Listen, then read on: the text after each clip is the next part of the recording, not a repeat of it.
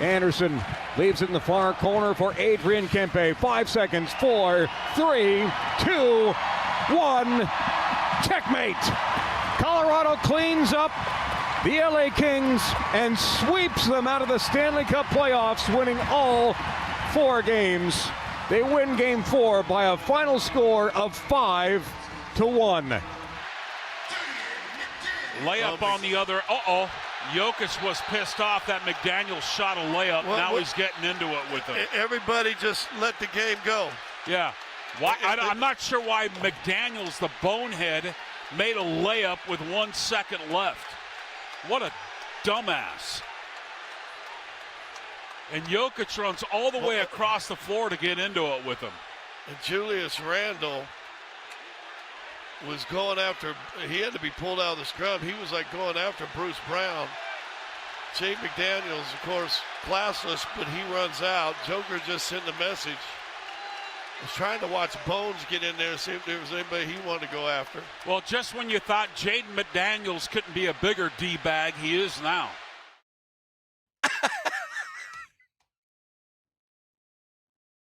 Oh, Kaz. You know, it's always funny. Whenever Kaz is on the call, I really, and Nelly starts to play these, I don't know what's going to happen next. I just don't. But to drop a dumb A, to drop a D-bag, to drop a bonehead, I mean, how many other things in the Rolodex does he have that he can throw out there before you cross some sort of FCC violation? All right. So listen. This is another one of those days where there's a million things that we need to talk about, so just give us time. What a dumbass.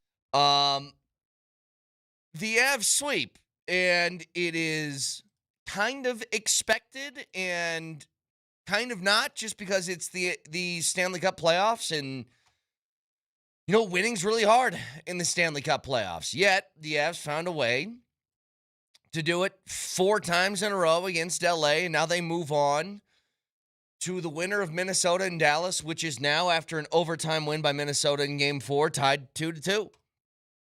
And you will have an extended stretch of days until the Avs play again. And so here's what I'd like to do this morning. We are going to talk about the Avs, but I'm going to make a lot of today about the Nuggets, and here's why. That sequence at the end of the game, what led up to it, and why you're down 3-1, followed by some comments by both players and coaches in the postgame, is just, it has a big feel like you need to start questioning the blueprint. And here's what I'm talking about. You've just played a game in which you're down 2-1. Your back's against the wall. This is usually when the Nuggets come out and they do the ultimate surprise, which is like a 25-point win. The game starts, and almost immediately, Dante DiVincenzo kind of crumples into a heap, and we all watch the replay. It's the old shotgun blast that takes off in the back of the calf, and you just know it's an Achilles. He's done. And so you feel awful for him. But if you're playing the, well, who's on the floor for Minnesota game, an injury does favor the Nuggets. The game goes on a little bit longer. A few more minutes pass by, first quarter. Anthony Edwards also crumples down into a heap on the floor. Watch the replay on that one. That looked exactly like what happened to Joker earlier this year. Hyperextension around the knee. Got a tough time seeing that guy coming back anytime soon. He leaves the game not to return. Again, feel bad, don't want guys to get injured.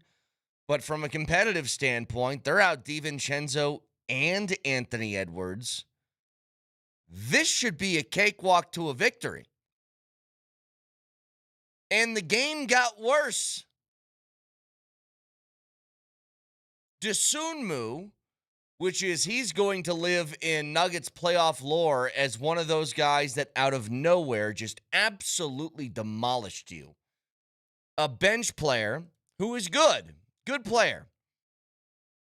But over the last 2 games, Ayo Dosunmu has shot 23 of 32 from the floor for a combined 68 points in 2 wins.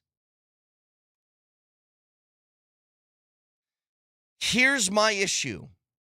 Everybody at the end of that game started making the Jaden McDaniels layup. They took exception to it. Obviously, Kaz did, and Hastings did, and Joker did in the Nuggets. I have long been a proponent of, if you don't want people doing that kind of stuff, then stop them. And I still think that. Now, with, a 20-point lead or whatever they were at, and laying one in, is that something I would have done? No. But I think it goes deeper than that. Jaden McDaniels called you out after game 2. And for 2 straight games, you've been punked. Why wouldn't he think he can punk you again and get away with it? Why wouldn't he? To me, that is less about Jaden McDaniels and more of a referendum on what people believe the Nuggets are, which is soft. And say what you want. Joker wants to take exception to it. Fine, go ahead. Nobody got suspended out of it. They're going to play tonight, everybody. And all I'm telling you is that is directly, for the second time in this series, somebody looking at your team being like, I can do whatever I want and I'll get away with it. Why? Because they're soft. And by the way, did you see the video? So I don't remember who missed the shot, but Mike Conley gets the rebound and he passes it just to Jaden McDaniels, right? Because he goes into autopilot. He does what anybody would do in that scenario. He throws it to McDaniels, and then if you watch, he kicks his head back and he goes, ugh. No, he said it after the game. He basically said, it's my fault that Jaden did that. And it's like, what the translation is, I knew if I gave him the basketball then he was going to try and get a bucket. But to me, that is not the point. Like, this isn't about Jaden McDaniels. This is about you. It's about what that team feels about you. What they think they can do with no repercussion. And it's because of an attitude that's been there the entire series. Every time they have stepped on your toes and tried to punk you, there has been no response. So why should that be any different? And of course, the only one that's in there to take exception is Joker. And everybody got involved afterwards, but that's because it turned into a scuffle. And that's why this series is infuriating. It's why a lot of people took exception to what David Adelman said after the game. Like, here is a back and forth between him, and I think this is Brendan Vogt of DNVR. What do you think happened to this team's competitive spirit? Where did it go? You don't think we were competitive tonight? The last 3 games, it doesn't seem like it to me. Do you think your group's Yeah, I do. I thought we were very spirit? competitive tonight. And Okay. again, I think it's hilarious that the narrative is offense doesn't matter. You shoot 24% in the second half. It's hard to win. I thought our guys played their ass off throughout that first half. I thought they maintained a physicality about them. You give those guys credit. I mean, 2 guys off their bench had 60 points combined. I don't think that's from competitive spirit issues. That's 2 guys having a great night and us having a really tough second half offensively. The 9 turnovers for 13 points and 24%. That's not a competitive thing. That's just having a really tough second half offensively with a chance to break the game open in the third quarter. That's how I saw it. 2 of their starters were out of the game after the first quarter, essentially. 2. You've played in a series now where Anthony Edwards, who was obviously hobbled with other things, but in the last 2 games, has scored 22 points. In game 3, yes, he had 30. Or in game 2, he had 30. But he did it on 10 of 25 from the floor. He has shot 35.8% from the floor in this series. And you find yourself down 3-1. The competitive spirit question is obvious from this standpoint. Who has been more competitive in this series? And I don't mean the final score. Don't get this confused. But a team that has been willing to go the extra mile to win.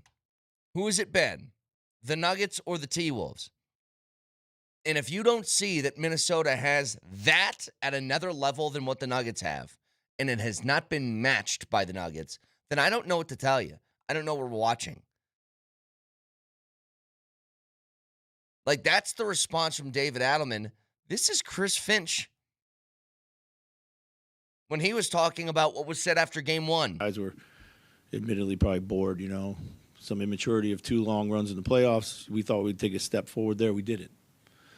But they kept saying, and they kept telling me, and it'll be different when we get there. And game 1 wasn't any different.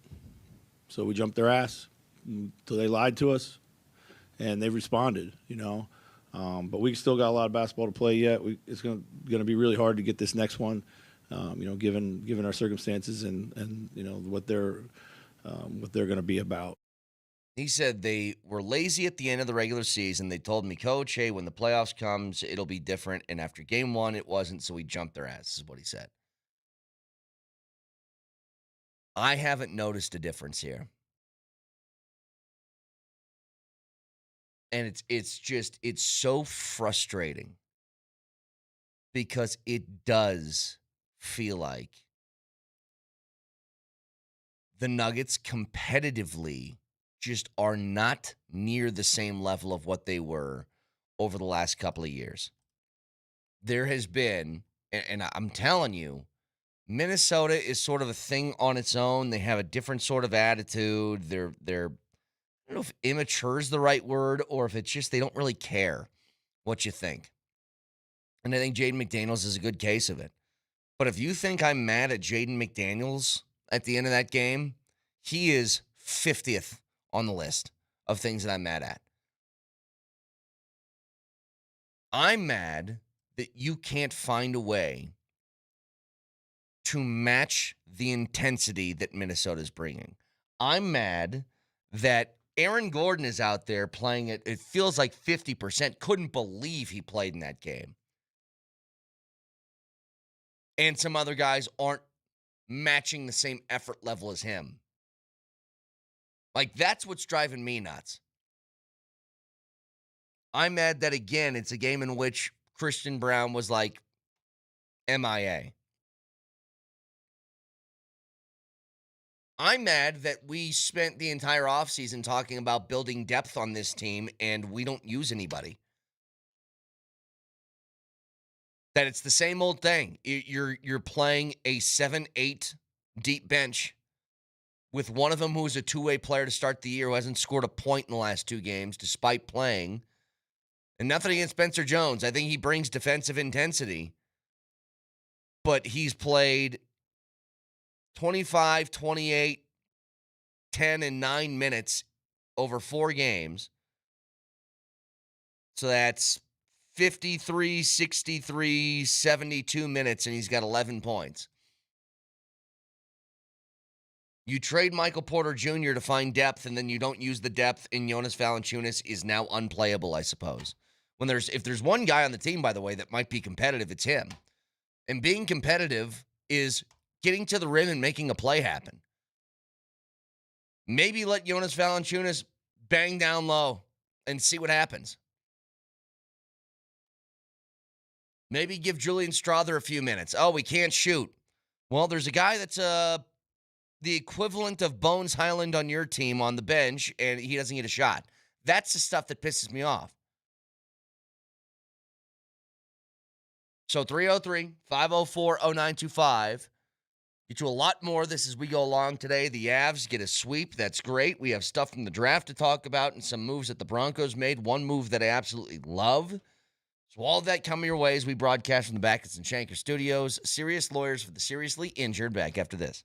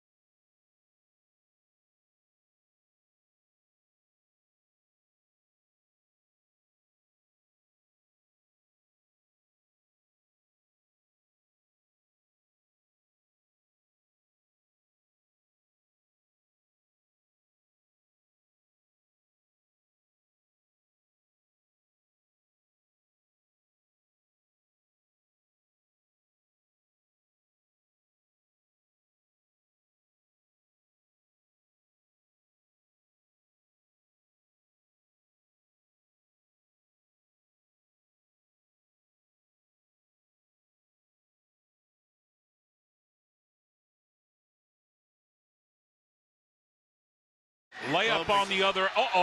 Jokic was pissed off that McDaniels shot a layup. Now he's getting into it with him. Everybody just let the game go. Yeah. Why? I'm not sure why McDaniels, the bonehead, made a layup with 1 second left. Well, just when you thought Jaden McDaniels couldn't be a bigger D-bag, he is now. Why were you so upset with the McDaniels layup?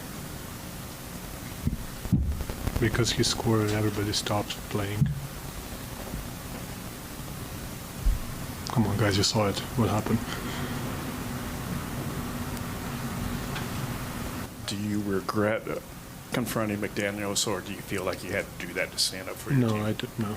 I don't regret. You view that just kind of as an unwritten rule not to score late? Yeah.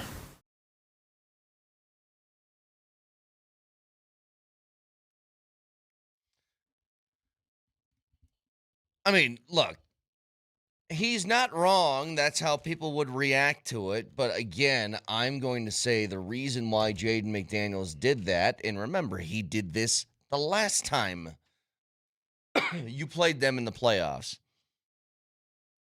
It's very clear. They feel like they can punk you. And you know what? When a guy calls you out by name after game 2 and your response is to go out and play the way they did in game 3, why wouldn't he think he can keep doing that? That's it. They very clearly have an attitude and edge about them that they know you're not willing to match.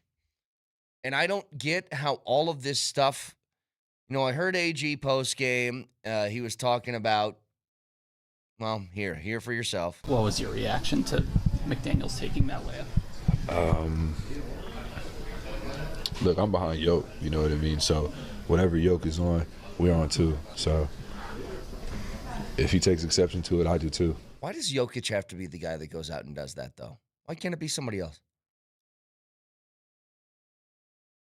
Again, competitive fire. You're getting punked. And nobody responds. And Jokic did. But why does it take him to do it? And I'm not blaming AG at all. You know what? Out of all the guys in this roster, I have a lot of questions about a lot of different things. AG can't get lift enough to dunk a basketball. And his game is all about athleticism. I will not say a bad word about Aaron Gordon. The bummer of it all is just his body is not allowing him to be as good of a basketball player as we know that he is. That is not the fault of the guy. That is a body that's breaking down, and it sucks. But you know what Aaron Gordon does every time he hits the floor? He freaking lays it all on the line. He does. He goes out and literally bears whatever he has and says, this might not be great, but I'm going to give you 100% effort. And it's hard for me to say this because I don't know what the injury is and I don't know how serious it is. But I watched AG do that. And why did AG play? Because his team, their back was against the wall. Because he knew, this is kind of do or die. And I'm just kind of sitting there, I'm like, how hurt is Peyton Watson still? And I get it. You don't want to go out and risk an injury, and he's probably got future stuff to think about. But I do kind of wonder, if AG is out there doing this, we watched him last year play with a 4 to 6 week injury is what he had. And he played in Game 7 with it. But where's the competitiveness of some people on this roster? I just don't get it. So, the Nuggets, they have a massive game tonight, stay alive in the playoffs, and we want to hear from you. So if you want to win tickets to the game, here's what you can do. Send us a message using the voice of the people in the Altitude Sports Radio app. 15 to 20 seconds. Give us a reason why you think the Nuggets win or what they should do tonight. So open the Altitude Sports Radio app, tap that little microphone on the bottom, and leave your message. Make sure to use your full name, email, and phone. It's Game 5. We need Nuggets Nation to show up. So that's a chance for you to win tickets is by going through and doing that. It'll be sent straight to Nelly. We'll play a few on the air, but do it that way. And also, just to clarify, your entry doesn't have to be played on the air for you to be qualified. Correct. If you send us a hype speech about these Nuggets, period, you're going to get entered. You're in. So go ahead and do that. We got somebody who's been waiting on the phones patiently. It's Robert. Go ahead, Robert. Good morning. Good morning, Brad. You kind of want to vent Go ahead. about, after game 2, right, going into game 3, you get called out, you get called soft. Where was that fire from last night, in game 3? Mm-hmm. And why always Jokic, where's Jamal Murray? Obviously Aaron Gordon, he can't do much, but CB. Yeah. They're soft, man. They're soft. A lot of absence. From 2004 to 2009, I think. I don't know who called them the Thuggets because of the way they played. Mm-hmm. If it was Kmart, Dante Jones, Marcus Camby, do you think those guys would have stood by while McDaniels called them out? No. This roster, Brett, honestly, needs an overhaul. People who want to be here, not just, Yeah, Robert, and thanks for the call. I've thought about this, what is the difference between this team and the team that won the title? And I'll tell you, KCP didn't play. When stuff like that happened, when Jaden McDaniels, the year after they won, tried to dunk at the very end of Game 7, the one guy who went up and jumped him was KCP. You had guys that had attitude. Jeff Green played with an edge. And I think there's too many guys on this roster right now that just don't. And here's the other thing. Straight up, I know the points are there and stuff like that, and statistically it looks okay. Jokic and Murray have been bad, and it's really hard to win when your two-star players don't play well. When I tell you Nikola Jokic for this playoff series is shooting 39%, that doesn't happen to Jokic. 39%. He usually has games where he's double that. Jamal Murray is shooting 37% in this series. Murray in the playoffs is usually hovering around 50. But it can't be both. Adelman made this about offensively we were missing shots. He took exception to the competitiveness question because he goes, it's just about offense. And that's the same thing I heard after Game 3 from guys like Jokic and Murray. They said, we just got to, offensively, we got to play better. No, you need to go out and show some fire. Ayo Dosunmu isn't Steph Curry. But when you play with an edge, I think it makes things easier. So anyway, we'll get back to the Nuggets later. I do want to give the Avs their flowers because the Avs, that's a team that did exactly what they were supposed to do.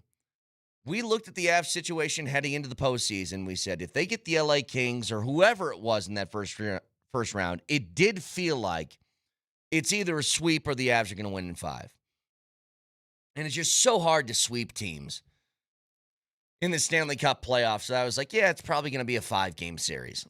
The Avs took care of business in 4, and now they get a chance to kick their feet up and await whoever's going to come away from this Minnesota and Dallas series, which is tied 2-2. If it does go to a Game 7, I think I read this, it'll be a minimum of 8 days off for the Avs, and rest is something that I don't think that rust really exists. I mean, I suppose you can make an argument for it, for goaltending or just staying in a rhythm, I understand, but rest, I think, is way more important in the Stanley Cup playoffs than a team that battles through a 7-game series and gets beat up. Like, I'm hoping Minnesota and Dallas go 7.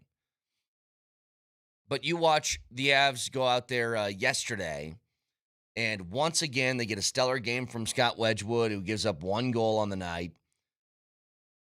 But you felt the game open up because it had to. I mean, the Kings were down 3-0. They had to go out and score. So the game was a little bit more free-flowing than it was in the previous 3 games because they had to play a little bit differently. And then you saw the Avs could really step up the offense, throw in some goals, and take advantage of some things. You get a power play goal in the game yesterday, 1 of 2 in that department. But you get your big dogs on the board. Nate McKinnon scored. Cale Makar got on the board again. Devon Taves, who has been not to say it's been bad. He just hasn't been as productive as usual on the offensive side this year. He throws one in like it felt a lot more like an Avs game is the way I'd put it. And they rolled. So now it's coming to whoever's coming away from that Minnesota and Dallas series. But the Avs look every bit the team I expected to see heading into this postseason. They're a team that has matched my expectation. And yeah, they didn't win games 5-0 every single night or 6-1. But I don't think the Kings were going to allow a game to go that way. I think the Kings knew there was one way that we could stay in this series, and that's if we make this as horrible as possible from a viewing standpoint and hope we get lucky a couple times. And to be fair, they almost did. Despite getting swept, I hate to sound like Brian Windhorst when the Nuggets swept the Lakers a few years back. But I mean this as a compliment to LA. I truly think they played as well as they possibly could have and still got swept. I'm not going to say it was the most beautiful sweep I've ever seen or whatever that was, but all I'm saying is they were at such a talent deficit. There was no way they were leaving that series. And I think DJ Smith, I can't remember exactly what he said, but he said something along the same lines after that. It was something about when you play a team like that, and that's it. Just you did not have nearly the same horses as a team you went up against. And as good as LA played, they didn't have a chance in this series. And that's because the Avs dictated the pace. Well, maybe not the pace, but the Avs were just in control. Very rarely in this series did it feel like LA had the momentum in the middle of the game. And if they did, it was short-lived before the Avs took it right back. But they seriously went out and played in a manner that you would have expected from the team that is the overwhelming favorite to come out of the Western Conference. And again, now it's an opportunity to kick back, get some rest, heal up for guys like Josh Manson. I don't know how long Josh Manson's going to be out, but this certainly helps. Give him extra time to get back in there. But it's almost difficult to talk about the Avs because they did what they were supposed to.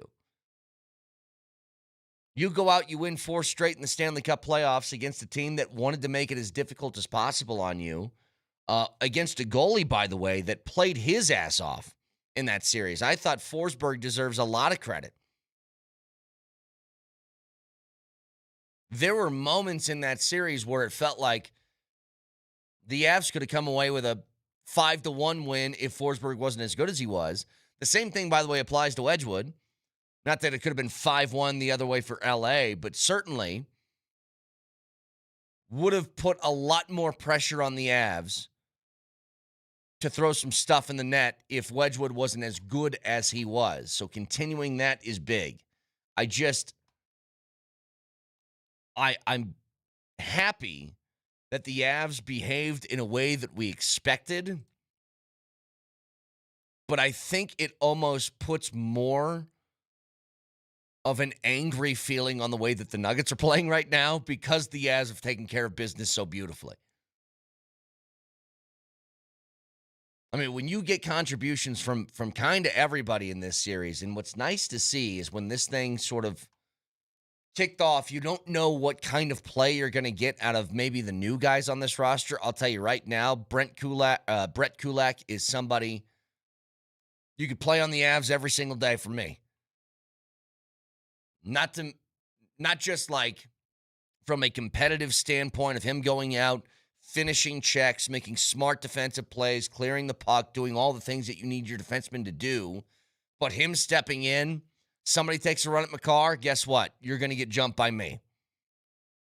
Nick Waugh, new addition midway through the year. You need depth guys to step up in big situations, especially in the postseason. Nick Waugh made a couple of massive plays, so good to see contributions from the new guys on the roster. And then you sort of got, it took a minute, but you get McKinnon on the board. You get McCarr going a little bit towards the end of the series. You find a little bit of momentum with your top guys. The Avs did exactly what they were supposed to do.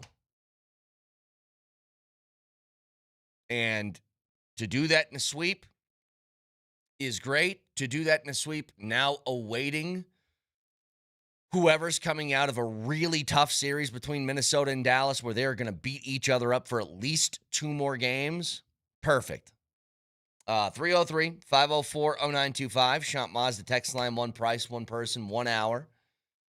Still a whole bunch to get to. Want to bounce around Avs, Nuggets. Do want to talk about the draft. One move that I really, really like that was made by the Broncos over the course of the weekend. An addition that I think is necessary. We'll get to it next.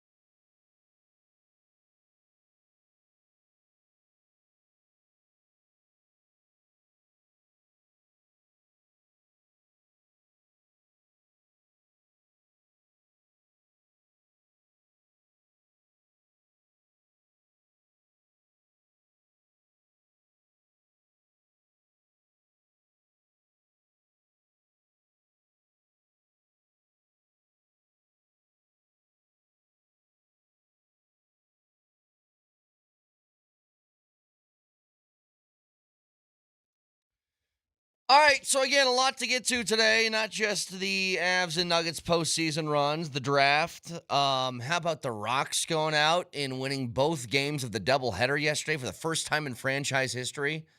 They gave up one combined run in a doubleheader. Never happened before. So, good on the Rocks. Chase Dollander with a great start again. I mean, he looks like he is coming into form just the way that you hoped as a prospect. 7 innings, 5 hits, no runs yesterday. So the Rockies are back to 13-16, which is respectable baseball compared to last year. But the draft. Whole bunch of moves, and when you get to this, like the situation that the Broncos found themselves in, they traded back in the second round to pick 66th overall as opposed to 62nd, so they picked in the third round. They took the defensive tackle out of Texas A&M, fifth-year senior guy who looks like, he can be another piece of a very good defensive line rotation. They were missing a presence there in the interior defensive line with John Franklin Myers leaving in free agency, so that tracks. But the pick I am most excited about is Jonah Coleman, and here's why.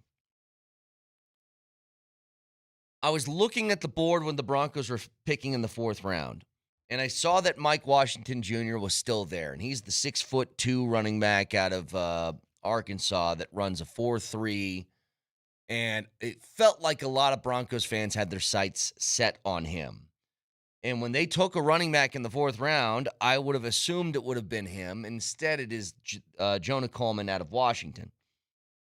Here's what I love about Jonah Coleman and why I think, in retrospect, this is a much better pick than Mike Washington.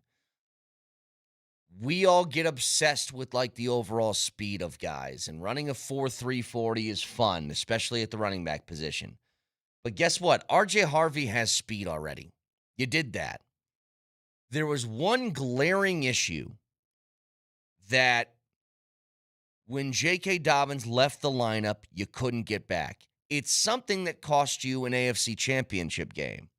You did not have a running back when J.K. Dobbins got hurt that could run between the tackles. And I want you to go look at a Jonah Coleman highlight reel and tell me that guy can't run between the tackles. He is built like the tree trunk thighs thing, the ability to bounce off tacklers. He is top 5 since, I believe it's 2014. He is top 5 in the NFL in forced missed tackles. But he's got one more asset that I'm even more excited about, but I want to make sure I look up this stat correctly, because he was being interviewed by Kay Adams not too long ago, and they had this graphic pulled up. So it's missed tackles forced per carry in a college career since 2014. Jonah Coleman is 4th on that list, trailing only Bijan Robinson, Ashton Genty, and David Montgomery. 3 guys who are pretty damn good. But maybe the biggest thing about Jonah Coleman that matters, especially for the Broncos. Young guys, especially at that position, you have a hard time buying the trust of Sean Payton for one reason. He needs his running backs to protect. If he puts you in on third down or on second down and they want to run a play action and there's a blitz that's coming through the middle, I got to know that I can trust that guy to pick up the blitz. Jonah Coleman's one of the best players in the draft at that position at pass protection from the running back spot. And that translates to this. You know what that means, Nelly? Immediate trust and playing time for that guy. And that's what you want. Not only is he insurance as somebody who will run between the tackles and be able to bounce off a couple of guys, he is insurance on third down. It makes him a 3-down back. It allows you to not put so much of the onus on J.K. Dobbins to play every single down, especially with his injury history. I just think it gives you a lot of versatility. And he is just a really fun runner to watch. Big, thick running back that can bounce off tackles, but more importantly, will have the immediate trust of Sean Payton because he has pass protection skills from the jump. So that, I think, is huge coming out of the draft. As far as everybody else, they took 2 tight ends, one of them Justin Jolie out of NC State. I'll be honest with you, no idea. The rest of these guys, and this is what the draft is, feels like you take flyers on some dudes. You get, Cage Casey, the offensive lineman out of Boise State. Always nice to have some depth on the offensive line, but not just Justin Jolie. The last pick of the draft, second to last pick, Dallin Bentley, tight end out of Utah. He had 3 catches over his first 2 seasons, but he had 48 last year. So maybe you can take a flyer on a couple of tight ends and one of them works. But that tight end room is now very deep.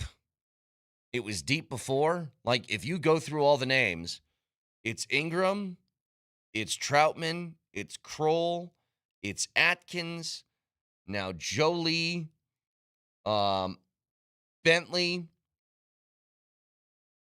and who am I missing? Oh, Caleb Lohner was your last pick from last year, the basketball player that you're trying to make into a tight end. So who knows? Maybe one of these guys can emerge. I have no idea. But I think overall the Broncos did a good job of finding depth at different places. And for the people who are like, I'm pretty underwhelmed by the Broncos draft. Well, it's because their first pick was 66 into the draft. And anytime you have a discussion about who the Broncos took in the draft, you have to also include their first-round pick was Jalen Waddle.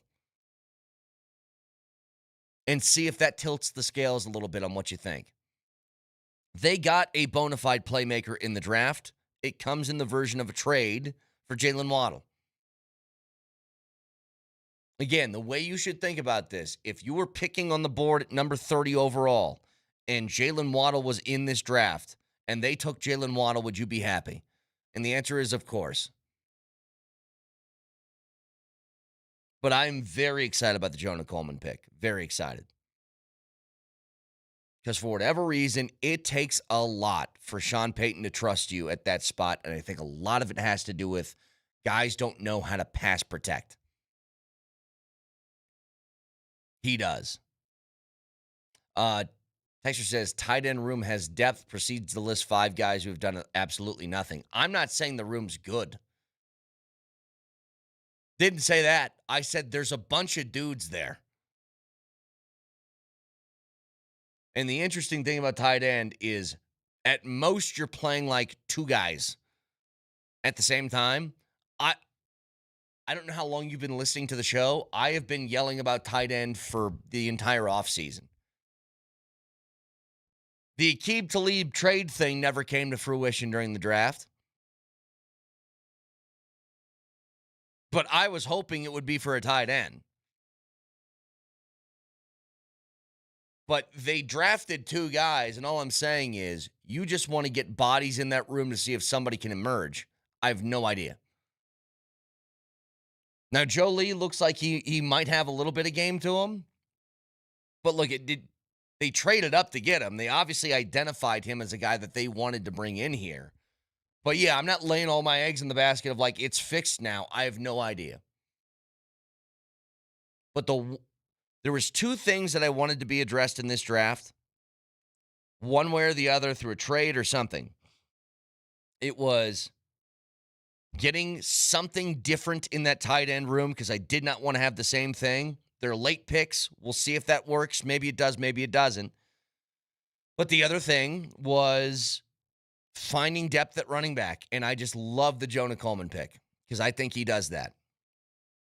He is absolute insurance for J.K. Dobbins. So a lot more to break down as we go along today. 303-504-0925. Game 5 of the Nuggets and T-Wolves is tonight on Altitude Sports Radio 92.5. You can tune in for pregame coverage powered by Ramos Law at 8 p.m. And then tip-off is expected at 8:42. Your home for the Denver Nuggets is Altitude Sports Radio 92.5. So, season on the line for the Nuggets tonight, and you can hear it right here on 92.5. The Avs will have a long break. If this game goes, if the Minnesota in Dallas series goes 7 games, it will be a minimum of 8 days off for the Avs. So a chance for them to get rested up, healed up, maybe get a guy like Josh Manson back. Who knows? But a lot to wait for here for the Avs, who take care of business with the sweep against LA. You can watch the show live on Twitch, twitch.tv, search Altitude SR in the search bar, the Altitude TV simulcast, also on YouTube. Subscribe to the channel and don't miss anything from Denver's #1 sports station, Altitude Sports Radio 92.5. Moser, Lombardi, and Kane starts next.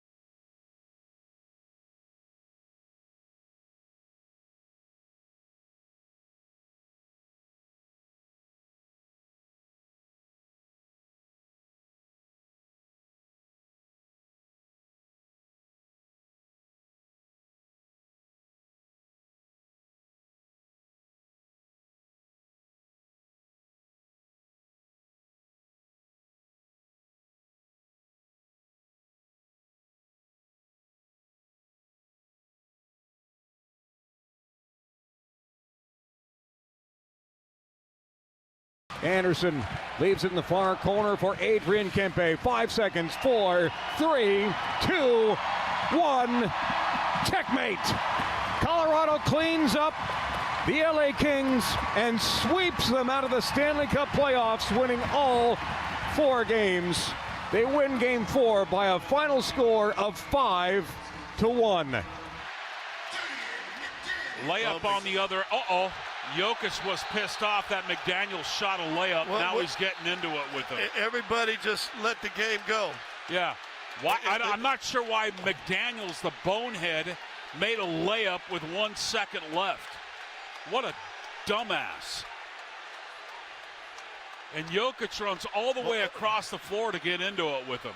And Julius Randle was going after, he had to be pulled out of the scrum. He was like going after Bruce Brown. Jay McDaniels, of course, classless, but he runs out. Joker just sent a message. Was trying to watch Bones get in there, see if there was anybody he wanted to go after. Well, just when you thought Jaden McDaniels couldn't be a bigger D-bag, he is now. I told you to. Yeah. I want you guys put your headphones on and really listen. I don't think I've ever heard a play-by-play guy like Cause do that at the end of the game. I had no idea. Yeah. Moser, have you ever called somebody a dumbass during an Avs game? Nope. You know what? Hey, by the way, great call all year, Moshe. I know you're done calling games, but you've done a great job. You did an outstanding job. But on to Cause. What a dumbass. I'm gonna tell you something. I can tell you I felt that way a lot. Sure. I cannot fathom the reaction he is getting from the Minnesota fans. God. Dude, I tweeted what I thought were just basic facts. I'm getting verbally assaulted by people in Minnesota. When did Minnesota become like, hey, look at me, I'm a badass. I'm a Minnesota fan. Well, when did they take on the life of Jaden McDaniels? I'll tell you why. And you know what? Congrats to the Avs. A sweep, moving on to the second round, taking on Minnesota or Dallas. Whoever wins that series, they get a chance to kick their feet up for a bit, get rested, get healed up. Great for them. We'll get to you in a second. Here's why. It's the same reason Jaden McDaniels did what he did at the end of the game. Oh, they're feeling themselves, man. Here's what happened. Everybody's like mad about Jaden McDaniels, and I get why Kaz and Hastings and Joker and everybody reacted the way they did. But think about this. It's worked. Jaden McDaniels, after the second game, called you out by name and said, you suck and you're soft. You, and you. And in game 3, you did nothing. Why the hell wouldn't he think I can just do this again? I don't disagree one bit. He called you out. You did not respond until the final second of game 4. If that response, if all of the energy that the Denver Nuggets put into that final second of game 4, if they had used that in the first second of game 3, maybe we wouldn't be sitting here with the Nuggets on the brink of elimination. I could not agree with you more. This is not Jaden McDaniels. Nope. This is the Denver Nuggets. And guys, I would think you would agree, if there's anybody who felt that they should have sent some sort of message, it's all of us after game 2. Oh, yeah. When we he talked made about those it comments, extensively. what did we say that they should do in game 3? The first thing they should do in game 3. As soon as that guy goes up, put him right on his tail. Put him down. Yep. Mm-hmm. Put him down. And I'll tell you this, Vic. If that first play, that alley-oop, Cam Johnson goes to ground and puts him down, he's not doing that at the end of game 4. Put him down. I'm telling you that. He's like, he would think twice. And I don't want to hear this crap today about, the true sports. I don't want to hear about sportsmanship. I don't want to hear about any of that crap. They punked you. He punked you. He got in your head. He's doing whatever the hell he wants. And you know what? He's been doing it for 3 years. Do something. And if you don't want to do something, it's on you. That's how I felt. At least Joker tried to do something. Listen, everyone's going to always on Joker to do something. Everybody's going to rip Joker. He's been ripped nationwide now, okay? I got a lot to say about Nikola Jokic and the Nuggets today, but let me start there. A lot of people who have always supported Joker, they're ripping him for doing that. It's out of character, this and that. At least he's doing something. At least he's getting emotional, because one flaw the Nuggets have, guys, in this series, and it really ticks me off, and I think I think it starts with David Adelman, and I would tell him to his face, you can't take emotion out of sports. No. So when I hear all of them, the day after he said what he said, and they all reacted unemotionally, we don't play that game. We just play. No. Emotion is part of sports. Emotion is sports. If you eliminate emotion from sports, you're not a robot. You're not sent out there just to follow the rules according to ChatGPT. Mm-hmm. You've got to play with emotion, bro. It's fuel. It's fuel. I don't get it. And they got this game tonight, and here's what's crazy, Moj. If you told me, I don't think I could give you a more tailor-made spot for the Nuggets to tie the series at 2-2. So watching Saturday. Can't believe Cos. I told you. I think it's awesome. I mean, you can obviously see, you can't see it, but you can hear the frustration pouring out of him. Sure. You know what's funny? And he's also not wrong about Jaden McDaniels, but they're doing nothing about it. Again, listen to what I'm saying. Last thought on Jaden McDaniels. I despise what he's done and everything but I want one of those guys on my team. Of course. And two things can be true here, guys. If you took him and said, put him on the Nuggets, time it, let me know when. Yeah. Give me him. It's okay to be hated. Sure. It's okay to be. You need one of those guys. Give me one of them. He is doing it, and he's doing it so well. He's doing it quietly. He's not even loud. He's not like Patrick Beverly or one of these freaks. Well, I think about it this way. I'm not saying you take it to this extent, but when, I forget which Morris, was it Marcus or Markeith? Which one hit Joker? Markeith. Markeith was never going to hit Joker like that again. Not after that response. And if you responded a certain way in Game 3 after what he said in Game 2, Jaden McDaniels wouldn't have done that at the end of Game 4. Yeah. But I can't think of a more tailor-made situation for the Nuggets to tie a series 2-2, and this is why it is so disappointing. If I gave you, and we just know from the Nuggets over the past few years, when the Nuggets have their back against the wall, they usually respond. Like they had to win Game 4. They had to. And I give you that, Dante DiVincenzo leaving a minute into the game with a brutal Achilles injury. And then Anthony Edwards leaving before halftime. Anthony was 1 for 8 before his injury, so he was pretty insignificant in that game to begin with. He couldn't do anything. But you watch, that injury is the exact same thing that happened to Joker earlier this year. You knew he was done for the rest of the series. That's a month minimum. And then you played worse after all of that. Worse. I'm telling you this is me from L.A. watching. Yeah. Where did you watch? What floor were you on? Floor 15. No, carpet. Supposed to say carpet. Carpet. I watched in my room. And what were you doing while the game was going on and you were seeing the third quarter unfold? What were you doing when Gobert left, they went small, and the Nuggets refused to go inside with the ball? What were you saying to your TV screen when you saw that unfold? I'm not going to tell you what we were saying at the studio. It's private. It's private. Because that to me is... Vic, I was so flummoxed by a number of things. That's one of them. And I thought to myself, it's 76, let's say it's 76-74.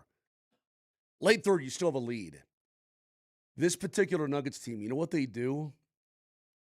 They have a tendency to fall apart quickly, spectacularly, and never get it back. Yeah. They don't like stem the tide. When they're gone, when they're done, they're done. And like from 76-76, from that point on, Vic, they were done. Absolutely done. It's like they rammed their car into the bridge abutment. All the wheels fell off. The doors fell down.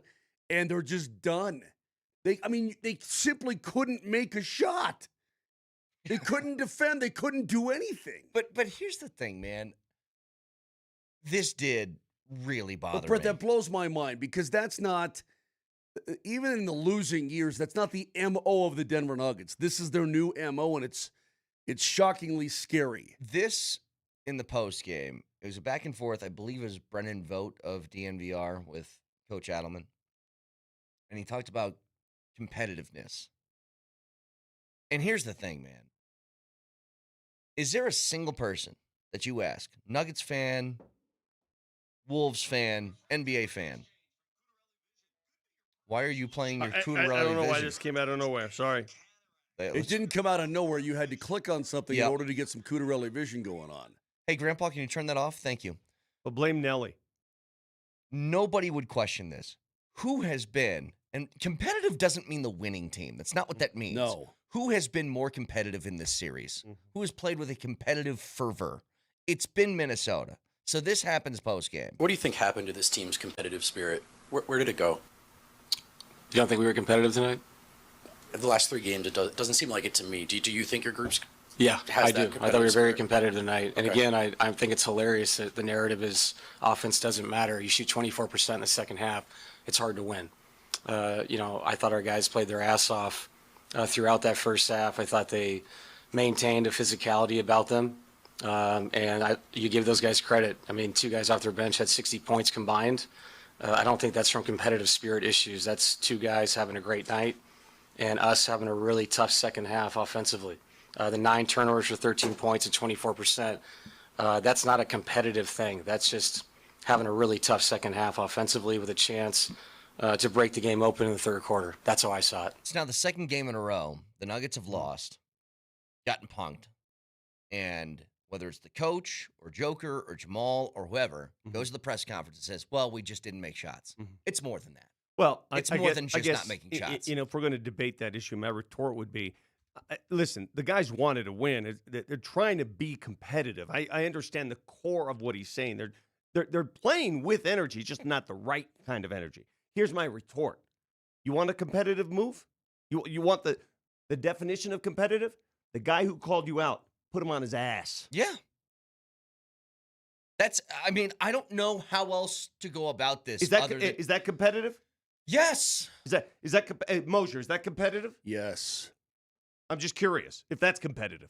Vic, what have we always said? Look, if your shot's not going in, that's fine, but you're going to have to find a different way to win. And look, I know they're not the best defensive team in the world either, and I know they want to win, but if the shot's not going in, you can't allow a bucket on the other side, period, end of story. You better grind even harder. That's the way the game works. What they're doing is they're playing just like it's a tie, like it's a normal game. I mean, clearly you shot 24% in the second half, but they also scored 32 and 30. I mean, that's 62 points. They scored more in the second half than they did in the first half when your shot wasn't going in. We have a lot. Why am I getting so hyped? Because you're going to get like Cosmo got at the end of the game. I have a big. I wrote down some stuff today. It's actually in my laptop. I never do this, but I wrote down why the Nuggets offense sucks right now. I wrote it down. Okay. So I'm going to read what I wrote at some point during the show. Is this Death by Inches part No. 2? I'm just going to tell you what I've noticed here. Why the Nuggets offense suddenly has come to a screeching halt. The number 1 rated offense in the league. One of the most productive, efficient offenses in the history of the NBA. It was, yes. Looks like crap. Well, my currently. chair is short. It is short, yeah. Like, Just a little guy over there. little guy over here. So we'll get to that in just a second, along with the Avs, their sweep of LA, along with the draft, the new members of the Denver Broncos we will talk about, all of that in just a couple of minutes. Stick around.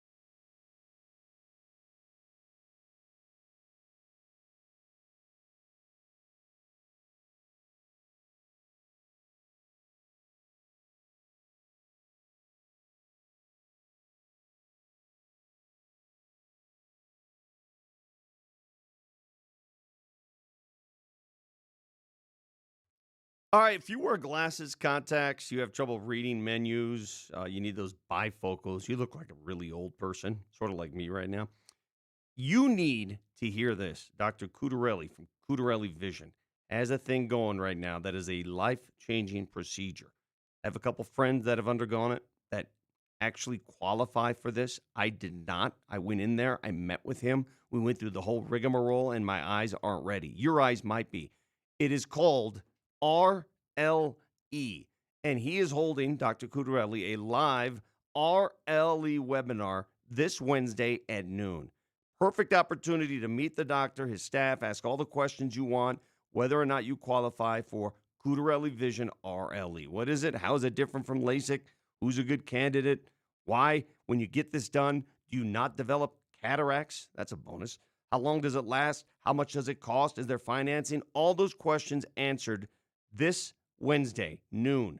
Dr. Cudarelli is Colorado's most experienced with over 90,000 of these vision correction procedures.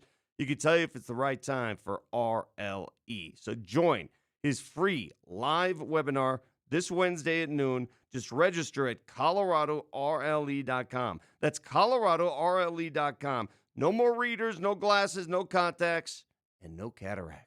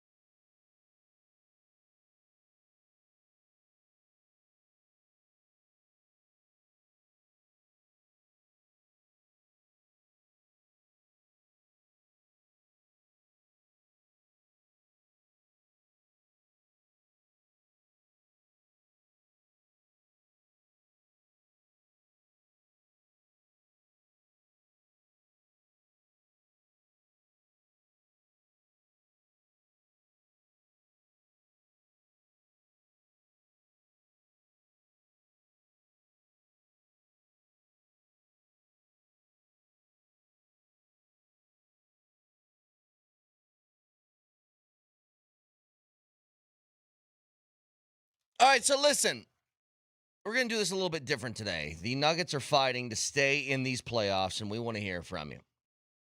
And here's your chance to win tickets today for tonight's game.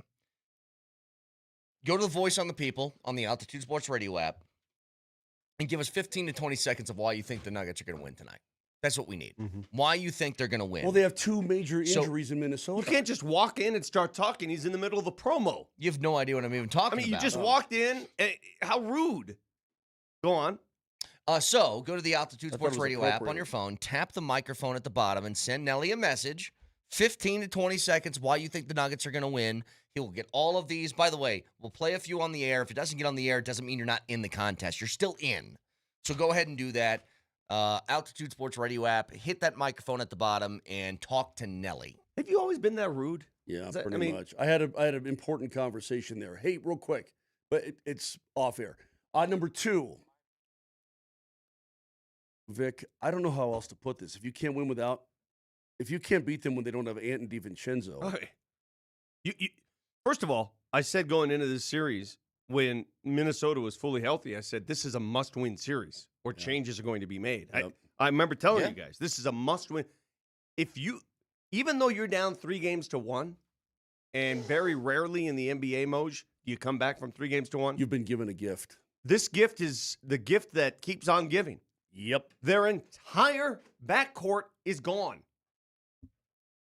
It's gone. Yeah. That's okay. Dosunmu will put up 50 points tonight. Here's the problem. This does feel a lot like, gosh, and I haven't used this term in a long time. This feels like a blueprint game. And here's what it means. Mm-hmm. If you don't win tonight, I think you kind of have to think about blowing up the entire thing and figuring out a new way to go about business.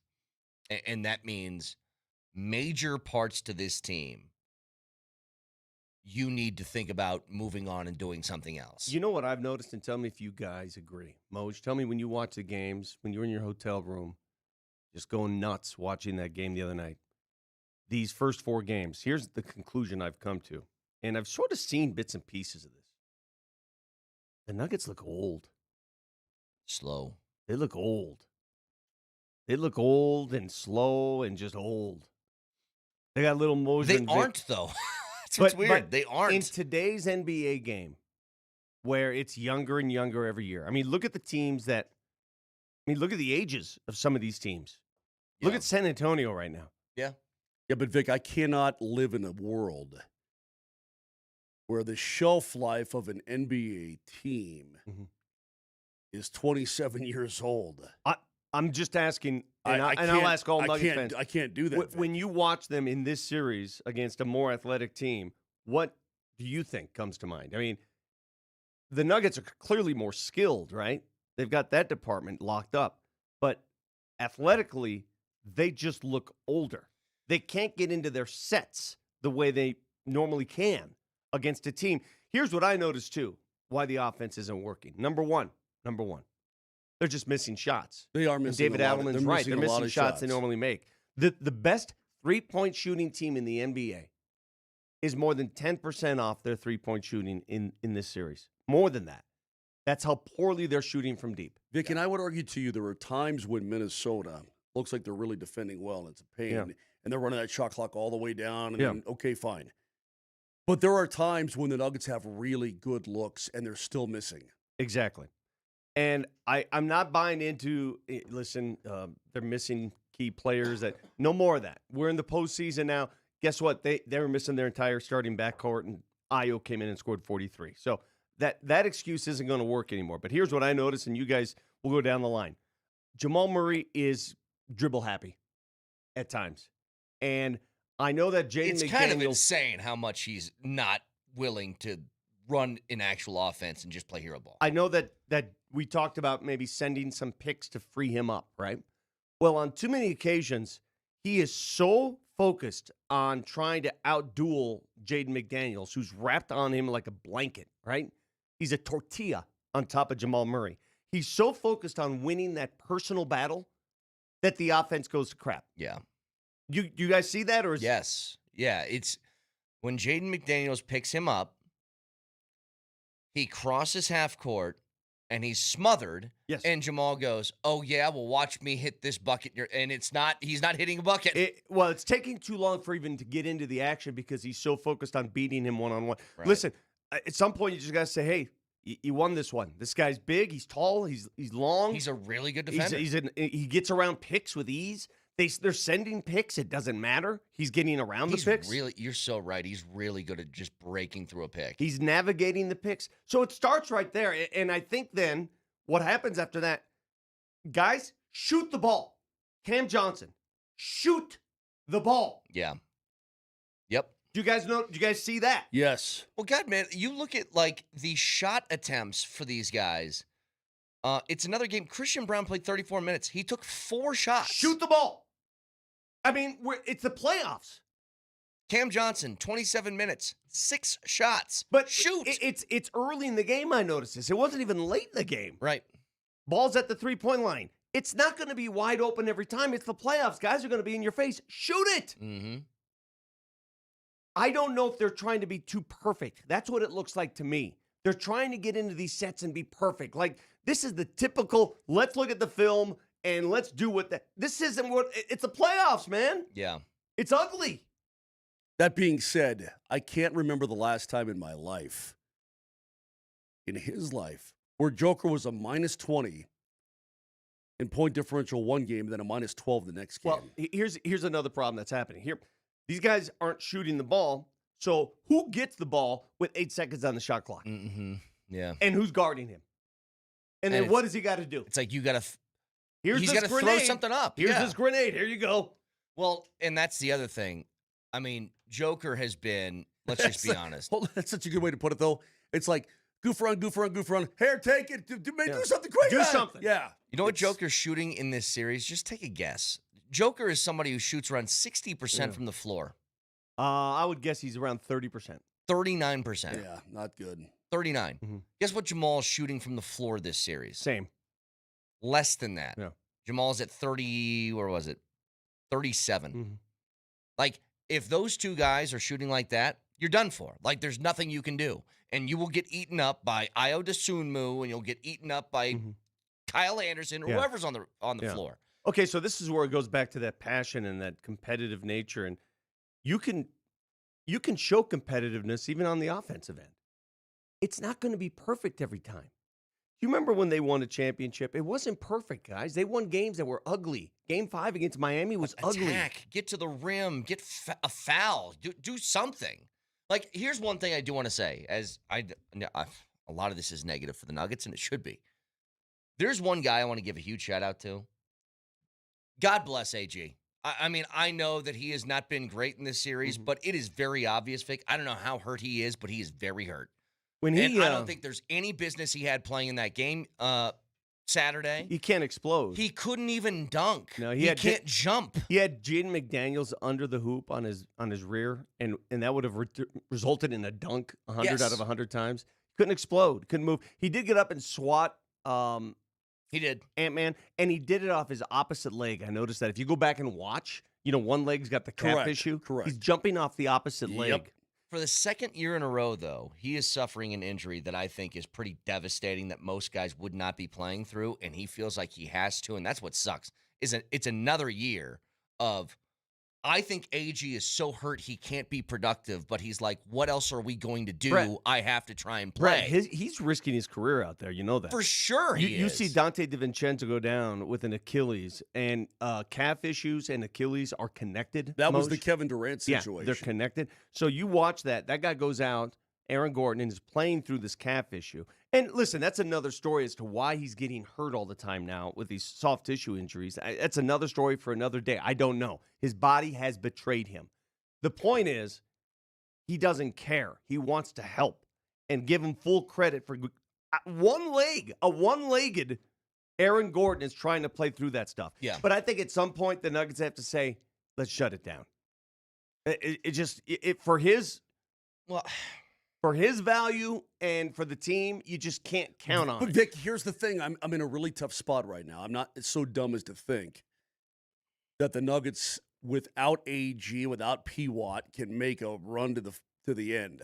I'm not that dumb. You can't get through San Antonio, certainly OKC, without both those guys. That's my opinion. Well, Peyton Watson's not playing tonight, and I'm counting him out. But I'm just saying, Vic, at the same time, when they're missing Ant and they're missing DiVincenzo, they're missing their backcourt, and that's a real opportunity for you to keep pushing this series. But Moj, I thought that in the middle of Game 4, and they played worse when those guys left. And it doesn't make sense. So you know why? This team is accustomed to sort of like, all right, okay, we're good now. And they sort of play to that level, Well, this is what, did you guys hear Chris Finch, by the way, after the game? Chris Finch said this. So this was based upon, somebody asked him about the end of the regular season, how the T-Wolves weren't playing very well. And they basically said, Coach, don't worry. We'll flip the switch, switch the flip, whatever, once the playoffs start. Guys were, admittedly probably bored, some immaturity of 2 long runs in the playoffs. We thought we'd take a step forward there. We didn't. But they kept saying, and they kept telling me, and it'll be different when we get there. And game 1 wasn't any different. So we jumped their ass until they lied to us, and they responded. But we still got a lot of basketball to play yet. It's going to be really hard to get this next one, given our circumstances and what they're going to be about. I'll tell you, the tone of that sounds a little bit different than what I've heard on the Denver side. He said after game 1, hey, you guys told me you guys were going to turn it up. I didn't see that at all. Well, you don't know what's being said behind closed doors. Well, I know what Adelman's saying to the public, which is we're just missing shots, and it's more than that. I understand that, but what you're saying behind closed doors is different than what you say to the public. I know for a fact that David Adelman is chewing their asses. I know that for a fact. And for some reason, and I don't understand this whole thing with McDaniels, because it starts there for me. It starts there. I know it's one player, one thing, but part of me believes at the end of that game, when Nikola Jokic charged McDaniels, he did it for 3 reasons. Number 1, he was pissed. Number 1, he's got the longest memory in the world, the memory of an elephant. He remembers 2024, Jaden McDaniels trying to dunk at the end of the game. Yeah. He remembers that. He does not forget that stuff. He was mad about it, and that's in his memory bank. Number 3, he knows that he needs to do something to get his team going, to wake them the heck up. And maybe that was it. Because you know what? Talking mean things, that didn't work. Getting beaten in game 3, that didn't work. Them losing their starting backcourt, that didn't work. What's it going to take? I don't know, Vic, and I guess I get to the point here where I feel like I'm being unfair, but maybe I'm not. Number 1, I wouldn't be a bad person for just saying, you know what, they ain't going to do it this year. No. And if that's the case, if it's just not meant to be. Well, is there anything that feels like it's meant to be right now at all? But Nothing. I want to save that because there's so much room to take that. Okay, that being said. The crossroads at which the Nuggets are arriving, if that indeed holds true, do I believe they can win this series? You're damn right I do. It's tailor-made for them to come back and win. If they do not win this series and they lose in the first round, however it happens, there are going to be some changes made. Okay, that being said, I'm watching Christian Brown. And I don't care what he's getting paid per year in the future. Okay? The actual money total to me is none of my business, and I don't care about. Good for him. All I care about is how it impacts the basketball team and their ability to do things. That's all I care about. It's a big effect. At 34 minutes, 8 points on 2 of 4 shooting, and a guy who right now appears timid out there, that ain't worth $30 million a year. No. Or 25, against the cap. Does that make sense? Mm-hmm. I mean, it's 25 against the cap, and I'm just like, golly, CB, love you. You're still a young dude. You got plenty of runway left, but man, you can't piddle around for 8 points in 34 minutes and just kind of goof around. I just, he's not doing it on purpose. I'm just saying this team needs you to be more productive. Everybody needs to be. Let me ask you guys, Nuggets fans, let me ask you this question regarding tonight. Okay, so it's game 5 tonight. The Nuggets are favored by 10.5. The Nuggets should win this game going away. Should. Now, they may not. It may come down to a final shot. I don't know. But they should win this game going away, given all of the crap that they've gone through, the noise, the fact that Minnesota is very understaffed right now. Yeah. They should. Home crowd, all of it. Mm-hmm. Forget the fans, because what we want to see and what they want to see are different things. But I'm so tired of hearing, well, we got to come out level-headed and just, run the stuff. No. How about tonight, come in like a bunch of maniacs. I think so, and do something crazy to start the game. How about that? Attack. How about that? Attack. How about instead of being level-headed and, just everybody just do. No. Because that hasn't worked. I need somebody to go full psycho. Do you agree, or am I too emotionally invested here? Because I think, look, man, it would bring an intensity that just doesn't feel like it's been there. And maybe that's the right word. It's not effort or what was the competitiveness. It's intensity. Because you're right. It just feels like they're like, Well, we don't want to ride the highs and lows of the game. We want to stay even. It's like, you know what? No. Sometimes you just got to go out and play pissed off. Let me tell you about emotion. So there's an arena full of Minnesota T-Wolves fans that watched their 2-guard go down for the rest of the season, and then their superstar go down before the half. You could hear a pin drop there, a pin drop. If there's ever a moment to capture the emotion that's been voided by those injuries, that was it. But Vic, that was it, Moj. That was it. I understand, but Do you let know me who get back took to it? it. Do you know who took it? They did. Desumbu took it right back. A guy who's a 14-point-a-game guy, went for 43. But, Vic, what I'm trying to tell you is we've been around pro sports for an awfully long time, and I say this about the NHL all the time. Vic, you cannot manufacture that emotion if it's not there. I mean, you can fake it, but fake only gets you so far. But the reason I bring that up is this team used to possess that. I know. I saw it. I know. We saw it. They made a championship run with it. They were having fun. They were poised. Yep. You know, the one attribute that I think has changed about this team, and I can't figure out why.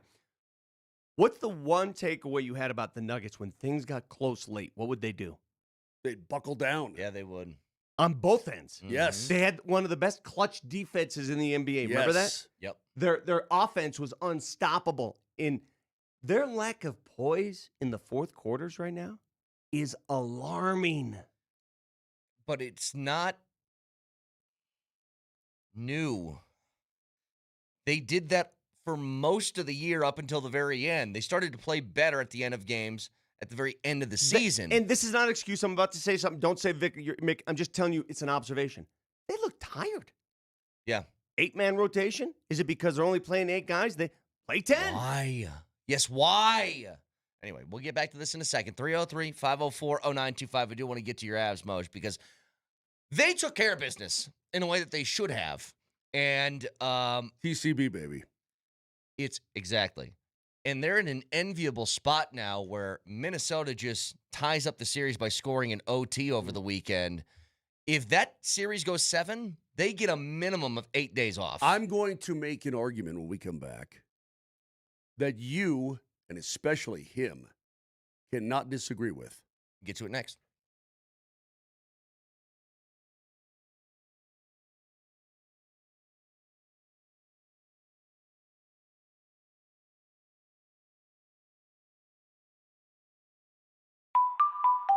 That is the sound of luck and the sound of Tulatero, the favorite lottery app of many. You can play all your favorite games, Powerball, Mega Millions, Lucky for Life. Tonight is Powerball, $130 million up for grabs, and I got good news for you. If you download that Tulatero app and use my code MAGIC, you can play in that for free.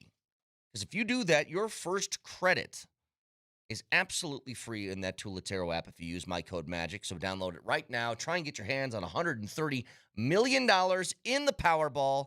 It's Tulatero, Tulotero. Use my code MAGIC and try your luck.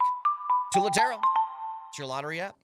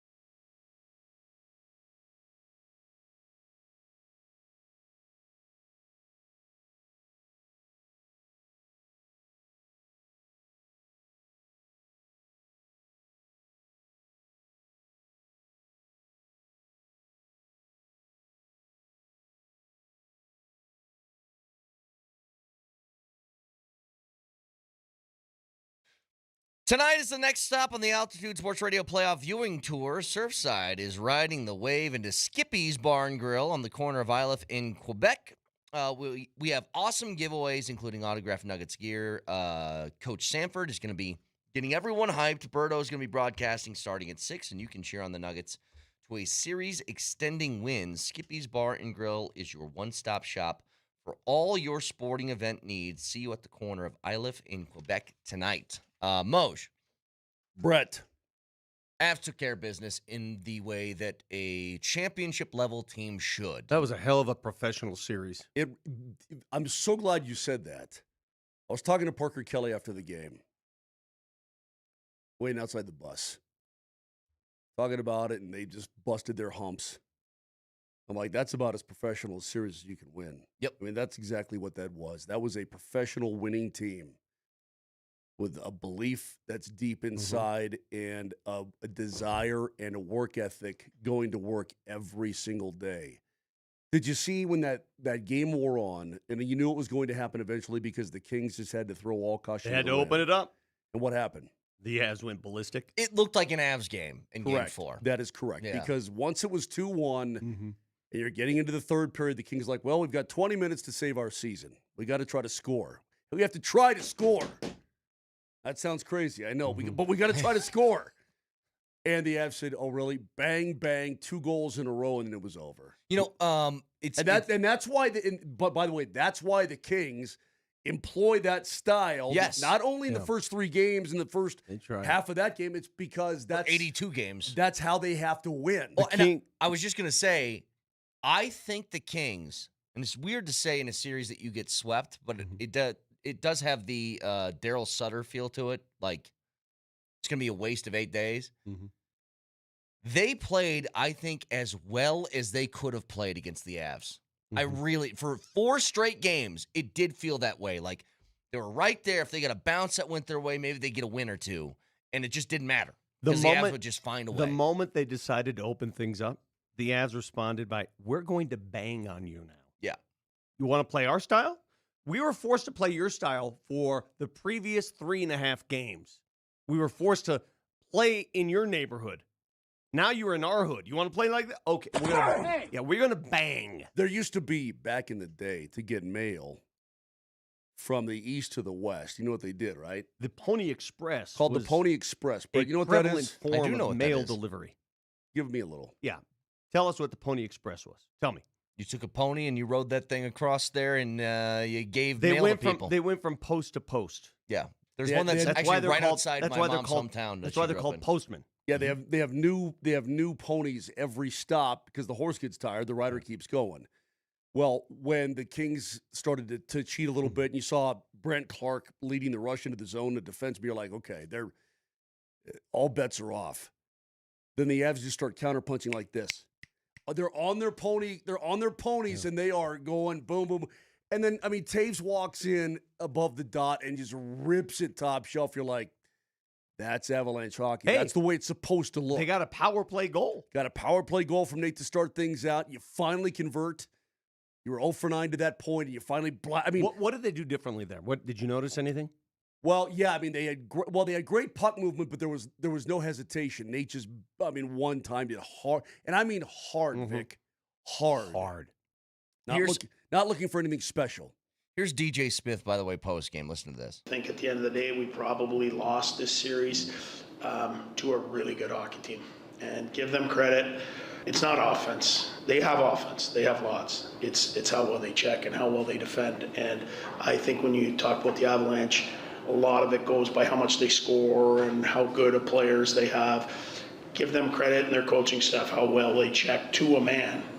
They didn't give us a breakaway in the series other than a shorthanded one. They never gave us a 2-on-1 other than a partial 2-on-1. That's incredible to do for 4 games. So listen, I think the translation is this, because this tone is much different than most that you would see after a sweep. He just said, we played well. They're just way better than we are. They're just way better than we are. I heard those comments last night. I was listening to it while I was chipping and putting because I'm working on my short game. I was listening to that, and I'm thinking to myself, now I know why Jared Bednar is so giddy when they win tight checking close games. That's why he's so happy, because he's all about that team defense. Sure. Not just the blue line, team defense. And they take pride in it. Yes. Nick. They take pride. Yes. Let me also tell you what DJ Smith said, and I'm just going to have to paraphrase here because I don't really have the exact quote. But he said, when we play our style, the way we're going to have to win sometimes is we're going to have to, counterpunch these guys because they're going to get frustrated. They're going to try to open it up themselves a little bit, and they're going to crack, and then we're going to take advantage of that. Mm-hmm. Yeah. He said, but give the Avalanche credit. They never, ever cracked. No. They stayed disciplined for four straight games of sloppy, icky, messy hockey. He says right here. They didn't take the bait. Correct. A lot of times teams will crack when they don't get the offense. They'll start to crack and they'll cheat, and they didn't. Yeah. Not one time that entire series. So what it tells you, Vic, is you've got some of the best players on planet Earth. Yeah. You've got Nathan McKinnon, who won the Rocket, is going to be a Hart MVP finalist, right? Yep. You've got the best defenseman on the planet, Cale Makar. You've got a 100-point guy now in Marty Necas. You've got Nelsons. You've got Vals. You've got Leckies. You've got Landys. You've got all these guys. And you have now a goalie playing with supreme confidence. And you've got a goalie who's playing unbelievably well, and that's not a fluke either. It's not like he's stealing. He right now is just that good. But those guys, they're used to scoring. I mean, they're used to, racking up goals. They're the highest scoring team in the National Hockey League. It could be very easy to say, okay, we're up 2-0. Hey, man, let's just try to get some more goals. They stuck with it. That's discipline. That's discipline from the coaching staff and discipline from the players who implemented the game plan. And people are like, why can't the Avs just break through it? Well, they could try, and maybe they could a little bit. I'll tell you the definition of discipline. I'm watching the Kings on the power play. Artemi Panarin's got the puck, and Lecky will not let him move. Mm-hmm. He had them in his personal jail cell. Barney Fife, how he always stuck that dude in jail? Yeah. That's what he did to him. Vicky chased him all the way down the blue line and stuffed him at the point, and then they popped the puck out. I mean, he literally shadowed him hard. And I said to Riker, I'm like, Panarin's got to get to the bench and go like, the hell? Somebody get this guy off me. When I look at Lecky and I watch him play, the first thing that came to my mind is the Nuggets need one of those. Yes. Can he play basketball? Yeah. Well, he's like I guess you want to call him like a Caruso DiVincenzo. Well, would you agree the Nuggets need one of those? Yeah. One of those guys. Yeah.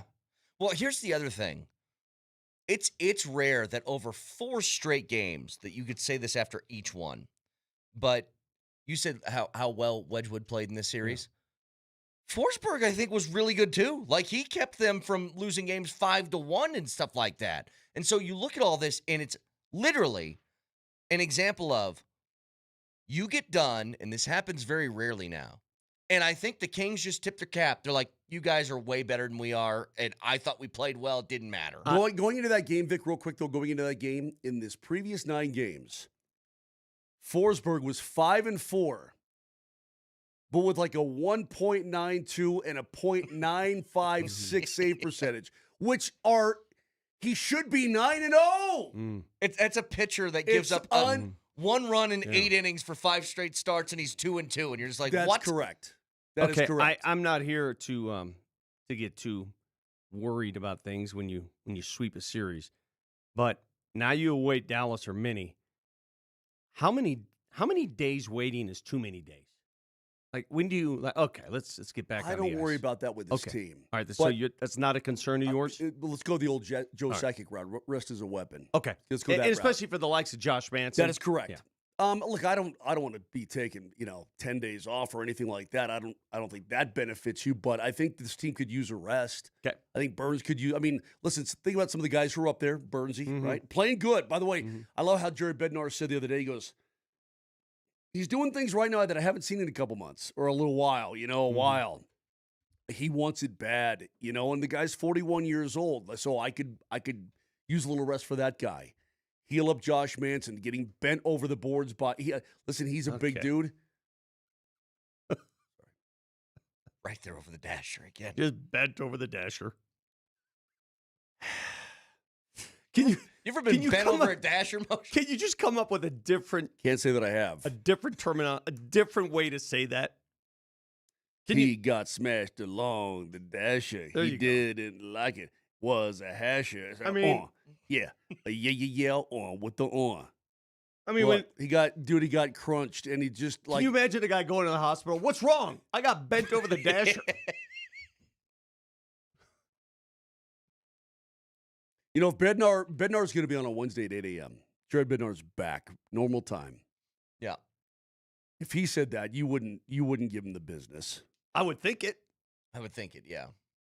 But when he said, but also if he said that every day. But if he, I'm not trying to. But if he said, look, we had really high quality dumps. Again, I'm thinking which he has said on this show before. Again, I'm thinking it. Okay. Anyway, the point is that they just. Here's my argument, though. When you said explode from the back end. Yep. Right. Here's my argument that neither of you can disagree with. Mm-hmm. This team, that series went about as good as it possibly could. You think? You're going to suffer injuries in the postseason. You're going to have guys banged up. Mm-hmm. Happened to Josh Manson, who's a huge cog in the back end. But overall, to be able to play that hard grind out style, which is not your MO, not fun to do, but you do it anyway and you eat it and then you win anyway. Yeah. And now Jared Bednar made another great point the other day. He goes, look, we don't know. Who knows? I mean, if we're fortunate enough to advance on, that may be the toughest defensive team we face all postseason long. Sure. And he may be completely right about that. Now, I think offensively, other teams are going to have a lot more coming at you. Right. So you're going to have to defend equally well. But on the other side, your big guns haven't even gotten uncorked yet. And if you uncork those guys, or a team allows you to uncork those guys because they cannot defend as well as the LA Kings, that's going to be a hell of a fun run. Let's go. So, a lot more to get to with the Avs and the Nuggets. Do want to talk about the draft, too. One pick that I absolutely love from the Broncos over the weekend. But you can get Was it one of the 87 tight ends? It was not one of them. How many tight ends are in the tight end room now? Yep, we'll get to it in just a second. Get your hometown coverage of Nuggets playoff basketball on Altitude. Plus, Nuggets Live starts 1 hour before tip-off. Then after the game, don't miss Nuggets post-game live. Full highlights and analysis. Subscribe now for a monthly or annual plan at altitudeplus.com. Back after this.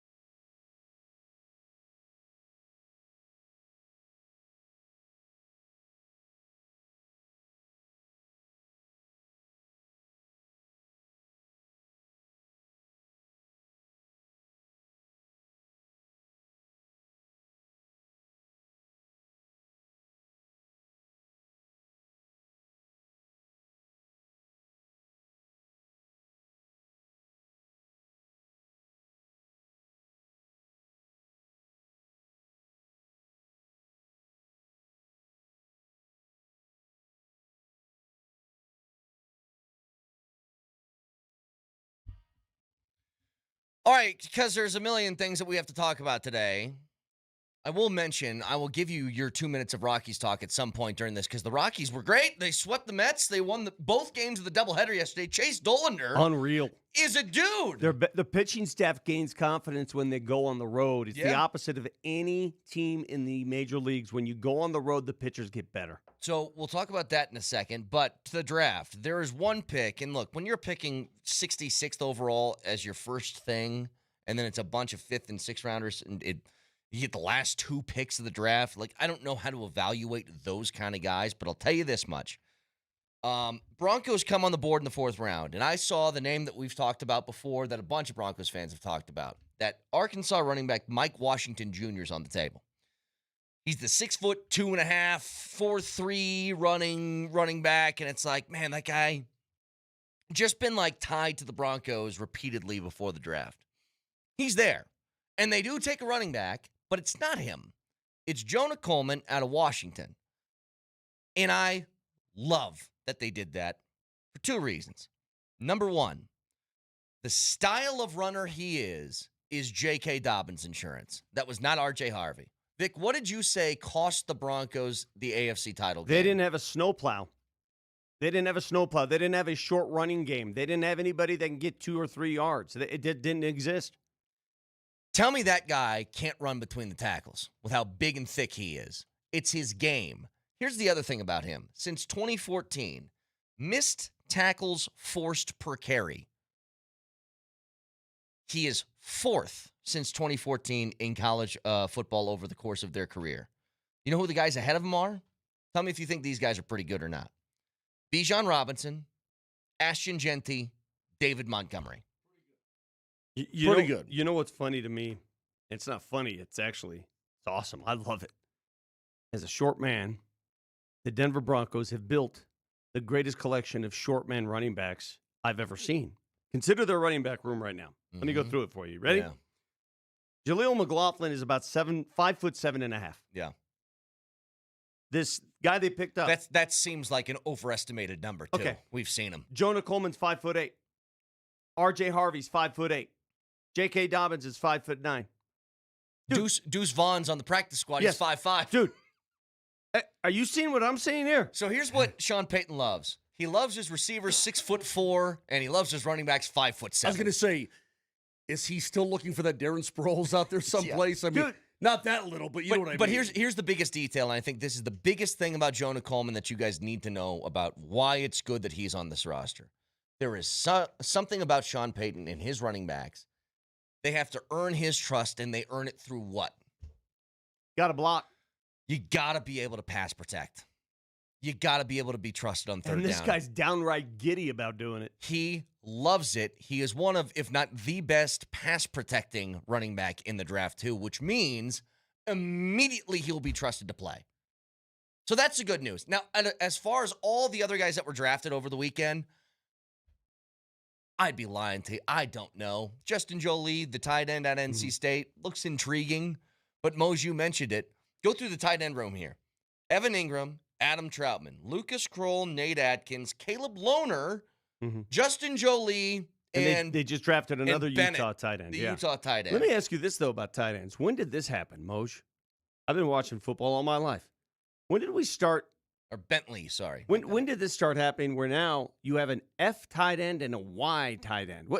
When did this happen? I think it's when guys go 12 personnel, 2 tight ends on the field Okay, at the same time. Yeah, so now the inside guy and the outside guy. Yeah. It used to be just, hey, do you have a tight end on your team? Yeah. Oh, really? Is he an F tight end? Uh-huh. Why? Uh-huh. What's next? Why? Because we like you. M-O-U. No. It's ridiculous how specialized these positions are getting. But it looks like you took some flyers on some guys and fine. And I would remind people, if you aren't super giddy about the Broncos draft, because their first pick was the D tackle out of Texas A&M. And I know why they chose him now. It's something that we've just forgotten. They did lose JFM. They did. Brought him in, I think, as JFM insurance to get some more depth on the defensive line. But you can't discuss this draft without also mentioning your first-round pick is Jalen Waddle. Exactly right. That's how you have to look at that. For those who are unimpressed by what they hauled in. You did pick a guy. It's a veteran receiver who's going to help this team immensely. I do know this, guys. The Broncos were positioned at 62. I know for a fact they wanted that tight end from Penn State. They had their eyes and hopes set on that tight end who went right before them to the Rams. Yeah. And at that point, the Broncos bailed. And that's when they made the trade to move back. Yeah, Ripcord City. Speaking of, the Avs players got a lot of grief earlier this year because they went to a Rams game, rocking Rams. That's called payback, my friend. The fact that the LA Rams front office had McKinnon jerseys on during a series against the team in your town when they're playing a team that's in Los Angeles is way worse than what the Avs way did. Worse. I was shocked when I saw it. Mm-hmm. Everybody can connect the dots. Well, it's all under the KSE family, and but for the record, if Broncos person, I'm trying to be fair here. Even though I work for KSE, I'm going to let you know how I feel. If I'm watching the Broncos on live television and George Payton puts on an LA Kings jersey, they all do. I'm roasting them. Yeah. Oh, 100%. Yep. I'm roasting them. Absolutely. Hey, Von Miller in that series against Vegas. Von Miller I guess that wasn't that time. He showed up in Vegas wearing Vegas Golden Knights stuff. Roasted him. And I roasted him. I flipped. Yeah. Rightfully so. Yeah. There's just, some might find it humorous and funny. I really don't find it funny. I don't either. No. Nelly, by the way, I just sent you a picture. Can you pull that up and throw it behind us, please? Because I want to show you a picture of a guy who's going to run between the tackles for you. Is this our boy Jonah Coleman? Am I going to get a thigh? I want you to look at Jonah Coleman. Am I going to like this? Yeah, you're going to like it. You know what I'm all about. Legs. Mm-hmm. You like that butt. The Sir Mix-a-Lot. Yeah, but he likes the legs that go to the butt. Correct. When I evaluate a professional athlete, you have to start somewhere. All right. That's a large human being right there. That's what I'm telling you. Well, he's not large. He's only 5'8". Thick. He's thick. Thick. Yeah. He's a thick human being. That's the kind of guy you want running between the tackles, okay? That's what you want. So let me ask you a question. Look at all those tats. A guy like that. When do you have time to actually practice football? You know what's amazing about this world and how wrong people are? Like already, I made the joke that I was working on my short game listening to and somebody on the Twitch made a funny remark. Vic, you've been working on your short game all your life. That's funny. That's good. But why do guys like me get verbally assaulted about my shortness? Let me see you do that to Jonah Coleman. Well, who is shorter than I am. He would hurt you. Good point. You would hire someone to hurt you. Exactly right. I know. Would you hire somebody who looks like? Did you see Big Dom in the Eagles draft room? Did you see him? No. He looked almost like a cartoon character. Really? I gotta find this. Well, he's a big old wide dude. But see, nobody's going up to R.J. Harvey and making fun of his height. No. Nobody's doing that to Jonah Coleman. No. Okay, here you go. Nelly, I got another thing I'm going to send you. I need you guys to look at Big Dom. What's his job, by the way? He's security. But is he like personal security for Sirianni or something? Yeah. Is he like the get-back guy for him? Hey, don't ask too many questions.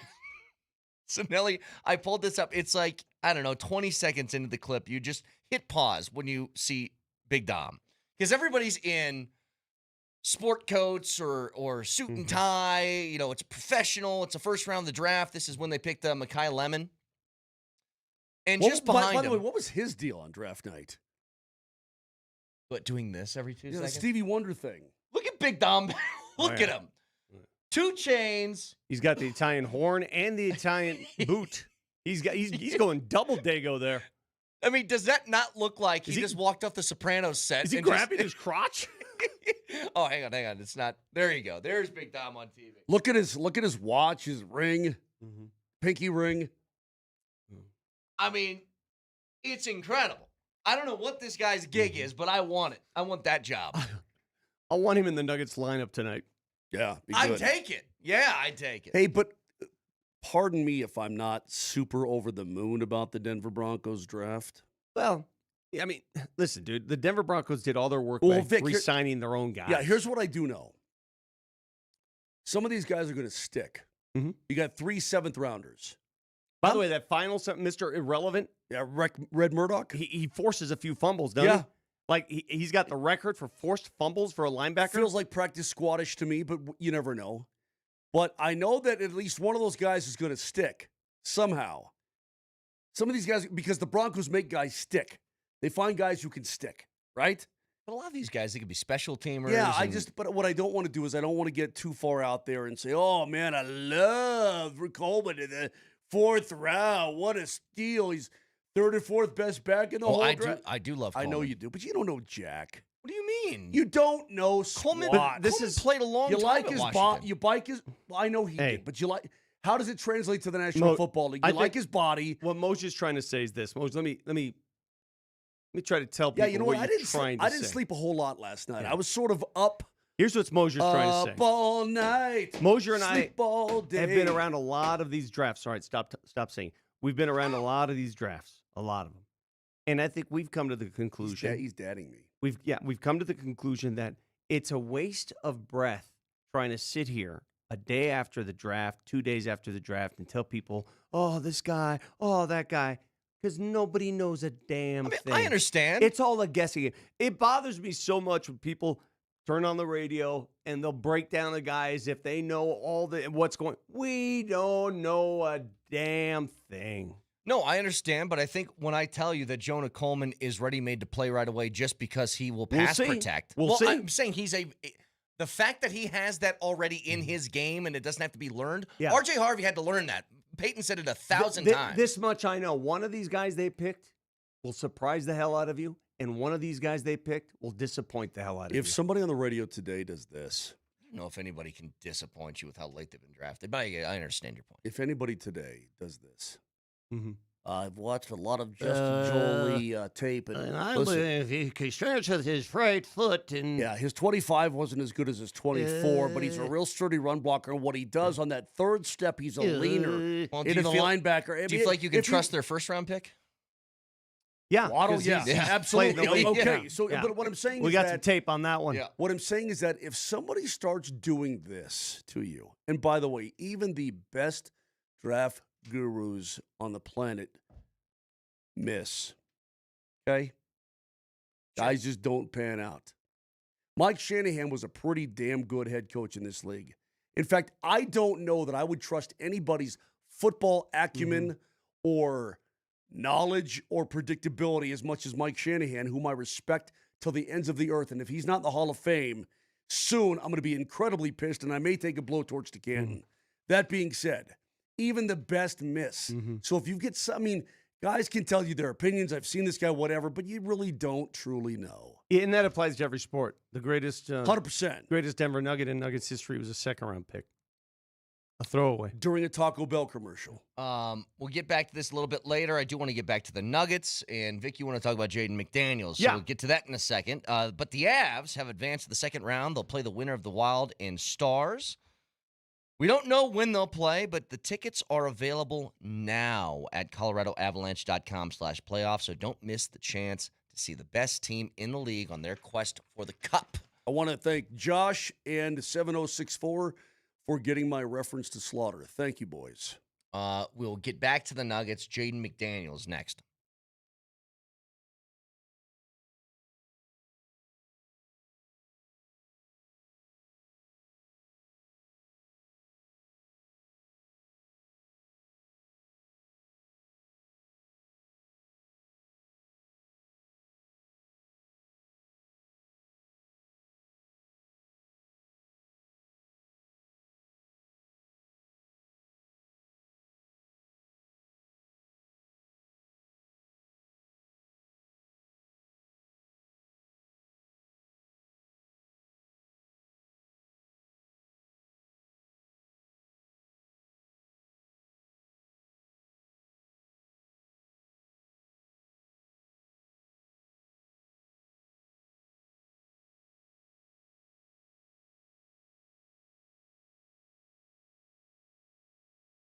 Hey, this is Brett Kane. Fanatic Sportsbook has introduced a new way to parlay, and it's called Squad Bets. It's available in the NBA, MLB, and NHL. So here's the deal.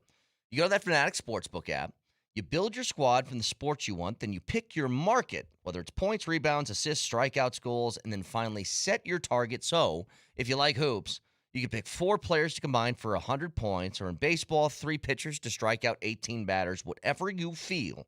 Then sit back like a GM and watch your squad go to work with live tracking every step of the way. But here's the difference. If one player doesn't perform, guess what? The rest of your squad can pick up the slack so your bet stays alive all the way to the very end. Track it live, cash out whenever you want. It's Squad Bets. It's only on the Fanatic Sportsbook. Parlays hit different here. Must be 21 and older. Gambling problem, call or text 1-800-GAMBLER. Offer not available in all states. Terms apply. See the Fanatic Sportsbook app.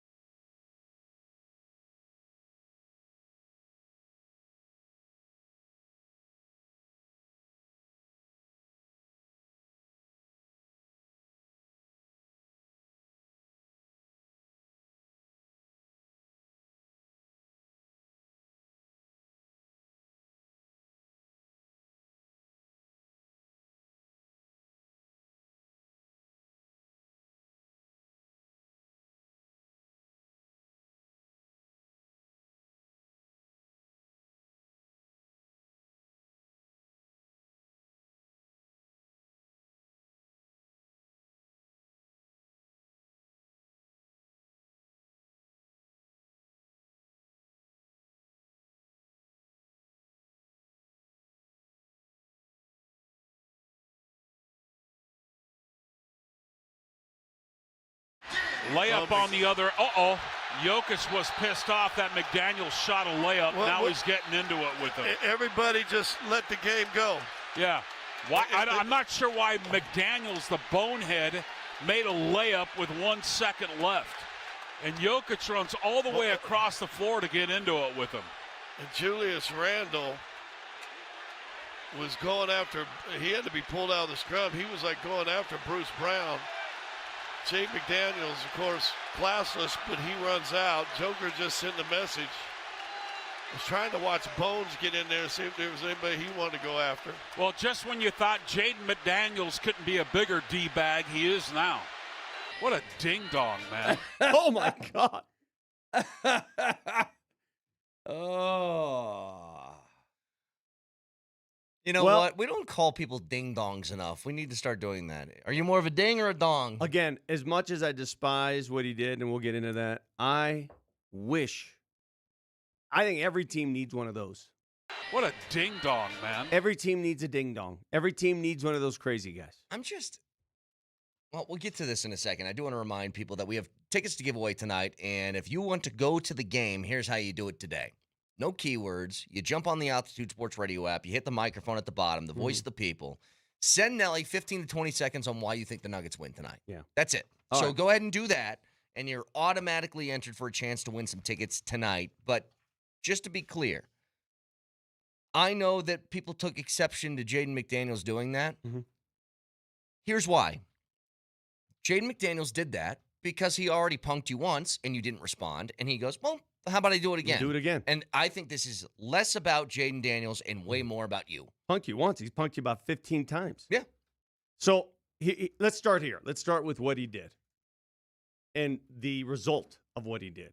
By the way, Nikola Jokic fined $50,000 by the NBA. No suspensions were handed out, as expected. That's the right thing to do. Nobody needs to be suspended. There's no punch.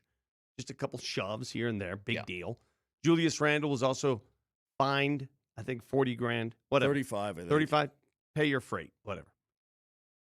I got into a pretty good debate after the incident on our postgame show with Chris Marlowe. Chris Marlowe, of all people, didn't mind what Jaden McDaniels did. He played the other side of it, saying, hey, I don't see the problem there.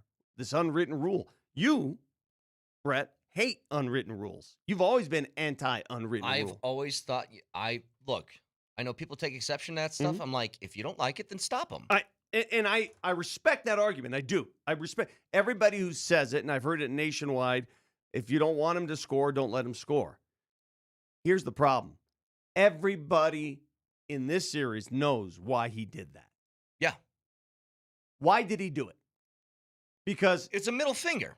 He's getting away with whatever he wants emotionally and mentally on this team. He is giving them one, man. Yeah. He called them out one by one after game 2. You, and you. And then comes back and plays a very confident game 3. He's dunking on your dome in game 3. And then, did you see him grab Jamal by the jersey and throw him down? Yep. And then does that at the end of the game. He's doing whatever he wants. And then, when you do challenge him and you run down the court as Joker did, he's laughing in your face. Laughing at you. Laughing in your face. I'm going to say this once, and I don't care, because the response is going to be, oh, tough guy. I'm not a tough guy. Look at me. I have to call for my toughness. If somebody tonight, in the first 5 minutes of the game, doesn't, I don't even know what to call for here. Get extra physical. What else does he have to do to get your attention? Yeah. At what point do you say enough? I don't want to hear, can't get emotional. Just, let the game go. Get into a vinyasa flow and just let a what flow? Vinyasa. What's that? I have no idea. I don't want to hear any of that crap. You take all that mindset crap and you could take it home with you because you're going to be sitting at home when this series is over. I want to see repercussions. I would be shocked if it happens. Because if it was, then why would it take this long? Do you want to see repercussions? Am I alone here? Am I the only whack job? No, see, but hang on a second. You're not a whack job. How many times have we talked about this, though? Whether it's him, whether it's Lou Dort, whether it's whatever. They just don't do it. They don't. And I do think it's a flaw within the team. I really do. Moj, you want to know a way to capture my heart as a player? Brent Kulak hasn't been here that long, has he? No. It took one moment in the playoffs, a second. Somebody took a run at Cale Makar. He goes, that's not allowed. I might be gotten here 3 weeks ago. It doesn't matter. You aren't doing that to my teammate. And we're talking about earlier this year, the best player in the world, your superstar, had somebody go after an injured knee that he already had intentionally. And nobody did a damn thing. By the way, Lou Dort's at it again. I know. I've seen it. Or he's still at it. I tweeted it out the moment I saw him trip Devin Booker. Ugh. But Jaden McDaniels, he is most. Do you remember the pop copy sketch from Chappelle's Show back in the day? No. So they're working at this copy store. Oh, yeah, because blank him, that's why. That's yeah. Jaden McDaniels. Yeah. Why did I hit the layup with no time left? And because blank him. Bleep him, that's why. Yeah. All right, so somebody says, oh, guys, what are you talking about? Joker just did it. What more do you want? Okay. It should. The fact that Nikola Jokic has to be the guy to sprint down the court and do it is shameful. It's shameful. CB, what are you doing? Why isn't it you? Cam Johnson, why isn't it you? Like, why does it have to be Joker all the time? What is this culture that, and maybe it's generational. I'm too old. I'm too old. That's my excuse. That's my excuse. Vic, I'm too old. I don't know. Listen, there's I a don't difference know. What between is this? sports What and is life. this? What is happening here? I think they run congruent with each other. But no, that's not true, Moj. I just said Brett Kulak was the one who did that for the Avs. It wasn't Nate. It wasn't, and Gabe has done it because he's the captain, and I understand that. But it wasn't your superstar. Okay. Correct. All right. From 4919, because I knew I'd be reading these. I knew it. And I just need you guys to respond. I'm not responding. Please tell Vic the way you get Jaden McDaniels back is simply to win the game tonight and then the series. No. Moser. No. There's got to be some. Listen, Brett. I'm just going to keep going back and forth. Thoughts? Well, hang on. Moser finishing something. Thoughts? There was okay. Right, your turn, Brett. I think one of one of Vic's favorite movie series of the '80s was Death Wish. You ever heard of Death Wish? I've never even heard of that. Never seen it. You ever heard of Charles Bronson? Yes, but I don't know what Death Wish is. Well, basically, he was a citizen vigilante. And Death Wish 3, this guy steals his camera. He's eating ice cream down the street, pulls out a revolver as big as your leg from like 100 yards, blows the dude away, and then just turns around and walks. Doesn't even get his camera, just walks away. That's what Vic is asking. He wants some vigilante justice. Well, it's just, and it's hard to blame him because not just to get a piece of him. No, but to show that to show that you guys. But Vic, know. Time out, though, Vic. God, I've said this a million times. You can't want it more than they do. You cannot manufacture that. Either it exists or it doesn't exist. And right now, it does not exist out of anyone except one guy, and that was at the end of the game. All right? Yeah. And that's we may just have to deal with it. We may just have to live with that right now. I don't care what you think of Jaden McDaniels. This is all about how the Nuggets respond to things. Jaden McDaniels does that because he knows that the Nuggets aren't going to do anything about it. He said it because he knows they're not going to do anything exactly. about it. Like, here's a back and forth, by the way. This is the Inside the NBA crew talking about that scuffle at the end of the game. I'm doing the Vince Carter 360 wrong way windmill dunk. Of course, I'm laying it in. And I'm gonna put a hit on him too. Okay, then I'm gonna knock you out. You got the ball, Chuck. What are you doing? I don't dribbling shoot it that out? ball, but Why listen, not? I ain't gonna Why lie. not? I have put hit on guys. Like if we're down 20. Okay, but why not? Because you don't do it. Why? I've been on teams. Why? If a team is up on one of my teams 20 points. All right, so what's the difference between 20 and the guy 22? shoots a three. I'm gonna say, hey, $500 to somebody to knock the hell out of it. I've done that before, and I'm proud of it too. Listen, you lose by one. No, I'm proud of it too. If you shoot that ball, we gonna get you. Listen. Who said you can't shoot the ball? Well, that's rules to this.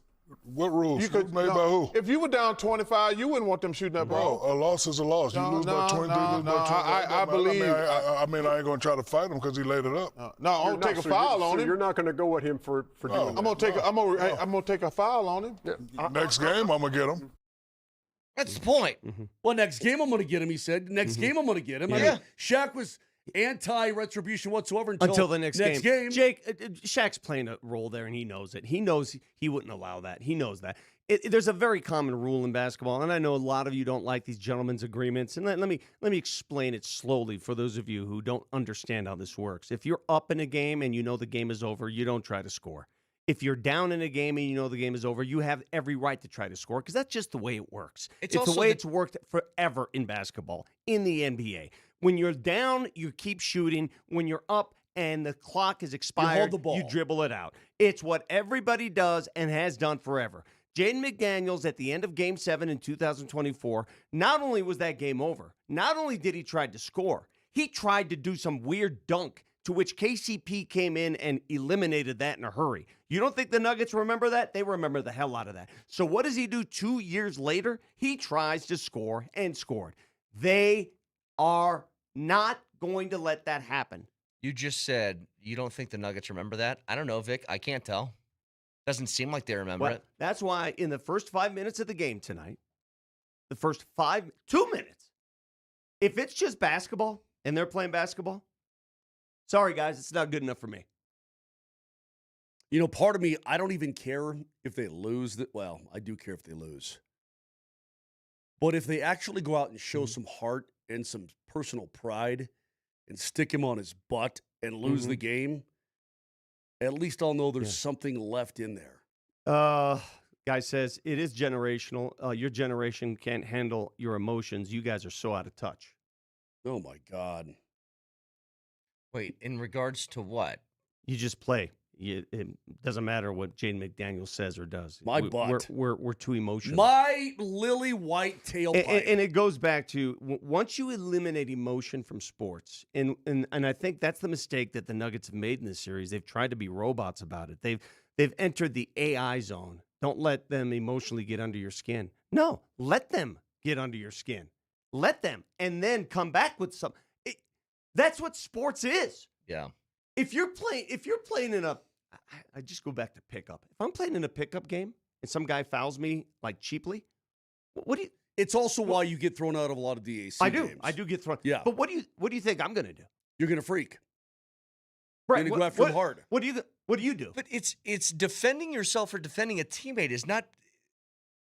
I don't get how you wouldn't want to do that. You're defending a teammate of yours. You're defending the honor of them. If somebody called you out, the amount of softness that lives out there, even these people that text the show, thank you 4449. I know you're soft. The amount of softness that's out there is alarming. It's alarming. It really is. It's alarming. We live in this age of just total soft. You stick up for your guys. I mean, this guy probably won the white ribbon at field day and was happy about it. No, that white ribbon sucked. Was happy. It always goes back to field day for me. Yeah, I could look at a couple of reds. Once we soften the rules of field day in this country and made it everybody wins, this is what happens. I could live with a couple of reds, Vic. I could, a couple of reds I'll put in my thing. With the blues you want. The reds you could live with, and the whites, man. This is you might as well use those to line the bird This cage. is why we have this mentality. Right there. Right, that text. That texter, that 4449. White ribbon. A teacher says it's just sportsmanship. You don't rub it in once you've won. I don't even know if it's that. Like, when I tell you, Vic, I don't subscribe to the idea of, in football, Moj, it's like if you're up 20 in the fourth quarter, you're just going to run the ball. I don't think you have to do that. I think you can still throw it. I think in baseball, go full on Spurrier. If you want to try and get a steal late in the game, you can't. It's not something I would do, but I wouldn't lose my stuff about it. Would you lay down a bunt being no hit in the ninth? Well, that's a little bit different. But in the case of McDaniels, I wouldn't have done it. Like, I just think wouldn't have done what? I wouldn't have done what McDaniels did. Yeah, I wouldn't have done that. When everybody is just standing there waiting for the clock to expire. On the other side of the court. And then you just want to go be a jerk. Yeah. It's different for me, but the fact that it had to be Joker is what bothers me. If somebody's chasing, like, if he had made that layup, like somebody's trying to foul him or chase him down, that's fine. That's fine. Exactly. Everybody's standing on the other side of the court. The game is over. They're getting ready to go to the tunnels. But, Vic, I will say this about Jaden McDaniels. He enjoys sticking it to somebody.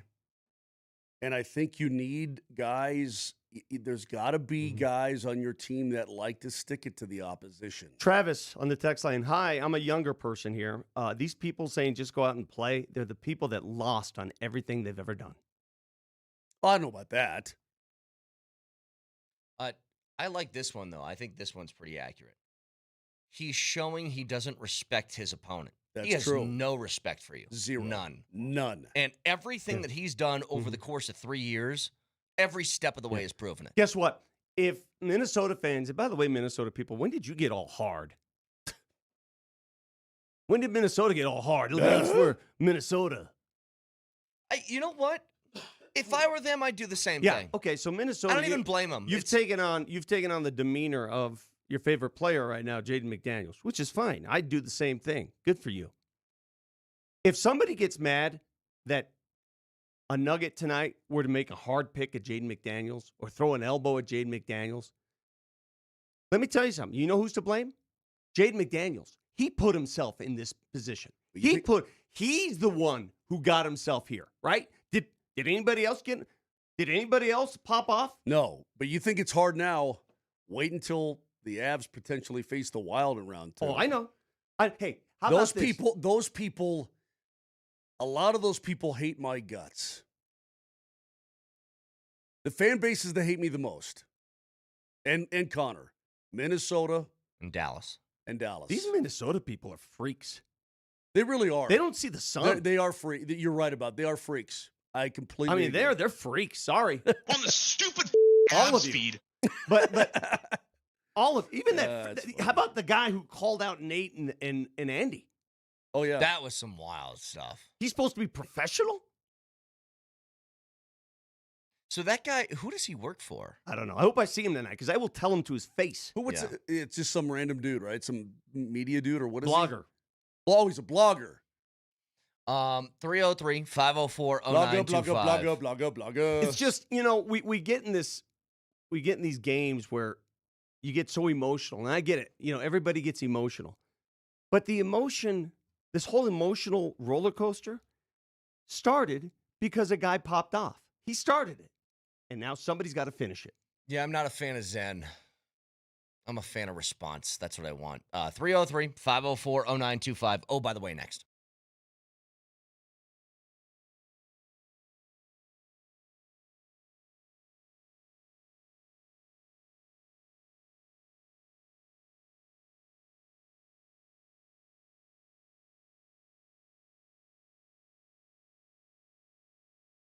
Rocky Mountain Men's Clinic is the place. If you want to feel like you haven't felt in an awfully long time, you got to give them a call at 720-440-7900. You know, guys, as you get older, testosterone starts to drop 2 to 3% every single year in your early to mid-30s. Before you know it, you just don't feel the same way that you used to feel. But just because you're getting older doesn't mean you have to feel like it. So if your energy is low, sleep off, weight won't budge, your mind feels foggy, 6-drive not what it used to be, switch things up. Right now, not only can you get treated for low T at Rocky Mountain Men's Clinic, ED, and other things as well, they've got advanced medical strategies to go along with it, including TRTs and GH peptides and NAD plus and GLP-1s and PDAs and more. So you treat your low T and the other hormonal issues, help you shed pounds. You'll have more energy, enhanced body composition, improved sleep. Everything else will be better, and you'll get back to feeling your best. So what are you waiting for? They've got 5 locations in Colorado, Fort Collins, all the way down to Colorado Springs. It's awesome. Most men wait a year or longer. No need to do that. Call them today, 720-440-7900, or find out all they do. Look it all up at RockyMountainMen'sClinic.com.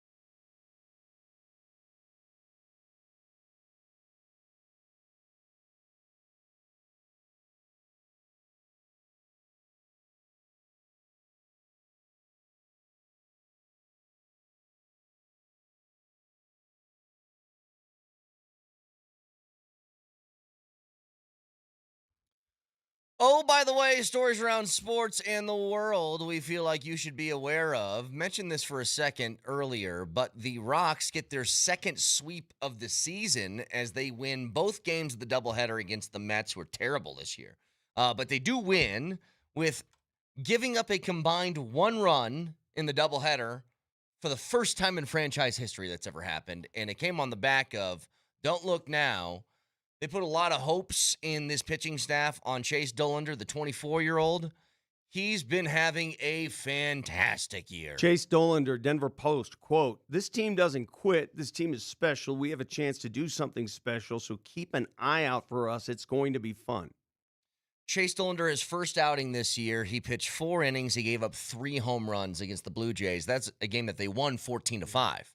Moj. Since then, 28 innings, 4 runs given up. Moj, active awesome. payroll now. Guys who are actively playing. I'm not talking about Chris Bryant here. Active payroll. Colorado Rockies, $64 million. New York City Mets, $258 million. They stink. And all of that is Juan Soto.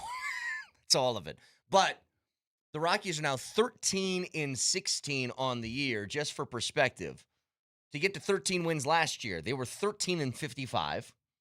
The year before that, they were 13-28. The year before that, they were 13-21. Arrow pointing up. Up. Go Rocks. If they get a couple guys hitting who just can't right now, there's like 3 or 4 dudes on this team who are not Harrell's contributing struggling at a little all. bit, yeah. But some of these young dudes, Donald Rumsfeld is a home run. Excuse the pun. I love Rumfield. Troy Johnston has been, I think, the biggest surprise at it. Troy Johnston's awesome. Mickey Moniak, you said it last week. He's a professional. Mickey's awesome. Just a professional. But yeah, I got Tovar and Doyle are the guys that kind of hovering around 200. Yeah, go ahead, Moj. I got one for you. Did you watch any of the golf tournament this weekend? I did. My son and I were watching it because we love that alternate shot format, the team format to finish Zurich it. of New Orleans. Yeah. It's fun to watch. Do you realize what happened? You know, Yeah. Matt Fitzpatrick won with his brother. Pretty cool. Uh-huh. You know what it did? He gave his brother a PGA Tour card. It gave his brother a How cool is 2-year that? exemption Yeah. on the PGA Tour. How cool That's is sweet. that? How Now cool listen, is that? Alex Fitzpatrick is a good golfer. Yeah. I mean, He's on the obviously- DP Tour, right? He's been in Europe. He played in the Challenge Tour. He's done all this stuff. He's got 1 win in the European Tour this year. He played in the Open Championship one time. He's never played in the Masters or the U.S. Open or the PGA. He's never done anything stateside, ever. But because he won that tournament with his brother, Good for him. he gets a 2-year exemption Good on the for him. PGA. Did you see- And good for them because his brother's like, man, I'm doing everything I can, and he helped his own cause. But he's like, I want to get you on tour. I want to get you on tour. And now it's really cool. Did you see that bunker shot on 18? Yeah. To set up that. Yep. That bunker shot was sick. It was a Sick. long bunker shot. Yeah. Bunker shot with some soup on it, a little spinny. By the way. But I mean, you're the better brother, Matt Fitzpatrick. Listen to me. I can't flip and talk. Matthew Fitzpatrick, Matt, is the better golfer, but his brother's good. He helps him out to get him on tour. I just think that's awesome. So he gets him on tour for the next 18 months. He also gets a PGA Championship invite now. He gets a Players Championship invite. He gets invites to signature events. And on top of that, $1.4 million isn't Pretty bad either. good. I got one for you. Oh, by the way, Diego Pavia. It's crazy. That guy. He's crazy. He doesn't have a representative helping him out. He didn't hire an agent. He just decided to do it himself, right? He doesn't get drafted. Somebody said of Heisman finalists, like every Heisman finalist has been drafted in the last 20 years. He's the first in forever. Since 2014, yeah. That's amazing. So today comes word that Diego Pavia has been invited to camp by the Baltimore Ravens. Do you think he has a chance to stick, or is he CFL bound? He's CFL bound. Yeah. Or UFL or some FL. This tall. He's just some sort of other FL, not the N, just some sort of other FL. By the way, can you guys name? There were 2 finalists in 2014 that both went undrafted. Something was Rogers or Jones or something. Help me out. I don't remember the Heisman finalists in 2014. It was Jordan Lynch was one, the quarterback out of Northern Illinois. That was really fun. All right. And Colin Klein was the other. Colin was not drafted because I remember doing a story on him. No, that's what I'm saying. Those Yeah. were the 2 guys Yeah. in 2014 K-State. that went Yeah, undrafted. yeah. Hell Hell of a college player, though. So if you guys didn't see the end of the Edmonton game yesterday, I don't know why this is an argument. I don't get it. Anaheim wins in OT, and what happens is the puck kind of squirts through Edmonton's goalie's legs. It comes to rest behind the line, but the skate is covering up a little bit of the puck. And Moj, I don't understand why people are freaking out about this. I get that you can't see the whole puck. It very clearly is over the line. Well, I mean, if the skate had covered the whole puck and the skate is at the back of the net, it's a good goal. I think it's because it was so close to the goal line that people are making an argument where you definitively can't tell. Do you have any doubt in your mind? Are you 100% sure that that was a goal? Did you ever take geometry? Yes. I mean, it doesn't take... I'm sure it's over the line. Yes. Yeah. No question. Which is why I'm sure on some of these goals that are scored with a high stick, right, you can't be above the crossbar, right? Right. And I'm like, well, if the guy is let's say the guy's 6'2", and he's on skates, and he deflects the puck at his shoulder level, just by flat measurement, you know that the stick is above the crossbar. Yeah. Don't give me this, well, we've got the outside camera, can't really tell. The guy's 6'2", he's on skates, and the stick's at his shoulder level. I mean, that's common sense stuff, is it not? It feels that way. Okay, yeah. well, this common sense won out, and the Ducks beat the Edmonton Oilers. By the way, I think most of those Oilers fans are probably more PO'd that they blew a 2-0 lead in the game, and the Ducks came back and won 4-3 in overtime more than anything else. Right. By the way, Moj, you were there. You saw it. The Kopitar send-off. What'd you think? He's been a great pro, dude. Did Drury allow him to win that faceoff on purpose? Probably. Yeah. He went to the bench with like $1:19 left. As soon as we got a whistle, DJ Smith sent him right back out, and rightfully so. Brett, he's a 2-time Stanley Cup champion. He's won Selkies and a Bing, and he's been an been a very good player in this league for a long time. Jaden McDaniels would have tried to take him out. Maybe. But to see a career like that come to an end, and by the way, I thought maybe he'd be emotional or something. I'm like, I think this guy can still play a little bit. He was very calm. I mean, he had made peace with it by the time he got to his news conference. I thought it was really cool. So can you guys explain this one to me? Huge news in lacrosse over the weekend. Oh, yeah. The Mammoth lose on an overtime goal against San Diego, and this is the statement from the NLL after that got done. The National Lacrosse League has determined that San Diego Seals' overtime goal against the Colorado Mammoth should have been disallowed.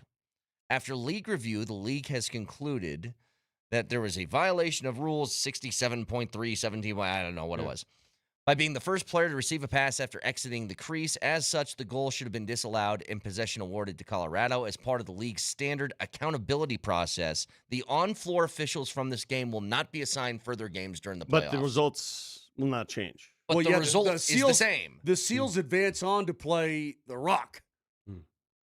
Boy, that's tough to eat that. Mammoth got hosed. If you know they the got refs, hosed.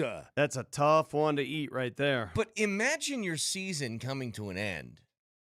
If this were the Avs, Moj, imagine. Well, we saw something similar to that. Imagine the Buffalo Sabres losing the Stanley Cup because Brett Hull's skate was in the crease, and the Dallas Stars start celebrating. They go, well, they're jumping around and all the gear is off. Might as well just let it stand. Brett, imagine losing a perfect game because the first base ump messed up. I know.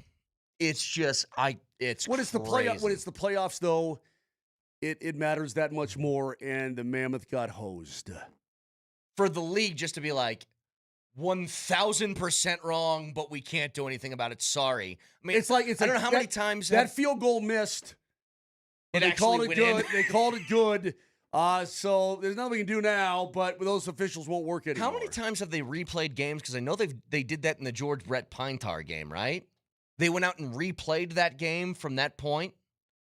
I don't know how many times in sports they've restarted a game because of a clear and obvious missed call. Brett, outside the Pinetar game, I can't recall. Maybe somebody can help us with that. Nelly, you said you got one on the way out? Yeah. Oh, by the way, it's pretty stressful to coach a hockey team in the playoffs, and nobody understands that better than Canadiens head coach Martin St. Louis. How was my Quebecois there, Moj? Is that good? Lame. Yeah, pretty much. You're lame. Anyway, so he was asked in the post-game press conference, what do you do to handle the stress? How do you blow off steam? I watch Seinfeld. I mean, I've watched Seinfeld, what is there, 9 seasons? I've probably watched it 4 times in a row. I just said, to me, Seinfeld is the show that can let me disconnect from everything. It's a show about nothing. So you can just think about nothing, and you don't even have to actually watch it. You can just listen to it because you know the characters, and so it's easy to fall asleep. For me, Seinfeld makes me disconnect. So here you go, try Seinfeld. Yeah, forget about ambient and all that stuff, man. Just throw in some Seinfeld. I guess. Can I make an admission here? You've never seen one episode of Seinfeld? No, I watched it. I watched it religiously like everybody else. I'm not one of these geeks who just quote Seinfeld all the time. You know the kind. I'm going to say something. You know the I'm kind. going to go that. Hang on. You know what I'm talking about. I watch Seinfeld. I'm going to wince as I say this. Not for me. The show's just not for me. I didn't get into it like people did. I don't find it as hilarious as other people do. It's not my kind of show. I don't know what to tell you. TV director on the Avalanche side, Travis Hondard. One of them Seinfeld peeps. Yeah. The ones that quote like every show. Well, I'll tell you why. I think what did it for me is I love The Office and I love It's Always Sunny in Philadelphia. If I'm watching a show with a laugh track, it does kind of. It makes me not like it. So Seinfeld was not filmed in front of a live audience? Now, that was in that time. I know that was the thing that you did. It was a live audience, but I can't do it now. My show was, I'm a little more down to earth. My show was Three's Company. Okay. Hey, one last thing real quick. Don't you dare take a shot at Three's Company. Come and knock on our door. One last thing real quick, Moj. ESPN has said that the games that they've had, the playoff games in hockey, they're up 173% for game 1, 147% game 2, 118% game 3. How much of that do you think is tied to the Olympics happening this year? U.S. winning gold? Yeah, I'd like maybe to see people what being TNT, more interested. I'd like to see what TNT is, but I think it's great. It's probably a lot. I mean, it was Team USA winning was pretty big. Yeah. Hopefully a lot. I mean, Team USA winning everything. Oh, for sure. The men's, women's, and the Paralympics, I mean, they just destroyed the rest of the world. It's awesome. 303-504-0925. Again, Game 5, huge game. Got to win to stay alive. We'll get to it next. Brett, sing Three's Company. I watch Seinfeld.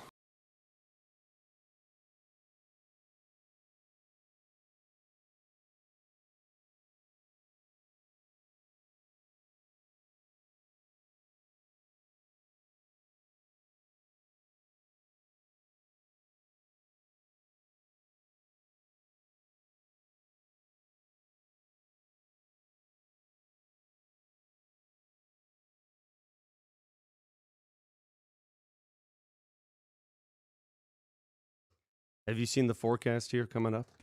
Moisture is coming. Hopefully, lots of it. Moisture, which is what we need. What do you want to do to green up your lawn before the moisture arrives? Get it aerated. It's so important. It works so well. I got mine aerated by the best in town. Mile High Aeration, 303-778-1000. You see their signs all over town. Why? Because they do it the best. They do it the best because they have the heaviest machinery that gets out some deep plugs. And the deeper the plug, the better for your lawn, the better for the fertilizer, the better for the water to get down there in the roots. MileHighServices.com. In fact, I just got a text from my neighbor, Patty, that said, little did I ever know you would have the best lawn in the cul-de-sac. But that's me right now. I have the best lawn in the cul-de-sac. Yeah, Patty. That's because I use MileHighServices.com, 303-778-1000.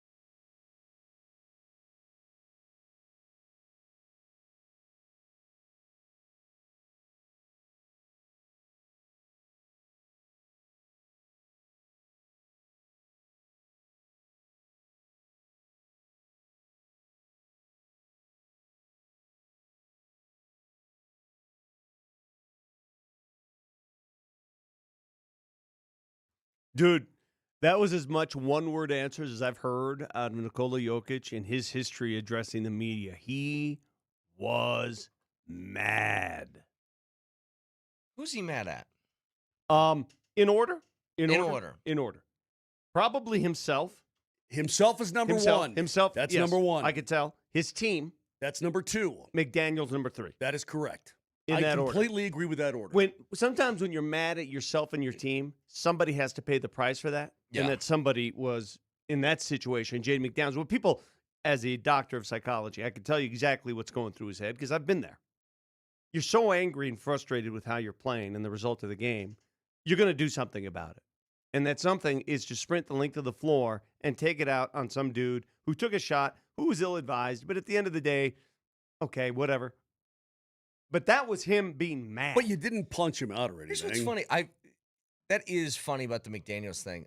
I've seen guys do that this year. Mm-hmm. I've seen guys get cheap buckets at the end of the game that don't matter, and you don't always get a reaction like that. But this one does, and you know why it does, and we don't have to go through the history again of why it does. It's because it's him. Because it's him, and he's done it before, and he continues to do it. Do you want to hear what Barkley said about Adelman on Inside the NBA? I think Coach Adelman has done an awful job.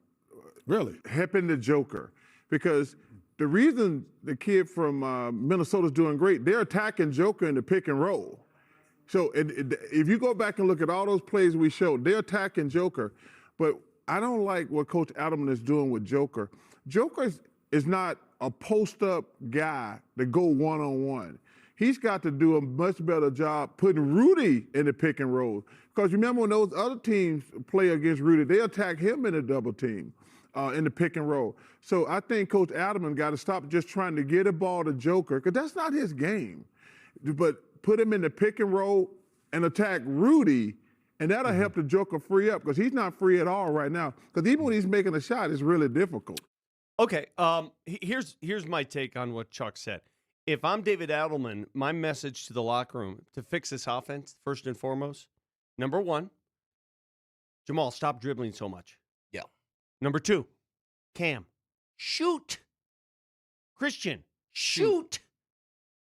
The offense automatically bogs down and goes to Joker because guys aren't shooting. Am I the only one who sees this? No, you're absolutely correct. You know what? I'm going to go back to something that we've mentioned earlier in the series, but it is frustrating to me. You spent the offseason making a pretty major change. Michael Porter Jr. was considered a core piece of this team, made a lot of money. You make the trade. We all understand why. I don't think they were wrong for doing it. But you do that to open up space to acquire more depth, right? That's the point, is that we open this up and now we can go deeper into our rotation, especially when the games matter the most. And you've fallen into the same habits. It's almost like the reason for the trade is now null and void because you're going back to a 7-8 man rotation. And I'm telling you, I saw this in game 3. I want to play guys who are playing hard. Zeke Naji, especially with AG being hurt right now, I think deserved to get some sort of time. Yeah. And I know you love Spencer Jones because he's defensive intensity and all that stuff. Spencer Jones has played like 90 minutes in this series and has 11 points. And you can't score right now. So you want to see a deeper rotation? Play Valanciunas, see if you can get some benefit for him being on the post. Like, do something. And you can say, well, Valanciunas was bad the last time he was there. So have a bunch of guys in this series. They've been bad. Let me ask you an important question because they are on the brink of elimination. There is no room for error. Is the time to do that now? Well, Vic, yes. Okay. What? You continue to play bad and I'm just lose? asking the because question. you've got nothing to lose tonight. Nothing. Well, you have everything to lose. If you lose, the season's over. Understood, but hang on a second. I get what you're getting at. Maybe we first try to see how it goes, and the past history is not a very good indicator because Ant went out and DiVincenzo went out, and the Nuggets got worse in Game 4. How, I don't know. Credit Minnesota for sucking it up without two of their best players, including their entire backcourt, and they sucked it up, and they still won the game. So maybe you see how it goes tonight from the get-go without those guys in the lineup for Minnesota, and then all bets are off. Well, Vic, I'm willing to try anything at this point. Zeke, put him back in. Whatever it takes. It's amazing to know that a role player, a bench player for the Minnesota Timberwolves is one of the main reasons they're up 3-1. He scored 25, Ayo Dosunmu, 25 in Game 3, 43 in Game 4. Yeah. If I were to look at box score and say, God, who scored 25 and 43? I'd say, oh, yeah, that was Ant. Ant did that. Nope. You look at that box score it was for his him, backup. I mean, he didn't really rebound the ball. He certainly didn't pass the ball. Talking about Dosunmu. But he didn't miss either. But boy, did he make every damn thing. He didn't miss. Yeah, he made every damn thing he threw to the rim. He outscored the Nuggets bench by himself. Yeah. He made everything he threw to the bucket. And he was getting more and more confident every time he went to the hole. They couldn't stop him. He shot threes. He was 5 for 5 from 3. They couldn't stop him. When a guy is that hot, that red hot, it's another case where you put him on the ground. See, but is this fair to say? Is it fair to say that if the Nuggets don't win tonight, I'm just talking about tonight, then they just gave up? Yeah. There's no reason for them certainly not to win. They're a big favorite. That doesn't seem to If matter. the Nuggets lose at home tonight in front of their home fans, playing a team that's missing its entire backcourt, a team that is a 10.5-point underdog, Your backs are against the wall. Exactly. Must win. Seasonal end if you don't. If the Denver Nuggets were to lose tonight, yeah, they gave up. I mean, there's no way Dosunmu can get off again, is there? Because when you look at Game 4, I mean, Jaden had 12 points. Rudy had 4. Randall had 15. And by the way, Randall, he's a tough player, man. I won't go as far to say is this, they could very well force 7 games and lose. The Nuggets need to win this series. I've never seen a series where a team that's down 3-1, it's still a 50-50 series. Yeah, it absolutely is. It's right there. It's right there. I mean, Everybody you've knows. been given a gift. You've been given a gift of injury to the opposition. And you always hate to see that, right? I mean, 2 guys. Man, come on. The DiVincenzo injury was devastating, and I hate that. Vic, that being said, in Games 3 and 4, the Nuggets have not even remotely looked like the team that really believes in themselves. Well, if they don't believe in themselves, changes are coming. And if you don't win this series, changes are coming. And I don't know what those changes are. I'm not giving you some false speculation here. I just know this. Nuggets fans, you won't sit well if changes don't come. Well, you aren't going to run it back. Yeah. You can't. Well, first of all, economically, you can't run it back. Right. So it's good. The roster's going to be different. Win or lose, the roster will look different. I've told you guys that because of where they're headed.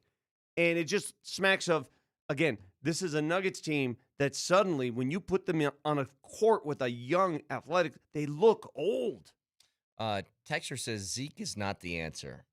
And look, man, if I were to tell you a month ago that I'd be pining for Zeke Naji to get playoff minutes, I know that sounds crazy, but here's all I've seen. I've seen a team that has gotten punched in the face without responding.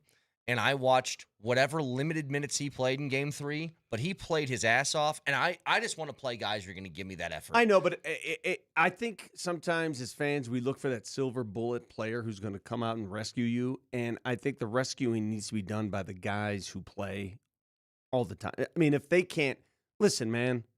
But Vic, I'm into you're going to earn your minutes now, and I don't care who you are. Sure. If you're playing like garbage, I don't care if you've been a starter 81 games this year, then Sure. you're going to go to the bench, and I'm going to play guys who are going to play hard. Like, I don't know what to tell you. You know what I heard going into Game 4? Tell me if you guys heard this. I heard, okay, we have to do a better job of screening for Jamal because he's being pestered the length of the floor. Did you see that? Did they screen any better? No. Did anybody put McDaniels on his ass? No. Nope. With a screen? Nope. No. So, and what happened was Jamal just kept dribbling and sometimes dribbling into 2 men and turning it over in that second half. And it's not working. Yeah, at the same time, Vic, how much more can AG do? I mean, I don't know that he can give you any more than he's giving you right now. So do we even know, is he going to play tonight? Do we know that for sure? I don't know, but listen, dude, have you ever had a strained calf? Yeah. You ever had that? But what I'm saying is, I wouldn't. Have you ever had it though? You literally, the muscle doesn't work. I'm trying to think at this point in my life, Vic. I'm trying to think of it doesn't work. What haven't I strained at one point or another? Yeah, but I mean, when it's the calf, especially in basketball, it's the first muscle you feel when you jump. It doesn't work. He was jumping off the opposite leg. I know. When he blocked Anthony Edwards' shot, you saw him jump off one leg. Let's get a quick call in from Greg here. Has been waiting patiently. Hi, Greg. Good morning, guys. How you doing? Good, brother. All right, then. Hey, you know something? I was the last game. I was laughing. My wife got mad at me. She said, "Why are you laughing?" I said, "Well, you want me to do cry?" Yeah. Okay. So but it was just a joke to her because you know how wives are. But the point is, play Val. Let him beat Gobert up. Let him foul out. Come on, guys. I mean, these guys, like you're saying, I mean, play the guys that's going to get out there and play hard. Like, no, is Zeke the star? No. Is the other guy stars? No. Play the guys that play hard. I mean, Element, I don't know what he's doing. I'm not a coach. I'm not in the locker room. I'm not back there with him. But it does come to the team. If you hear the other teams, how they say they talk to each other. Now, I don't know if Joker and the guys talk to each other in the locker room or not, right, about pumping each other up. But guess what? Something's not working. They look like they did during the midseason. We understand everybody was hurt. I'm not going to give up on the Nuggets, okay, because I've been a Nuggets fan for a long time. Does it hurt? Hell yeah, it hurts. Yeah. Okay, guys? But play Val. Let him get out there and beat this Rudy up. So come and ask you a question about the picks that they do on Joker. When Rudy comes in, he puts a pick on. Why don't Joker move back so his guys could get through? He stays there in one spot. I'm not dogging him, okay? But move back so the guy who's chasing the guy who was killing us with the ball, the shots he was making on us, move back so the guy could get through and chase him. Don't stand there so he can't go through because Joker is not quick enough to go back to the basket. Yeah. And all Rudy does is roll back to the basket, and they lob it to him. Come on. Am I the only one that sees this? No, Greg, we all thanks see for the it. call. Yeah, we all see it. Yeah. And by the way, I would argue to Greg, they're not even playing as well as they did at points midseason. The team won 13 games in a row. Yeah. And somebody said to me, well, it's obvious the Nuggets are tired because they wore down on that streak to get to What are you talking about? The last two games going into the season, they sat everybody. They had 10 days off. Yeah, and then they waited a week for the play-in. Nobody was worn out. No, they were fine. It's not being worn out down the stretch. They're fine. I don't want to hear that again. You know, that was the excuse in 24 that they were worn out. If you give me the worn out excuse, I tell you who's worn out. Look at Moser's face. Moser's worn out. He just went through a season. That's worn out. That is the face of worn out. A lot of meat. I was just going to say, the Avs had no break heading into the postseason. Like, their season got done. They played like 2 days later. Yeah, it was the first game. You know, the Nuggets in the fourth quarter, and I tweeted this the other night, they looked tired. And what I see and what I believe are two different things. They shouldn't look tired. Why are you? Hey, and again, if you are, how about you play Val? How about you play Strother? Yeah. How about you play guys then? So help them. Did they look tired at times? Yes. Did they look? You shouldn't look tired because both teams are playing their guys big minutes here. Yeah. I also forgot to ask Greg how many G's he had in his name. Good question. Because we've had an issue on this program with 2 G's and 3 G's, Greg's. Just wanted to see what side of the alphabet he relies on. 3 G's. That's where I'll give Jaden McDaniels a lot of credit. That dude guards Jamal full court and then engages offensively. He doesn't stop running. No, Vic, he's got to be doesn't fair. stop running. He's got that blank in him, and you know what? You've got to appreciate that to some extent. To be fair, his conditioning is elite, but looking at his face looks like he's always tired. His eyelids are always half closed. He's got resting tired face? Yes, he does. All right, 303-504-0925 back after this.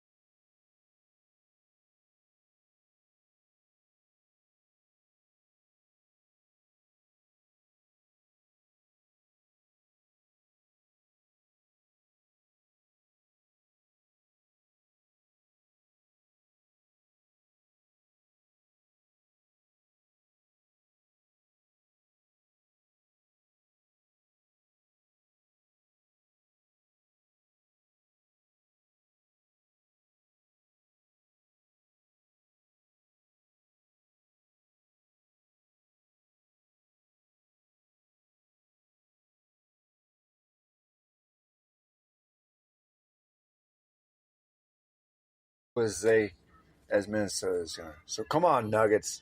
Let's see what Denver's got. That's Joe Biden. Wake up and play hard. Sticks and stones will break your bones, but doing a last-second layup, we will hurt you. Game 5 win, baby. Nuggets win tonight because they got the best player in the world and playing a team of ding-dongs. I think the Nuggets are going to win this next game because Vic told us whoever wins Game 1 is going to win this series. Oh, that's a good one. That's a good one. I did like the first one. That's a good That's straight in Pennsylvania. I did the thing. Well, Nuggets need to scoot on in there. I know a guy in my neighborhood. His name is Jay McDaniels, corn pop, bad dude. Nuggets need to scoot on in there.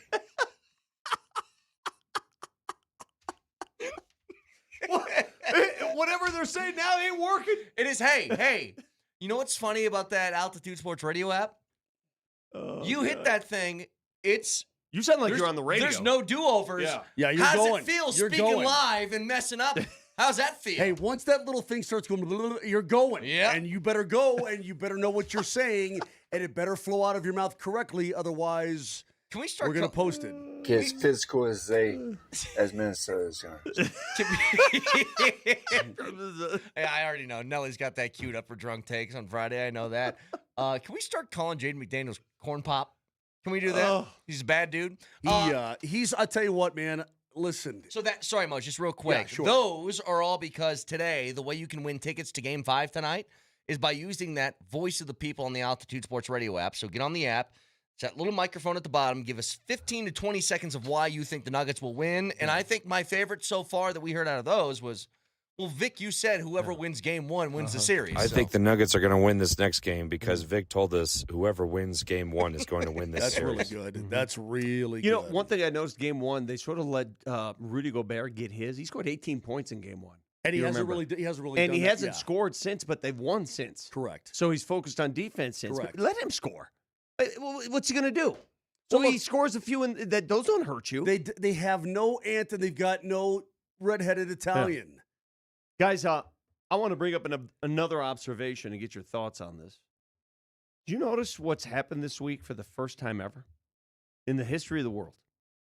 For the first time ever, people in Denver and some of his biggest supporters nation and worldwide, Nikola Jokic is being doubted for the first time in his career. Yeah. I thought you could say Brandon Evans didn't lose a golf ball. That happened too.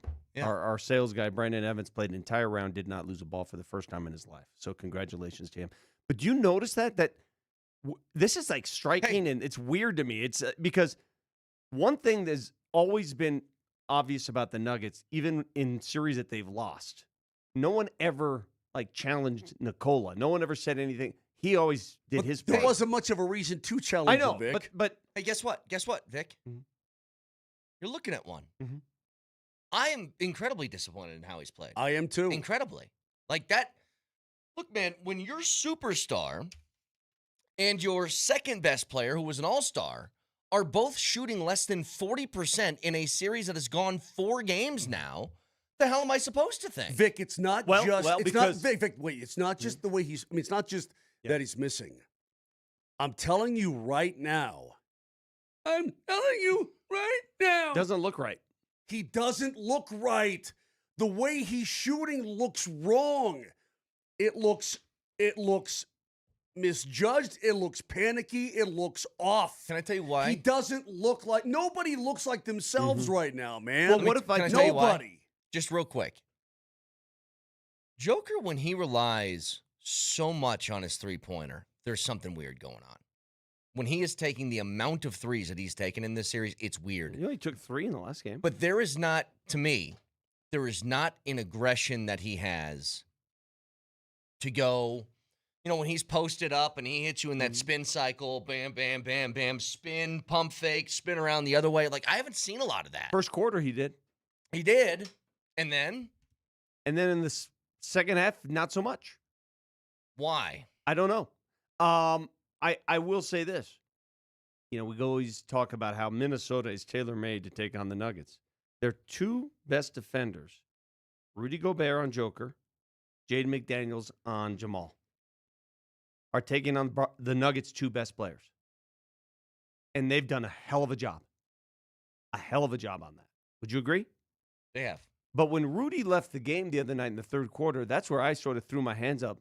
Rudy leaves the game, and if he's out of there and they're going at Joker with Julius Randle, give him the ball every single time. Every time. But what are we doing? So here's what's really striking, and we can say, you know what, Rudy is a good defender. Okay, we know that. Rudy has not stopped Joker ever.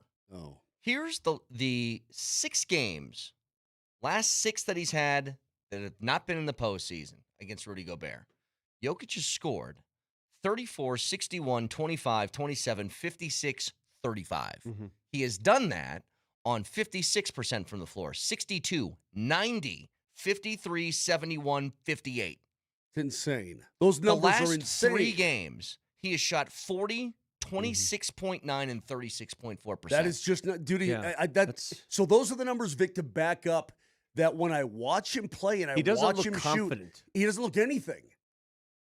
So can we be disappointed in the world's best player? I think the answer is yes. But is my comment accurate? For the first time in his career, we're here? Yeah. It's weird. It's foreign. It's foreign soil. Like, I'm not used to being here. Because he's been so great and because he's done so much. I mean, for a guy that's been superhuman to look human, and I think that's jarring even for him because he's used to such perfection, right? He's Yeah. such a perfectionist. And to not be where he's used to being, I think that knocks on your confidence a little bit. Well, I think this is a big reason for it. Last 3 games. Joker above everything else. He led the league in what this year? In rebounds. And? Assists. He had 8, 3, and 9 in the last 3 games. You can't get assists if your teammates refuse to shoot the ball. And then it becomes a lot of attention's on you. I got to get the shots up then. How many shot attempts did Cam Johnson have in the last game? I think Look at 6. Shoot the Yep, ball. he had 6. Christian Brown had 4. And you may not be shooting it well. The only way this offense goes back to playing like it did before, to being a team offense where the ball is popping, guys have to be willing to take the shots. So hang on. He had 6. Christian Brown had 4. Spencer Jones had 2. Your third highest shot attempt guy. Shot taker. AG, Mm-hmm. who has 1 leg. Yeah. Took 11 shots. Yeah, that's I don't know what that is, but I noticed it from the jump in game 4. And I don't know if it's, hey man, we just got to work to get the best shot. Sometimes the best shot is the one you pass up on early in the shot clock. But you can feel with this Nuggets team especially now. And I mentioned, Brett, that once it was tied at 76, they had a 76-74 lead late in the third. Then it gets tied up. And even a little bit before that, but especially after that, the Nuggets missed, I don't know how many times in a row down the court, 6. Mm-hmm. Yeah. Maybe 7 times in a row they missed coming down the floor, and you don't get a stop. And what's startling to me is that it seemingly gets away from them so quickly, and there's no coming back from it. You know, the one element about when MPJ was here, we got critical because he wouldn't get the ball enough. But when he got it, he'd shoot it. Yeah. Oh, he would shoot it. I need to see them not pass up shots tonight. And I know that you want better shots, higher percentage shots, but this is a team that built itself on they're the best three-point shooting team in the NBA. And if there's one statistic that defines why the Nuggets are suffering in that department, their three-point percentage is far worse than it was to lead the league. Do you remember when the Boston Celtics got blown out? I think it was game 2 of their series against Philly. And they went, 11 of 50 from 3? Remember that? Yeah. They shot 50 of them. They didn't stop doing it. No, they kept doing it. Now, let's get back to the Nuggets in a second, Moj. The Avs sweep 4-0. And that is hard to do in the playoffs. I don't care who you are. But you mentioned something that I think is so true. And it's maybe a little bit of a difference that I've seen from this team from years previous. LA was daring them to break away from the flow of the game, get impatient, and try and get aggressive and attack offensively. For 4 straight games they tried. And the Avs... Almost 4. I mean, that it finally opened up in that third. But that's because the Kings opened it up, not because the Avs did. And not once did the Avs break. Not one time. And this quote from DJ Smith after the game, I think, kind of proves what happened. I think at the end of the day, we probably lost this series to a really good hockey team. And give them credit. It's not offense. They have offense. They have lots. It's how well they check and how well they defend. And I think when you talk about the Avalanche, a lot of it goes by how much they score and how good of players they have. Give them credit and their coaching staff, how well they check to a man. They didn't give us a breakaway in the series other than a shorthanded one. They never gave us a 2-on-1 other than a partial 2-on-1. That's incredible to do for 4 games. When he said that, all I thought to myself was, and I'm trying to translate this, if the Nuggets lose tonight, the coach is not going to go up, or at least I pray to God he doesn't, because this would make no sense, and basically say, we lost because that team was better than us. And that's what he said. I think his translation is, we actually stuck to our game plan. We played as well as we could. They are so much better than us, it didn't matter. That's the truth, though. That's exactly what happened. Yeah. I mean, the top-end talent for L.A. is nowhere near the top-end talent for the Avs. No, and them losing Kevin Fiala in the Olympic Games hurts them, no doubt. But the Avs never broke. They stayed disciplined. In fact, when you talked to Coach Bednar on Wednesday, you specifically, we'll all be here. Yeah. But I want you to ask him that. What are you most proud of about that first-round series? Mm-hmm. He may go wedge. He may go team defense. But it's all interconnected. What if he says, "Oh, that one time Josh Manson got bent over the dasher."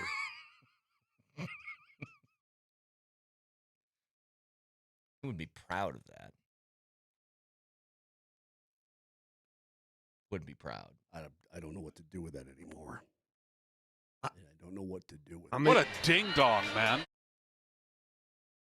You introduced it. The point is, they stayed with the game plan hard.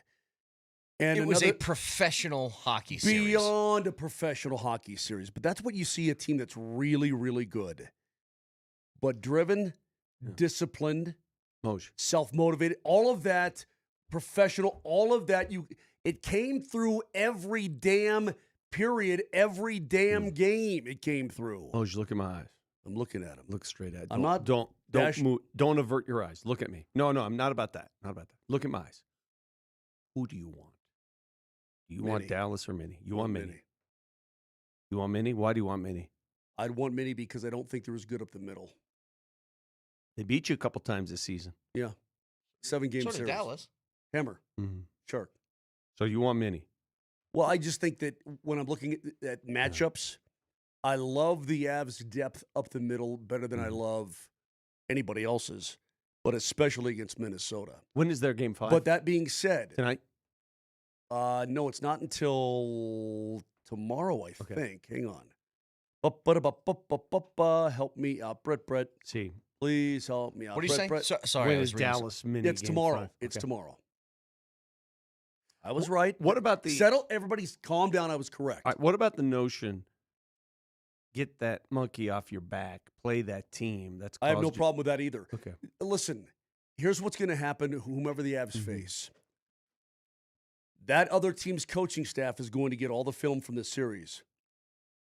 And they're going to know that they have a very good hockey club. Dallas or Minny, very good hockey club. But they're going to watch that game film of that Kings series. They're going to go, oh, boy. All right. Well, let's see how we want to do this, boys. We got good players. We got a very good hockey club. But what I'm watching on film right now is impressive. Because they're impressive. Because they'll play any style you want. But the Kings force them into that because you can in the National Hockey League. And the Avs still beat them at their own game. The fact that they stayed so damn disciplined is really exciting to me. Really exciting. Because it's going to be a waste of 8 days. Who was the best player in the series for the Avs? The best player in this series was Scott Wedgwood. That's awesome. After that, I mean, that's important, obviously. Followed by Lehkonen. I was going to say Lecky was the second one. McCarr, and I mean, everybody did something. Taves. Jack Drury had a friggin' great series. So did Nick Waugh. Nick Waugh had a great. I mean, listen, it's not because what I'm saying. It's not because they're scoring a lot of the, but just the work put in. Val Nichushkin, I thought, had a good series. He didn't do squat offensively. Had an assist, but dude, his forechecking, his back checking, his puck battle, winning battles. You know, I mean, it's more than just scoring the puck. And believe me when I tell you, Jared Bednar, I love that line 2 days ago. He said, if we're fortunate enough to advance on, this may be the best defensive team we will ever see this postseason. And he's probably right about that. However, conversely, these other teams will have a lot more firepower, so you always have to adjust. Think about this, though. Think about how good the Avs have been up front, forwards, defensemen. And we're coming away from the series saying the best player on the ice was the goalie, which I don't think they've ever had with this current iteration of the team. The wedge was badass, dude. Tonight is the next stop in the Altitude Sports Radio Playoff Viewing Party Tour. Surfside is riding the wave into Skippy's Bar and Grill on the corner of Iliff in Quebec. We'll have awesome giveaways, including autographed Nuggets gear. Coach Sanford's going to be getting everybody hyped. And Birdo is broadcasting starting at 6. You can cheer on the Nuggets to a series-extending win. It's Skippy's Bar and Grill, your one-stop shop for all your sporting event needs. See you at the corner of Iliff in Quebec tonight as that game gets going right here on 92.5. Back after this.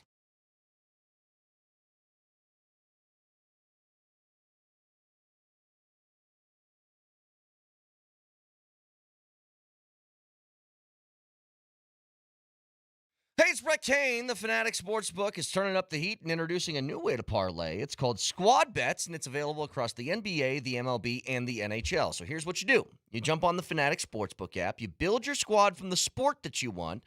Then pick your market. Points, rebounds, assists, strikeouts, goals. Finally, set your target. And if you like hoops, you could pick 4 players to combine for 100 points. In baseball, 3 pitchers to combine for 18 strikeouts. Then you sit back like a GM, kick your feet up, and watch your squad go to work. Live tracking every step of the way. And here's the difference. If one player doesn't perform, the rest of your squad can pick up the slack. So your bet stays alive all the way to the very end, and you can track it live, cashing out whenever you want. It's Squad Bets. It's only on the Fanatic Sportsbook. Parlays hit different here. Must be 21 and older. Gambling problem, call or text 1-800-GAMBLER. Offer not available in all states. Terms apply. See the Fanatic Sportsbook app.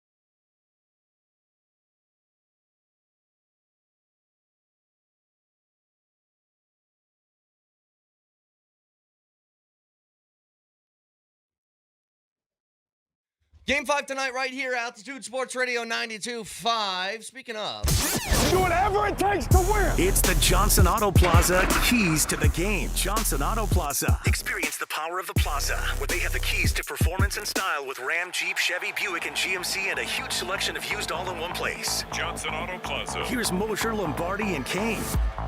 Again, 8:30 tonight. One of those is probably going to be like 8:50 games, but it's Game 5. Backs against the wall, Vic. I played high school basketball in the old days before the three-point line, and I had an old-school coach by the name of Paul Drodovic. Shout out to Holy Family. His rule was you got to pass the ball 7 times before you attempt a shot. The hell are we watching? Hoosiers? Yeah, 7 times. Hey. 7 passes before you attempt a shot. That was his rule. I'll make it. If the Denver Nuggets don't take open shots tonight, I'm just going to lose my mind. I don't care if there's 24 on the shot clock. If you're open tonight, especially a 3 that's open, you have to shoot the shot. It's the only way you can get these guys to loosen up a little bit on Joker and Jamal. The only way. Somebody else has to score. Somebody else has to be willing to shoot to score. That is my only key. That's it. We could talk about how you handle Jaden McDaniels, I don't think they're going to do anything there.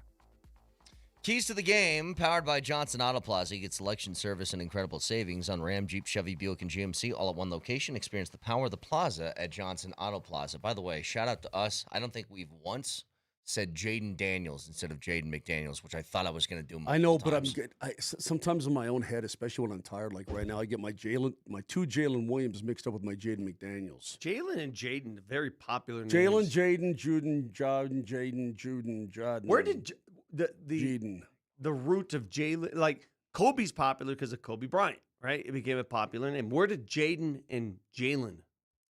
I don't know. I like both those names. I have no problem. But I mean, somebody usually pushes that, right? But they're a lot better than Mark with a C. There's not many of those in the world. Here's the thing. Do you have any? Are there any? Well, there's no Vicks being born now. I can promise you that. Victors. There's Victors everywhere. Not young Victors. Usually royalty. Okay. There's hardly any Bretts anymore. Man, that's such a Nebraska stupid name. Midwest thing. Yeah, I know. yes, say that to Kulak. See what he does. Well, he's from Edmonton. Hey, Brett. But Mark with a C. Yeah, really. No, cool. that's what I'm saying. Mark with a C. I haven't seen. There's not been a child born in America, probably in Europe either. Mark with a C in the last 30 years. Just a dumb name. Stupid. I hate it. God. This guy named himself after a movie character, for crying out loud. What are you talking about? Rocco? Oh, yeah. Confirmation that season was right after Rocky 2. And they said, pick your confirmation name. And I said, give me St. Rocco. Let's go. My name's Brett Shrek Kane. Yeah. Not as bad as Stephanie Sherbet. What was her name?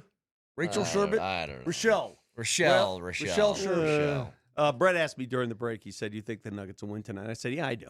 I believe the Nuggets will win. They should win the if they don't win this game, Vic, then they've got no heart. Well, this will shock me. I was shocked Game 4 when they lost their backcourt and the Nuggets didn't win. I mean, what's beyond shocked? What's the next word? What is flummoxed? Nah, that's less than flummoxed. Is chartreuse? No, flummoxed is you're a little annoyed by it. Flummoxed, flabbergasted? Yeah, that would go. Flabbergasted would be the appropriate response if they lost tonight. How about this? Dumbfounded. Thunderstruck. Would you be thunderstruck? That's the epitome. Oh, give me a little. Yeah. Nelly, give me a little, please. Yeah. You know what I'm talking about. Listen, I was dumbfounded. I was dumbfounded in Game 3 that they didn't react at all to what Jay McDaniels said. I was disappointed in Game 4. And tonight, if they were to lose tonight and the season ends, I would be thunderstruck. Yeah. Because here's the thing. I said this earlier, and I mean this. I'm going to say it with my full chest.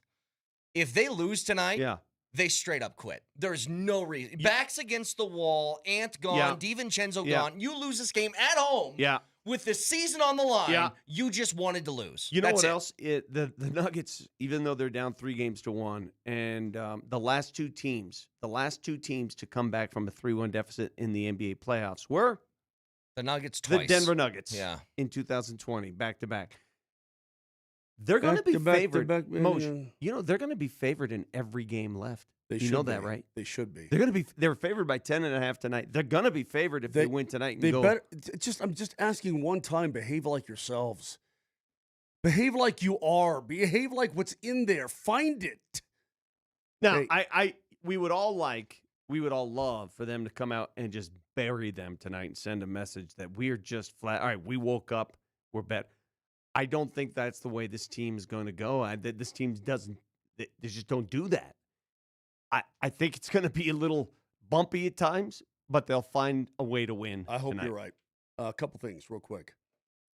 Number one, by the way, with that Avs series, you could pick any player in the Avalanche and say, I thought they had the best series. I think you're right. Yeah. You might not be wrong. I mean, Marty Nates just was throwing his body around, didn't do a lot of scoring. Nate obviously got his first goal of the series yesterday. Kulak was great. Kulak, I mean, everybody, Landy was awesome. Everybody did something killer. Yeah. I mean, Burns, Malinsky, Sam Malinsky played his body positioning right now is so damn good. Can I tell you something about Burnsy?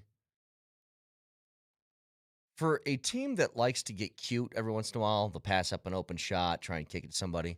If that puck is on Burns' stick, Boom. it is fired 1,000 miles an hour at the net. Mm-hmm. Gone. Like Off his stick. immediately. Yep. I love it. You know what else you're hanging on to? What? You're hanging on to this hope for the Nuggets that they finally pick it up, find a way, get by this series, get guys somewhat healthy. Peyton Watson perhaps returns. Maybe AG gets a couple more games off, chills out. And then we just sort of had a hiccup series. Now we're ready. And they can actually scare somebody in the later rounds. That's what you hope for. What's sad about Minnesota's fate, Minnesota's sitting there. They're dead. This is their Super Bowl. Yeah, they're done. They're done. Even if they win this series, they're done. That's one thing that I think they've come to terms. They're done. They're not winning in the next round, no matter what. Yeah. I know we haven't talked a whole lot today about the Broncos draft. And honestly, I'm okay with that. I know that a couple of these guys are going to be good players. Some won't pan out at all. I'm a big Jonah Coleman guy. That's all you got to know. But I've been watching Vic. I've got this feeling inside. Jeremiah Love is going to be awesome for the Cardinals, dude. How much am I going to love Jeremiah Love in a Cardinals uniform? He better be. It's a $52 million guaranteed. It's a tough destination for stars. It's never been a great place to play. They've been for to a stars. Super Bowl. Yeah, that proved to be the outlier. We could talk all we want about the Nuggets, the Avs, the draft. You guys, here we are in the final minutes of the show, and it falls upon me, as usual, to tell people what was the greatest athletic feat of the weekend. Because my cohorts won't bring it up. They don't care. But since I am a doctor of sport, I recognize Don't put greatness. the emphasis. Don't say cohorts. It's cohorts. You can't say cohorts. It's like the peacock. I can't do it. They don't care. They don't understand what makes great sport. I do. And the fact that we saw at the London Marathon a human being run a sub 2-hour marathon is unfreaking real. He ran at a pace of 4:06 per mile. 4:33. Was that what it was? Yeah. Okay, I was wrong. Thank you. Do you understand how fast that is? It's sprinting for 26 miles. I don't get it. Do you understand how fast a human being is running? I'll tell you what, he pissed me off, though, that guy, whatever his name was. Moser, he crosses the finish line. Mm-hmm. He's like breathing through his nose. Yeah. There's not a drop of sweat on this guy. I go, what is Well, he's 14 Genetics. pounds. Genetics. In fact, I would say this. Do you think if we ran a relay, all of us here, all four of us, in one of those joking no, me? No, not the entire marathon. There's no way. No, just, mile. Just 1 mile. To get to 4:33, there's no chance. So the final mile or one of the miles later that we said, okay, let's all set up. And, you run as far as you can. So Moser would do like 20 yards. Oh, so like we're the pace car next to him? Yeah, or he's our pace car? So if we had to just keep up with him on a 4:33 mile, just as a relay. The three of us combined. Yes. No, we so could not Moser, do it, you no. would do the first 20 yards before you die. Pretty much. Brett, how many can you handle? I'll give you a good, I'll give you a quarter mile. I'll give 400 you a quarter. hard? Yeah, I'll give you a quarter. Nelly, what can you give me? Same as Brett. All Let's right, do so a quarter. 2 quarters, 20 yards. That's a half mile for you. So I got a half Yeah. mile that I've got to run to keep up with this dude. I don't think we can beat him. Nope, I don't think so either. Yeah. In fact, they still have my synonyms of shocked up here. Vic, I'm going to be honest with you. I'd be knocked for 6. What? It's a British term about being shocked. Would you like to hear what it means? Yes. If you are knocked for 6, it means you're completely overwhelmed, stunned, shocked, or severely affected by bad news. And it originates from cricket, where a bowler is devastated by having a ball hit for the maximum 6 runs. I would be knocked for 6. By the way, tonight is the... That sounds dumb. It does sound dumb. It's British. Tonight is the next stop in the Altitude Sports Radio Playoff Viewing Party Tour. It's powered by Michelob Ultra. Join us at Skippy's Bar and Grill on the corner of Iliff and Quebec tonight, as we'll have awesome giveaways, including autographed Nuggets gear. Coach Sanford going to be there. Berto's going to be broadcasting starting at 6. Great deals from Michelob Ultra, and you can cheer on the Nuggets for a series and season-extending win. Skippy's Bar and Grill is your one-stop shop for all your sporting event needs. See you at the corner of Iliff and Quebec tonight. Fact checker, please, Nelly. Nelly monitors the mistakes in today's Fact Checker. Fact Checker. Presented by Backus and Shanker. Serious lawyers for the seriously injured. We've all played the Daryl Sutter quote about how, well, why don't you just take it from him? This was 2022, the Avalanche Cup year. And if you are a wild card team, I sure as hell don't want to play Colorado in the first round because it's going to be a waste of 8 days. Hey, Moj, how long did the series with the LA Kings last just now? 8 days. 8 days. And it was a waste. It was. To get you in the building, though, for Game 5 tonight, we asked you to go to the Voice of the People. We have our winner. Let's see if Moser likes this. Joe Scangarello. I haven't heard the name Skangs in a long time. Since Rick was in town. Is it Rick or Rich? Was it Rick or Rich Scangarello? Rich. Was it? Mm-hmm. So, Nelly, what did he say? How did he get the win? Do you smell what the Nuggets are cooking? Minnesota, what you gonna do when the Nuggets run the score up on you? We're not just gonna win one game. We're not just gonna win 2.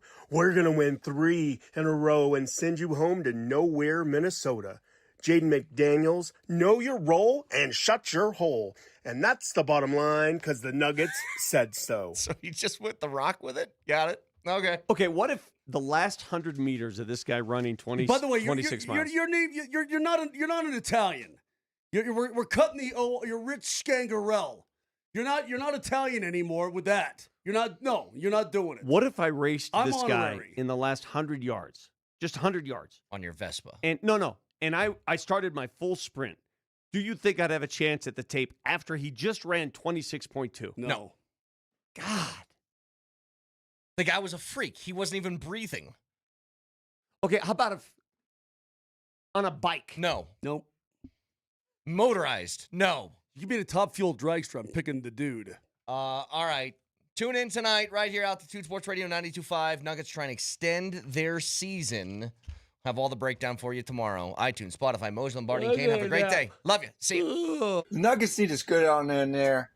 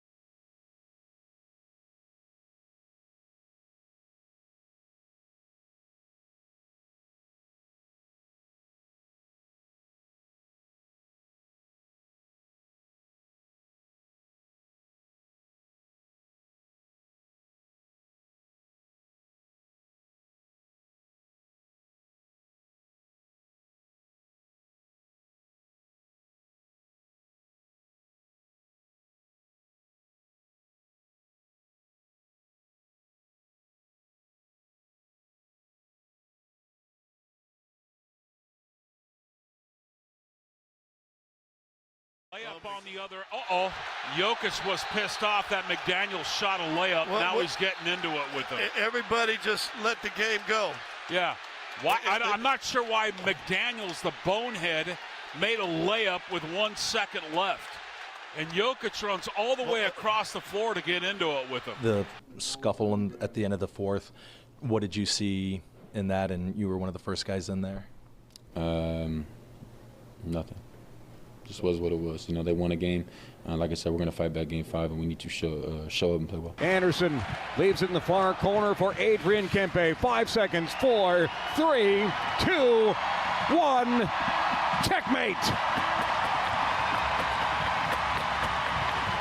Colorado cleans up the LA Kings and sweeps them out of the Stanley Cup playoffs, winning all 4 games. They win game 4 by a final score of 5-1. Dominance from the Avalanche in the worst 3-game stretch in the Nikola Jokic era has the Nuggets on the brink of elimination. Tonight, you can hear the game starting at 8 p.m. with your pregame coverage presented by Ramos Law. Mark Bertinoli is going to have that for you. And then Kaz and Scotty just shortly after 8:30. The Nuggets backs up against the wall at Ball Arena tonight. They need to win 3 straight to move on to round number 2. The team who's already in round number 2 right now here in the Mile High City, courtesy of a 4-game sweep over the LA Kings. Your Colorado Avalanche now await the winner of the Minnesota Wild and Dallas Stars. Welcome to the Morning Sprint. Alex Ryanemi alongside the coach Mike Sanford. KJ Granderson is behind the glass today, and you guys 303-504-0925. We're going to have chances for you to win tickets to tonight's Game 5 at Ball Arena. We'll let you know how you can do that in 15 minutes from right now. We'll have our Avs Big Play replay in 15 minutes from right now, but we have to sit on it. We have to stew on it. We're coming off of the 3 straight worst games that we've seen the Nuggets play in terms of compete level and certainly their shooting since Nikola Jokic has been here in Denver. Yeah, it wouldn't surprise me at all if somehow, some way, the Denver Nuggets shooting woes turn around rapidly and all of a sudden they look like the basketball team that's capable of winning 3 straight. But man, it's going to be hard to unsee what we all saw in terms of getting punched in the mouth repeatedly by Jaden McDaniels, who right now, well, he owns you. Owns you. He owns you on the basketball floor. He owns you in the national narrative. He's got this dismissive attitude that he's like, yeah, do something about it. Well, Nikola Jokic was the only individual from this franchise that did anything about it. Well, he sprinted across the basketball court, and he just stood there. And actually, guess who the guy that got the push was? It was Jaden McDaniels. He's the one who pushed Joker off him. It's hard to unsee, man. I'm not particularly kicked in the pants about the overall feel of the Denver Nuggets right now. Like I said, I still think that law of averages, you're not going to shoot south of 40% from the field in back-to-back basketball games when you do, frankly, have some pretty consistently good looks on the basket. You've been getting dominated in the paint. Points in the paint are extremely uneven, which is one way to get your stats back up. And frankly, your rebounding has been atrocious. It feels like there is always somebody with incredible length, typically Rudy Gobert, sometimes Naz Reid, oftentimes Jaden McDaniels, that just find a way to tip the basketball out onto the perimeter, and then one of these expecting perimeter players from the Timberwolves extend an offensive drive. I'm tired of seeing that. I want to see bodies on bodies. I want to see response. You get to play the Minnesota Timberwolves without their superstar, Ant Edwards, and without the guy that has been a thorn in your side, Dante DiVincenzo. Tonight, you got to win. Just call it. Not only is tonight a must-win game, it's a should-win game. And by extension, I know you're down 3-1. You have no room for error. They're missing 40 points a game, including one of the top 5 players on planet Earth right now. It's a should-win series. They're plus 125 to win the series, and they're down 3-1. That's what it should be screaming at you. It's a should-win series at this point. It's a travesty that it has gotten this bad this quickly. And yeah, it's the lack of fight. It's the lack of punch. Joker goes up and grabs McDaniels. at the end of the game. It should have happened at the end of game 2. It should have happened at the end of game 3. Maybe it's a little bit too little too late. But the all-time greats get stuff like this done. Nikola Jokic, his legacy here in Denver will never be touched. That is gilded forever.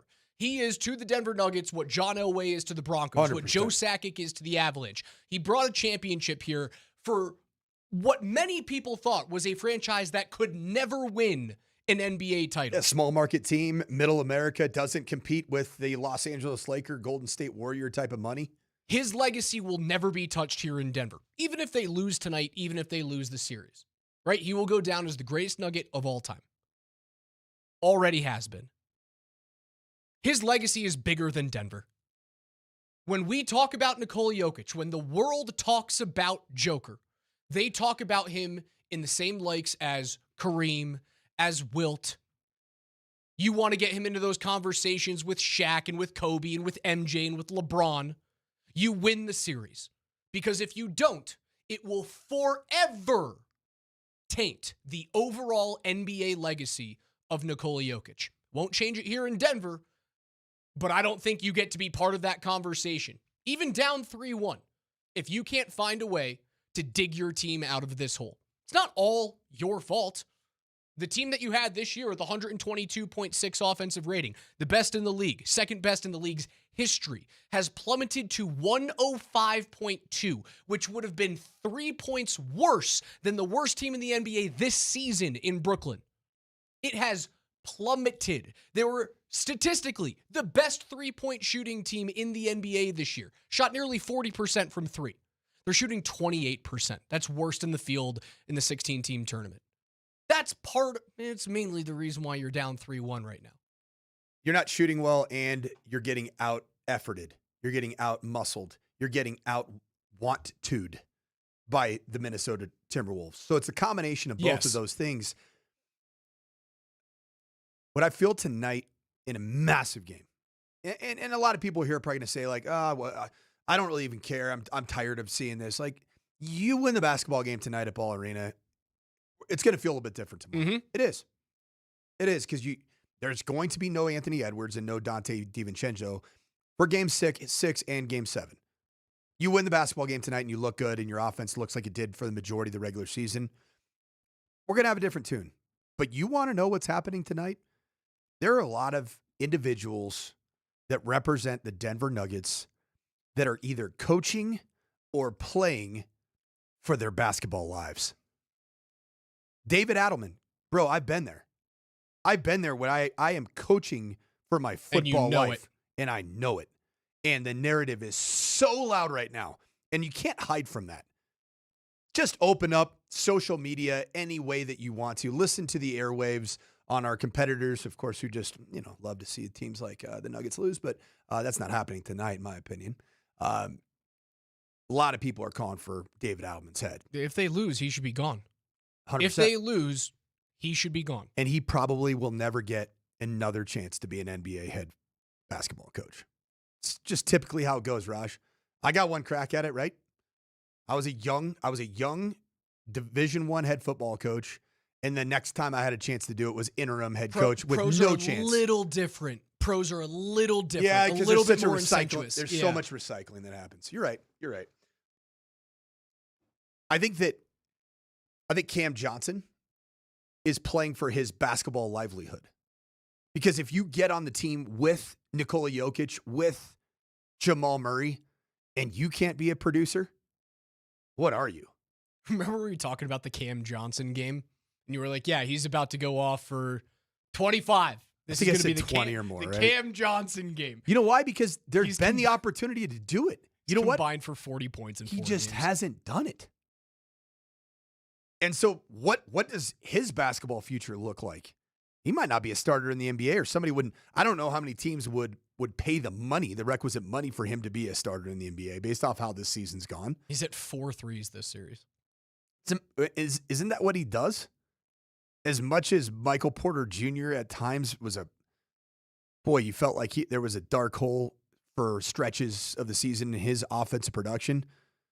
He rarely was milk cartoned like this. on the offensive side of the floor. Christian Brown, who I know his money in his contract lets you know that he is secure. If he plays poorly again, looks scared with the basketball, doesn't bring that grit, that juice, the ability to be playing at and around the rim and penetrating the basketball and shooting threes, then his contract, it will be questioned as one of the worst in franchise history. Nikola Jokic and Jamal Murray they're not playing for their basketball livelihoods. No, neither of them are. They are playing for legacy. They're playing for legacy. I'm to the point now where I don't even really care about Peyton Watson, if he's available or not. You know what he is? He's a 23-year-old player that already has injury problems. I'm going to speak to you, Nuggets fan. There's two different ways that you need to get this done tonight. You either need to continue to listen to our program and find out how you can get into the building with free tickets on this program, and Raj will be giving you that information here shortly. Or you can join me tonight because I'm going to bring the freaking juice, baby. Tonight, it's the next stop in the Altitude Sports Radio Playoff Viewing Party Tour. Surfside is riding the wave into Skippy's Bar and Grill on the corner of Iliff and Quebec. Going to have awesome giveaways, including autographed Nuggets gear. I will be hosting the party and getting the juice going. And Berto, tonight, is going to be broadcasting starting at 6 o'clock so you can cheer on the Nuggets to a series-extending win. Skippy's Bar and Grill is your one-stop shop for all your sporting event needs. I'll see you personally. Join me. Say hi to me. Dap it up with me. We'll see you at the corner of Iliff and Quebec tonight at Skippy's Bar and Grill for the watch party. We'll tell you guys how to win tickets to get inside the building at Ball Arena tonight on the other side of the break, as well as run through a big play replay. The Avalanche sweep their way into round 2. We'll hear the biggest plays from game 4 and start preparing for the Minnesota Wild or the Dallas Stars. It's Altitude 92.5.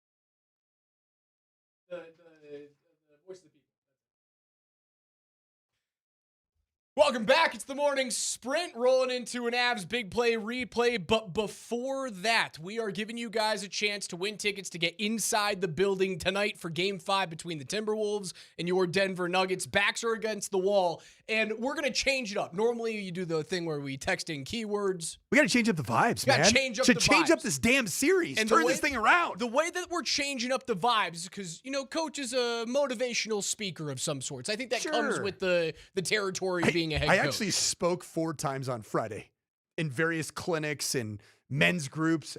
So, yeah, I am a bit of a motivational speaker. But somebody's got to speak some life into me, Raj. I'm always speaking life into somebody else, getting them fired up. So what you're going to do is you're going to download the Altitude Sports Radio mobile app if you don't already have it. And when that thing opens up, you're just going to hit the microphone on the bottom of the mobile app, and you're going to record a 15-second message to us, to Nikola Jokic, to Tim Hardaway, to Cam Johnson, to the person that's going to be sitting next to you in section 313. Actually, I don't know where the seats are. They might even be club level. Who knows? And the intent isn't to be mad. It's to change the particles in the air, the vibes, the juju, the crystals. Go to the Altitude Sports Radio mobile app, hit that little microphone button, and give us a pump-up speech for Game 5. Again, I told you the Nuggets are plus 125 to win this series, and they're down 3-1, which is nuts. To give you a little bit of context, the other series that have a 3-1 lead are the Houston Rockets down 3-1 against LA. They are plus 625 to win that series right now. And that's the next closest one, correct? That is the next closest one. And it's frankly, not even close. They're down 3-1. The Trailblazers are down 3-1 against San Antonio. Wemby is back. And their odds of winning the series are? Plus 2,500. And that's the same number for the 76ers going up against the Celtics. Vegas is screaming to the Nuggets right now. It's not must win. It should win. So get to the Altitude Sports Radio mobile app. Let us know. Hop on in there. 15 to 20 seconds. Get pumped up. Tell us why the Nuggets are going to win. Open up that mobile app. Tap the microphone. And we're going to give away our winner coming up at 11:55. Without further ado, from woe is me to holy smokes, you killed the Kings. It's time for an Avs big play replay, KJ. Let's get to it. Better believe it. Oh, I just told club level tickets. What? That's what those things are. Hey, anything that's really, really valuable, guess what? It's hard. Yeah, you got to work to do the work, and it's going to be hard to give yourself the space and oxygen to give a pump-up speech for these Nuggets. Not for these Avs, though. I know it was a sweep. I don't think it was that easy of a sweep. LA played 3.5 perfect games of hockey against the Avs. It was the perfect sweep for the Avs. Right? Because it wasn't, these guys are absolutely the drizzling doo-doos, and they have nothing going for them. No, what I loved is you got out hit in this series, as you said that you were, but you didn't cower. You were down for it. It was a physical series, and you got it done. One of my favorite players in this opening series, Artemi Lehkonen. Just listen to this penalty kill defense on Artemi Panarin. Did I say Artemi Lehkonen? Yes. Arturi Lehkonen defending Artemi Panarin on the PK. I like that player, though. I would love an Artemi Lehkonen. If Panarin had the defensive mentality of Lehkonen, that's one of the best 10 players ever to play the game. No question. KJ on the PK. Kings the rebound. Drew Doughty at the deep slot, holding. Near side half wall for Panarin. Pressured by Arturi Lehkonen. Scored shorthanded in game number 3. Good play by Lehkonen to force Panarin to the point. Lehkonen is an absolute maniac. What a job by Arturi Lehkonen to steal it away from Panarin and send it back to the Kings line. A phenomenal job on the penalty kill. Very rarely do you see Artemi Panarin pissed off on the ice. He gives Lehkonen a cross check to the ribs. He followed him the entire way around the top side of the offensive zone. That was the first penalty kill of that game, and it set the tone for what Colorado would do. They would dominate defensively. We didn't think we'd see it. I honestly didn't think I'd see it for my entire lifetime. Nathan MacKinnon scores a power play goal. Now for Kadri, they finally have the Kings collapse down deep. One-timer from MacKinnon, and he scores! Right on cue! The Mac attack is back, Jack! The power play finds Paydert, and it's 1-0 Colorado. Good patience there from Landeskog and Kadri. Able to connect with McKinnon, who just had flames coming off the end of that puck with a one-timer. It goes through the legs of Anton Forsberg. And the Avalanche score their first power play goal of the series to go up 1-0 here in the first period of Game 4. You know, had a really, really good series. Gabe Landeskog. Yes. He was there for all the jobs that you need him to do, but he was productive. He was a point getter. Another 2 points was generated that opportunity with, once again, just being physical, being in the right spots, and then Nathan McKinnon just world class. Nate was built for that series. Nick Waugh was built for that type of series. Nate or Gabe? Sorry, Gabe. Yep. Gabe built for that type of series. Looking at that power play goal, it comes almost directly off of the ensuing faceoff, right? So they win that faceoff, they get it set up immediately.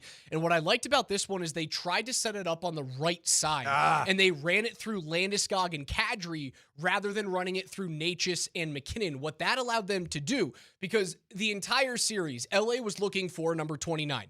And if he doesn't have one or multiple bodies on him, they're doing something wrong. They run it on the right side with Kadri and Landeskog, and that forces McKinnon into the middle of the ice, kind of into the bumper roll, as then Necas goes out to where McKinnon normally stands. As soon as McKinnon goes to the middle of the hash marks, you see Quinton Byfield drop, Joel Edmondson go to McKinnon, and Cody Ceci back off of Landeskog. There are 3 Kings jerseys on Nathan McKinnon. Puck goes out to Kadri, and then McKinnon just goes like he's Homer Simpson going into the bush, and no one sees him. He just backs up. Those players then shrink away, and it opens up this cross-lane pass from Nazem Kadri. It was a thing of beauty. I like the idea of running it out of the opposite side so that Nate can get lost every now and again. It's what we've been saying, that at times it feels that the left side gets clogged with Marty Necas and Gabe Landeskog kind of just, I wouldn't say like jockeying for position, but they're almost blurred lines at times between who owns what part of that power play on the left-hand side. So maybe a little bit of a revelation going into the next round. McKinnon scores his first of the series. Kadri and Landeskog on the assist. Colorado goes up 1-0. But before that first period would end, my favorite line of the series, it's been the 4th line. Tries to flip it around Cody Ceci. Dumoulin gets there first. Hit thrown by Jack Drury out in front. Parker Kelly lets it go. A left pad save made by Forsberg. Dumoulin sends it ahead. Burns got a piece of it offside on Los Angeles one more time. Colorado playing LA very well at their own game. And now Hellenius comes in to try and stir the pot with Brent Burns. And Burns, I'm sure, is saying, and you are? Now Blankenberg. And Malott getting after it. Drury comes in. Ceci will toss him down to the ice. Drury and Malott want to go, and maybe they will. Linesmen are going to let him go. Helmets are off, waiting for the gloves to pop off as Malott will throw Drury down to the ice. It was more an entanglement than a fight. The linesmen thought that they were going to go, but nobody could get their gear off in time. Drury's head is still exposed and took a bump down onto the ice. That's a little dangerous from Malott. Like, it's over. Jack Drury, Parker Kelly, and Logan O'Connor are one of my favorite lines in all of hockey to watch. They backed out from nobody. And then when you add the at times likely D pairing with that 4th line, and you get Burnsy and Kulak on the backside, or Burnsy and I know Manson was out, so there's a little bit of shuffling. It really is a bit of a blue collar type line, right? It's a line that just gets it done. It's going to be physical. It's going to scrap. And it's going to sometimes be the energy starter that you need if you're kind of finding a little bit of that malaise. Those guys are awesome on penalty kill at 5-on-5. They are just they're the catalysts, man, for everything on this team. They're never going to have a bad shift. Are they going to wow you offensively? Not necessarily, but they're not going to back down from anyone. I think this team has shown that they can play physical hockey, gross hockey. Not only can they're honestly willing to, which is something we haven't seen in a few years. We go to the second period. Colorado up 1-0. Cale Makar does things that only Cale Makar can do. Waugh tosses it centrally. Broken up by the Kings. Makar has it at the point. Shimmy, shake, make the earthquake. Cale Makar, he shoots and scores! Oh, hail Cale! Makar Shania Twained his way into the far circle and let it rip for his second goal of the series in as many games. With 14-12 to go in the second period in Los Angeles, Cale Douglas Makar has Colorado up 2-0. Do you remember when I gave Moser the victory over the walk-off overtime playoff call over my guy Connor McGahey? He may, until he's blue in the face, deny that I was going to be able to motivate him to reach even deeper and do even better. That right there was ultimate chef's kiss call right there from Connor McGahey. How good was Shimmy Shake make the earthquake? Oh my, and Shania, he got a Shania Twain in there. Pretty What good. are we doing? Cale Makar, a sensational goal. You're going to need more of that in round 2, whether it's going to be Dallas or Minnesota. Cale, for my money, Scott Wedgwood was great. Don't get me wrong. Lehkonen was awesome. The fourth line was really good. Cale Makar looked like Cale Makar. He looked like Conn Smythe version back in 2022. We did not get that last year whatsoever, right? With the only goal that Cale scored in that entire series was an empty netter from 180 feet away. He leads all defensemen in expected goals for in the first round, and he only played 4 games. Cale's on one right now. Raj, that goal, the only way that me, the non-lifelong hockey player, could describe it was world-class. Can you give me just like a hockey guy's breakdown of just some of the, like, how would you describe some of the, like the movement that he had? Because there was like the way how hockey guy, explain what he did there in hockey terms. I mean, they go low to high better than any team in the world. I think Kadri makes a nice little bumper pass out there, and it forces, I can't remember who the forward was that he freezes. As soon as Cale gets the puck on his right side, he's always automatically moving his feet to the middle of the ice to open up space. He knows he is likely the fastest guy on any sheet of ice that he plays on. There might be 2 or 3 guys in the world that can burn an NHL player from a standstill at the top of the zone. Like his ability to grab that puck on his right side, make a little C cut, get to the middle of the ice, and then stop. He knows he's going to be faster than the guy who has to stop with him and then go back out to the outside. It's unbelievable. He doesn't open up his hips like he normally does when he's walking the offensive blue line from the left side. He's just able to move laterally better than anyone on the planet. He's one of one. That is what he is. From the Safeway Twitch feed, Guru 5280, big hockey guy, talked about the open feet of Cale Makar can quickly pivot either direction. He called them Crosby feet. Yeah, they are. They're pretty good, they're huh? very similar to shout Crosby out there, feet, Guru. without a doubt. I like that. You call that like a mohawk in figure skating or hockey. Mohawking. Cale Makar scores his second of the series to put Colorado up 2-0. And then just a few minutes later, I told you the Avs were forced to play physical. I think they like playing physical. It's not just Parker Kelly. It's not just Josh Manson. It's the most skilled player on the ice. Nathan McKinnon lays the lumber. 2:50 to go in the second period. Kings with some chances. Trying to tie it up. They pry it loose again. No pressure coming on Dumoulin. Down low. Walensky on the intercept, and he'll relieve the pressure for the Avalanche for Marty Necas. Scoops a backhand into the LA zone. Rolling puck, perfectly weighted. Mercifully, fresh bodies come on the ice. Tipped in by Adrian Kempe. Taves will get there first. He'll sky to center ice. Glove down by Dumoulin. Up the middle. Laid into by Nathan McKinnon. And a gigantic hit from the Mack truck. People always talk about how physical Peter Forsberg was, and he was. He was the first guy to really bring in the counter check into the game in the 90s, and there were obviously players who did that earlier on, but someone with his skill, his speed to do that, Nathan McKinnon has taken up the mantle going into this postseason, a guy who's willing to take on physical play. Lays out Brian Dumoulin in the neutral zone. Is this the best form that you've seen the Avs in the last 3 years? Oh, yeah. In a postseason? Now, they are light years better than Los Angeles. Of course. But I think 2 things can be true at the same time, right? Like the Avs can be way better than LA, and they can also be playing as committed of hockey as we've seen in years. I think the same thing goes for Wedgwood. Wedgwood can have played excellent, which he did.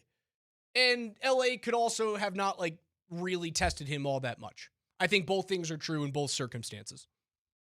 McKinnon lays out Dumoulin. He would not be done there. We move on to period number 3. They traded a first-rounder and a fifth-rounder for this guy, and he's already got a couple of goals this postseason. That pass misses. Cece goes right to Malinsky. Kings will change. Malinsky will bring it ahead at his own blue line. And connects with Lehkonen. 2-on-1 developing here. Lehkonen! Save made! Rebound score! Jolly old St. Nicholas! It's Nicholas Was, second of the series, and Colorado is back up by 2. It's 3-1. There ain't nothing like a good old pads pass in hockey, baby. Pass off pads, get to the net. Nick Waugh, he's built for the playoffs, brother. Big, strong, physical. I love this. The last 2 games of this series, games 3 and games 4, I felt like the Avs got more comfortable doing the things that you need to do in these types of series. Throw bodies, throw pucks in the direction of the net. Just get bodies towards the crease.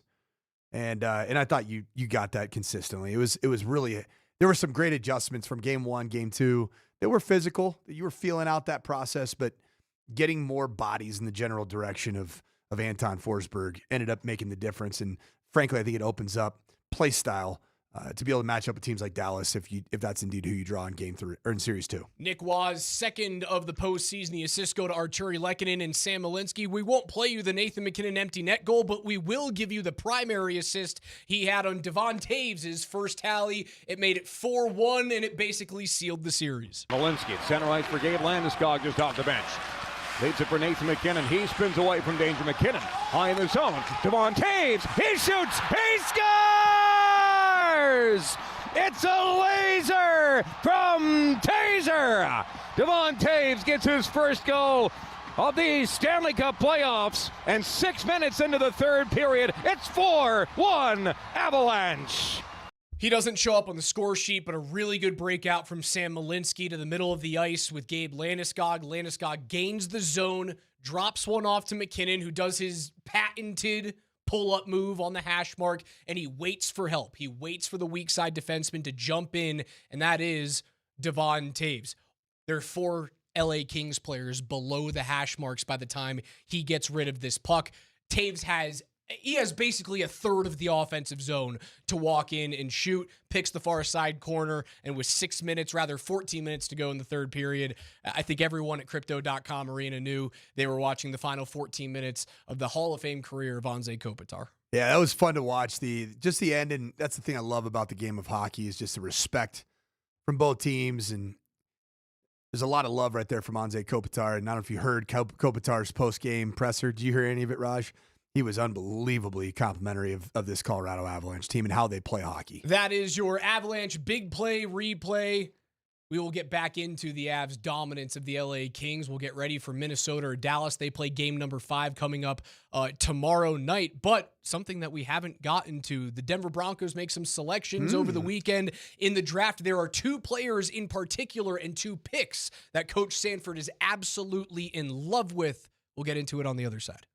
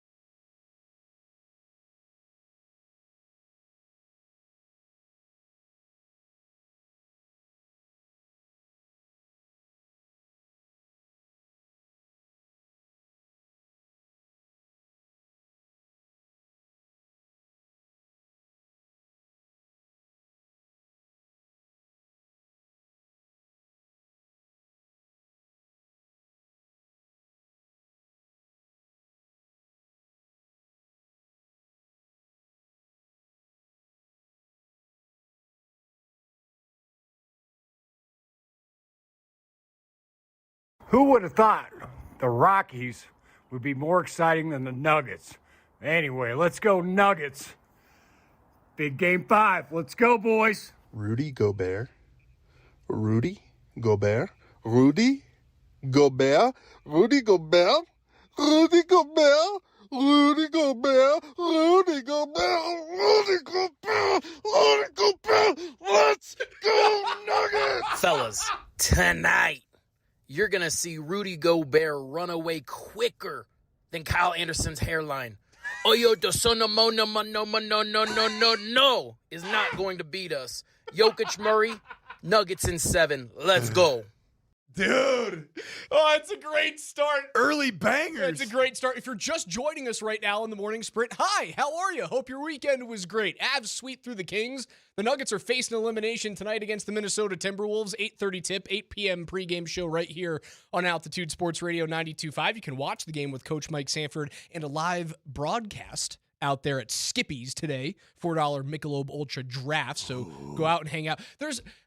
We build the Sunday Avalanche watch party as like you've never watched a hockey game with like a frenetic cat before until you've watched one with Andy Lindahl. How would you describe yourself when you're at a watch party, Coach? 1 beers. Pretty good. Pretty Yep. solid. Yeah, Mhm. I like that. Yep, that's so right. go have 1 beers with Coach and watch the game this evening at Skippy's. And if you're wondering what those people were talking about, that's how you get inside the building tonight. Just download the Altitude Sports Radio mobile app, hit the little microphone, and if you leave us a little 15-second hype message today at 11:55, we're going to give away our club-level tickets to Game 5 tonight at Ball Arena to our favorite hype speech. Yeah, these aren't nosebleeds. No, this is club-level tickets. These are club-level tickets, and you can go hang out with Demps at Colorado Social also pre- and post-game. You've got time to find a sitter, and it's also the easiest sitting job in the world because the kids are pretty much in bed by the time you have to leave the house. Mm-hmm. Pay the 15-year-old down the street to come watch the kids go to the game. Just be ripping their vape pen anyway in the backyard. Oh, no!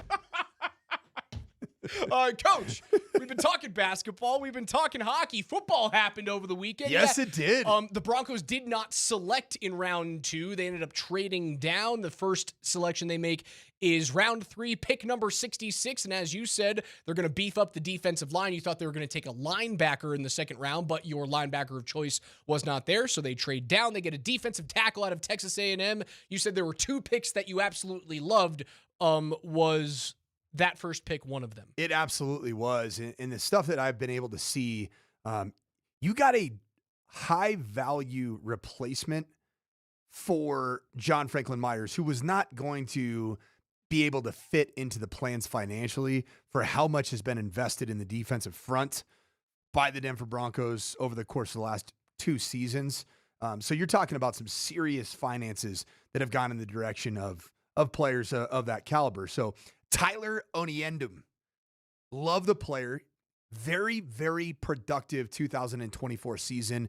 Began his career at Iowa State. So more of a Cyclone for all of you that are from our neighbors to the east and a little bit up to the north. This is a very, I would say, an active, athletic, twitched up interior defensive lineman. And what I love about this pick, Raj, he fits Vance Joseph. And what are the I've talked to you about, think about Jahdae Barron. I like Jahdae Barron. He was technically called a corner, but when we talked to Jahdae Barron's college defensive coordinator, he said the guy can play nickel, he can play safety, he can play in the box as a dime linebacker. So for the defensive line, what have I said about Zach Allen? What did I say about John Franklin Myers? They can play the 3 technique, which is lined up on the outside of a guard. I think Tyler Oniendum can play the 4 technique, which is more of a head up on the tackles. You do that typically when you're playing that 3-4 odd spacing front, but then it can be a 5 technique as well. He gives you that position flex that Vance loves to do. Is that the 4-eye? Yep. Is that what you taught me? There's a 4 technique and a 4-eye. So typically what happens, Raj, is the 4 tech is if you lined up directly over the offensive tackle, like the stripe of my helmet, if you were to have a stripe, like the Broncos have that chevron. And you know what I mean? It's like that weird little, kind of off-colored chevron. Mm-hmm. That stripe is lined up. Say you're playing the Packers on that traditional stripe. That's a 4 technique. A 4 eyes if when you were playing Michigan, you could line up on like 6 of them. So yeah, so if you were playing 4-eye against the Michigan Wolverines, the stripe of the Wolverine, whatever you want to call it, that is closest to the guard, if you lined up just on the inside eye of the offensive tackle, that'd make you a 4-eye. Either way, both of those alignments are really, they're synonymous with playing in a 3-4 spacing. So guards are uncovered. Tyler Oniendum at 6'3", 292 pounds. He's a player that gives you that flexibility. He also, man, this guy's got athleticism. He's got twitch. And I love that part of his game he didn't have crazy pass rushing stats at Texas A&M. But when you look at this, man, like I have objective player data. This was a 98th percentile defensive front player as it relates to being a tackler. What does that tell you? Athleticism.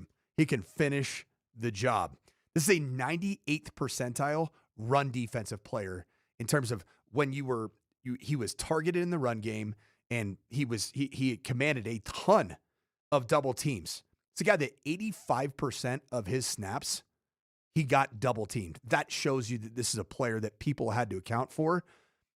I couldn't be more excited about Tyler Oniendum, and you know why? He's going to play. He's going to play. That was a little bit my problem with Jahdae Barron a year ago. It's like, how does he break into the lineup? Is he really going to play? So let's move on to the 4th round, pick number 108. Is this a guy who will play day one? Jonah Coleman, the running back out of Washington. Listen to Brett Kane talk about him in the morning. He's a dude who loves blocking, and that's something that the Broncos running back room outside of J.K. Dobbins hasn't really had for someone that can, I don't know, he's not going to break open plays, is he? What do you know about Jonah Coleman? Jonah Coleman, he is built like a rolling ball of butcher knives. You ever heard that? That's terrifying. 5'9", 228 pounds. Dude is strapped together. He was a transfer originally from the University of Arizona. He started 3 games in 2022. I coached against him. How wild is that? Feels like I haven't been at CU forever. We're so close to getting out of these COVID years and the extra years of eligibility where you're like, the dude's 27 and still playing college football. We're so close. Yeah, and the thing I love about this, you look at his career in college, availability, brother. But he's not been used too much. 12 games he appeared at as a freshman at Arizona. 13 games at Arizona as a sophomore in 23. 13 games at University of Washington in 24. And then 12 games in 2025. He's been available. He's a really, really prolific pass protector. What I like about him, though, great ball skills. What does that tell me? If you're a great pass protector, who are you competing against on this roster? Tyler Bidet. But you've got really good ball skills. You can be used as a screen game guy. You can be used as the back out of the backfield. And then he happens to be one of the best tackle breakers in college football in this draft class. And I love that about him. His rushing production and player impact has been off the charts. Receiving production. This was the number 1 ranked receiving running back coming out of the draft this year. He was first out of 327 eligible running backs in college football. And these are all statistics that are not subjective data. This is objective data. And so while there were a lot of people that were enamored by the Mike Washington numbers from the combine, Jonah Coleman's not a combine freak. He's a football player. And so I look at Jonah Coleman, and I've said this time and again, in a perfect running back room, you want your first back and your third back to mirror each other. And now with the question marks of J.K. Dobbins, will he be available for 17 plus? Well, recent time would tell you probably not. Well, now you have a play style back that can break tackles. It's really proficient in the outside zone game and running power and duo, and he can break tackles. You didn't have that last year in the postseason. Jonah Coleman becomes a big-time upgrade over Tyler Bidet, and then you have the perfect number 2 spot, which is the change of pace back, and that's going to obviously be your guy to UCF. Those are your first 2 picks of the Broncos draft. It's not the only picks that coach is really high on. The big question going into this draft was, What do they do with the tight end room? We'll get into that in the second hour of the show. Game 5 of Nuggets and T-Wolves is tonight on Altitude Sports Radio 92.5. Make sure you tune in for pregame coverage powered by Ramos Law at 8 p.m. and then tip-off expected at 8:42 tonight. Your home for the Denver Nuggets is Altitude Sports Radio 92.5. More Broncos draft coverage, more reaction to the Avs sweeping their way into the second round, and the Nuggets with their backs against the wall right here on Altitude Sports Radio.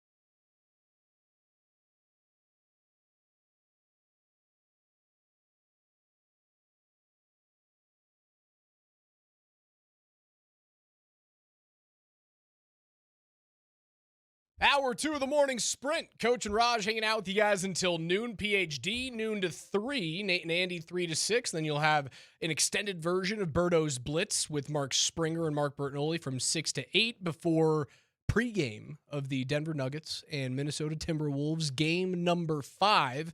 It's massive. Not just a must-win, right?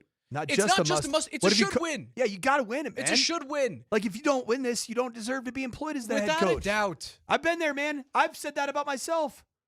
I'm like, if we don't win this game, I shouldn't be the head coach here. And I wasn't.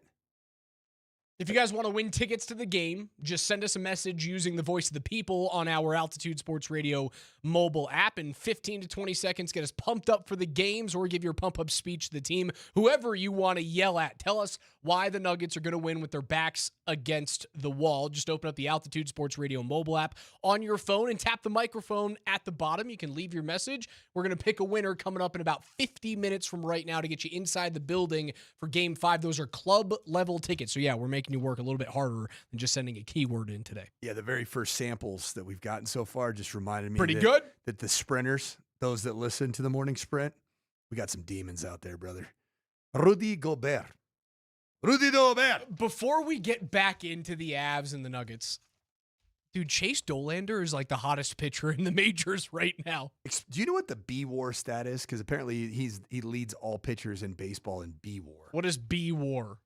I'm guessing it's a wins above replacement statistic that has something to do. Oh, it's just Baseball Reference's version of WAR. Yeah. Okay. And he so essentially, like, when he's on the mound, he is producing the highest level of production, or essentially like estimated points added is how we call it in sports, in hockey and football. 7 innings, 5 hits, 7K, 2 walks, 0 earned run in the second of the doubleheader against the Mets. The Rockies sweep the Mets, who are now 9-19. The Rockies are 3 games under 500, and our dirty 30 bet, I'm in trouble right now because the Rockies are feeling it. We're gonna be at Platte River for a nice little open tab there on Raj. Dollander's last 3 games, 18 1/3, 9 hits, 1 earned run, 25 Ks, and 5 walks.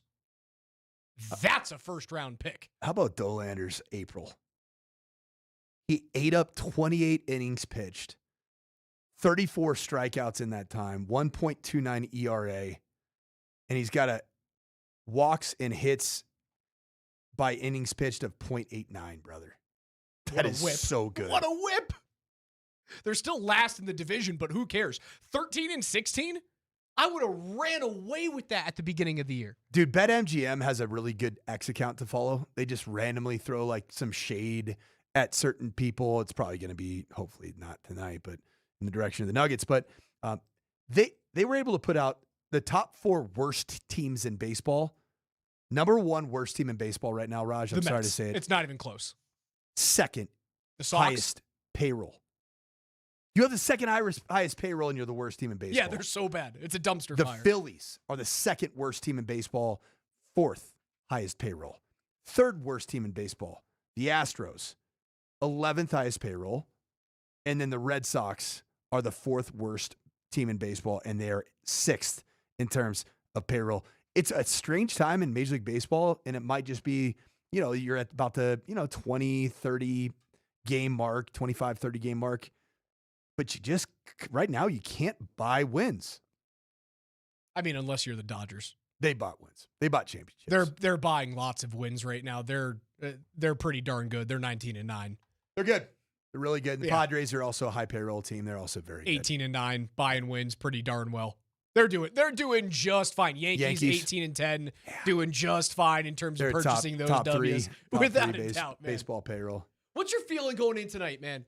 Like, this weekend was horrible. I have never felt more negative about a team than I had this weekend about the Nuggets. And I thought the response from Adelman to like, oh, you didn't think we competed hard was... I hated it. It was comedy. I hated it. I freaking hated it.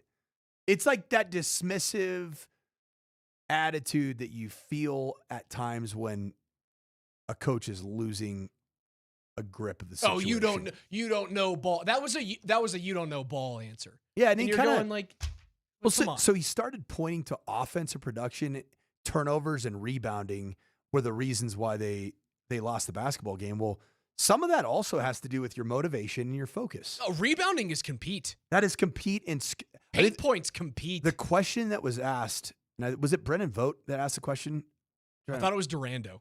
Might have been. It was a DNVR individual. It was a great question, and I got to give props where props are due, because not only was the question asked, but the follow up was firm.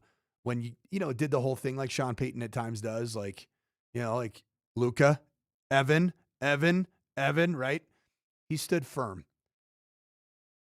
But what I didn't particularly like is you're talking about competitive spirit, but then you cite offense, turnovers, and rebounding as the reason. Like, those to me have a lot to do with competitive spirit.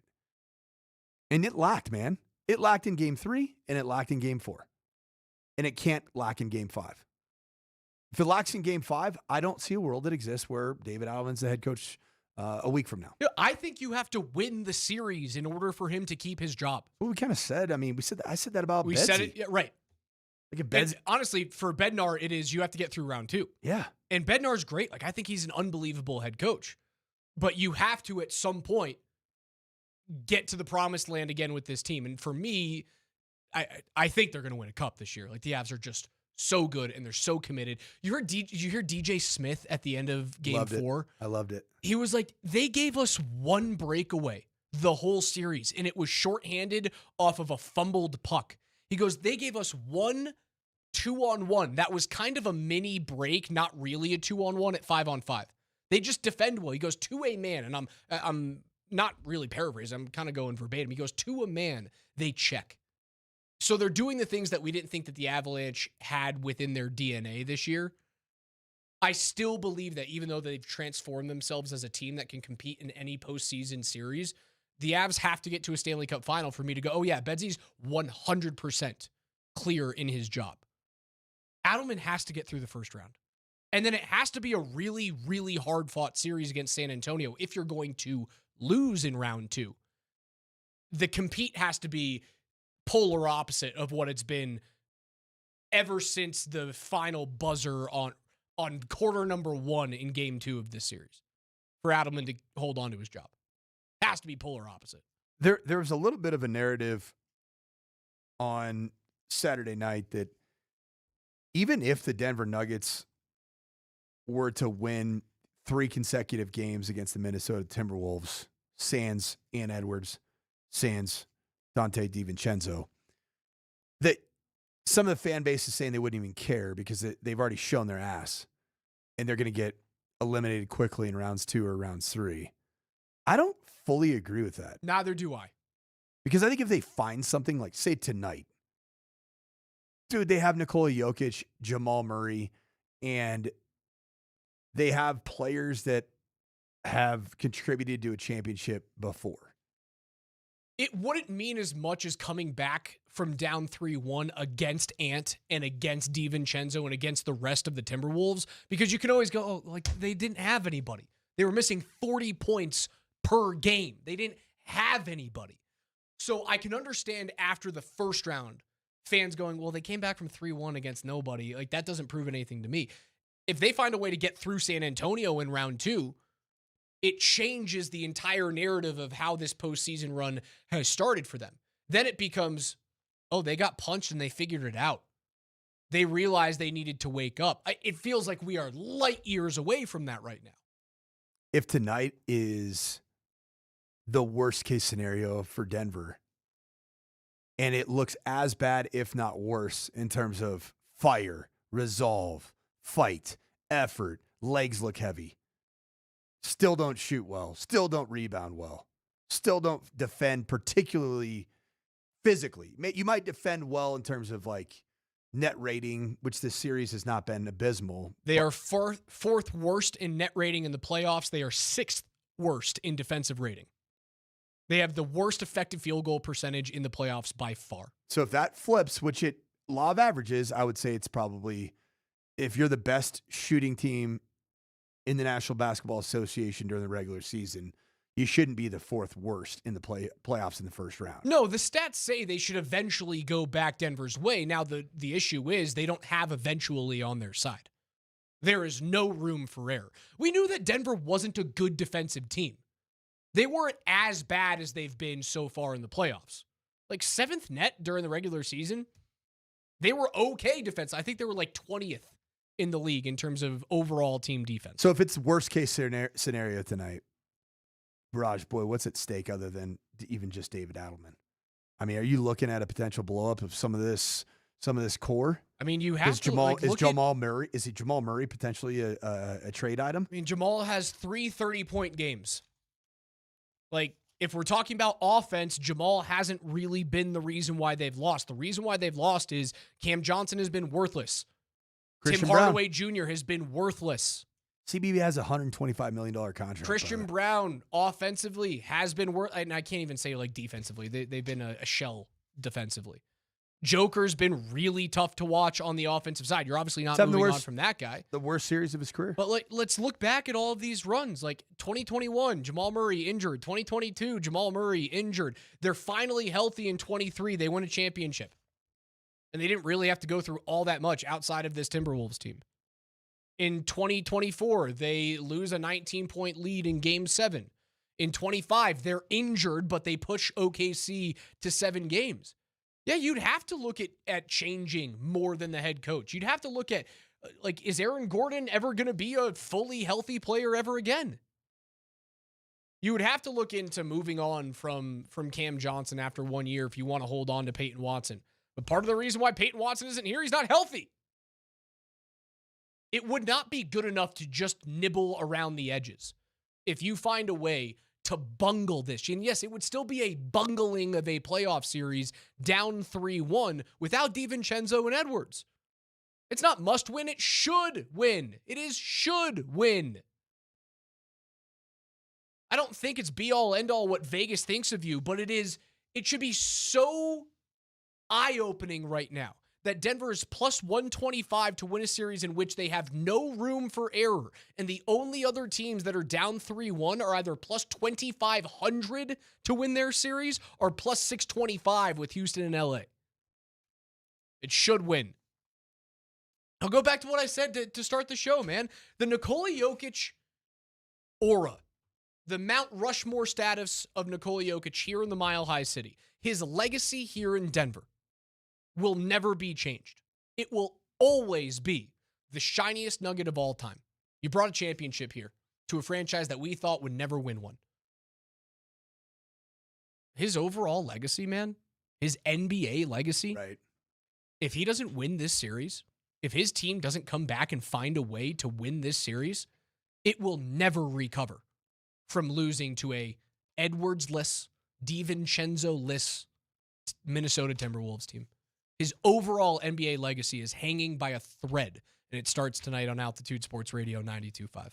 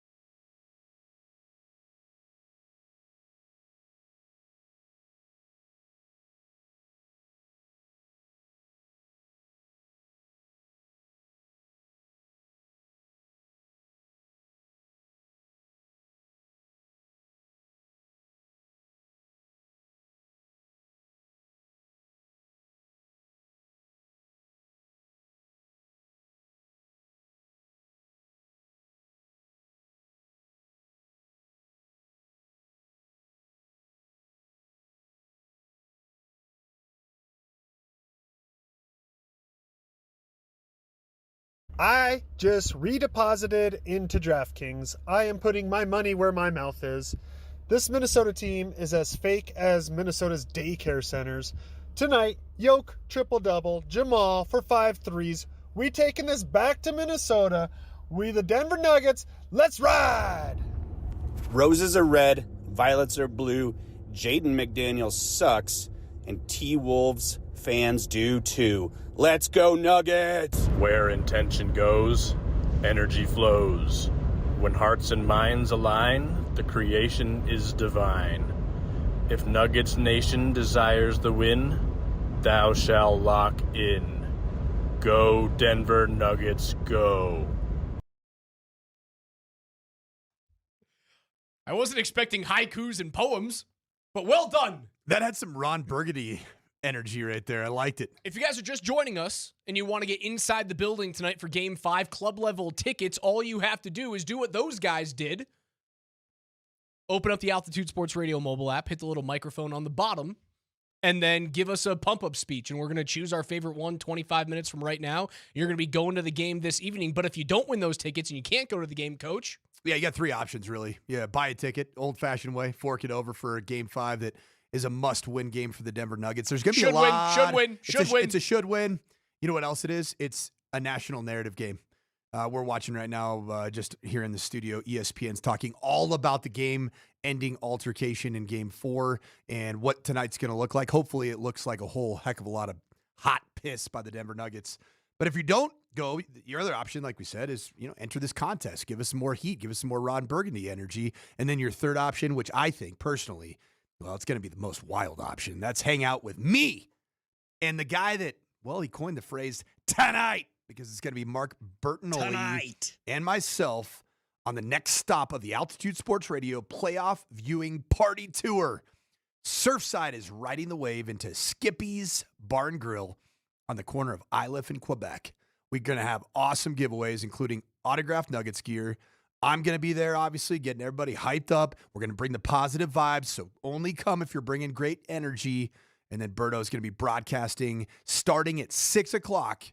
And you can cheer on the Nuggets to a series-extending win. So once again, Skippy's Bar and Grill, Iliff in Quebec. It's your one-stop shop for all your sporting event needs. We'll see you tonight at the corner of Iliff in Quebec. Without further ado, it's 11:20 on the morning sprint. It means it's time for KJ's NFL Notes.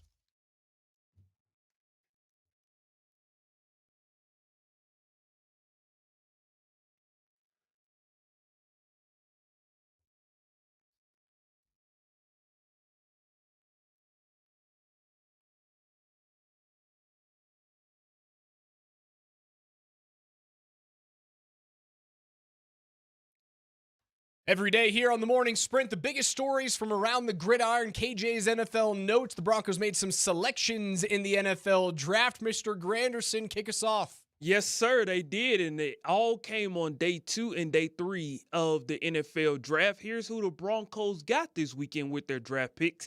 They traded down to number 66 overall in the 3rd round to get defensive tackle Tyler Oyendem out of Texas A&M. And then in the 4th round, they got running back Jonah Coleman. And also in the 4th round, they got offensive lineman Cage Casey. From where? From Boise State. The Boise State Broncos, baby. Yes. You want to hear something crazy? A statistic that not many people probably thought was going to be a possibility just a few short years ago. This new NIL transfer portal world that we live in, there were 239 selections that came from a Power 4 conference at the end of their playing career in college football. Guess how many group of 6 players were selected? Once again, 239 Power 4s. And Boise State is a group of 6. Does that math come out to 18? There were 13, brother. 13. So are there other for FCS. Okay. So I think North Dakota State had a quarterback. I thought there was another North Dakota State guy. Although, how about that? North Dakota State now. There was a kid who has never played football before who got drafted. That was the NA. That was the NA. Yeah. Not applicable. I can't speak. It's okay. Applicable. He is a... You are Bernard, 6'4", you are Bernard, 306 pounds. Which the NA could stand for. He's a Nigerian addition to the great game of football. Pretty good. Not bad, because he is a stud. And I don't even... The Philadelphia Eagles took him, didn't they? The Eagles took him. The Eagles had a pretty sexy draft, man. They got Eli 6% Stowers. body fat for this Bernard kid. I kind of like what the Eagles did in this draft. There was some they know what they're doing. They got Mekhi Lemon too. I like the Eagles draft. KJ, sorry, continue. No, you guys are fine. I love when you guys start geeking out. The Broncos traded up for tight end Justin Jolly out of NC State, number 152 overall. They traded their 170th overall pick and 182nd overall pick to go up and get him. In the 7th round, they got safety Miles Scott out of Illinois, tight end Dallin Bentley out of Utah, and then Mr. Irrelevant is linebacker Red Murdoch out of Buffalo, one of the most underrated prospects probably in the draft. So I'm looking forward to seeing what the Broncos do with this draft. But I wanted to get you guys' grade on the Broncos draft and who has the best chance of having an immediate impact. I'm going to give this draft grade a B because I think you have quality players. The one that I'm just the film itself that I don't love is Justin Jolie, the tight end out of NC State. He was the 152nd overall. He always looks like he's got a little bit of stiffness to him, doesn't unlock his hip. But I'll tell you this, for as much as I don't love Jolie, because I think he's a far cry from even current state of Evan Ingram as kind of the joker pass catching tight end, I'm actually really excited about the 2 picks that they got in the 7th round, man. I loved the Dallin Bentley tape that I watched from his 2025 season at the University of Utah. Dallin Bentley, nearly 50 catches, a downfield threat, really good ball skills, but guess what he can do, man? He can be an inline blocking Y tight end. I think he will end up being a value replacement for Adam Troutman eventually. And he'll be a guy that gives you more beef on the edge of the line of scrimmage, but a higher ceiling as a pass catcher and a guy that can break tackles.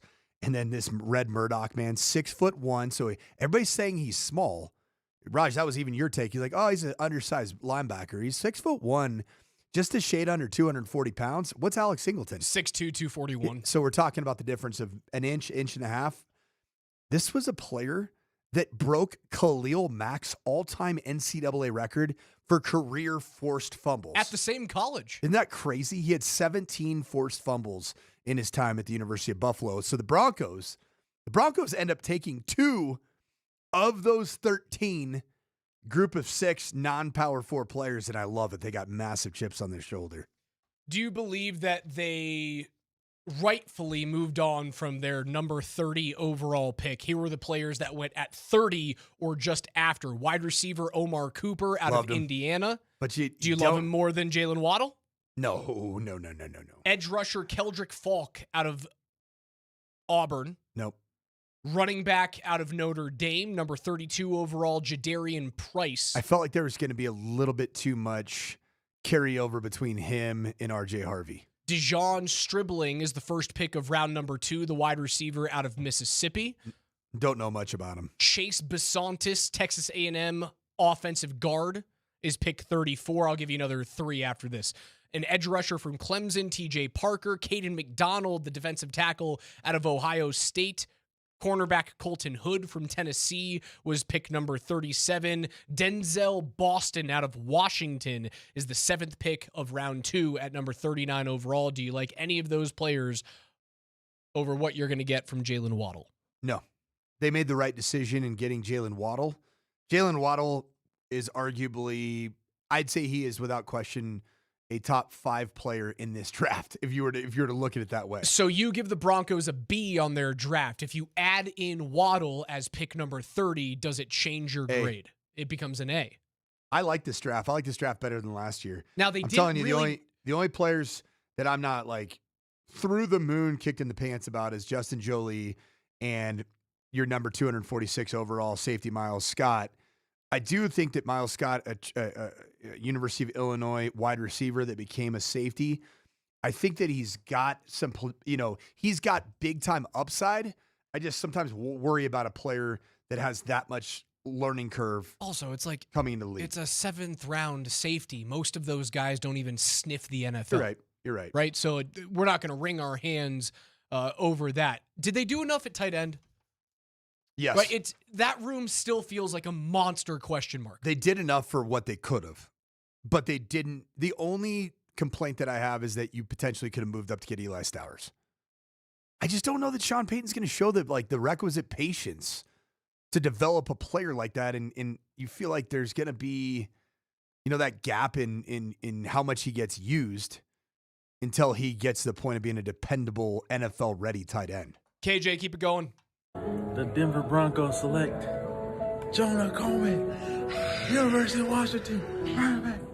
Let's take a deeper dive. Was that the voice of the people? No, this is really cool. That was Jonah. So they asked Jonah Coleman, I believe it was at the combine, to give like a dream scenario, and he picked the Denver Broncos. Who asked selecting him? Just like I think it was just like a general like media. You know those like they do like an exercise. It's either like Panini trading cards or like Yes. something. It was basically a bit. Okay, And I love like that. read your dream out. And with Jonah, do you want to be entered to win tickets to Game 5 tonight? Because that sounded like it was the voice of the people. I bet Jonah could get free tickets. I'm sure he could. KJ. Speaking of Jonah Coleman, let's take a deeper dive here into potential running back 3 for your Denver Broncos. How often has a guy called his shot and actually ended with that team? Very rare, but Jonah Coleman's one of the few. And of course, his first national interview is with none other than Kay Adams. And so here is Jonah Coleman and Kay Adams talking about. You wanted to say Ellis. Everything in me did. I heard it. I felt it. Dude, that hezzy got me.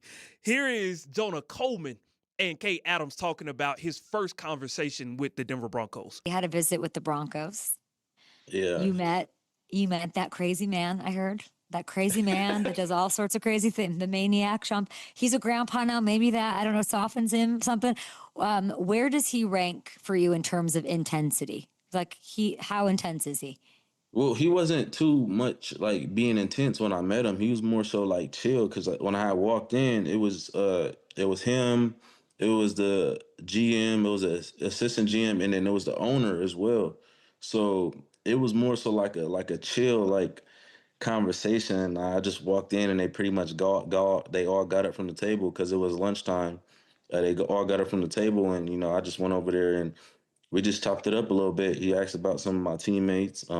He said he was excited to have me there. He said that he really loved my film. So everything plays out, it'll work how it'll work. But oh my gosh, this grandkid softened him. I can't believe that you're saying this. He didn't. Bo Nix is like, she took me by my ankles and shook me up and down to see what was in my pockets. That's what Sean Payton usually does. Pause. Whoa. Huh? What are we doing? What are we doing? You love this Coleman kid. You really do. I do. Every time he talks, and we've heard him 3 times today, your face lights up. I think he's a pro's pro. You just look at, there's certain guys that have a glow about them, man. They just he's going to be an energy giver to this franchise. Like I think the first couple of days of padded practice when we're doing our normal, we're going to be watching inside run drill right in front of us. Remember last year it was J.K. Dobbins that kind of brought that juice, and just seeing like a really thick lower half back that runs physically, is not afraid to make contact with a linebacker in a hole and run their feet and talk a little mess to him. I can envision Jonah Coleman being that player for the Broncos. Jaleel McLaughlin, Tyler Bidet, Deuce Vaughn, Cody Schrader. Who's your 4th running back? It's going to be Jaleel McLaughlin, and I love that group. I think that's a really good group. J.K. Dobbins, 1. R.J. Harvey, 2. R.J. Harvey, you change up back. Number 3 is Jonah Coleman, your pass protector, and then your likely replacement for J.K. Dobbins if anything were to happen to him, and potentially your replacement in the future. And then I think like Jaleel McLaughlin, there's a little bit more continuity play style wise with a player like your number 2 in RJ Harvey. Different body types, but both guys can catch the football. Make sure you get your hometown coverage of Nuggets playoff basketball on Altitude Plus. Nuggets Live starts 1 hour before tip-off. And then after the game, don't miss Nuggets post-game live for full highlights and analysis. You can subscribe now for a monthly or annual plan at altitudeplus.com. KJ, what's next? Denver Broncos select Jonah Coleman, University of Washington, running back. Well, let's stay in the AFC West. I think the team that had quite the draft that nobody is really talking about is the Kansas City Chiefs, because they decided to go defense first, offense last. And ESPN's Peter Schrager kind of broke down just a little bit in regards to the science of it all, in regards to why they maybe went that route. I think the team that made the biggest statement over the course of the 3 days of the NFL draft were the Kansas City Chiefs. There's a lot of intrigue as to what the Chiefs were going to do heading into this draft, and they made a statement early on. This is going to be defense, defense, defense, and they attacked it with a fervor. First, you get Mansour Delane, who Daniel Jeremiah had as the #1 cornerback prospect on his list. You can find that over as his top 100 on NFL.com/IQ on the Draft Central homepage. Well, after getting Delane, they take Peter Woods, the big defensive tackle, with their second first-round pick. They start night 2, and I was curious to see what they would do. And they got another defensive player, speed rusher R. Mason Thomas out of Oklahoma. This one was fascinating, as R. Mason, whose first name is, yes, R, is not built like most traditional defensive ends. He's only 240 pounds, and I needed a comp. So I went on NFL.com/IQ. I went on their AI assistant. I just typed in, who is a good NFL comparison to R. Mason Thomas? And ironically, the name that comes up is former Chiefs speed rusher and undersized guy himself, D. Ford. Well, we take a look at the next-gen stats on R. Mason Thomas, because I think this is a really interesting pick. His overall score was a 69. But his athleticism score is just a 63. So if there's any coach that you think that can take the most out of this guy, an undersized speed rusher off the edge, I would think it's Steve Spagnuolo in Kansas City. Does Kansas City take the next step back, or is it literally rather step forward? Or is it just tied to what Patrick Mahomes can and can't do? Is the defense really going to make that much of a difference for them? They kind of won with defense the year that their offense, I mean, it was just 2 seasons ago. Yeah, you're not wrong. When you won those close games, and felt like that defense got a little bit older, a little bit more banged up. You don't have Chris Jones making the impact that maybe he did. So yeah, I think that a good path forward for KC is to get their defensive group back to where it needs to be. They also drafted Garrett Nussmeier in the 7th round, which I found that slightly interesting. It was also interesting that we were told that Garrett Nussmeier at one point in time was going to be a first-round draft pick at the quarterback position. That was before last year's debacle at LSU when he was a disaster. Did you see this? A little bit of breaking news from the college football landscape that does indeed impact NFL football in the draft in 2027. The major acquisition that Texas Tech found in the NIL transfer portal world, it was Brendan Sorsby, quarterback out of the University of Cincinnati, has just checked into a residential treatment program for a gambling addiction. Oh. He's under NCAA investigation in the wake of discovery of Sorsby making thousands of bets via a gambling app. And this is crazy. According to ESPN sources, Sorsby bet on a Indiana football game while redshirting as a player for IU as a true freshman in 2022, a season in which he played in a single game as a reserve. That won't be the last time something like this happens. There will be far more of these types of situations for players. So this is an interesting conversation around Brendan Sorsby, because it's going to obviously impact his ability to be eligible. Do you realize what Brendan Sorsby's NIL valuation is roughly for going? What would you take a guess? 1 year at Texas Tech. Between $5 and $6 million. Unbelievable. I'm in the ballpark. Probably would have been a smart investment there, Brendan, to put the old app away, buddy. He's going to cost himself all of that money. 504-0925. Colorado's most complete local appliance store is Mountain High Appliance. They have locations in Denver, Louisville, Littleton, Colorado Springs, and Glenwood Springs. They offer every major appliance line and brand, and you can find them at mountainhighappliance.com. We are giving away tickets, club-level tickets, to get inside the building at Ball Arena on the other side of the break. Make sure you guys go to the Altitude Sports Radio mobile app, hit that little microphone button, and give us your best pump-up speech. If you don't win with us, you can win with PhD and with Kreckman and Lindahl throughout the rest of the day. Can Denver win with their backs against the wall? That and more reaction to the Avs sweeping through the LA Kings. I'll tell you who I want in round number 2. Shouldn't be a big surprise. I don't want to see the Dallas Stars on the other side. That and more.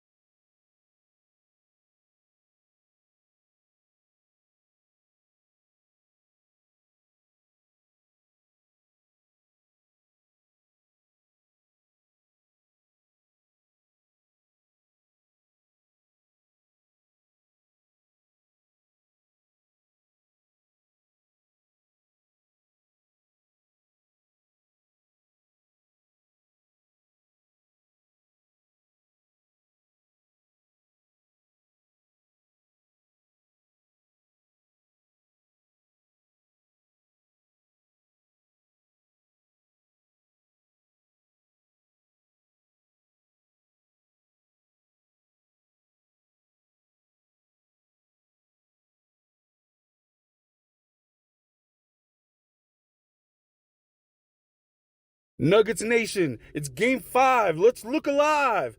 McDaniels called you out.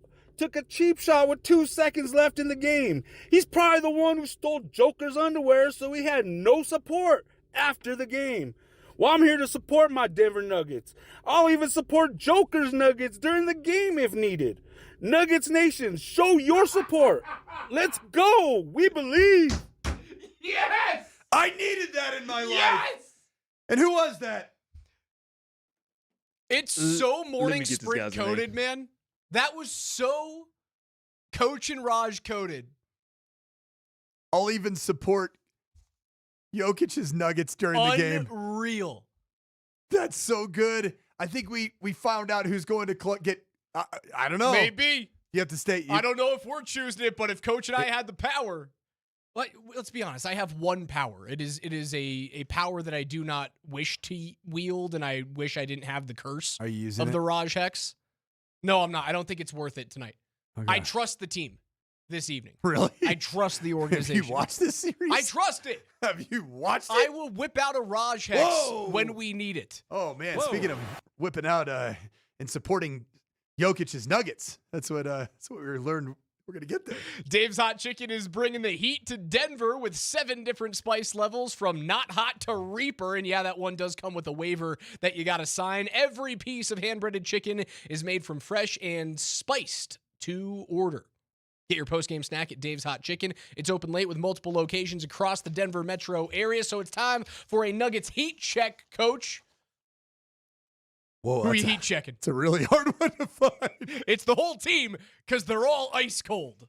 Yeah, I'm gonna go with the Denver Nuggets heat check is gonna be one individual, and it's the guy that showed at least some semblance of fight. Yep. And it was the cross basketball court run down Jade McDaniels to set the tone for Game 5, and the hottest, spiciest thing that happened in, frankly, Games 1 through 4 was Nikola Jokic getting up in the kisser of Jade McDaniels. So, Nikola Jokic, here's to you being the guy that gets this series back on track for the Denver Nuggets. You know who my heat check is? It's whatever seat that David Adelman's bum happens to be near. Woo! Because that is Reaper levels of spicy hot. Waiver signing levels of spice. Yeah. Whatever seat that David Adelman is sitting on right now is molten lava hot if his team doesn't not only come back and win tonight's game, but win the series. You have to get through to round 2 because at that point, maybe you figured out the defensive woes. Maybe you've gotten past the playoff bugaboo that are the Minnesota Timberwolves. We know that like Tim Connolly created this team to beat the team that he created. I know, and I'm so freaking tired of that argument, and it just feels like it's so damn real. It is real. It's very real. At that point, you get into round 2. You already know that you can beat San Antonio. Maybe you've gotten past this, we don't really care. We don't play with the defensive intensity. You hate to think that this is what the Nuggets needed to get back to the promised land, but maybe it is. Maybe your backs had to be against the wall. Maybe you had to have your legacy challenged. They went from being the hottest three-point shooting team in the entire NBA, the best offensive team in the entire NBA, to not be able to, they can't hit anything right now.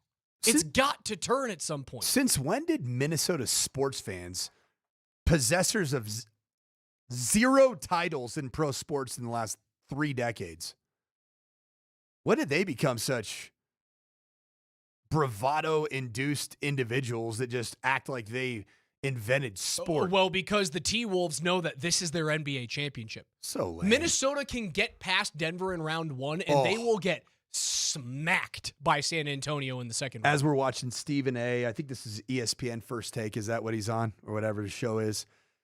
I mean, the entire narrative around the big story of sport, it's the T-Wolves Nuggets Game 5 after the on-court melee that really was kind of soft, to be honest. But the optics of that, the NBA, Raj, needs the Denver Nuggets to win this should-win match tonight. They need them to win it. They need them to win the series. Because the next round? No one's watching round 2, San Antonio against Minnesota without Ant, without DiVincenzo. Nobody's watching that. That's a bloodbath. It's dude. I would venture to say it's a 4 or 5 game series. Now I know I was really wrong, both of us, when we did our Nuggets in 5. Well, here we are. We both said Nuggets in 5. You know what I meant? The Nuggets are going to win their Oh, first yeah, game of the series since game 1 in game 5. That's totally what we must have I meant. said Nuggets will win the 5th game of the series. We got the Avs right. We did. We both picked a sweep in round number 1. Whoa, that took some real hockey genius, didn't it? Well, I mean, a sweep is not easy to predict. How many of the Avs have had 4 or 5? This is their 6th they sweep had in 5, history. 5 in their in Colorado history, right? Correct. Not including Since moving to Denver, and I actually don't know if they've had any in Nordique's history. Since moving to Denver in 95-96, they have now had 6 series sweeps. In 4 of those 6, they have gone on to win a cup in that season. And so I stand by my 2 hot takes. Nuggets in 5. They're going to win game 5 tonight. Can always find a way to get it right. If you're looking for a place to just have a hell of a time. You are all over these self-reads. I'm proud of you. You know what I want to do, Raj? I want to have a good time tonight in a Nuggets win that keeps the series alive, gives the National Basketball Association what it wants, and that's a whole lot more Nuggets versus Timberwolves. So tonight is the next stop in the Altitude Sports Radio Playoff Viewing Party Tour, powered by Michelob Ultra. There's going to be $4 Mickey Ultras tonight at Skippy's Bar and Grill on the corner of Iliff and Quebec tonight. We're going to have awesome giveaways. I'm going to be giving the stuff away myself, so make sure you get your raffle tickets with our fine promotions team from Altitude Sports Radio. It's going to be including autographed Nuggets gear. I'll be there bringing the juice, maybe having 1 beers. We can maybe toast to a Nuggets victory and an Avs sweep. Berto is going to be broadcasting starting at 6 o'clock with the Blitz, and then we're going to have great deals on Mick Ultra. You can cheer on the Nuggets to a series extending W. Skippy's Bar and Grill is your one-stop shop for all your sporting event needs. I personally will see you at the corner of Iliff and Quebec tonight. Those Nuggets, man, you have to find a way to summon the ghosts of 2020. You were down 3-1 against the Jazz. You were down 3-1 against the Clippers. And that Jazz team was, it wasn't Anthony Edwards and Rudy Gobert, but it was Donovan Mitchell and Rudy Gobert. Now it's not even either one of those 2 guys or a guy at that level and Rudy Gobert. Game 5, man, Jamal Murray went off for 42. Game 6, Jamal Murray went off for 50. And then the defense showed up in Game 7, an 80-78 victory to get the Nuggets from down 3-1 in round 1 into the second round against the Clippers. Yeah, they lost in the conference final that year to LA that season. But, man, they've done it. They've done it before. It's been in recent history. It's a different team. It's a different feel in terms of their defensive abilities. It starts with Jamal Murray and Nikola Jokic and this offense figuring out how to hit from 3 once again. Yeah, go be a dog inside the paint. Find a way to get some paint points, Christian Brown. Find a way to drive the basketball to the cup, Cam Johnson. You'll have premium looks. Attaboy. I'm not going to predict I'm not predicting a Cam Johnson game. I promise you. Just be a freaking fighter, man. And you know who else needs to be fighters? And they have been all series? The Nuggets faithful. It's got to be a big-time environment. I love this from the 3-2-1. Nuggets fans tonight need to channel their inner Serbia. You ever seen any of those games, like basketball games in the Adriatic League where there's like... where they're smuggling fireworks into the stadium? I don't know if I can ask you guys to do that. Yeah, let's have no arrests. I don't want any arrests, but can we bring Serbian energy tonight? I love that. Let's do that. It's a Serbian Heritage Night tonight in Game 5. And if you don't get into the building, I will be having honorary Serbian Heritage Night at Skippy's. You know who is getting inside the building? It's Eric Gutierrez. Congratulations. The Goot. Eric Gutierrez, you won 2 club-level tickets to see the Nuggets take on the Timberwolves tonight. If you didn't win with us, win over the next 3 hours with PhD, over the next 3 hours after that with Kreckman and Lindahl.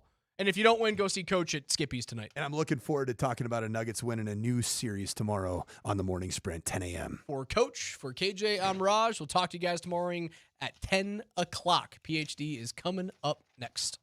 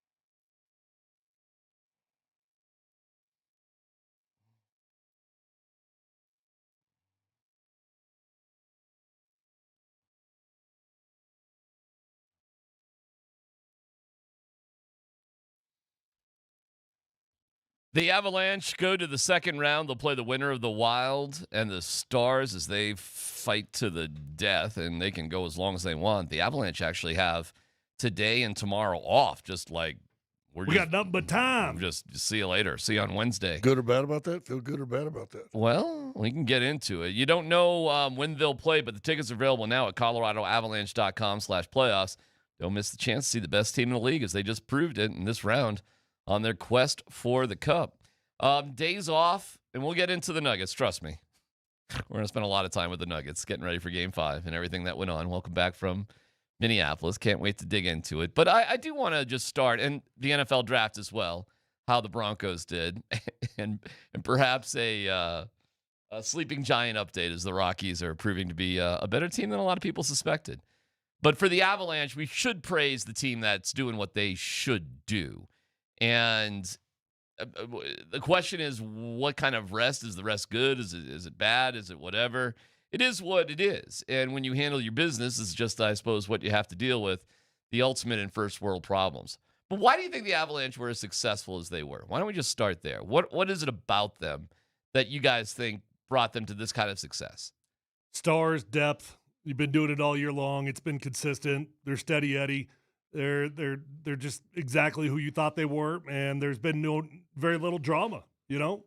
They haven't had the same problems that the Nuggets have had all year long. They haven't had the guys. They've had injuries, sure, but I know right now we're dealing with Manson and all that, but, you know, not team-wide injury like the Nuggets have. So that's a huge part of it. I think I said before the season started, I thought they were set up for success. They didn't do themselves any harm during their little middle of the season trade stuff. I thought they added good pieces to their team. Listen, you just swept the LA Kings, and your biggest star didn't score until the fourth game in a 5-1 round, right? And True. You didn't need him. Now, you're going to need him in the next round. I don't think you want to go four games before he gets a point, but that's how good you've been because of some of that depth you added through the season.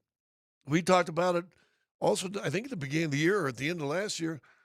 Dude, you got two great goaltenders. And then all of a sudden you got one of the two who was 1B in the middle of the season is now 1. There ain't no A and B no more. It's just no, there's it's nothing one, to think about. No. Right? Not now. There's nothing to think about he's now. Just 1. Period. Unless he gets hurt, he goes the rest of the way every game. So, listen, you've seen series decided. Listen, McKinnon's rookie year, they lost a series to Minnesota, and I'm not sure Denver or the Avalanche weren't better that series also. But you had goaltending. They made a switch like after game 2, and then that goaltender stood on his head the rest of the series. You lose game 7 at home. Mm-hmm. Remember that one. And that was goaltending. You had 4 1-goal leads, 1-0, 2-1, 3-2, 4-3, and then you lost. That was unbelievable. But yes, the Avs are. I tell you before, if they need to play great defense, they can play great defense. If they need to turn on offensively, fine. They're not wimps, they'll fight you, no doubt about it. Good luck. And a reason what Tyler said a while ago, why you gotta get Manson back. I mean, he's one of your toughies. Yeah. You need your toughie back. And guess what? And we'll decide, and we'll talk about it whether it's good or bad. You're gonna get a week. You know what though, Scott? Like, I would change that. It'd be nice to get him back. It'd be really cool to get him back. I want him back. I don't know that they need to get him back to continue doing the things they're doing. Oh, I like they did without Sam Girard in 22. They can win a Stanley Cup without him. Yeah, but I tell you what, I don't want to though. I think you won those first 3 games because of Manson was a big part of that. Of course, and nobody doesn't want Josh Manson, but the depth on this team is silly. Yeah. I mean, you did lose whatever you think of Sam Girard. You did lose a starting blue liner for that series, and you just stepped up and you did what you did. And we'll see with Manson. If it's broken ribs, I fear that he could be out for actually quite a length of time. You know, they never tell you at this time of the year. No. We will not know. We never really knew the extent of Gabe's injury or Kadri's injury, the Stanley Cup year. Not really. Mm-hmm. You know, and who knows what other guys were sort of Cogliano also like Cogliano's. You don't know. You won't find out. It's just we'll see. You know, but broken ribs. And you're a defenseman that hits people? And as they, I mean, in hockey, broken ribs does feel like that would suck. That would suck a lot. It's not even just taking giant rib shots. It's just everywhere you go, you get a nick, you fall into a guy, just everything. But again, we don't know it, and we won't know it unless somebody is gossipy behind the scenes. But hopefully he's back. He has plenty of time. He has the most amount of time you could imagine to get back because the Wild won. Well, I too generally healed my bones in about 3 or 4 days. Is that so, right? Yeah. Is that what you did? Yeah. Superpowers? Yeah. Who do you think is most responsible for the positive run that the Avs are on? Their depth. Yeah. I think you go higher.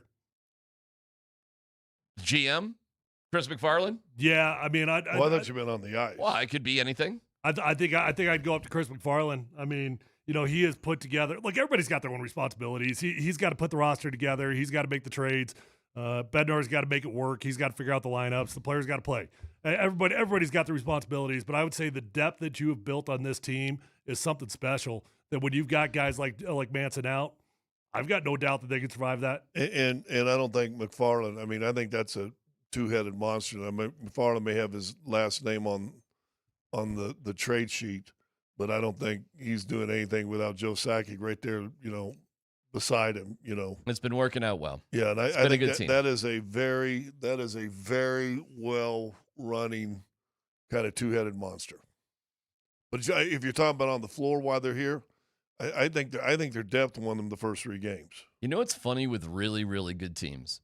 They sometimes can be a little boring to talk about, in as much that it's hard to be overly critical about anything. What exactly would we be criticized if we want to poke at anything? I suppose we would look at the power play. Yeah, 1 of 11, 1 of 12 for the series. I believe they were 1 of 2, 0 of 9 going in. So I think, Dan, we could double check. I think they're 1 of 11. 1 of 11. Yeah. But you kept telling me they're going to be okay, DMac. You kept telling me. Well, first of all, they did get a power play goal yesterday, and it was Nate McKinnon. So, I mean, we just start there. There have been power plays during that 0 for 9 stretch that actually look pretty good. They just didn't sort of cash in. So you will need playing the Wild or the Stars, and as you go on, you need to be more consistent there. That's for sure. You don't want to be 1 for 11. You want to be better than that. But the Avs penalty kill is fantastic. It's been good. 5-on-5, they're incredible. Goaltending, best in the league right now. I mean, I really don't know where else to pick at them, to be honest with you. I mean, and they've massaged the lines here and there, moved things around. But establishing Kadri on the power play, which I know is a little bit of a struggle bus, but it did cash in yesterday. I don't know. I don't know where else to go with the Avs, in all honesty, in terms of where to be critical here. I don't know where to go. There's nothing to be critical other than they won the series too quick. And if these two knuckleheads in Minnesota and Dallas take 7 games, which is going to be 1, 2, 3, 4, 5, 6 more days on top.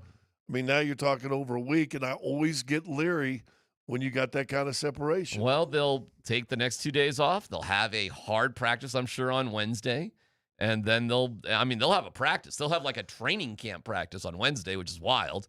That'd be a fun one. It's 11 a.m., by the way, at Family Sports. It still blows me away that all the Avalanche practices at Family Sports are just open, free. Anybody can go to them. But if you want to see the guys whip around the ice, at lunch on Wednesday, mark your calendars, and then we'll see. We'll see how we'll sort of hold a side eye to the Wild and the Stars. But things couldn't be much different when it comes to our other favorite team, and that's a different issue. So we'll dig into it with a massive Game 5 tonight for the Denver Nuggets. What was it like for Scott to be along with Kaz on the call and see all the Jaden McDaniels, hoo-ha, all that stuff, and Kaz being very descriptive in how he called it. You'll hear all of that coming up next.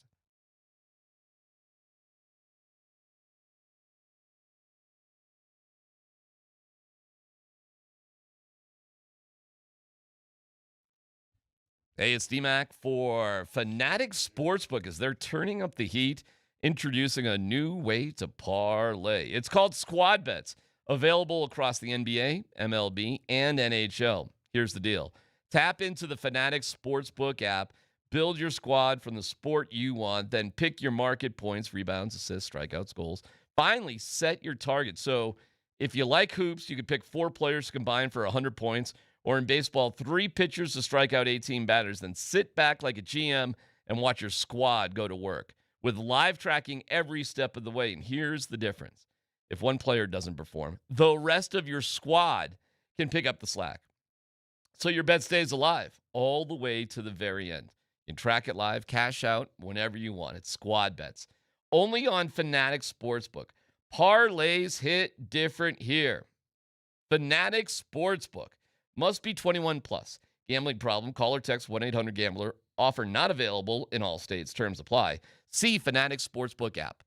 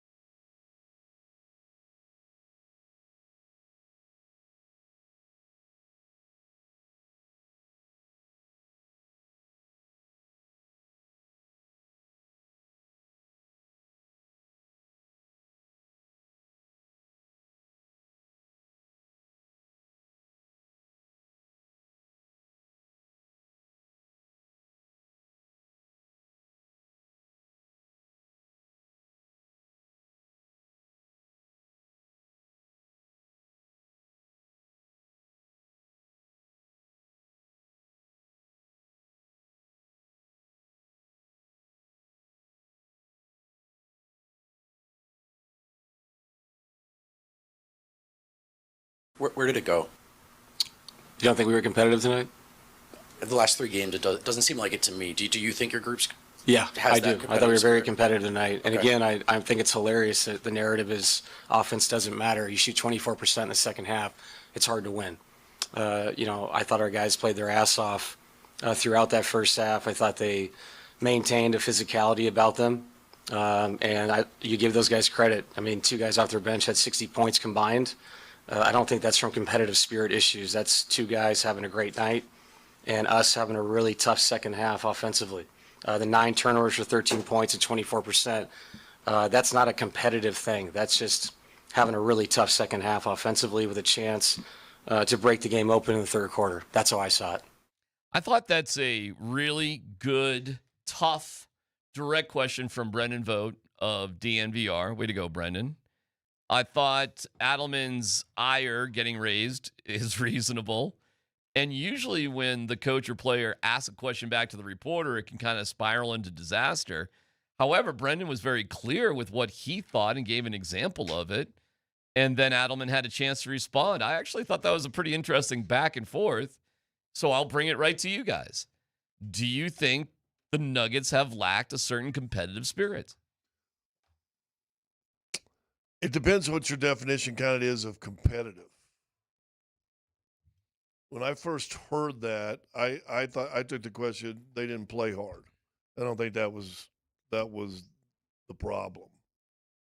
Competitive. Well, that's a good question. Good question. Need to think about it? Well, I mean, it was a competitive game till about 7 minutes to go in the fourth quarter, 6 minutes in the fourth quarter, and then it just swamped them. Yeah. And then it was 10, 11, 13, 11, 13, 12, 13, 11. Is there a difference between being competitive and your shots just not falling? Yeah, of course there is. I mean, listen, Scott and I have talked about this plenty. Some days we just sucked. And it doesn't mean that we didn't try any hard. It doesn't mean that we didn't give everything that we had. I mean, I gave everything I had, and I just got my butt whipped. That can happen for sure. But I do think there's a lack of competitive spirit. I do. Yeah. I don't know how you tangibly put your hands on it, and I don't know from an outside looking in how you tell the difference between a guy that's just having a bad night or a team that's having a bad night, or whether it's a lack of will or desire, whatever it might be. So whatever you say they lack a competitive spirit, you could be wrong. Maybe they just sucked, and maybe I'm wrong, but I sure didn't see it. You know, like it's not that like I'm looking for fights. It's not like I'm looking for guys to go do what Jokic did at the end of the game. That's not what I mean, but yeah, like a little bit of that, a little bit of trash talking, a little bit of fire and anger and passion. It would have been nice to see earlier in the game. Well, let's start at the end, and we can work our way back. Scott, take us through the final seconds of the game, what you saw, and your thoughts about it. Well, I was a little surprised McDaniels did that. The layup with 1 second to go. Yeah, that was kind of low class, but you can't rate other people's unwritten role, professional, classy, whatever you want to call it.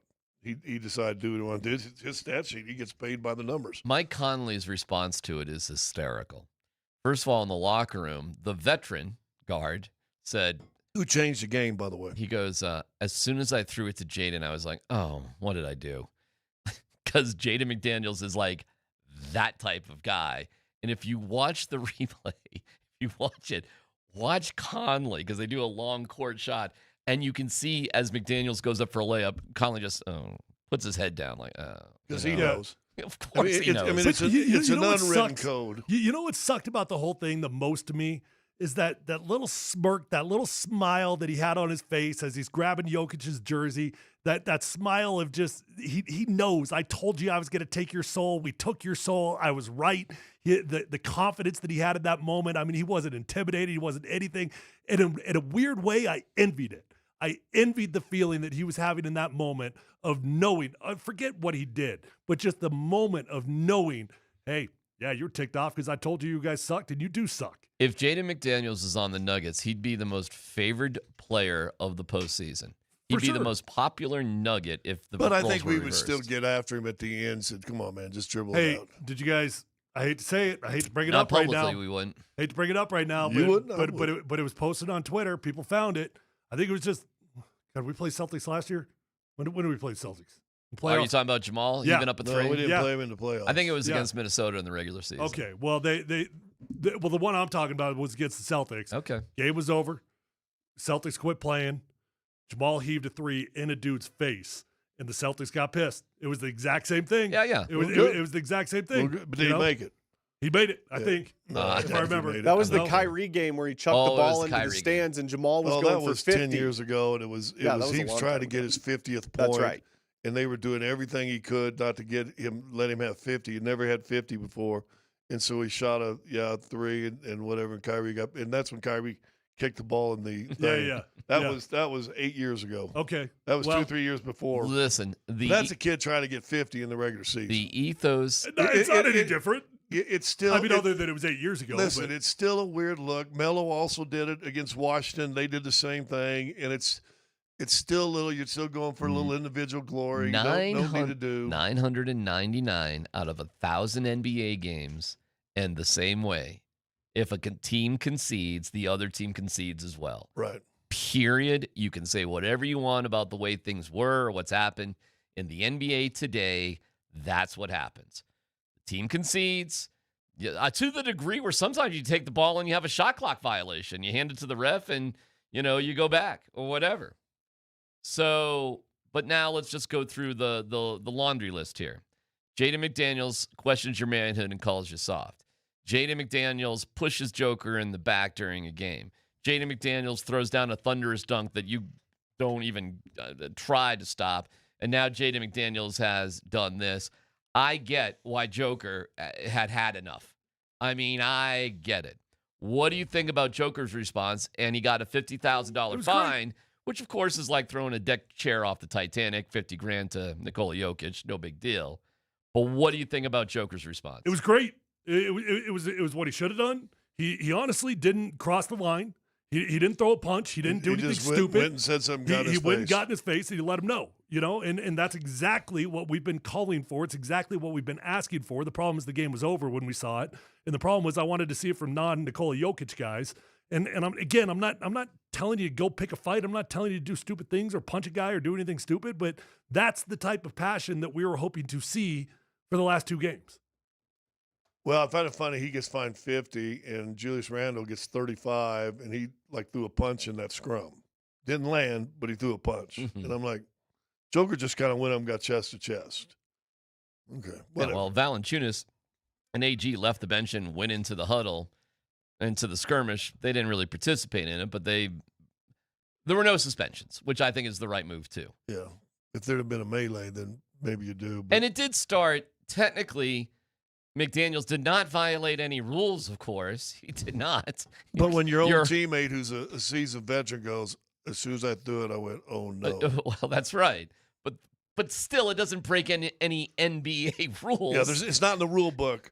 Right. You can do it. You're allowed to score. Don't get you 2 more. Yeah, don't get you 2. If there's time on the clock, you're allowed to make a layup. So Jaden McDaniels didn't actually do anything rules-wise wrong, and Joker did confront him like that. I mean, Joker deserves a fine. He deserves it, but I'm glad he did it. So you can check off. I will say this, and we got so much more to talk about. Rudy's brought back his 3-time Defensive Player of the Year mentality because he's playing better against Joker in this series than he's played in the last 5 years since he was in Utah. And Joker's giving him a lot of credit in post games. Yeah, and he's been fabulous. Not worried about foul trouble and being aggressive, reaching, using his length. So he's been good. And he's stifled Joker. I mean, he's hurt Joker. Two second halves in a row, I think his shooting percentage. In fact, I think if you look at Joker's shooting percentage second half, I bet it's horrible. But to say he doesn't care, he's not competitive, I think you got to wipe him off the list. Mm-hmm. Don't you? I mean, to say this didn't matter to him. I mean, if he didn't care, guess what Joker would have done? Just taken off and just walked to the locker room. I think he cares. I think he's competitive. He cares. I thought it was. Want me to tell you what I thought? Of course. Here's my guesstimates of the game. Those 2 guys go down. The 2 starters hurt. Probably one's going to be out until next year sometime in DiVincenzo. Ant's going to be out 3 or 4 weeks. It's the same injury Joker had. That was ugly, by the way. It was ugly. You hate seeing it in the Miami game. So he's going to be out for a while. If there's ever been a setup to come back from 3-1, Here it is. The fate is giving it to you. You know, the Nuggets right now, at least this morning, last time I checked, were 10.5-point favorites for tonight. Yeah. Well, there you go. Yeah, it's not happening. They're not coming back from 3-1. We'll get to that. I thought they came out in the second half, and here's the psychology of sports. And if there has been, for me over the last 4 or 5 years for Denver, anything I would question, and for the morons at DNVR or anywhere else. Oh, okay. Wow. Who we raise you up and knock you down. Well, who want to blame a coach for this. Okay. And there's plenty we can talk about David about. Lots of people want to blame the coach. Yeah, but they're morons, and they listen to DNVR and all these other cats that come into this stuff. And, Okay. and I'll tell you why, and I explain it. All I'm just calling DNVR because they're big enough to take it, and they've got They're buddies of ours. The millions, buddy of yours, yep. Okay. They got 1 million subscribers. Okay. But but here's why. I thought Minnesota came out second half and said, you know what, we ain't got two dudes. Screw it. Let's go balls to the wall, which I love. I love playing like that. I love playing like that when you're fully bodied. You know, balls to the wall. We ain't giving an inch. Every inch is going to be fought. This is going to be the battlegrounds of France and trench warfare. This is what this be. And that's how I thought Minnesota came out. They were aggressive and nasty. They didn't care if they got in foul trouble. They didn't care anything. And as Hubie Brown told me a bunch of years ago, it's funny how the aggressive team gets more calls. And sometimes, you know what more calls are? No calls.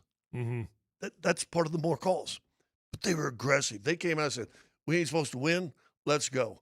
And here's the mentality that I thought Denver's been guilty of for probably for a while. They came out and thought it was going to be easy. Now let's just play the level we need to play to get this thing over with and get done. They didn't play balls to the wall. They didn't come out and say, okay, this is trench warfare. Let's go. Let's fight for every inch. They didn't have that. Now, one of their soldiers, see what you guys think if you watch it, Aaron Gordon shouldn't have played. But I was just going to say, as we're talking about guys that cared, he should not have played, but he cares. Yeah, and he cares. I'll give him credit for that. He put himself out there. I said that with cause. Listen, I'll never question his gut and his heart and his wanting to do something, but the dude couldn't move. Yeah, and he can't play tonight. The dude can't move. He's questionable tonight. Peyton Watson's already out. But I'll be surprised if AG doesn't go tonight. Well, you might be right because he's going to do everything in his power to play. We know he cares. Listen. Oh yeah, I put out on Twitter like 7 minutes, like, hey man, he's trying. Get him out. Yeah, it was obvious. How he had enough gumption and ability to block that one shot actually is kind of incredible. But other than that, I mean, everything was off with him. He couldn't elevate. He really couldn't dunk. He couldn't move. Yeah. His jump shot, forget it. I mean, he's got no juice. Hit 1-3, God bless him. Yeah. But look at how they treated him. Oh my God. Go ahead, Aaron. And again, go ahead, shoot. And I said in the broadcast, he's Mr. Nugget. He'll always be remembered walking downtown, of course, Denver with the celebration in his game pants and no shirt. 23 minutes, 1 rebound. He's Mr. Nugget. Yeah. It's just he didn't have it. But he can't.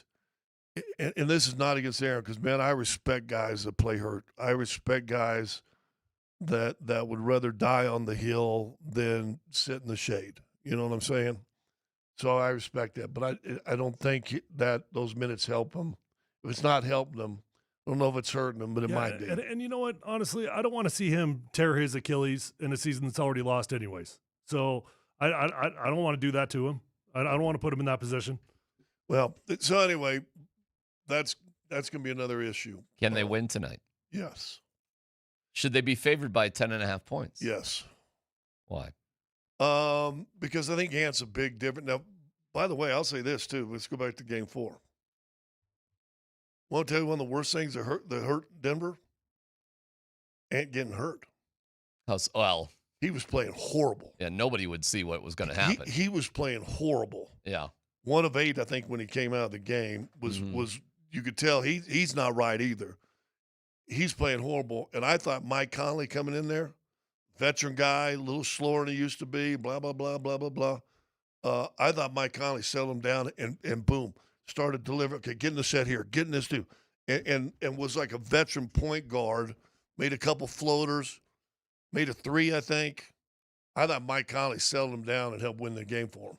Yeah, but the Sunmu was, oh my God. Well, but I mean, you got to be kidding me. Yeah, him making threes kill you, and then he's one of the great young drivers I've ever seen. Holy cow, man! He gets to the basket. You're getting 43 off the bench. 43 off the bench. That's a little crazy.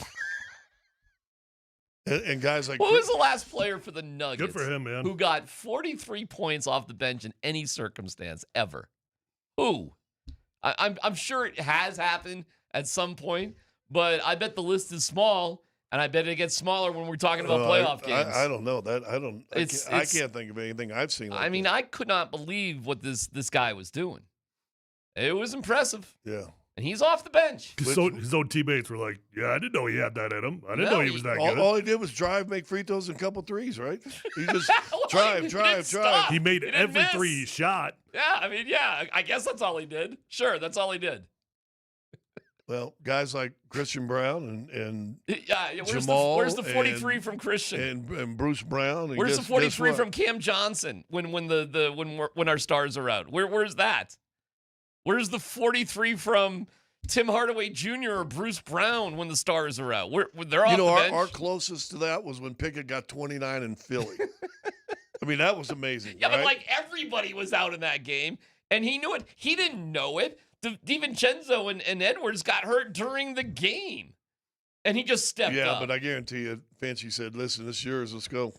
Fine. Name me one Nugget off the bench where the coach would say, this is your game, go get it. Name me one Nugget off the bench who's better than the Sumu. You know the last guy I can think of, honestly? Peyton Watson, maybe. Was J.R. Smith the last guy that could do that? Yeah, but he never hit 43, I don't think. I bet he did at some point. You don't think so? Yeah, but J.R. was a starter, wasn't he? He was mostly a bench guy. Mostly off the bench? Yeah, he was bench. Well, he certainly could have done it. Maybe he did. Who knows? Like I said, I'm sure it's been done. I don't know it off the top of my head. I'm just saying, wow, for that dude, you know. And then you got Jaden McDaniels sticking his finger in your ear and giving you a wet willy, and I do like the response for it. You didn't just take it. I think you're properly enough pissed off. And I do. By the way, the line's actually up to 11.5. I just checked it. It's actually grown a little bit towards the Nuggets' favor. This is a really, really, really hard game for any road. The game 5 after the emotions of doing what you did at home when you've got a comfortable lead. That's a tough one. That's a tough one. But for I've any team to also win. seen teams that if they don't think they can now turn around and go and win one on the road, then end up not show up. I go back to that. I don't even know what year it was, but you had Kenya Martin and Bird and Melo, and you lose 2 games in L.A. that you could have won both. It's 4-4. You come home for game 5. You're competitive first half, and then it's like second half you didn't. I mean, it's like, well, we can't beat these guys. Well, we'll dig into that. Was game 6. All right. Well, that's game 6. They were down 2-3. They came back and also realized, well, we can't win game 7 anyway. Why are we going back there? And so that's the conversation we'll have today. We'll get into it after 1 o'clock. But you can win tickets to the game if you send us a message using the voice of the people on the app. 15 to 20 seconds. Get us fired up for the game. Give us your pump-up speech to the team, whatever you want. Dan, do you have an example? Can we have an example of what it sounds like? Minnesota wants to be disrespectful. They're about to see Big Brother in action. You can contain Joker. You can't stop him. And while his greatness is solidified by the body of work he's done, his legacy is about to be defined by these kinds of moments. 3 games in a row, and we're finally in playoff mode. Let's go Nuggets. Well, that's the right attitude. So if you got some gumption like that fine gentleman right there, open up the Altitude Sports Radio app on your phone, tap the microphone at the bottom, leave your message, and make sure to use your full name, email, and phone. We'll play them throughout the course of the show here today. Nate and Andy will also have tickets to give away. Game 5. Let's go. It's tonight. It's now or never. And we'll get into it after 1 o'clock, specifically the Broncos in the draft. Let's see how they did coming up next.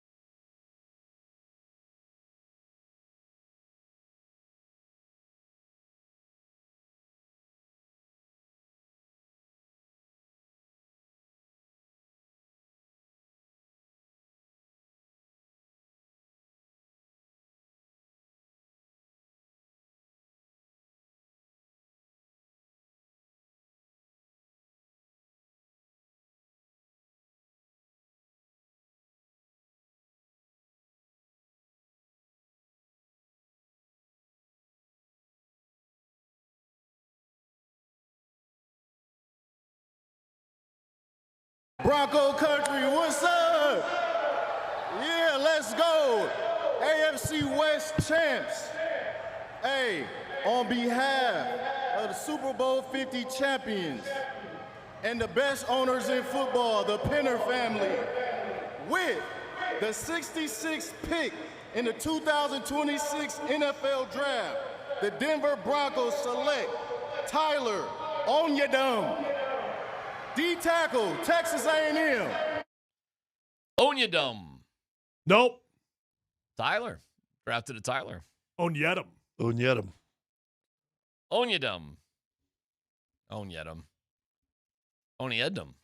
Nailed it. We'll have fun with it over the years, won't we? Obi-Wan Kenobi. I already got this one dialed in. It's locked. It's locked in the memory bank. done? Never You going to mess good? it up. Never. I'll go So through. the kid from A&M they drafted in the second round, the Obi-Wan. He is now Obi-Wan for me until he gets his first NFL sack. Then you go round 4, Jonah Coleman. We'll get back to all of that in a second. Jonas Brothers. A couple of draft picks later, Cage Casey, offensive tackle, Boise State. Justin Jolie, tight end out of NC State. Jolie. Miles Scott goes at 246 in the 7th Another round. Miles Davis. Dallin Bentley, because what is life if you don't draft somebody from Utah for the Denver Broncos? And then Mr. Irrelevant is Red Murdoch, the turnover machine from the University of Buffalo, the Mighty Mighty Bulls. And the follow-up shadow of Khalil Mack forcing fumbles and making plays, Red Murdoch. So did I read that the Broncos are the first team to ever have Mr. Irrelevant runner-up and Mr. Irrelevant in the same draft? I don't recall it any other time. I believe it. George Payton joked if... It's also been 31 years or something like that since a team didn't draft till the 3rd round. George Payton joked if Red Murdoch could not fulfill the duties of Mr. Irrelevant, Dallin Bentley would step in as the vice president. There you go. Aha. Mm-hmm. Then, you got your assortment of undrafted guys of note. The bigger money went to some offensive linemen, and, that's cool. Also, Dane Key, Devon Key's brother, was picked up. So we have 2 brothers, blood brothers, on the team, at least for now. And Tyler Miller got some big money out of Iowa State. Tareen York got some nice money as a linebacker out of A&M. And you go from there. Well, let's go for it. And it's a lot of the debate, and I'm kind of in the middle of some of it, not in a good way, unfortunately, is the Jonah Coleman over Mike Washington decision. So why don't we start with that, and we can go through the rest of them. But it does appear that was a decision that had to be made. And then, sure enough, the next running back off the board went to the Raiders, and it was Mike Washington of your Arkansas Razorbacks. What do you think? Let's just start with Jonah Coleman. I like Jonah Coleman a lot, actually. He's probably my favorite selection that's in the draft. He'll come in, and he'll be the 3rd guy on the roster, and he probably won't change that spot at any point in the season. I'd be surprised if he did. I mean, he might be able to take over from RJ Harvey. Don't get that twisted. That's something that can be done. He's not going to be a day 1 starter or anything like that by any means, but he's got good vision, man. Really good vision. Watched a reasonable amount of film on him, and I like the way he hits the hole. He seems to get the second read is something that a lot of running backs can struggle with, and I think he does a good job on the second read, setting it up with his first read. And I like the way that he plays in pass protection. He's been a 3-down back at Washington. He's not going to be a 3-down back here for the Denver Broncos. He's just going to be part of the rotation. But he's been a guy that's been asked to do a little bit of everything at Washington, including running the ball, catching the ball, and good pass protection. Do you think he's a better selection for the Broncos than Mike Washington? I don't know. I guess I'm good with the selection is the best way I could put it. I like the film. I think when you get to that part in the draft, it's dime a dozen, man. And not dime a dozen, but it's maybe 6 one way, half and the other. So each guy is going to have specific skill sets that are going to be better or worse than another. Mike Washington's more of a bulldog. He's more of a bowling ball type of running back. And Coleman kind of fits the mold of what they were looking for out of R.J. Harvey last year.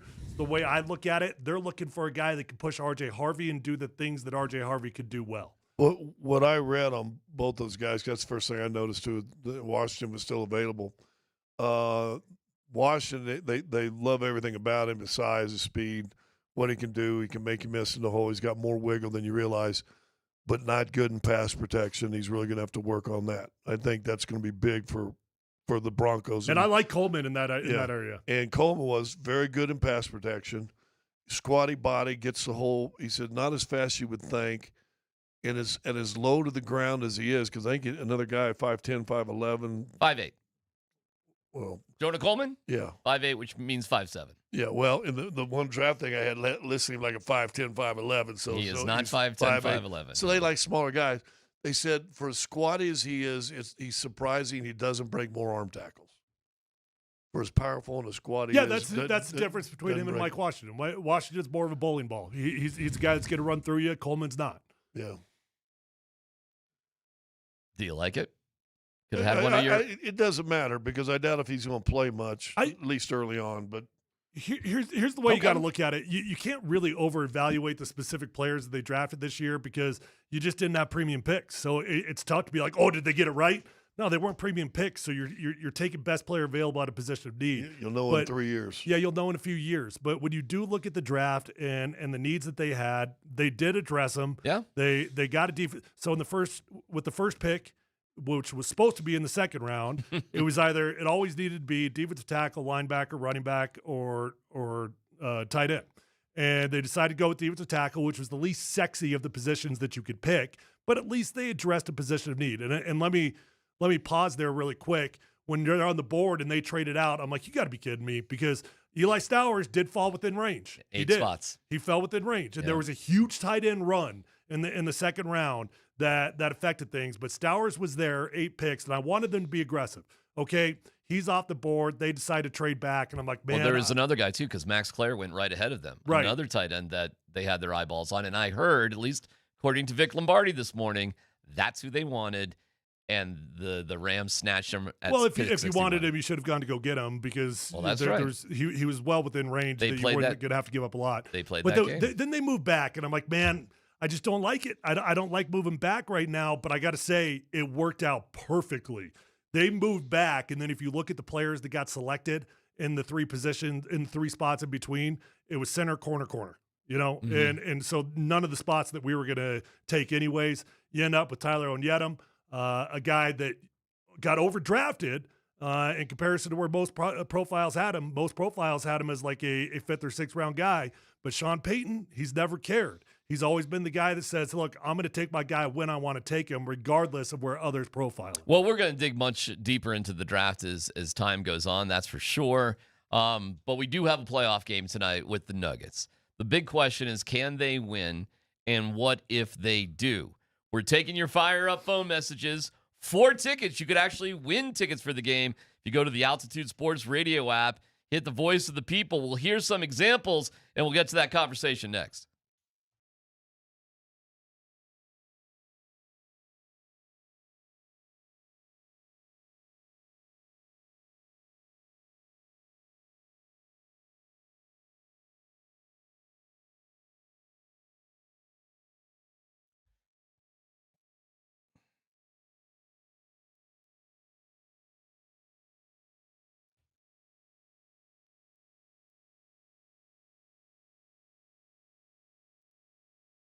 It's DMac for the Rocky Mountain Men's Clinic. You know, performance matters in intimate moments, so don't let ED get in the way. The truth is, most men don't have to live with it anymore. You might be surprised by how the right treatment can improve your love life. The truth is, ED can ruin the moment. And when you're getting intimate with your partner and you aren't able to perform the way you want to or you used to be able to do, well, it can be frustrating. But as the Rocky Mountain Men Clinic, they have a wide range of advanced treatment options for every stage of erectile dysfunction that can help get you back to performing the way you're used to, maybe even better. So let's go. Rocky Mountain Men's Clinic uses advanced medical science to empower male performance, therapies that go far beyond the pills. Call them today and find out why their advanced treatment strategies offer so much more. 720-440-7900. 5 locations up and down I-25 to serve you. Fort Collins, North Denver, Central Denver, Castle Rock, and Colorado Springs. Again, 720-440-7900. RockyMountainMen'sClinic.com.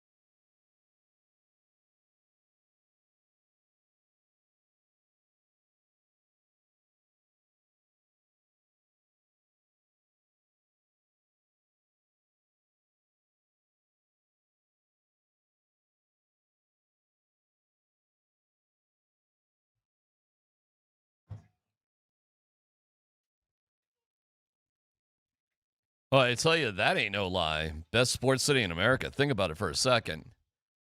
You got the Avalanche in the playoffs. You got the Nuggets in the playoffs. You got the Rockies doing damage right now.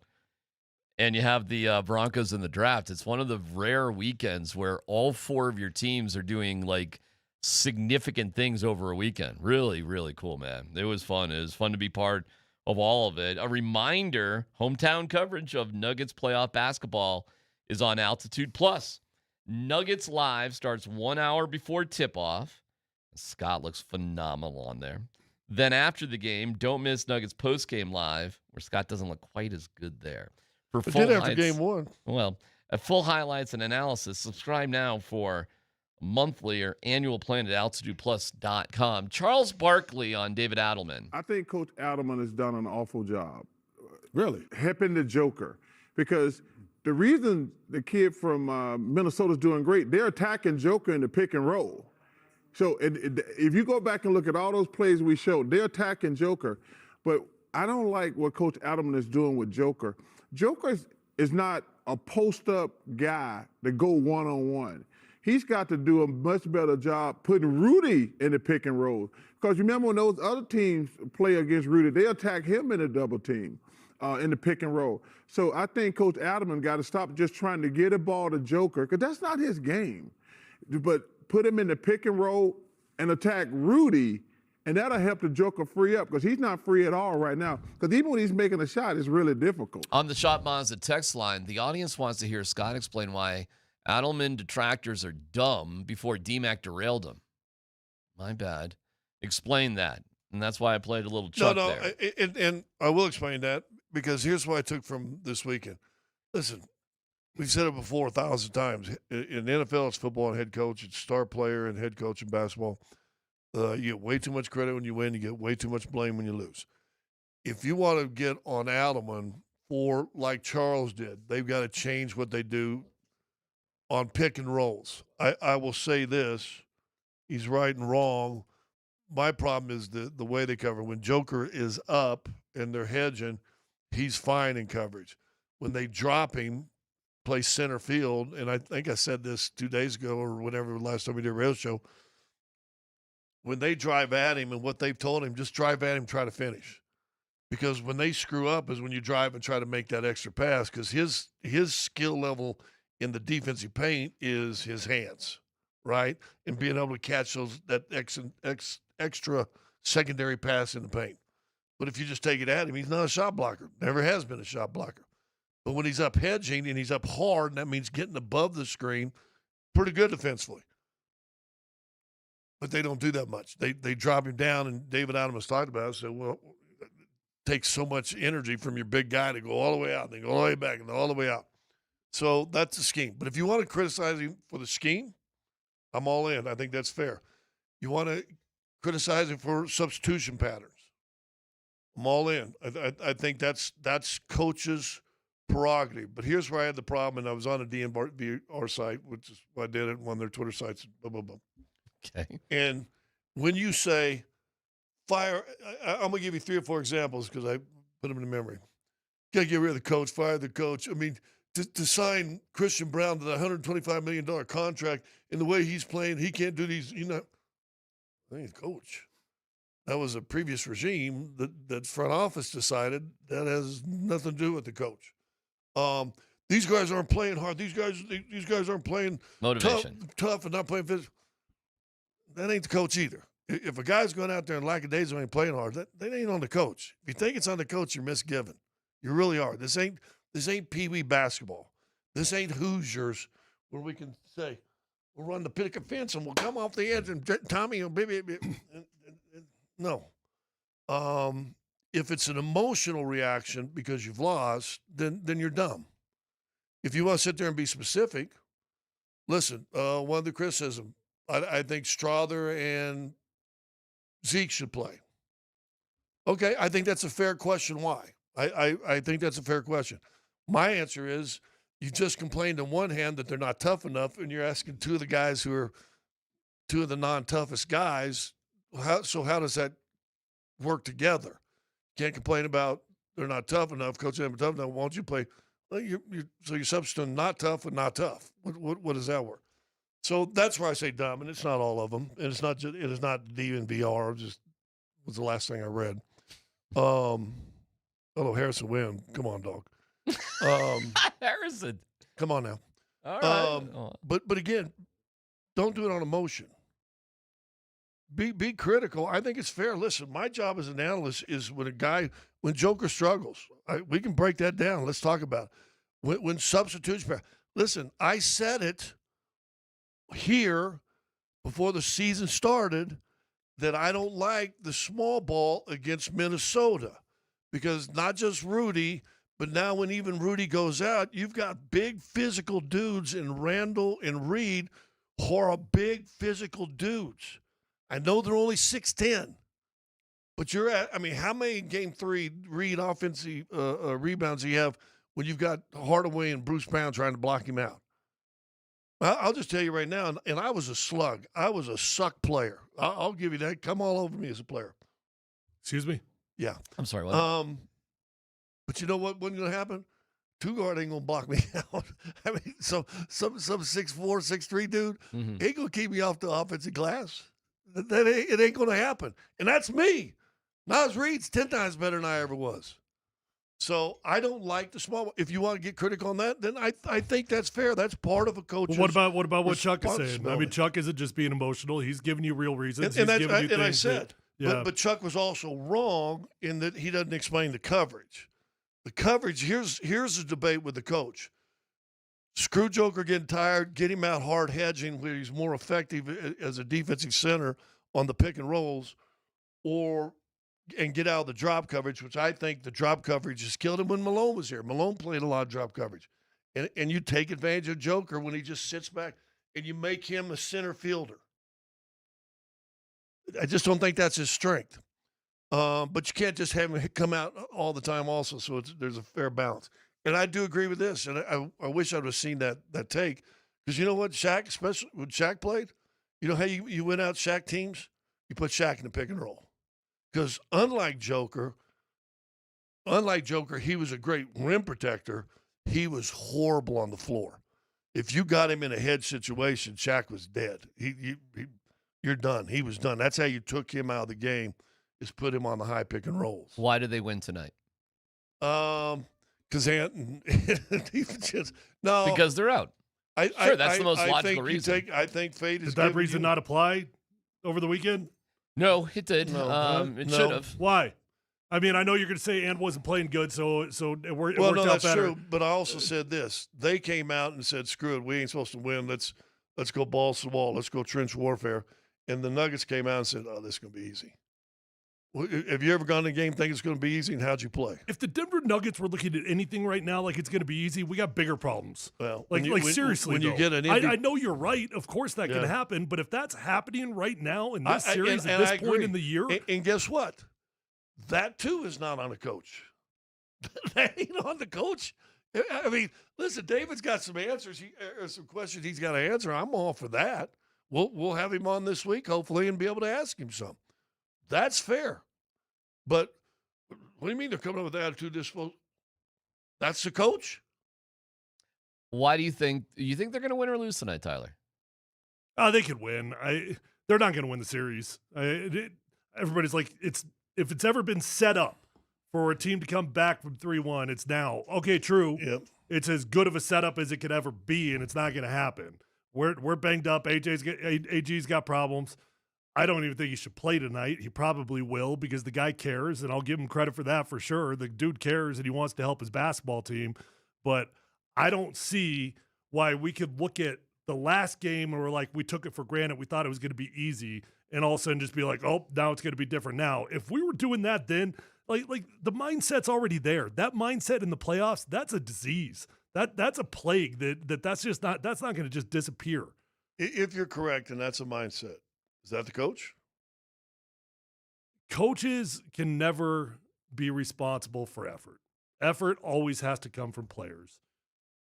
I do think coaches can help keep teams aware with the right motivational tactics of when they need to be awake. Yeah, I think they can help with it.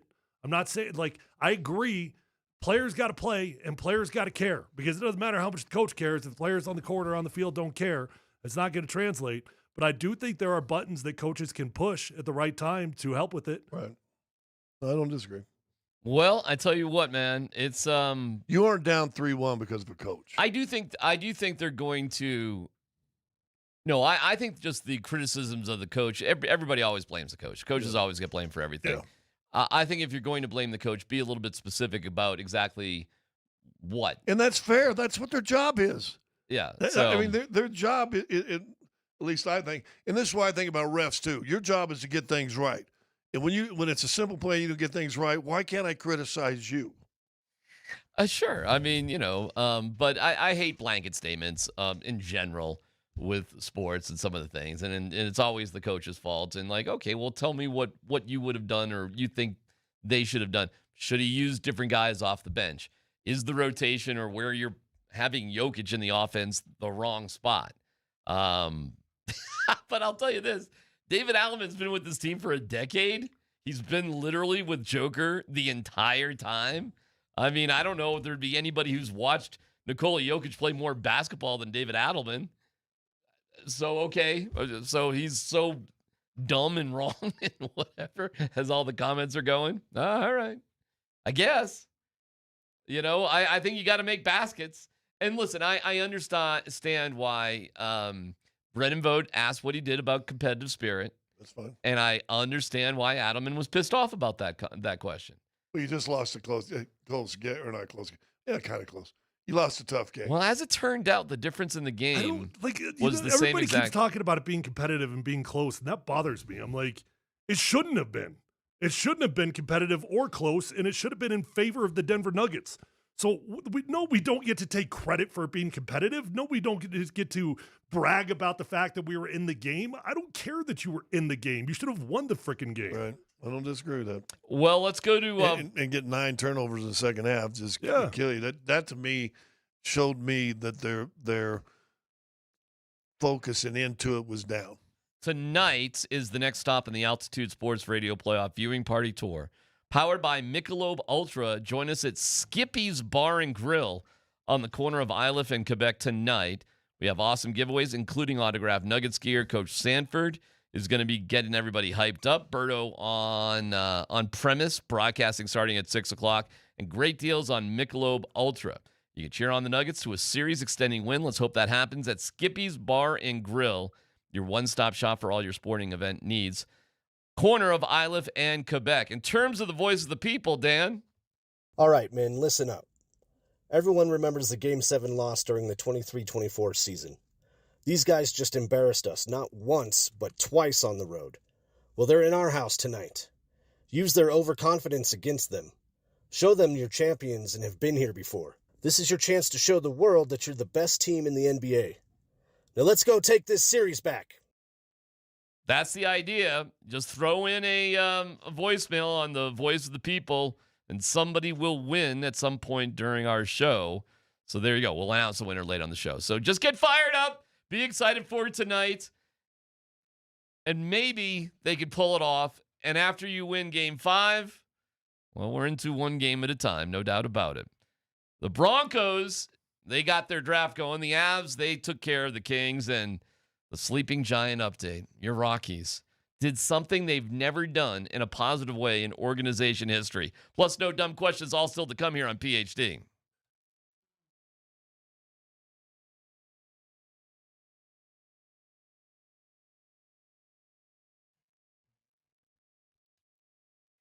Hey, it is DMac for Fanatics Sportsbook. They're turning up the heat, introducing a new way to parlay. It's squad bets. Available across the NBA, MLB, and NHL. Tap into the Fanatics Sportsbook app and you build your squad from the sport you want. Then you pick your market, points, rebounds, assists, strikeouts, goals, the whole thing. Finally, you set your target. So if you're into baseball, 3 pitchers to strike out 18 batters, something like that. Hoops, maybe 4 players to combine for 100 points. Then you sit back like you're the GM and watch your squad go to work. Live tracking every step of the way. And here's the difference. Say one player doesn't perform. The rest of your squad can pick up the slack. So your bet stays alive all the way to the very end. You can track it live. You can cash out whenever you want. It's Squad Bets, only on Fanatics Sportsbook. Parlays hit different here. Must be 21 plus. Gambling problem? Call or text 1-800-GAMBLER. Offer not available in all states. Terms apply.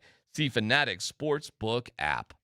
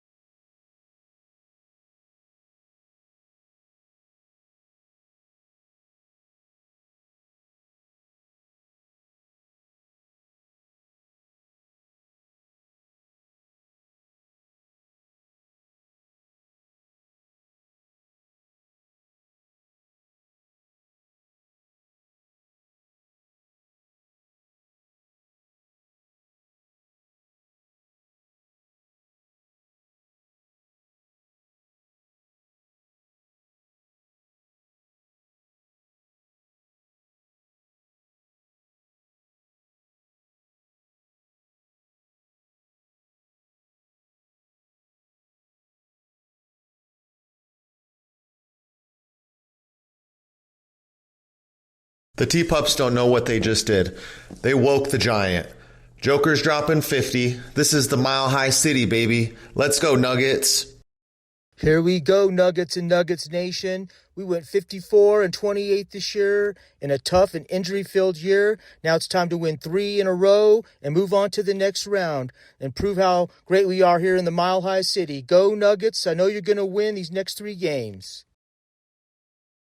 All right, my man. Nice job. If you go to the app, hit the voice of the people. It's just that microphone on the app. You got a shot. You got a shot at tickets for tonight, and a shot with our show, and also Nate and Andy after us. So it'll be packed. It's another one of these late starts. Unbelievable, isn't it? Hate them, but it is what it is. Once you get into the building, it's like, all right, whatever. It doesn't. Once you get in there, it's not like there's windows in Ball Arena. You just sort of like you just go. Yeah. It's like a casino. Right? You're right. You go. Just every now and then, did you catch yourself just looking up at the big clock up in the third deck and just be like, oh my God, 11 o'clock, really? Wow, okay. That's interesting. I find myself just like, I'm sorry, what time is it?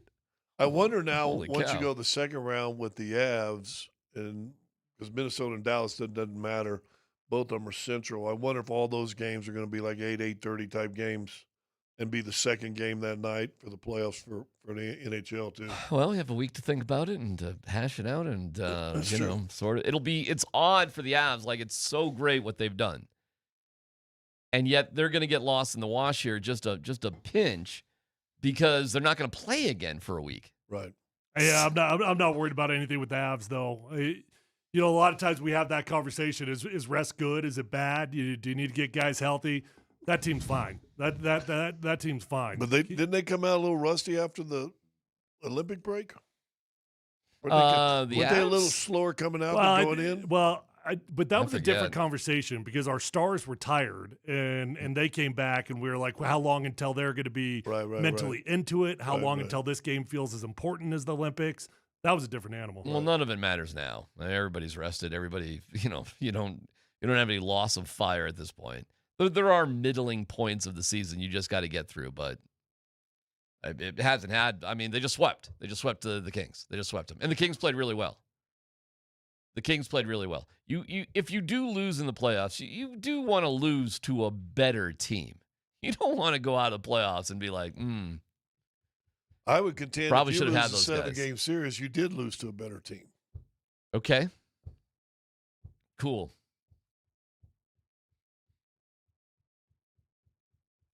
Nuggets win tonight, then what? I could see a scenario where the Minnesota Timberwolves just want to get it back home for game 5. 6? Or 6. And I think that's a dangerous scenario. Very dangerous. So I think if you just take an initial push from them so that you're going to actually get in the trenches with them and fight back, I think you'll walk away this game fairly easy. And then it's going to be, do you think you can win 3 in a row? They just did. I for one, am not going to be surprised at all if they lose tonight. I will not be surprised at all. This team is in a weird mental headspace that I don't know how you change that headspace. I don't know how it bounces back. I mean, we were pretty much in agreement, Scott, that there was something weird about that game mentally. There was something so when Adelman's like getting defensive about being competitive, I'm like, I don't take any pride in being competitive in that game. You should have won that game easily. Well, and we talked about this a while ago, the Joker thing at the end. I'm hoping that's a catalyst. Could be. I'm hoping that's a catalyst. I think it's time, and I know how he feels because he's not played well and he's self-admitted. But we thought McDaniel. We thought that was going to be a catalyst. We thought when he said you guys all suck on defense, you, and you all suck on defense. That was supposed to be a catalyst. Well, welcome to get off the line age. Get off my lawn age. That you know what that is? That's a get off my lawn age. You can't embarrass young players anymore. They don't care. They go watch Tracy Wombat shake her TikToks.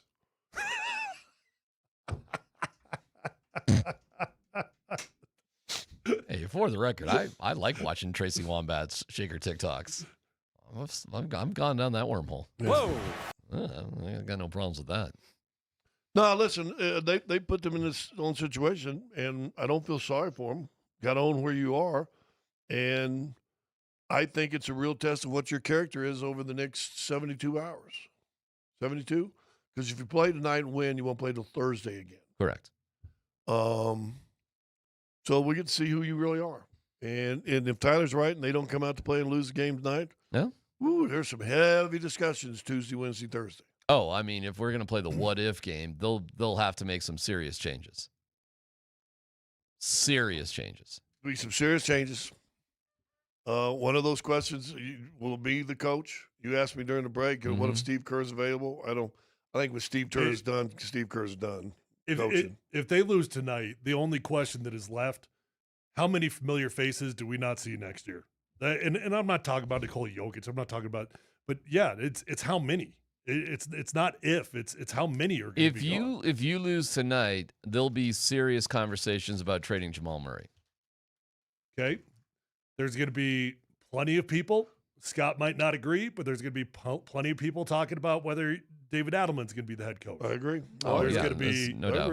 You lose tonight, I think that's a discussion. There's going to be, is Aaron Gordon on this team? Well, Aaron's trickier because it'll be tough to trade him. His injury history right now is it's for a year and a half has been bad. It's bad, and it's like the reason I brought up Jamal first is because you can get something from Jamal. You can get a lot of good things for Jamal.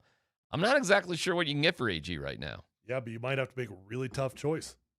Do you take a bag of rocks because you don't think that he could ever be healthy again? I don't know. That conversation's going to be fair. What's going on with Peyton Watson? What's the deal there? Well, he's a restricted free agent, so you own his rights, so you can do whatever you want to with that. You might be able to get some draft picks. And here's another thing with this right here. And we don't talk about because you win 50 games, 51, 54, 51, 50, all this stuff. You win a lot of games, get second round. Now you're threatening to lose the first round. You've not had a significant draft since Michael Porter Jr. No. I guess Christian Brown wasn't a good draft pick? CB. I guess that CB and Peyton. All right, so there you go. That's pretty good. So 21, 22, 23. They won their rookie year. June of 22. Yep. So you're going on 5 years, 4 drafts, right? Well, that you've not had a significant draft. Holmes looks to be a complete waste of time. Give me the other picks. That was my memory. You got Pickett's in there. You got Julian's in there. That's right. That seems. Najee's in there. Well, Zeke goes back a little bit. Traded Strother's there. You're right. Pickett, nothing. You're not getting anything out of these guys when you need them most. I mean, wasn't that supposed to be the deal with the Nuggets? Is their depth? How good their depth was? Yeah, but depth in the NBA goes 9. Oh, you only played 8 guys in the last game. I mean, I know it's all right. You played more than 8. Well, you got guys in the game because the game you waved the white flag at the end. But I mean, you want to go through the numbers of like who really played? I mean, you didn't play Valanciunas, first of all. You didn't play. Hold on a second. You didn't play Strother. I thought he got in the first half. Did he get some money? Oh, you know what? I think you're right about that. They gave up 2 layups and a turnover. Yeah. Sorry about that. Oh, well, no. Wait, hold on. No, Strother. Might have been game 3. He didn't get in game 4. That was game 3. Yep. So he didn't play. Valanciunas didn't play. Zeke didn't play. None of those 3 guys. And Pickett and Holmes got garbage 0 minutes. You played 3 guys. Spencer Jones, 25 minutes. Hardaway Jr., 28 minutes. Bruce Brown, 21. You played 8 guys. You only played 8 guys. What happened to the depth? What happened to the trust of certain guys? Where is Valanciunas? Where is Strother when he was playing earlier? Zeke was kind of a positive the other day. I think if you're going to be critical of anything with Adelman, the most fair thing to be critical about is how he's just using his personnel. In a game, Tyler, where you pointed out and was obvious to everybody, Aaron Gordon was not even close to 100%. No. I don't know what percent he was. I mean, he was. I couldn't believe when they took him out kind of early in the first, after he was, okay. I couldn't believe he came back in. I was like, he's got to be done. That's a wrap. He can't move. Then he came back in. He actually played better when he came back in for a little bit. And then he went to go to the bathroom or something. He left the bench and on the TV, they said he was going to pee. I don't know, man. It's All I know is you came in after a minute or two of struggle on the court, and you were limping a little bit, and you go to the back. I don't know if that was go take a pee. Now, of course, you've got DiVincenzo going out and Anthony Edwards going out. And as soon as Edwards went out, I was like, oh, my God. I'm sure, Tyler, you got to win now. You got to win. They jumped up 7 right away. Boom, boom, boom. Here we go. Here we go. This is it. Kinda. You lost 2 absolute stars. Like, guys, forgive me for not having much confidence in tonight when you had the same opportunity over the weekend. 18 points in the fourth quarter. Yeah. What? Well, only 24 in the second, right? Or third, I mean. You scored 42 points. Yeah. That's terrible. Terrible. They've had 42-point quarters this year. Yeah, man, 42 points. I think Joker's having here's a out there, throw it out there. I think Joker's having a bad shooting game, and I think their defense is causing that. And I think Murray isn't having a great shooting effort either, and I think their defense is wearing him out a little bit. And I think because they're not doing what Joker and Murray have done all year, it's almost like everybody else is scared. Like, if they can't do it, how are we going to do it? This is why losing game 2 hurts so bad. Yep. Because you really played good enough to win that game. You did, and you blew it. And now what we see, they're not playing as good as they could. Mm-mm. So to win game 5, you play just play the way you're supposed to play, and you probably do win. Adelman pointed out defensively, because he's taken the last 4 points as garbage points, and he's saying, really, it was 96 to 108, not 112. He's like, oh, you stop your opponent to 108 points. Come on, You're supposed to win. Yeah. In today's NBA, you're holding an opponent under 110 on the road, you should win. Exactly. And he's not wrong about that. So, again, how do you beat the Timberwolves? You play how you have usually played. If you can't play offensively the way you've played all year as the highest scoring team in the NBA, guess what, Tyler, Scott? You lose. The season's over. Season's over. Right, okay. I mean, never mind AG and this, that, the other thing. If you literally just can't play the way you've played all year, well, I guess you lose. And is that extraordinary defense by Minnesota, or are you just not coming through? Which is I think there's I think Gobert, I think he's been extraordinary. Rejuvenated almost. Yeah, he's been absolutely phenomenal. He's frustrating Jokic. It's been really impressive to watch. And McDaniels on Jamal Murray affects him, the length and the size and the tenacity. I think that affects him. So I don't think we could just totally default, although it's both things are true. Nuggets can't shoot right now. No. And Minnesota's playing good defense. Joker was one of those games, 1 of 7 from the 3. And it was 0 for 3 on game 4. Yeah, and so 1 for 10 in the last 2 games. I would say this: he hadn't taken like highly contested threes. These are wide open. Wide open. What did they shoot from 3 on the year? They were number 1 in the league, as a team, over 38, 39. All right, they shot 21%, 6 of 28 in game 4. You lose. Yep. I guess. Which we've said in the show this year. Cool, You're shooting the 20% from 3, this team loses. You lose. Yep. You've got to play the way you've played all year. I do think they will do that tonight. I think they will win tonight. And I don't know. We'll see. We'll see. Because the adrenaline rush of not having DiVincenzo and Edwards will be over. Okay? Okay, we rose up as a team. It's sort of going to set in that we don't have these dudes. And the Nuggets are going to have some time to prepare for that as well. We shall see. Uh-oh.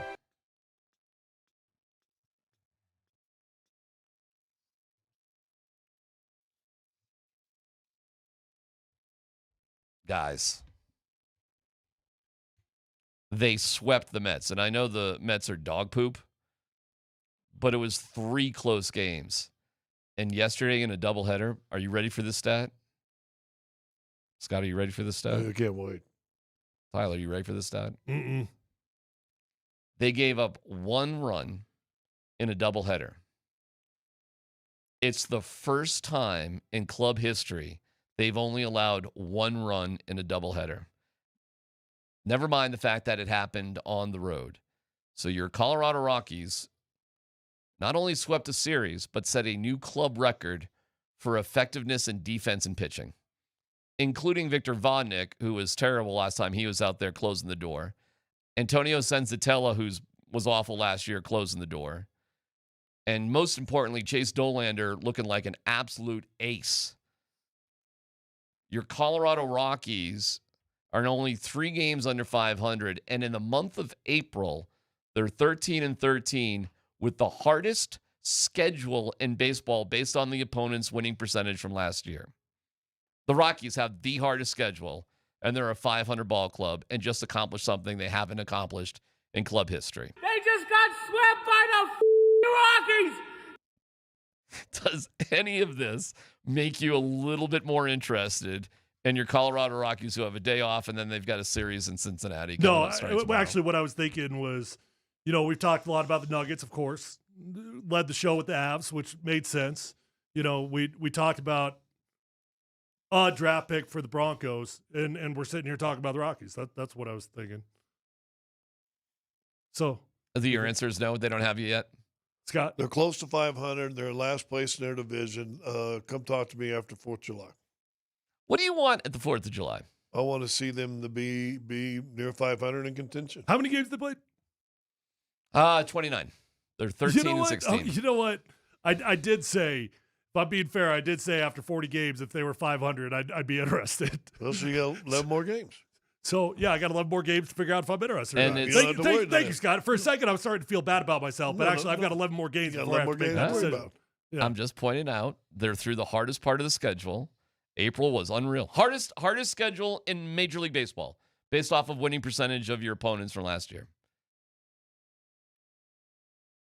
Just saying.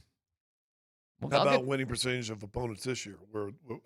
I don't know. I don't know where that. So you're going back to how people finished last year. That's just how year. people do it when they look at schedules in the future. Lies. Have you ever heard this line? Lies, damn lies, and then there's statistics. Mm-hmm. Yeah. Have you guys seen Chase Dolander pitch? Mm-mm. Okay.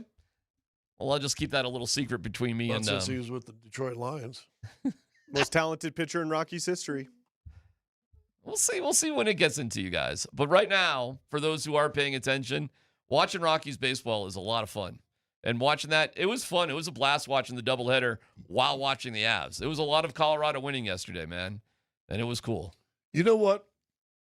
I went and watched a La Liga game this morning. Spanish announcers and everything. They scored a goal. I got the guy that was calling was a goal. So yeah. Kind of cool. I watched that today. Okay. No dumb questions coming up next. They took the goal away on PhD.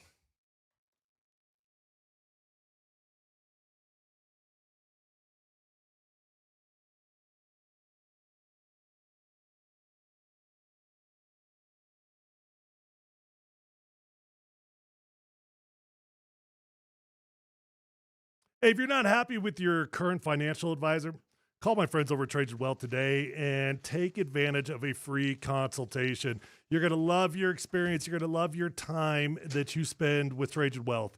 I spent time with Traded Wealth. They helped me come up with a customized game plan for my family, for my needs, and I simply walked away confident in my future. It's truly never too early to plan for retirement, whether it's decades away or just around the corner. Traded Wealth's fiduciary advisors can ensure you feel prepared for this financial shift. So contact Traded Wealth today at 303-900-1189. Starting from a foundation of mutual respect and understanding, Traded Wealth will dedicate the time that is needed to listen to your goals and educate you on your options. They're going to develop a wealth management plan that reflects your values because you're unique. Your situation is not like anybody else's. Call Traded Wealth to schedule your free consultation. Again, that number is 303-900-1189. We all deserve peace of mind in our investment portfolios, and that's where Traded Wealth comes into play. They're going to sit down with you. They're going to understand your family. They're going to understand your situation. They care, and they've got products that other advisors cannot give you.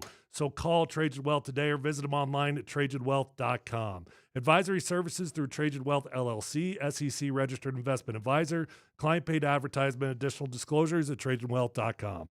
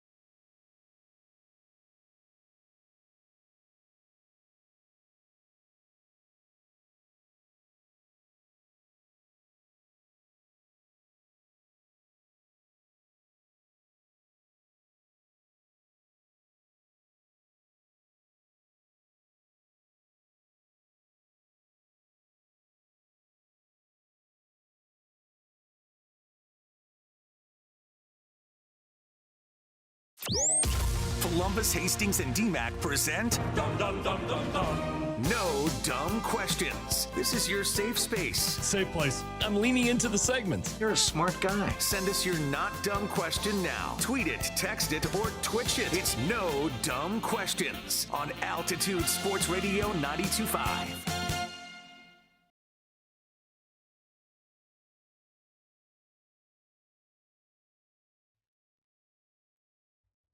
Yeah, we'll get to the How was your draft. bolognese this weekend? It was good, man. I love that joint. That place is good. Speaking of bolognese, Yeah. I finished Peaky Blinders, went back and watched. Again, for the second time? Well, I didn't watch season 1 until I started in the middle of 3. Have you watched the movie yet? No. Is it out yet? Oh, yeah. You got to move on to that. The movie's out. It's on Netflix. You can watch the movie right there. Man, I'm just nowhere with Peaky Blinders. Boy, when you watch at the end of 6. You watched it, though, right? No. What? No, I'm just yeah, nowhere. dude, you're in for a good one. Yeah, Listen, I know. I stopped in the middle of 3. Luckily, my Netflix kept it where I stopped, so I just picked it up from there. Oh, okay. And I downloaded like season 4. I was on the airplane. Yeah. Watched, and then I had Netflix in the hotel I was at, so I got to boom, watch there a lot there. Then I finished it this morning, the last episode in 6. Yeah, but when you watch it, you're not thinking, that's the way you handle things. What do you mean? Don't you wish you could handle things that way? You can handle things. What do you mean? Well, he means you just kill a guy when you're mad. Is that what happens? Yeah. Or if Pisses you off? you're nice, just punch him in the face. Yeah. Dude, what's his brother's name? Arthur. You read anything about him in real life? Like, I think he started going down the Peaky Blinders thing a little bit. Oh, did he really? Well, he got because he's not in the movie, and I guess he got arrested with meth and drugs and stuff like that, and I guess has lost even more weight because That's too bad. He got skinny in seasons 5 and 6. Yeah. I got like a ton of no dumb questions here today. Well, no dumb questions. Why haven't you watched Peaky Blinders? It's on my list. I got to get to it. It's seriously, it's my bad. I know it's a good show. I got to get to it. I don't know. By the way, I'm watching this Marty Supreme movie because now it's out on the I think HBO or Netflix or something. And this is one weird ass movie. It's the ping pong movie. You know what movie? It's like 2.5 hours long, and like I can't focus on it. I keep stopping it, and I'm like, because it's just like if you're stopping, it's kind of like a good book. If you got a book and you can put it down, then you probably just go and put it on the shelf. It's like I keep hearing how awesome this movie is about ping pong in the 50s, and then Timothy, what's his face? Forrest Gump. I haven't even heard of this. Yeah, well, I guess Forrest is more in the 60s. Though. Hey, when it comes to your retirement, there are no dumb questions. Call Trajan Well today at 303-900-1189. No dumb questions for Scott. These are tough ones. Are you ready for some tough ones? If I shied away yet. If the Nuggets lose tonight, do you think Josh, I assume that means Kroenke, should fire Coach Adelman? I think there will be a hard discussion. If the Nuggets... And you know what helps that? What? Well, I was waiting for you to ask. What helps that? Who got hired this year? Malone. Well, John Walls and Ben Tenzer. Oh, what? I don't know. What? Malone was the answer. You owe Malone $24 million, $12 million a year. That's offset.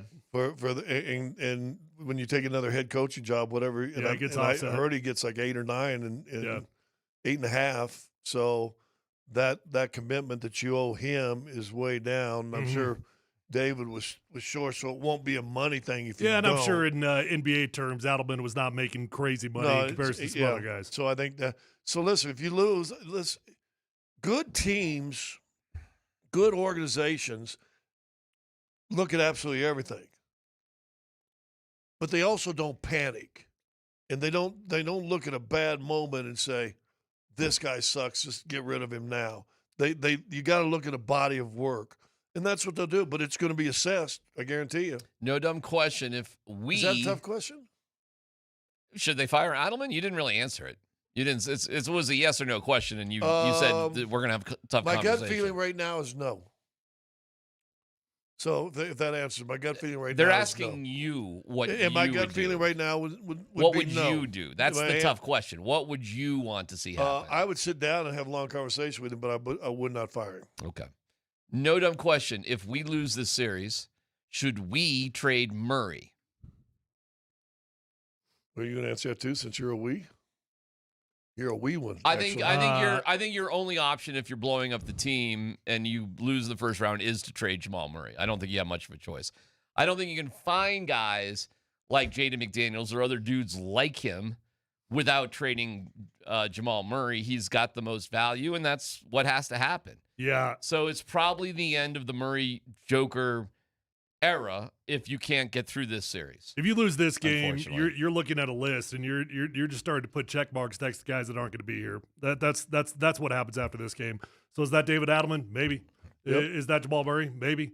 Aaron Gordon, if you can find a trade partner. Yep, maybe. Probably. Yeah, I mean, the only guy. Actually, Aaron Gordon is one that's like. Actually, it's like probably it makes the most sense that you want to move on from him. DMac brought up earlier. There's no trade value because of his injuries and his age or whatever. But that's the one that you start with, because as much as it sucks to lose Denver's favorite son, hey man, father time gets everyone. He's only 31 though. Right? All right, well, injury, put that into it. I don't know what to Give say. me a formula, Scott. Because this core, if you can't get past. Now listen, I think they win tonight. I do too. And I think Game 6 is going to be damn interesting. And think we'll see how the Wolves really are without DiVincenzo and Edwards. I think they win tonight, and it won't shock me if they win the series. How do you not win? But how did you not win over the week? I don't know. You didn't win over the weekend because you couldn't make shots, and the reason why you couldn't make shots is a bit bit of a mystery. It was physical play by them and the head games by yourself. Well, there you go. No dumb question. By the way, Dan and I came up with it. It shouldn't be called no dumb questions. It should be called no good questions. And these are all good questions. That's actually makes sense. Now that I think about it, yeah, a little bit. Funny or not funny? Brett Kane and Vic Lombardi both said this was not funny. I thought it was hysterical. Our big boss, Kevin Demoff at KSC. Oh, not funny. Not funny at all. Had the Avalanche wear Rams jerseys with like Nathan McKinnon in a Rams jersey at a Rams game when the Avs were in LA early in the year, and got a lot of flack for the Avs wearing Rams jerseys during the draft. First round, right? Sean McVay was not part of this, but Les Snead was, and so were the personnel people. We're all wearing Avalanche sweaters as the LA Kings were playing the Avs that weekend. I thought, because it was obvious to me of like, all right, that we kind of screwed up with this one, so we'll do this to make up for it. I thought it was snarky, and I thought it was funny. First off, I love my job. We've got great bosses. You guys make a lot of really great decisions. So it's DMac that's putting me in this spot to ask whether I agreed with the decision. Well, I just told you Brett Kane and Vic Lombardi thought it was not funny. So if you get mad at anybody for my answer, just get mad at DMac for asking me it. It's weird. It's just weird. It's weird. Those guys were uncomfortable. Those guys didn't want to do it. Yeah, no kidding. Snead ripped that thing off the second he could. I mean, he made the pick and he ripped it off. And keep in mind, they're in LA. LA was playing the Avalanche. We get why they did it, right? You get the so I know. show. So I know who owns what teams. Yes. Yeah, but the Avs were wearing the Rams, and now the Rams guys are wearing the Avs. Yeah, I got that. You get it? It's not that hard to figure out. Yeah, but I don't think it's funny. What don't you think we get? You don't think it's funny? I don't think it's funny. I don't think it's funny. I think it put those guys in a really awkward position. I thought it was a riot. I mean, they're trying to make fans out there. You still got crossover fan base there and everything else, right? Like, I don't get the point of alienating Kings fans. It's just a snarky little joke based on what happened in the past. Company. Dan, D-Back breaks it up. Although the guy standing in the back that's got a Joe Sakic Nordique captain's jersey, I'd love to have that. That's cool jersey. That's sweet. Cool Dan, funny or not funny, Dan? Oh, I liked it because of what happened earlier this year in the NFL season with the Avs. Yeah, I get it. I like it. I think people are making too big of a deal out of it. Also, they got crushed for it. This was sort of a makeup, I think. It's a double down. Yeah, it's like this side took a bullet for you guys, so you guys got to take a bullet for them. Yes, I think that's exactly what it was. It's not funny. Oh, come on. It's not funny. All right, I thought it was a riot. I felt bad for thought it was them. a I felt riot. bad for them. Like they didn't want to do that. I'm dying to know like how that conversation went. Like, do you just come in with a box of sweaters, Av sweaters, and be like, throw it on? We're gonna take a couple pictures. Go ahead, guys. Okay. Again, I just want to say I love our bosses and I love my job. No, I see the marketing behind it. It's funny. Like Well, I said, the cat in the back. That I mean, you see that, Dan? That Joe Sakic Nordiques captain sweater. That's a sweet look. I'd have that. What does that have to do with anything? Well, I'd have that. Scott's pining for a free and you jersey. know what? That's a safer jersey. The to Nordiques wear was way safer. to They wear should have all worn Nordiques. than the Avalanche would. You're absolutely right on You know, that. that's a good looks point. just like the thing. You're absolutely right Well, on that. let's dig into the team that did win its playoff series coming up next.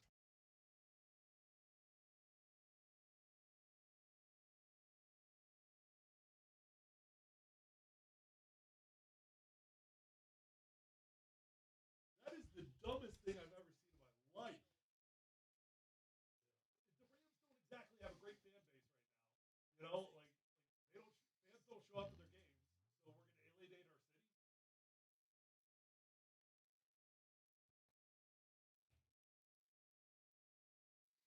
Hey, it's DMac for the Rocky Mountain Men's Clinic, talking about low T. Just because you're getting older doesn't mean you have to feel like it. If your energy is lousy, sleep is off, weight, oh my God, what's happening here? Your mind feels foggy, your sex drive just ain't what it used to be. It's time to switch things up. Low T, maybe. Yeah. Happens to men younger and younger. And maybe your game just isn't what it used to be. Less energy, less drive. Not feeling like yourself. You deserve to be your best. Be stronger in the gym. Feel more driven at work and even in the bedroom.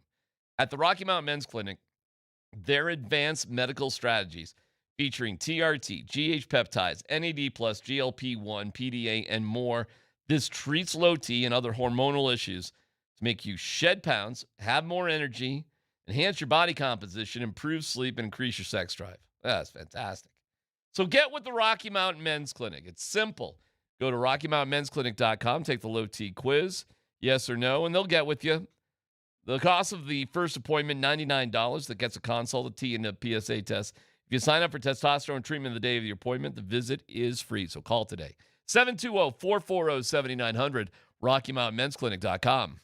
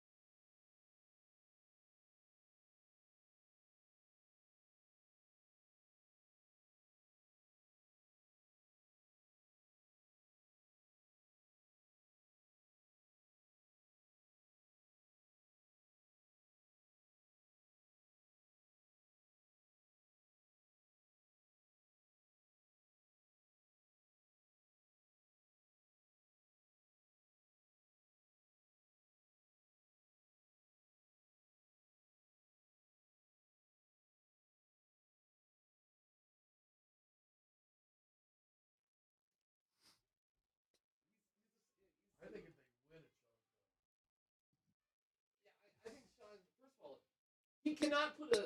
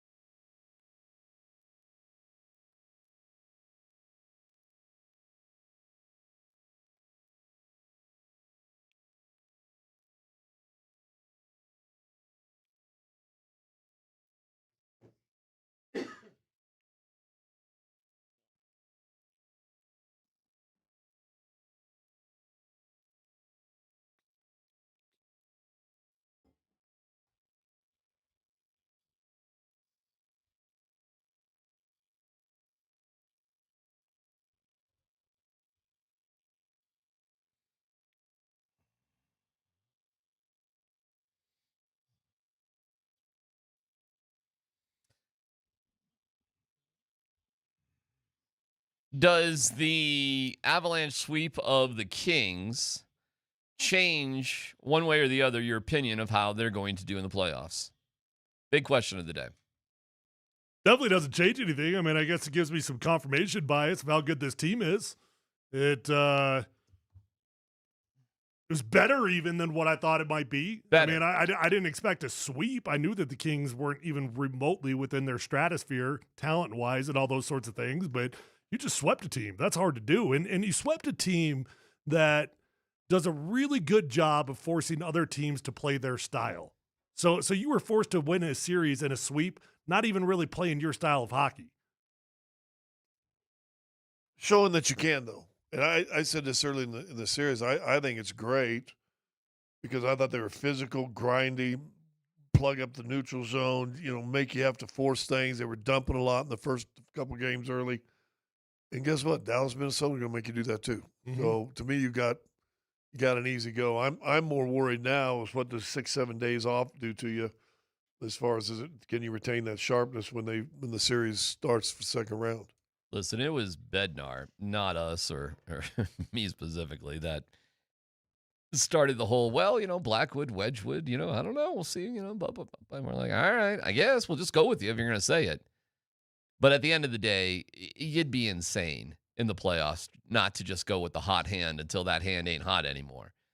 And Wedgwood is talk about somebody who has earned this opportunity, my friends. Like, to the degree, I feel a little bit bad for Blackwood. Like, he ain't going to see any light. I'm not exactly sure what the circumstances would be, aside from injury, that Blackwood sees the light of day in this series. In any series for the Avalanche moving forward.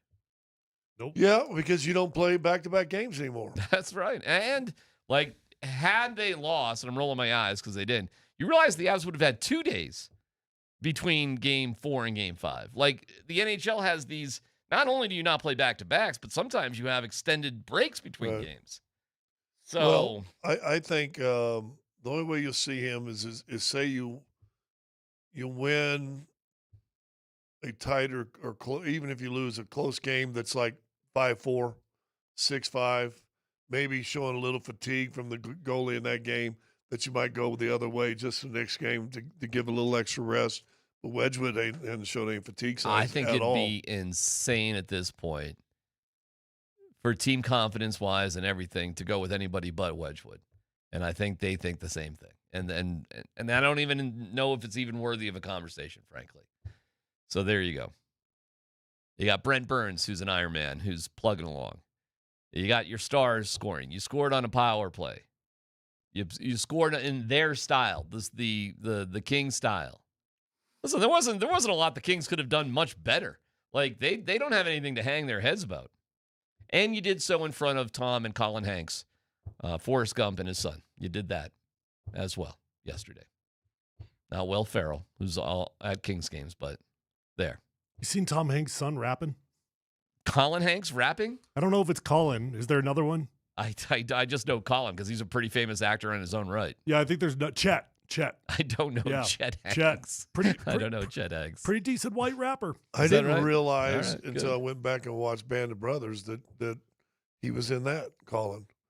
And Band of Brothers. He came in like episode the next to the last or the two. What'd he before do? What was his He was like a role? brand new lieutenant coming in, and he was spitting polish. Oh, and yeah. That's when they were right. And he he was led in the team. charge, but he came in really late in the Yeah. war, and it was the crossing over the river to the Right, town. right. And then they survived that, and they were supposed to do it again. And then he got moved And up they to just the- lied about it. They just said, we didn't discover anything because we're not going to take chances late in the war.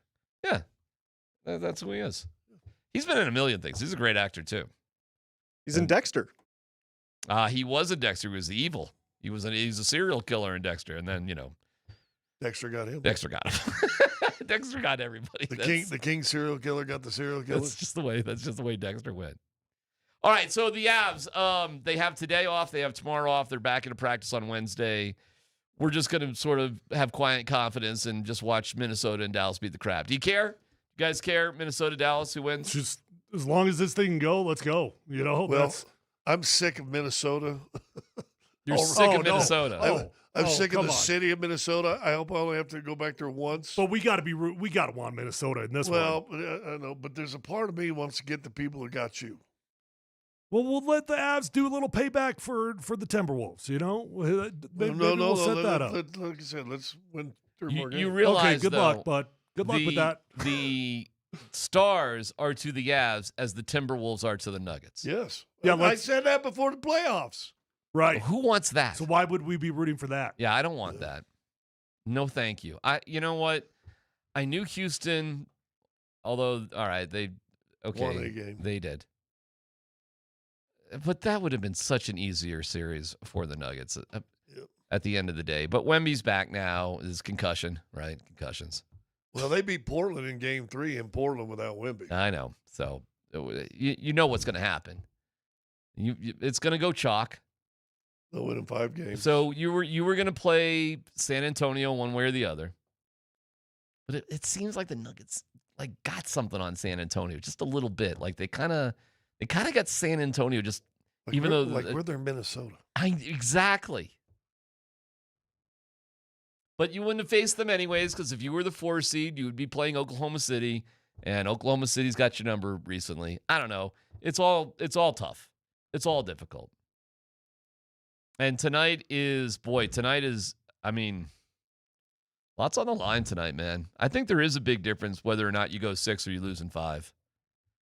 You lose in 5 and you lose 2 of those games at home. Why? What's the difference? I think either way, it's the same result with 2 starters out, with 2 stars out. I think it feels different to me. I think it's more embarrassing. I think it's worse. It doesn't feel any different to me. I think it's worse. It's a net result.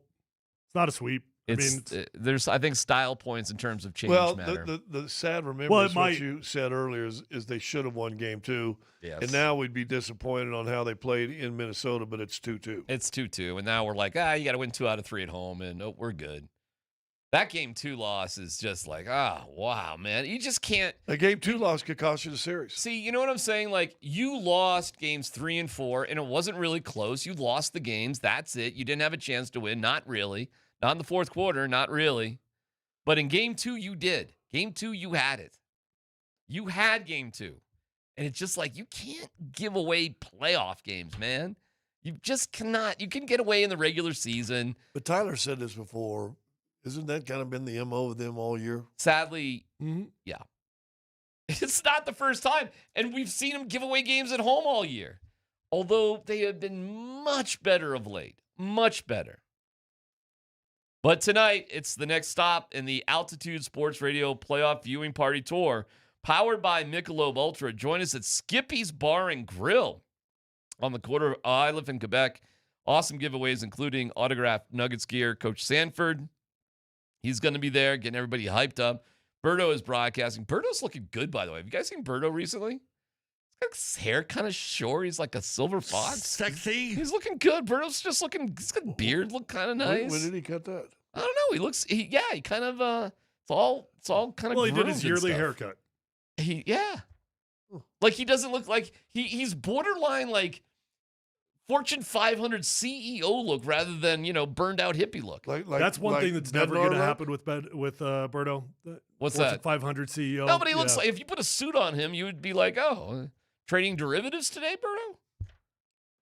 So is his hair kind of flowing a little bit like a Bednar? Is your wife? Oh, no. He's tight. It's tight. It's all short and tight. Because he had the waves. Oh, yeah. No, he had the Betsy hippie thing going on.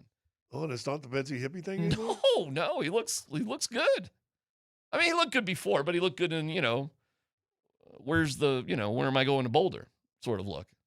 Now he looks, I'm just saying Berto's my guy. I love Berto. And he'll be out there too. Great deals on Michelob Ultra. Cheer on the Nuggets to win. Skippy's Bar and Grill is your one-stop shop for all your sporting event needs. See you at the corner of Iliff in Quebec tonight. All right, we do have the Broncos draft to go over. A return of Let's Football Go next.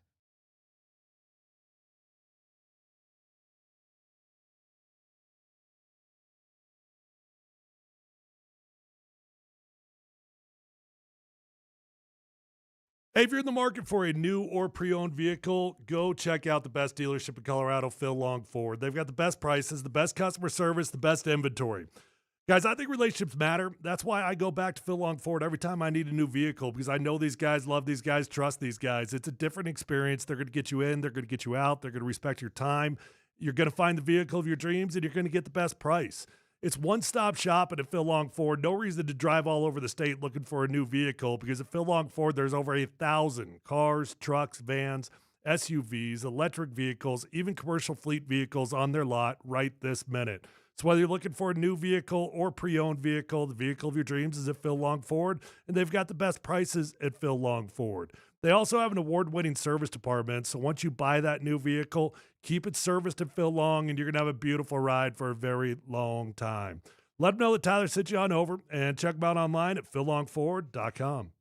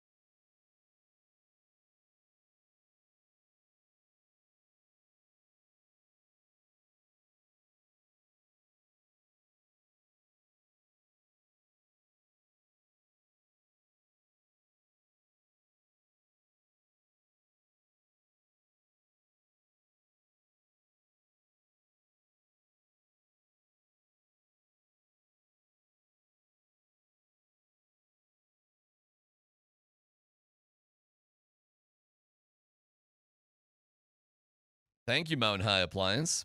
Brad, TV star, you look great. Visit them at mountainhighappliance.com. And a reminder, you can still win Nuggets tickets. Go to Voice of the People on the Altitude Sports Radio app. Tap the microphone. Leave your fired up message for Game 5 tonight, and you could possibly win. So we'll announce our winner coming up here in the next half hour or so. But yeah, I mean, the draft happened, and let's get into it, Dan. Let's football go. All right, guys, let's just go through who the Broncos did select in this draft. Obviously, they traded back out of round 2, so they didn't pick until round 3 at number 66 overall. Defensive tackle out of Texas A&M, Tyler Onyedum out of Texas A&M. So they go D tackle first. Round 4, number 108 overall. Running back Jonah Coleman out of Washington. Number 111 overall, O-lineman Cage Casey out of Boise State. Then we move on to the 5th round, 152 overall, tight end Justin Jolie out of NC State. And then we go to round 7 where the Broncos had a bunch of picks. 246 overall, safety Miles Scott, guys, out of Illinois. 256, another tight end, Dallin Bentley out of Utah. And Mr. Irrelevant, number 257 overall to close out the draft, linebacker Red Murdoch out of Buffalo. How do you feel as far as the position groups that the Broncos selected in this year's draft, guys? They hit all the positions of need. So that would be, when you look at this year's draft, I think you look at it and you're like, did they do the best they could with the lack of premium picks? And I think the answer is yes. The majority of these guys, it's going to be a huge wait and see deal. They probably did overdraft Tyler Onyedum. They did. According to almost every profile you looked at, he was like a 5th round prospect. They like him. So they decided we're just going to take him now. We're not going to wait. They traded back. They got a little added value, and I think that makes them feel better about overdrafting when they trade back and they get a little added value out of it. I think he's a good football player, and he's got a chance to compete. You know, the rest of the draft outside of Jonah Coleman, I think he can contribute as the number 3 running back. The rest of them are going to be wait and see. A lot of people are hyping up the tight end out of North Carolina State, Jolie. He's got a chance, man. I don't see a guy that's going to walk in and compete on day one. I mean, he's a stretch the field guy. Good speed, good athleticism for the most part. At times he looks a little bit clumsy coming out of the breaks, but he's definitely got a chance to contribute given the room that he's competing in. Got a grade for it? Context grade, with lack of premium picks, and the needs that they had, I guess B-. Mel Kiper gave him a C+, one of the lower grades that he... But that's probably not a context grade, right? Yeah, more or less what he said is there's just nothing real super sexy about this draft. And they could have moved up 8 spots and got Eli Stowers. They could have moved up a couple spots, maybe 1 spot to get Max Clare, 2 tight ends who are a little bit sexier, and they didn't do it. You chose Jonah Coleman over Mike Washington Jr. Okay, cool. And everybody thinks that's like the greatest pick since sliced bread because Washington is a fumble machine, 9 fumbles in 2 years. Only lost 2 of them, but that was the rip on him. The rest of these guys, like Coach Sanford is not into Jolie at all. He just thinks he looks stiff and isn't that impressive. He actually likes Dallin Bentley bet. I actually had not heard Stanford's take on that, or Sanford, sorry. But I tend to agree. Like he's you read the profile and they talk about him stretching the field, and I'm like, getting in and out of breaks, he looks a little bit clumsy to me. Well, the tricky thing always with this stuff is highlight tapes of any college kid. You're just like, wow, the field is wide open. Because it's highlights. Well, that's right. Well, and the way the game's played in college. Correct. So, like, to me, when I see a small dude like Jonah Coleman and, he breaks all these tackles and he does all this stuff and he doesn't fumble, I'm like, all right. And he blocks. He's an incredible blocker. It's like, okay, cool, I guess. But I just think we have enough of those type of guys on the team. And I was just looking for something a little bit different so you can do different things with them. But everybody, if you talk to who's against Mike Washington, they read the same scouting reports and they're just making a bigger deal of it. Can't pass block theoretically, although 6'1", 225, I think you could figure it out. Just get in front of a guy. Yeah, I mean, he'd had a chance. And then everybody's saying, well, he's like Melvin Gordon with the fumbles and you can't have that.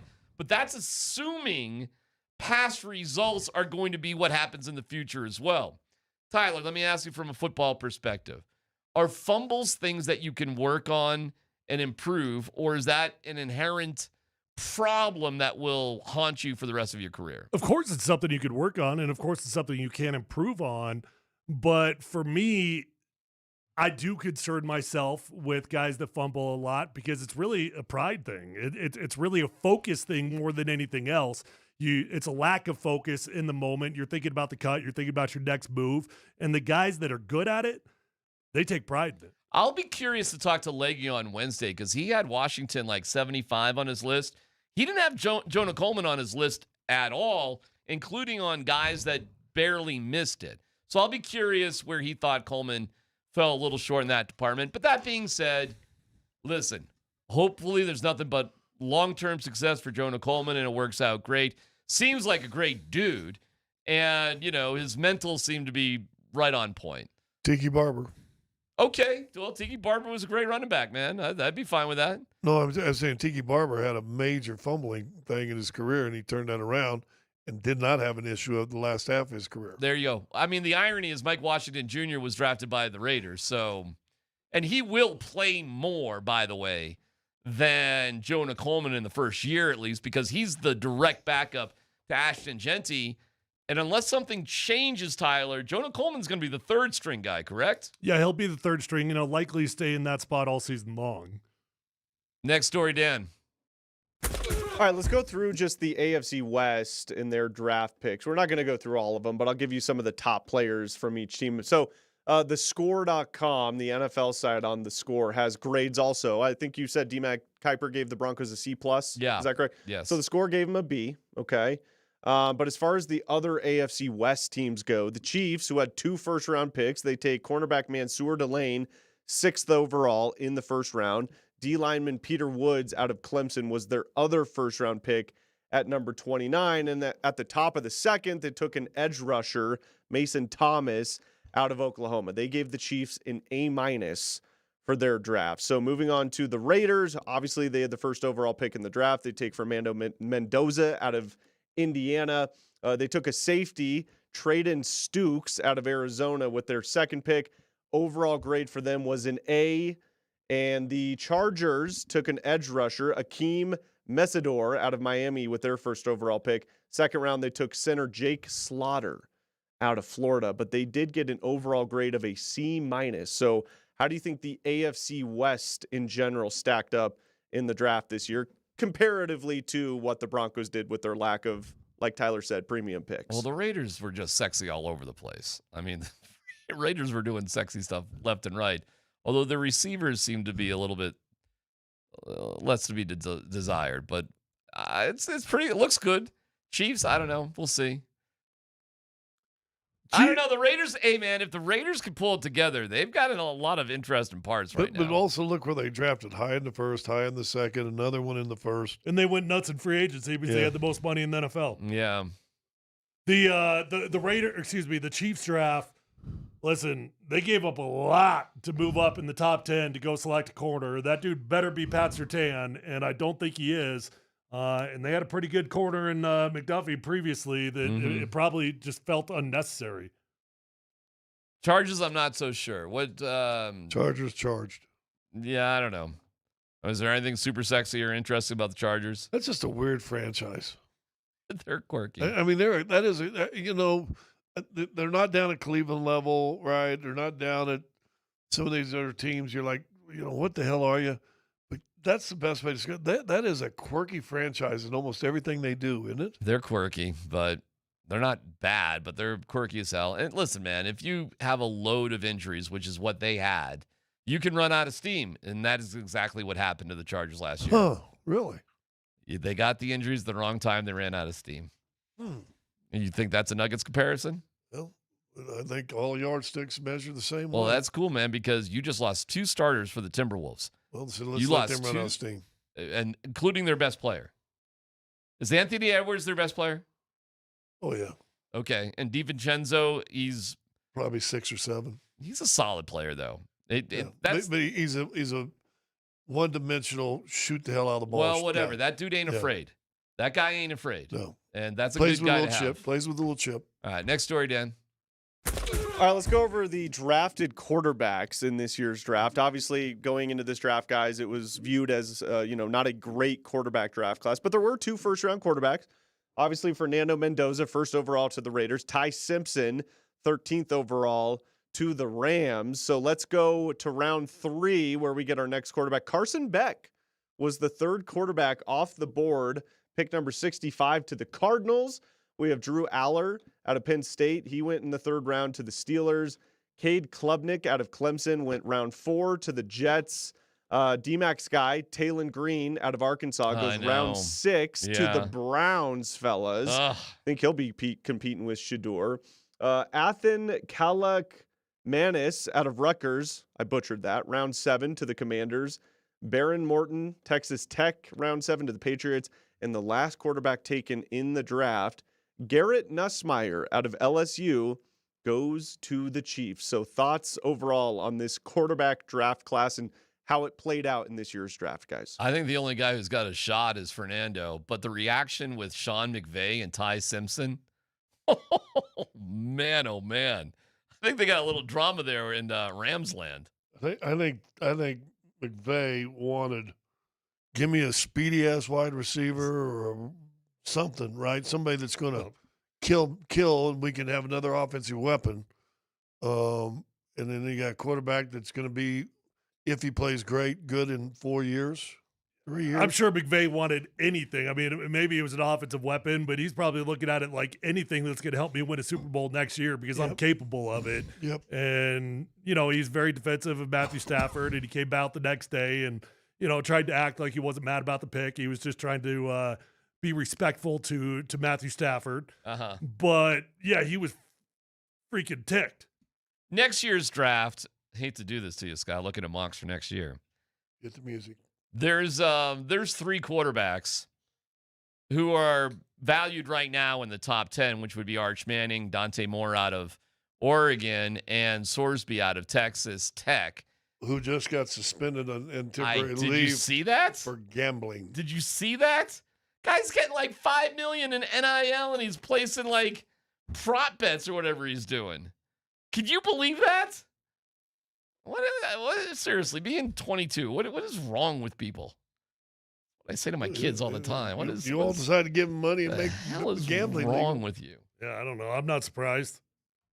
It's just young and dumb, man. I don't know what to say, but I don't know. Look at this. Is this the mock draft right here for CBS? Yeah, this is they next love year's CBS. How stupid are you that Miami Dolphins at the 3rd pick would take a wide receiver? I don't know. Who do you want them to take? Well, do they have a quarterback? Malik Willis. Do they have a quarterback? I like Malik Willis. Do they have a quarterback? Malik Willis? By the way, in this mock, and I saw another mock, it had the Broncos at 22. Like, there's going to be some early vibes that the Broncos are a playoff team, but low expectations for them to succeed, which is ridiculous. Broncos are going to win the Super Bowl next year. Well, now they take a tight end. Right. Because all of these are going to factor in the offseason, the additions, and the draft. And Denver, in the big picture, when you're looking in, looks at it like they didn't do anything because they just brought back their own guys. Correct. And then they didn't pick till the 3rd round. If you're not moving forward and you're staying still, you're going behind. The vibe is going to be the Broncos are just they played higher than they should have, and they're going to. And then they evaluate the talent they had too high because of that. I think it's bunk. I think the Broncos are going to be awesome this year. I don't know if they're going to win 14 games. 14 games is crazy in terms of a season. It's so good. So I don't have that expectation, but I think the Broncos will be in the Super Bowl. Do you think they win the division next year, D-Mac? Yes, I do. I think they're the best team in the division. I do. Who comes in second in the division? When's Mahomes get back? Probably the Chargers. I think the Chiefs got some work to do. I think the Chiefs got some work to do, and so do the Raiders. So I think the Chargers, but I think the Broncos win the AFC West. I don't know if they get the number 1 seed, but they'll be hosting a game, I think, and we'll go from there. It's going to be an awesome year for the Broncos. It really, seriously should be. Are you talking yourself into it or trying to talk us? I firmly believe it. I firmly believe it. I don't know what to think next year. Sean Payton, George Payton, they're going to either be the biggest geniuses in the world or they're going to be the fools that were one game away and stop trying to get better. The only thing that scares me is it now, because we mentioned this in the Nuggets talk, what have their draft picks been in the last 4 or 5 years? You run the risk of having 2 years in a row where you really overdrafted players you liked. Yeah. And does that work out for you? Unfortunately, missing with Jahdae Barron sucks. Like, you hate missing with a first-round pick. Just blows, you know? But if you miss on the first, you can't miss on the second. Well, they're going to run R.J. Harvey, and they're going to try with R.J. Harvey. And they didn't have a second this year. But don't forget, they do have... R.J. Harvey wasn't a miss. He's just not a home run.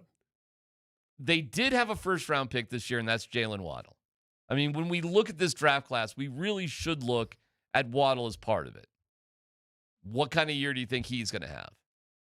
I would imagine he's going to have a great year. Does chalk ankle stay healthy? I don't know about chalk ankles. Milky, white, chalky, fragile, brittle bones. Brittle bone Bo.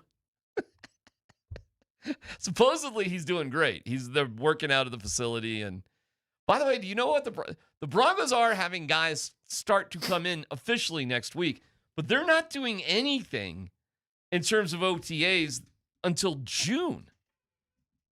So it's just all conditioning and working out and whatever, but there's no like on the field OTA stuff till June for the Broncos. Same thing they did last year, though. Yeah. It's not new. It's wild, though, because we're so used to when the draft happens. Usually, like a day like today, we'd be, things would already have been going. Well, we'll still get rookie minicamp, so we'll get a little bit of action. It's just different. That's all. How about Diego Pavia? How about that dude? How about that dude? Heisman winner not only goes nominee. Second in voting, wasn't he? Yeah, you're right. Heisman nominee not only goes undrafted, he didn't get signed. I know. All he got was a rookie minicamp tryout with the Baltimore Ravens. Can you believe that? He didn't even get picked up as an undrafted free agent. Dude. Unreal. That is nuts. You thought Shedeur Sanders had a slide. Oh, my God. You know who's representing him? Himself? Yep. That's going well. By the way, Uwar Bernard, the guy that we talked to from Nigeria, has never played. 7th round pick for the Eagles. Oh. Never played football, got drafted. And runner-up in the Heisman Trophy voting gets nothing. Right? Runner-up, nothing. Yeah. 0. From the NFL African Combine in Africa, gets drafted in the 7th round, and runner-up to college football's most prestigious trophy, nothing. How crazy is that? Also, another really awesome moment in the draft. Eli Heidenreich. I hope I'm getting that right. 7th round pick from Navy. Oh, that was cool. And he goes to the Steelers. By the way, he's from Pittsburgh. Pittsburgh killed it with the draft. I mean, you want to talk about presentation, Surprise yourself again. How things looked, the enthusiasm with everything. And then they picked this kid from Navy coming out with the towel to the adoring howls of the Pittsburgh fans. Dude. Yeah, but they drafted another quarterback that's going to suck. I wouldn't say they nailed it. I'm talking about Pittsburgh, the city, not the Steelers themselves. I'm talking about like the city of Pittsburgh in the draft. Like they really did well, like representing themselves. I don't know about the Steelers. Who knows? They're a mess. They don't have a quarterback. What's Aaron Rodgers doing? Who knows with the Steelers? They got Drew Lohr now. Yeah, again, what, 3rd round quarterbacks? Yeah, have fun with that. Let's see how that goes. Pit of misery there. They just don't know how to do anything with quarterbacks. Maybe it's that whole division. No, Baltimore got, well, since Cleveland.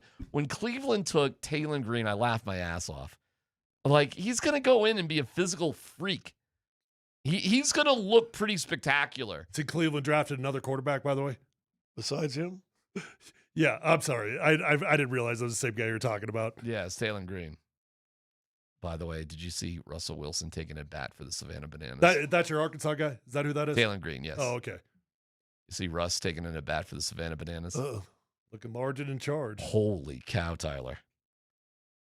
He looks big. Not good big. We can play it during the break or whatever, but you got to see this. It's like, oh my God, dude. Like, I guess we're done. I guess we're done playing football. Or that's backup life. I don't know. Maybe backup he's life? Maybe he's going to try to get some more eligibility and be the next quarterback at Kentucky. He looked terrible. He grounded out kind of weakly to the right side. And he tried to hustle like an infield hit out. He was trying his damnedest. Like, don't embarrass yourself, dude. You just grounded out. Just give it the half hustled jog down there. But no, he tried to beat out the throw, which he did not do. You ever done anything dangerous? It's like, wow, man. Your guy. I want to see how big he is. Oh, we'll play the video for you. Is it like coming into mini camp Broncos big? It doesn't look small. Way bigger. Way bigger than that? Way Because he was bigger. a little heavy when he came into Broncos. Yeah. It's not exactly. He'd just been on his European tour then. It's all the Savannah Bananas. We'll get maybe that and also preview Game 5 with the Nuggets coming up next.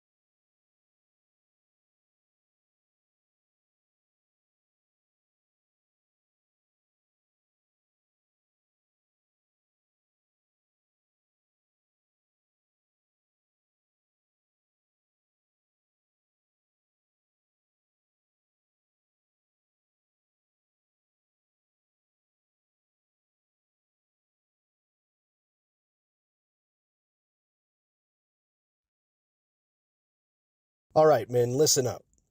Everyone remembers the Game 7 loss during the 23-24 season. These guys just embarrassed us, not once, but twice on the road. Well, they're in our house tonight. Use their overconfidence against them. Show them you're champions and have been here before. This is your chance to show the world that you're the best team in the NBA. Now let's go take this series back. The T-Pups don't know what they just did. They woke the giant. Joker's dropping 50. This is the Mile High City, baby. Let's go, Nuggets. Tonight, you don't play cute. You don't play careful. You don't play like you're waiting for a whistle. You walk in and you take their heart. Every rebound, put a body on somebody. Every screen, make them feel it. This is Denver. Altitude, pressure, pain, execution. No. Make them tired. Make them frustrated. Make them quiet. Now go out there and beat them. Here we go, Nuggets and Nuggets Nation. We went 54-28 this year in a tough and injury-filled year. Now it's time to win 3 in a row and move on to the next round and prove how great we are here in the Mile High City. Go Nuggets. I know you're going to win these next 3 games. Nuggets Nation, games 2, 3, and 4 were utter disappointments. All had opportunities, even game 3. But none of that matters now. 3 to go. They won 3 in a row. We can do the same. There's nothing to stop us except ourselves. Let's go get it done. Hey, boys, I don't care what Mr. Polumbus says. This Nuggets team has heart. They got the 3-time MVP, and this is perfectly set up for a 3-1 comeback. Just wait, boys. Do not give up on this team. Go Nuggets. The first thing the Nuggets did when they got back in town was visit the Rocky Mountain Men's Clinic for a little pick-me-up. And now they're ready to perform tonight. Ready to stand at attention, ready to go hard all night long to get this dub. They know they need it. They need 3 in a row. Nuggets in 7. Hey, tell those callers. Oh. What's that? Tell those callers to keep my name out their mouth. Oh, man. I love it. I love it. All right, we have a winner. Dan, do we have a winner? You want to just... We do? Go ahead. You can announce it. Hold on. Let me go to what I sent you. All right, our winner, by the way, everybody who entered was eligible. This was 100% random. Mm-hmm. Our winner is Greg Strahl. Greg with 2 G's, Strahl. Greg Giga is our winner. So congratulations, Greg. You're going to see the Nuggets take on the Timberwolves in Game 5 tonight. All right, and Nate and Andy will have more tickets to give away, so just... And you won't have to rush because it's a 8:40 something start. Yeah, that's that. Take a 3-hour nap and still you make it on could, time. if you needed to. And Nate and Andy will have more tickets. So, yeah, just get the app. Get Voice of the People. It's a little microphone. It's really cool. You can just chime in anything you want anytime, and we're giving you some juice. Somebody yawning? Did I hear something? Are we okay? I don't think that was anyone here. All right. By the way... Lindahl. I mean, I definitely yawned a lot, but not then. There he is. Looking sharp, Andy Lindahl. J.R. Smith. In Nuggets history, there have been 6 players who have scored 40 or more points off the bench, and JR's done it 3 times. Yeah. How about that? He's 41, wow. 41, 43, and 45. So we're sort of guessing with what happened with Minnesota. The only guy that we remember doing it. Can you name the other 3 players that did it off the bench? Wow. And there's a trick question in there. Michael Adams. Nope. Was it a starter that was coming off the bench or something? There you go, Tyler. It was a starter coming off the bench. I'll give you another hint if you need one. Kiki Vandeweghe. Kiki Vandeweghe did do it, but that's not who I was. Oh, that actually, maybe he did that too. So there might be 2 guys like that because Kiki was a starter, of course. Kiki did it back in 1984. There was a player who did it in 1982. Thompson. That's right. Very good. David Thompson did it in 1982. There's somebody who did it in 1971. Nuggets history buffs, where are you? 1971 off the bench for 43 points. Ralph Simpson. Very good. Wow. Scott, you nailed that, buddy. Damn. I want winners. Damn. All right, Scott. I'm doing trivia night with Scott Hastings. Cow. Good job, Scotty. Nice job. Yeah, that was impressive right there. That wasn't bad right there, was it? For your pregame show with Katie. Once you said 71. You got an hour to fill. So maybe Tim Hardaway Jr. puts up 40 tonight. If they do, they win? Probably, yeah. Oh, yeah. I'm If gonna Tim go with Hardaway yes. Jr., because that means he trains probably 10 threes.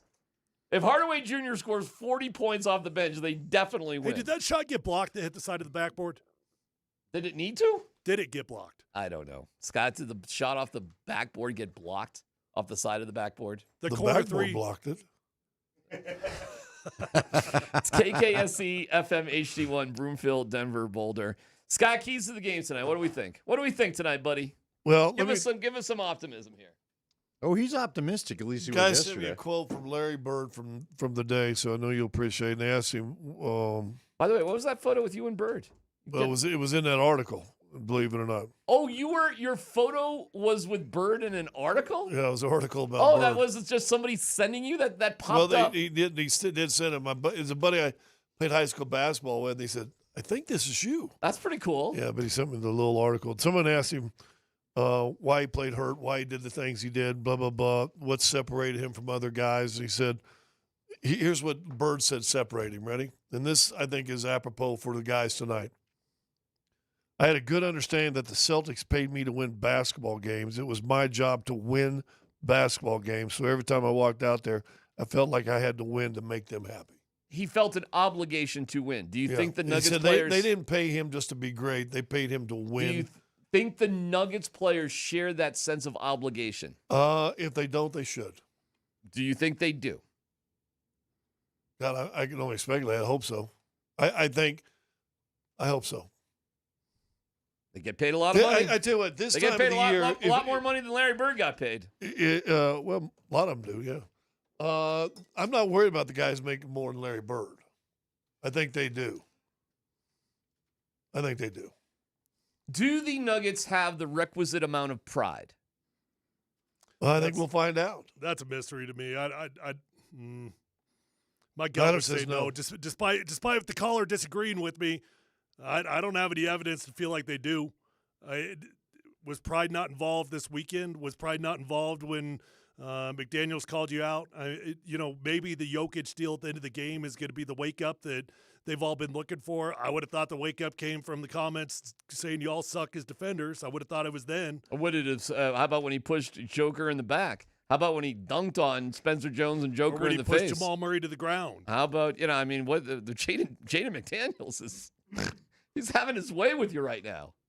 Jaden McDaniels is getting over on you like nobody ever has in a playoff series. You are right, though. If he was our guy, we'd love him. Oh, of course. Oh, my God. I thought it would have come from, it being the NBA playoffs.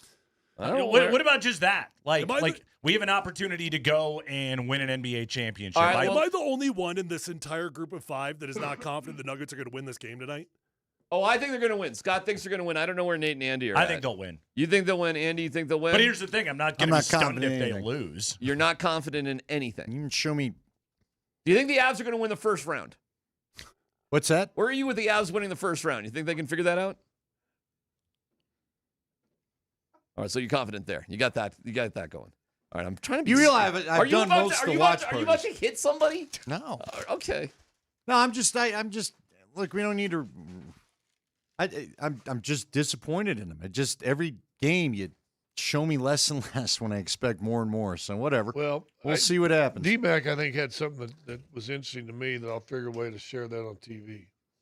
What was that? Which is? Well, I got to. You're disappointed you're down 3-1, but if we're being real honest, game 2 is what killed you. Well, game 2 you should have won. But this is just it. Like, both AG and Christian Brown brought up game 2 after game 4, which it's like, okay, so you blew game 2. And it is why, like, if this series was 2-2 right now, and you had 3, it was the best of 3, and they didn't have Anthony Edwards and Dante DiVincenzo, we'd all be sitting here going, okay, we're good. They're going to win. They're good to go. But Right. the fact that it's 3-1 now, that you blew that game, is why we're in this boat. But when both AG and CB bring up game 2 after game 4, it's like, oh, so game 2 was worth 3 wins to the Timberwolves, because that's seemingly what's going on right here. Like, okay, game 3, you go into their place, it's a hornet's nest, and you get your ass kicked. That's going to happen. Game 4, what the hell is that second half? What is that second half when without Dante, without Ant, with Ayo Dosunmu going off, and with Jaden McDaniels and Rudy Gobert being able to beat Jokic and Murray straight up 2-on-2, never forcing any help and not getting anything from anybody else, it's like, where was the pride of this basketball team? I think Nikola Jokic has it. I think Jamal Murray has it. I haven't seen much from anybody else so far in this series. I'll give Aaron Gordon some love because he's on one leg, and he's battling his way through. Everybody else, what the hell are you guys doing? Let me ask you this, because this is what keep coming to me, because I think guys have pride. I don't think you rise to this level of professional sport if you don't have pride in your game. Okay. But when does fear override pride?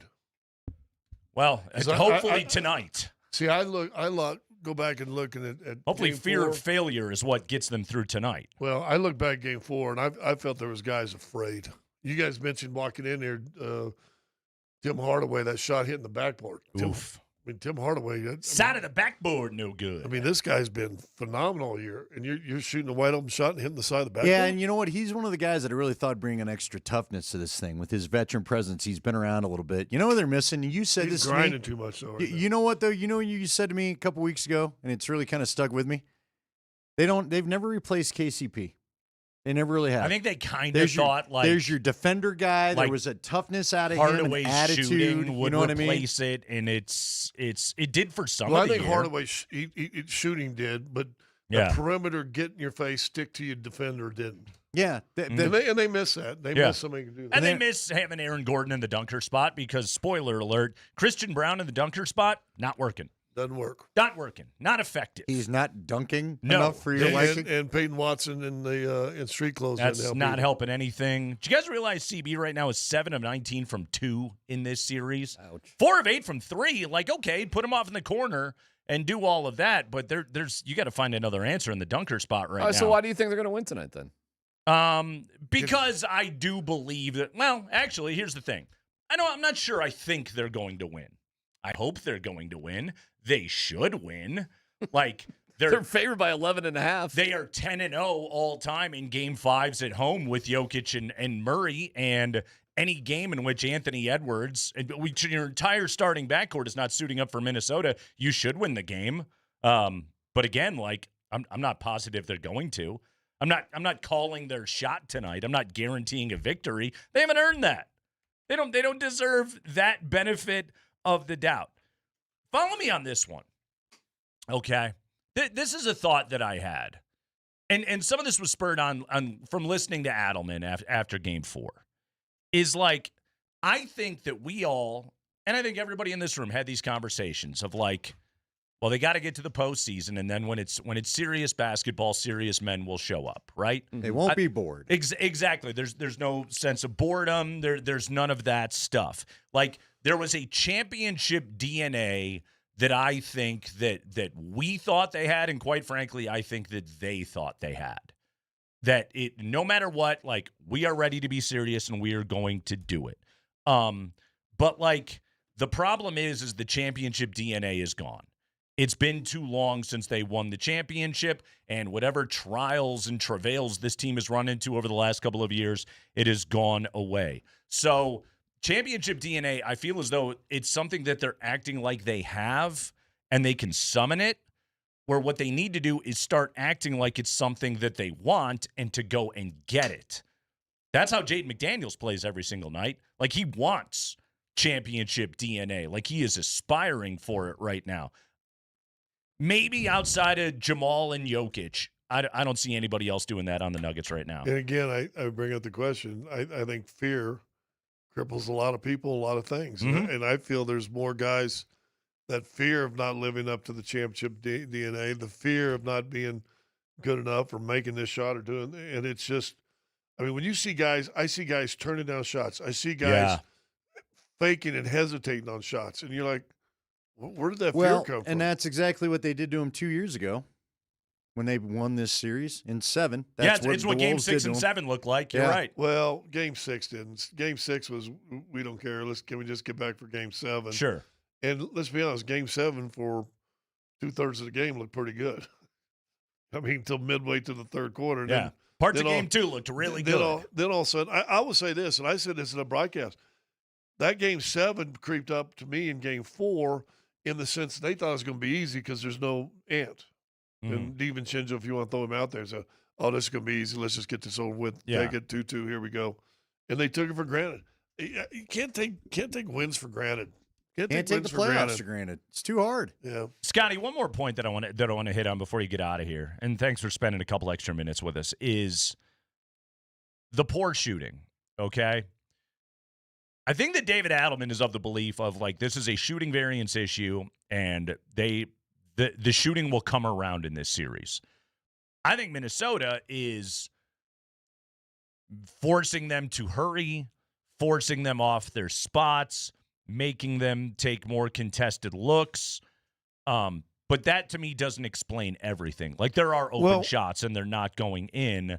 So right now, should Nuggets fans should some of their hope derive from, they're just going to start shooting the way they're capable of again soon? I think that's always a hope. I would like this, and you're the deeper analytic diver, and you probably know where to find this. Mm-hmm. Go and look on the shooting on wide open shots. Yeah.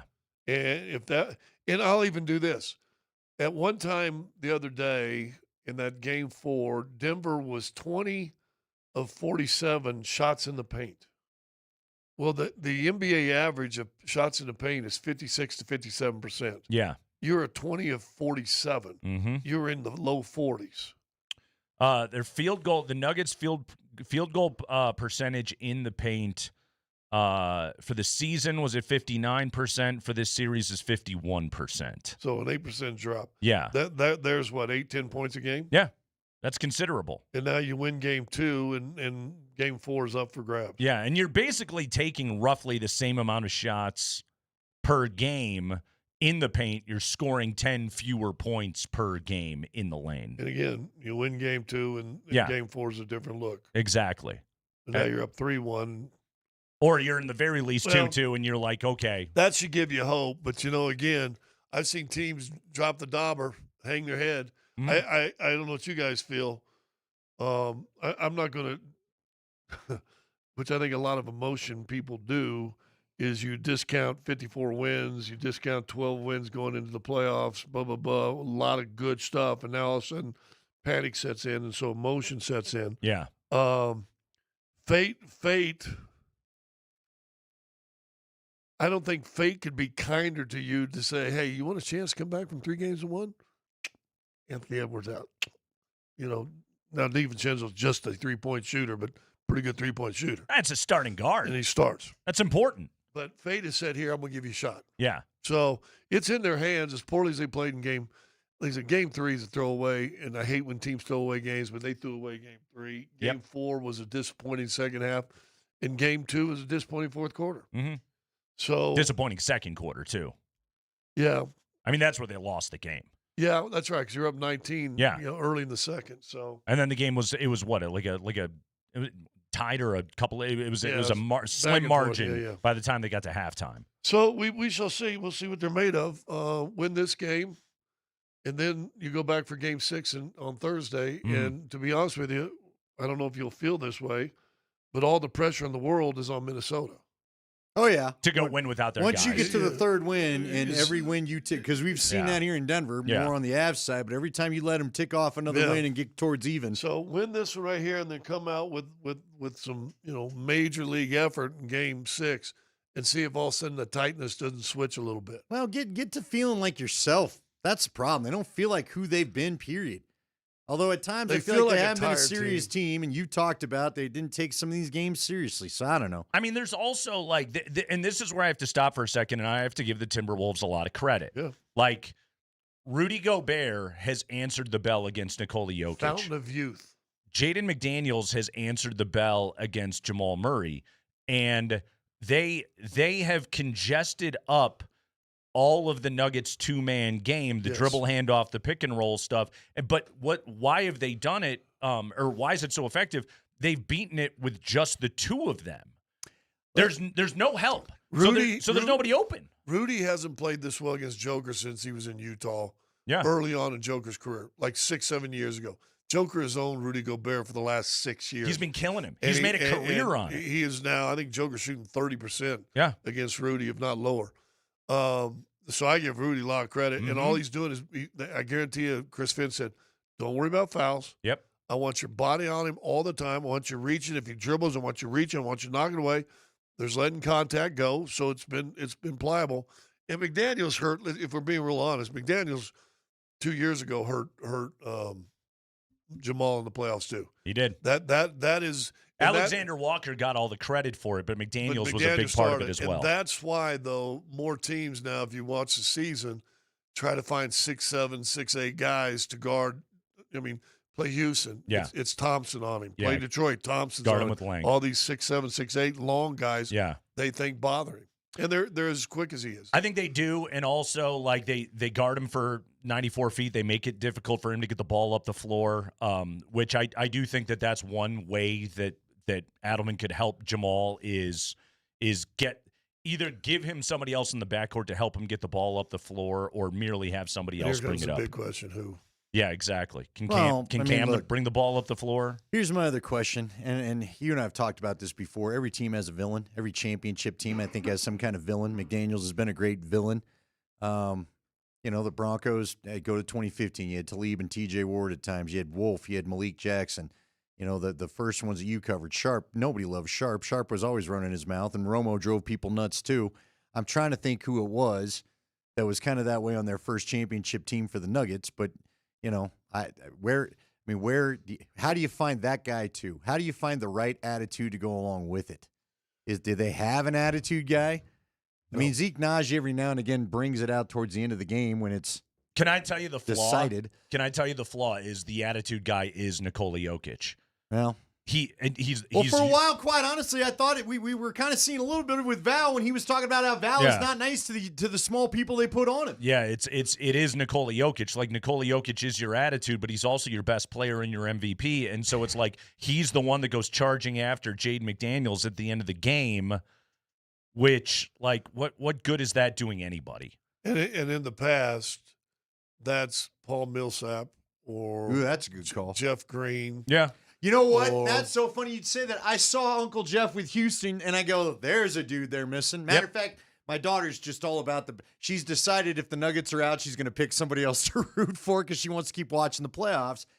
And I said, there's Jeff. I said, there's Jeff, Uncle Jeff, they called him. He was on the championship team. She and might want to pick another team, too. Yeah. Might not be around for a while. Scott Hastings, excellent boys. work, my man.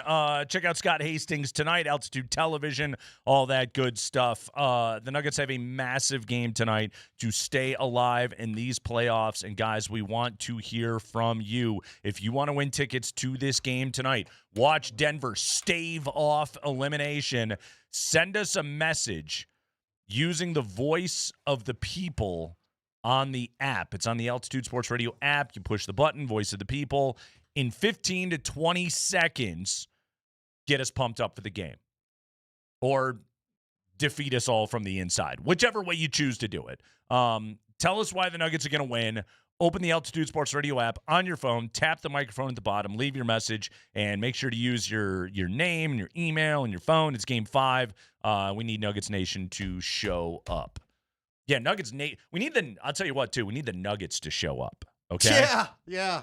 The Nuggets that we're familiar with. Yeah, we need the Nuggets to show up. We need the Nation to show up. We need everybody, okay? We need Vic Lombardi. We need Bill Hanslick. We need Katie Wingy. We need everybody to show up tonight. You want Wingy bringing the attitude? I do, yes. You want Hanslick fouling people like you used to back in the day? Now, there's a guy you kind of wish, if you could put a little Bill Hanslick on this team somehow, that'd be a dude that would probably irritate some of the Wolves. I can tell you that. Please. He would not leave you alone defensively. When he talks about somebody. defense, it's just not him flapping his gums. Now, he walked that walk. He didn't mind getting all up in your kitchen. Yeah, he absolutely walked that walk. Jeff Legwold coming up at 4 o'clock. Broncos got a draft class here, Andy. Yeah, I guess. Yeah, they got dude. Hey, we got a tight end. Yeah. We got a tight end. Andy, did we somehow mention the you got I two feel like, tight ends. did you bring up the tight end Jolly at some point? Or was that Joey. Leggy? It was Joey? Yeah, I'm going to go Jolly. He proves otherwise. He was the only guy, Andy, that the Broncos drafted that was in the Leggy top 100.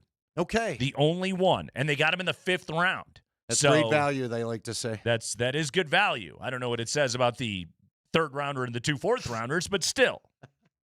we shall see. But we got a draft class. We got Andy. We got a dude we got to talk about today. We might officially be putting Is John Gray and Ace to bed. Uh-oh. We might have a real life Izzy and Ace because Chase Dolander, he's crushing fools out there right now. And I got some stuff. I took a look at some things. I watched his performance yesterday. I want to dive into why he's so good. Of course, the Avalanche sweep as well. We're going to have prime cuts coming up for you at 5:20 this afternoon. But we'll take a quick break. When we come back, what we need to see out of the Nuggets tonight in Game 5 to keep this series going, if there is anything left for them to show. We'll do that next. It's the Kreckman and Lindahl Show on Altitude Sports Radio 92.5.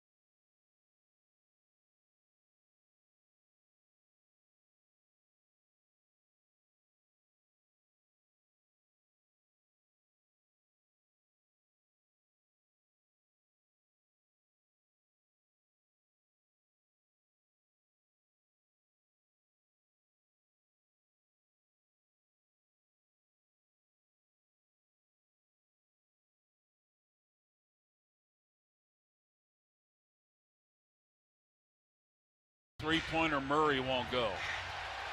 Another game where Denver shoots under 40% two and under 30% from the three. Layup on the other.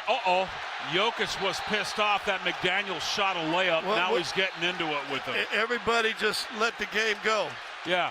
Why? I'm not sure why McDaniels, the bonehead, made a layup with 1 second left. What a dumbass. That was Kaz after the game. It's Kreckman and Lindahl, Altitude Sports Radio 92.5. I mean, I say after the game. There was, 1.3 seconds left? Enough time to eject Nikola Jokic.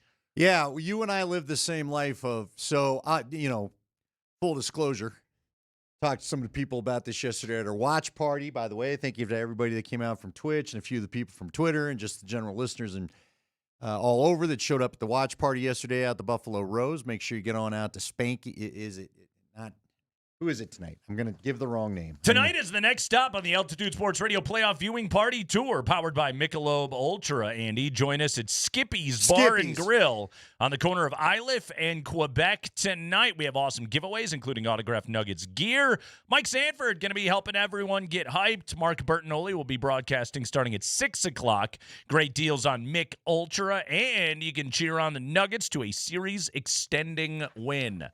Yes, get fired up to extend the series. Skippy's Bar and Grill, your one-stop shop for all your sporting event needs. We'll see you at the corner of Iliff and Quebec tonight. So this is kind of fun because they said Sanford's going to get you fired up. Is he going to call you all in? All right, huddle up. He's doing a Valor big pregame speech. He's going to tell everybody, take a knee. Going to get the whole bar around him. Take a knee, fellas. Yeah. Let's get on down. Time to talk. He's just going to chat it out on how we've got to cheer tonight, how we've got to feel. The vibes have to be immaculate. Maybe it's got to flow. It's got to be good. Does he go full, Valor prayer circle with everybody from the Nuggets tonight? Ask for a little bit of help from upstairs because you know what? They need all the help they can get. Yeah, hey, listen, apparently Julius Randle was doing that, so he's just... whatever we can summon up for the Nuggets tonight. Everybody is on board. Yeah. But anyway, we were all trying to... I'm calling a mammoth game. We were watching the game. I'm looking up.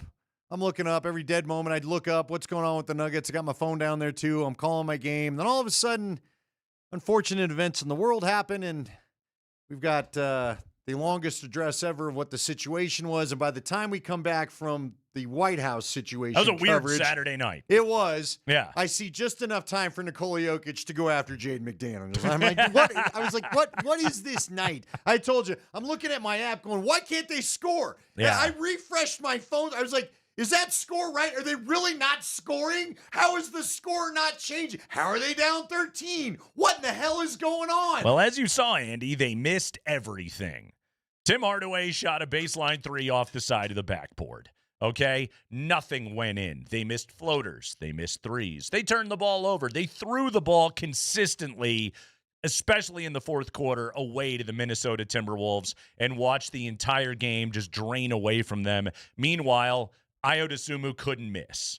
So combine those two factors, and they just got their asses absolutely handed to them. The first half of that game, and really the first, 5-6 minutes of the third quarter, I was like, okay, they found it. Okay, they have settled. They have settled into this series. They have answers, and then whatever those answers were just went away. They had opportunities. Cam had an above the break three that I think could have pushed it to 10 that didn't go down. Minnesota goes down and gets three the other way, and it's just like a 6-point swing. There were so many of those moments, and that's really how it's been most of this series, where it's just been like, I think to the fourth quarter of game 2, and it's like, if that shot goes down, Denver then pulls the lead wide enough away from Minnesota that they just win this game. It just, those shots haven't gone in. The shooting has been absolute crap.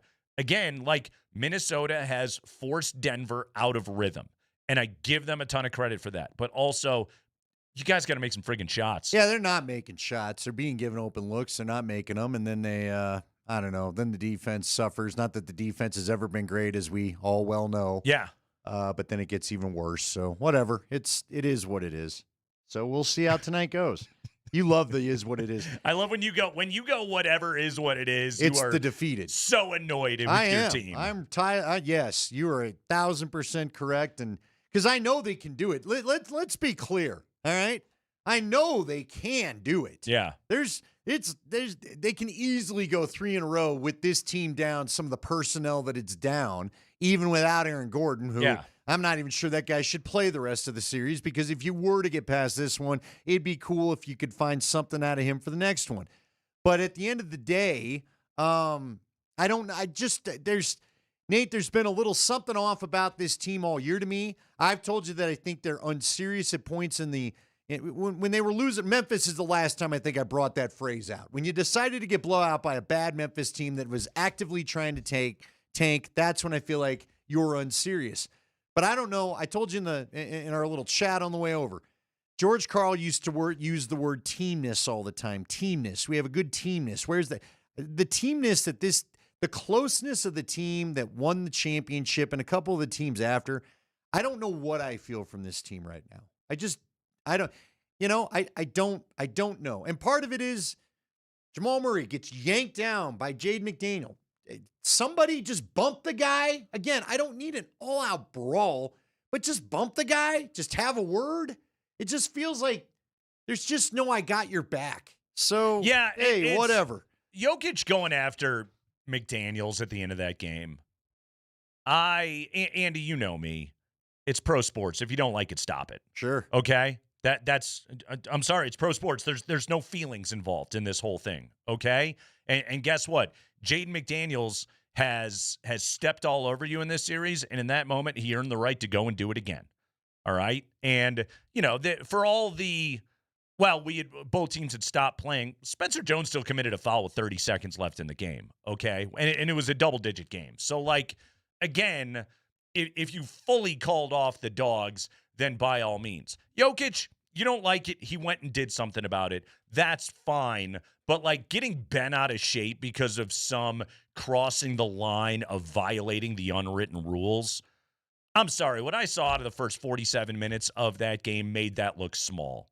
It made it look small and made it look lame on the part of the Denver Nuggets, okay? If it fires everybody up and gets them going, then great. But I would have loved to have seen it at any point after the first quarter of game 2. When there was still a game to play? And, maybe doing it when the game is actually getting played. By the way, and somebody made, I saw several people on Twitter make the joke of well, that's the fastest that Jokic has gotten back on defense all series. He wasn't getting back on defense, guys. McDaniels had already scored. It was Nuggets ball. He was getting back on offense. So, actually. So, wrong joke. You guys are wrong. Let's listen to David Adelman, okay? First question that he was lobbed the other night after the game. It was I think it was Brendan Vogt of DNVR threw this out. And he asked about competitive spirit. Does David Adelman feel as though his team still has their competitive spirit? Here was what Adelman said after the game. Yeah, I do. I thought we were very competitive tonight. And again, I think it's hilarious that the narrative is offense doesn't matter. You shoot 24% in the second half, it's hard to win. I thought our guys played their ass off throughout that first half. I thought they maintained a physicality about them. You give those guys credit. I mean, 2 guys off their bench had 60 points combined. I don't think that's from competitive spirit issues. That's 2 guys having a great night and us having a really tough second half offensively. The 9 turnovers for 13 points at 24%. That's not a competitive thing. That's just having a really tough second half offensively with a chance to break the game open in the third quarter. That's how I saw it. All right, Andy, let's talk about Adelman's approach to how he answered that question. Okay, he immediately dismissed the competitive spirit thing, which, okay, like stand up for your guys, stand up for your locker room. It is yours. You're the one that sets the tone as the head coach. You're going to push back on that. That's more than fair, okay? I respect the DA answered the question that way. He immediately pivoted to it being a process issue, to it being a execution issue. He pointed out quite frankly, a shooting variance issue. We're not making shots, and IO goes off for them. So, hey, that's just going to happen sometimes in basketball. The problem is right now, and while I have critiques, and I brought up some of them with Hastings with how the team is playing, and I think there are still adjustments that Denver can make in this series, but like, is talking merely about basketball execution and offensive set execution, is that enough to get these Denver Nuggets to win 3 games in a row against the Timberwolves? I don't know. And to be fair, like, we don't know what Adelman is saying to his team behind closed doors. This is the grand point I want to make. Okay. Okay. We're all dissecting Adelman's message to us, the media and the fans, as if that's. I don't know what he's saying. For all we know, he may be throwing the water jugs around the locker room. He may be flipping chairs over. Okay. Yeah, we don't know. I think we're so used to the Michael Malone, I'm going to call my guys out whenever I've had it. When he's sick of it, he used to let us know. Sure. Clearly, Adelman's not, I'm going to call him out in the media. So it's not how he handles it. It's not how he handles it. So we don't know what's. Now, look, the results on the court say that he's maybe not doing anything different in the locker room, but I don't know. Right. I just think we're all used to kind of some different answers coming out of that mic, or going into the mic, maybe I should say, from the coach than what we're getting this year. Yeah. Wow, look at the audio nerd in you that you just corrected where the sound actually'd over. The guy went to inbound the ball, so I don't need you actuallying me over the fact that it doesn't come out of the mic, it goes into the mic. Sound comes out of a speaker. It goes out of the voice and into the mic. A microphone. You stupid. So anyway. So, yeah, what I hope is that there's a little more, frankly. Hey, I respect it more than anything. It's game recognizing game. I really hope there's a little more red ass of Adelman coming out when he's in the locker room and they're speaking in private, but I don't know. You know what? I've had no insight into that, so I'm not going to comment on it. And I know it drives people nuts, but but again, look, no matter what it is, whatever you've been doing, I hope some other buttons are pushed before tonight's game so it's not a repeat of what we've been seeing. How about that? Let's get more from DA. This was him talking about the emotions of the game, and again, more of him sticking up for his dudes. No, I mean, our 2 best players are 6 for 24 in the second half. I would say the majority of those shots were good shots. Their actions we run for Jamal, Nikola. And then on the flip side of that, unfortunately, a lot of guys just didn't have good nights. You go 6 for 28 from 3. It's just not going to do it. 38% from the floor. Those are numbers that are not going to win. And I'm going to say this again. They scored 2 meaningless baskets at the end. They had 108 points in this game. It's when you hold a team to 108 in the NBA, you should have a great chance to win the game. And it's happened 2 games in a row. And that's why the guys in the locker room very frustrated, but very understanding of how close we are to flipping the series. And I don't care what you write. I really don't. I know what the team feels. I know what they felt before the game. The narrative doesn't matter to me. I know the feeling of the group, and I know that there's something in us. Back-to-back games scoring under 100 points by the Nuggets. They scored 96 in Game 3. They scored 96 in Game 4. This was the best offensive team in the NBA during the regular season. He made the point there, and I think this is the point he's trying to drive home with his guys, okay, is you're losing this series because our offensive you're not shooting well process sucks. Now, he's kind of, again, he keeps pointing out shots aren't going down, that Jamal and Jokic are getting to their looks. So far, the team is shooting 40% from the field, 28.5% from 3, and 83% from the free throw line. That's what the Nuggets are shooting so far in this series. But the 40 and the 28.5, those are both well below the season averages for this team. And so I think Adelman is looking at it and going, once shots start going down, we'll outscore them because, hey, yes, they got meaningless buckets at the end. We held them to 108. I know my team is capable of being able to win that game merely if we fix this. Now, the problem is if you keep doing what you're currently trying to do offensively, the Timberwolves have shown us over and over again, they've got to solve for it, okay? Yeah.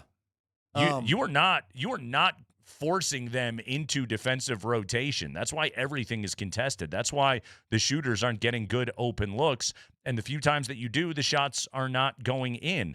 I don't know. What is the simplest way for them to be able to fix this? I mean, to oversimplify it, Andy, Nikola Jokic just needs to take over the damn game. as a scorer, as an aggressive shooter, and I don't mean threes, I mean from in the paint or from his mid-range spots, and force them to adjust to it. Yeah. Listen, though, yes, you need to draw all these things up. Get an extra body. And they need to hit shots. At the end of the day, we're going to continue to talk about the coaching if and when this series is over tomorrow or if and when this series is over next week and they don't advance. But what we've also seen is, and I don't know what it would have been if everybody would have stayed healthy. What did we talk about going into this playoffs? You need health, okay? They don't have health. I don't know what Spencer Jones' deal is. He doesn't look like the same guy that we were all raving about a couple months ago. Peyton Watson, don't know where he's at. He's gone, I guess. Yeah. So there's that. Can't play. And Aaron Gordon gave it his best shot, and the minute that calf twinged on him, that was that. That's all she wrote. How about Jokic throwing him a lob and him not even going up for it? Dude, well, here's the bottom line. I don't know what needs to happen in the offseason. Maybe, you know what, I was talking to my buddy David Bruton for the dumb tweet I put out there the other day. Maybe David needs to come on and explain to us what this calf thing could be. Okay, because whatever it is, I hope they can find something for it in the offseason so that we're not, because this is the second year in a row, this calf thing's been a problem. Yeah. Year apart, and the calf thing's been a problem. Mm-hmm. They have to have him. But at the end of the day, this is, I have too many, I feel like my old boss, Don Mart, I've ended the day of you too many times. This roster clearly doesn't have enough of the versatility it needs to face some of this. Some of the guys that we thought it was going to work out on, the Valanciunas thing, I guess, has not worked out because you don't even want to try to play him, apparently. He's got to play tonight. Yeah, he has he's got to play somehow. He has to. But you don't have the big athletic wings. You don't apparently have that three-point shooter. You don't have enough of this because, you know what? You don't have the answers to what the T-Wolves are doing for you. And some of it is hitting shots. There's no doubt about it, Nate. But do you have the kind of guys as options that they have to come off? And you guys just talked about it in crosstalk. Do you have a 6'7", 6'8" defender that can come out and bother their guard? You know, apparently right now, not without Peyton Watson. Not without Peyton Watson, you do. No, they don't have that guy without Peyton Watson. And I'll go back to saying it. I'm sorry. I know you wanted. Who's the point guard they signed? Tyus Jones. Yeah. You should have put David Roddy, who's at least a wide body for this series, on the damn roster. Should have just waived whoever you had to waive and gave him an NBA contract because you don't have enough athletic, physical bodies right now to try to play with the Wolves. Guys, go to the Altitude Sports Radio app. Send us a message using the voice of the people in 15 to 20 seconds. Get us pumped up for the game, or give your pump-up speech to the team. Tell us why the Nuggets will win tonight. Yes, nothing but confidence coming out of us. Just open the Altitude Sports Radio app on your phone, tap the microphone at the bottom, leave your message, and make sure that you put all your info in there. It's Game 5, and we need Nuggets Nation to show up. Kreckman and Lindahl. Hey, we got a draft class, Andy. Let's meet a couple of new Broncos right after this.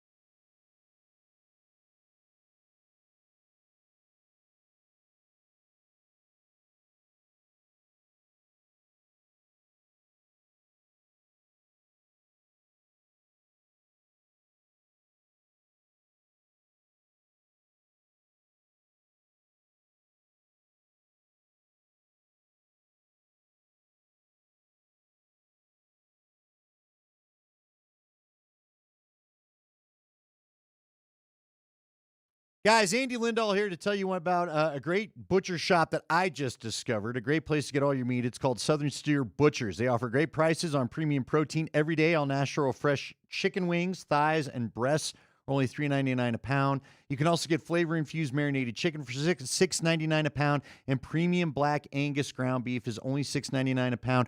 Now, I put a video up on my Instagram. Ben, one of the head guys over at the shop, it's just off the corner of Arapahoe and I-25. They're right by. They're basically Dayton and Arapahoe, but you know where it is, not far from the Shane Company. Ben does great jobs flavor-infusing steak tips. The steak tips are amazing. You can air fry them. My family have had those the last couple of weekends. Great brats there, really fresh tasting meat, and a great place to not only you can pick up some charcoal, you can get some sauces if you want, but it's a great place to go and buy the meat you need for the weekend, especially some of this playoff action. So get in there and see them. Again, it's Southern Steer. They're on the northwest corridor of Arapahoe and Dayton. I highly recommend them. Check them out.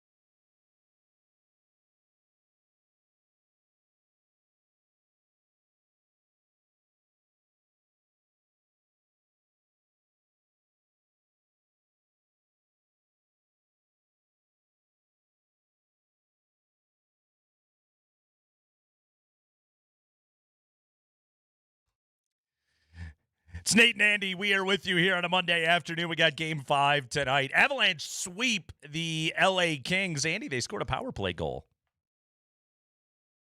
I'm excited. Hey, you know what? Yeah. Get this. Yeah! You're going to like this because this is your favorite thing for me to talk about. Okay.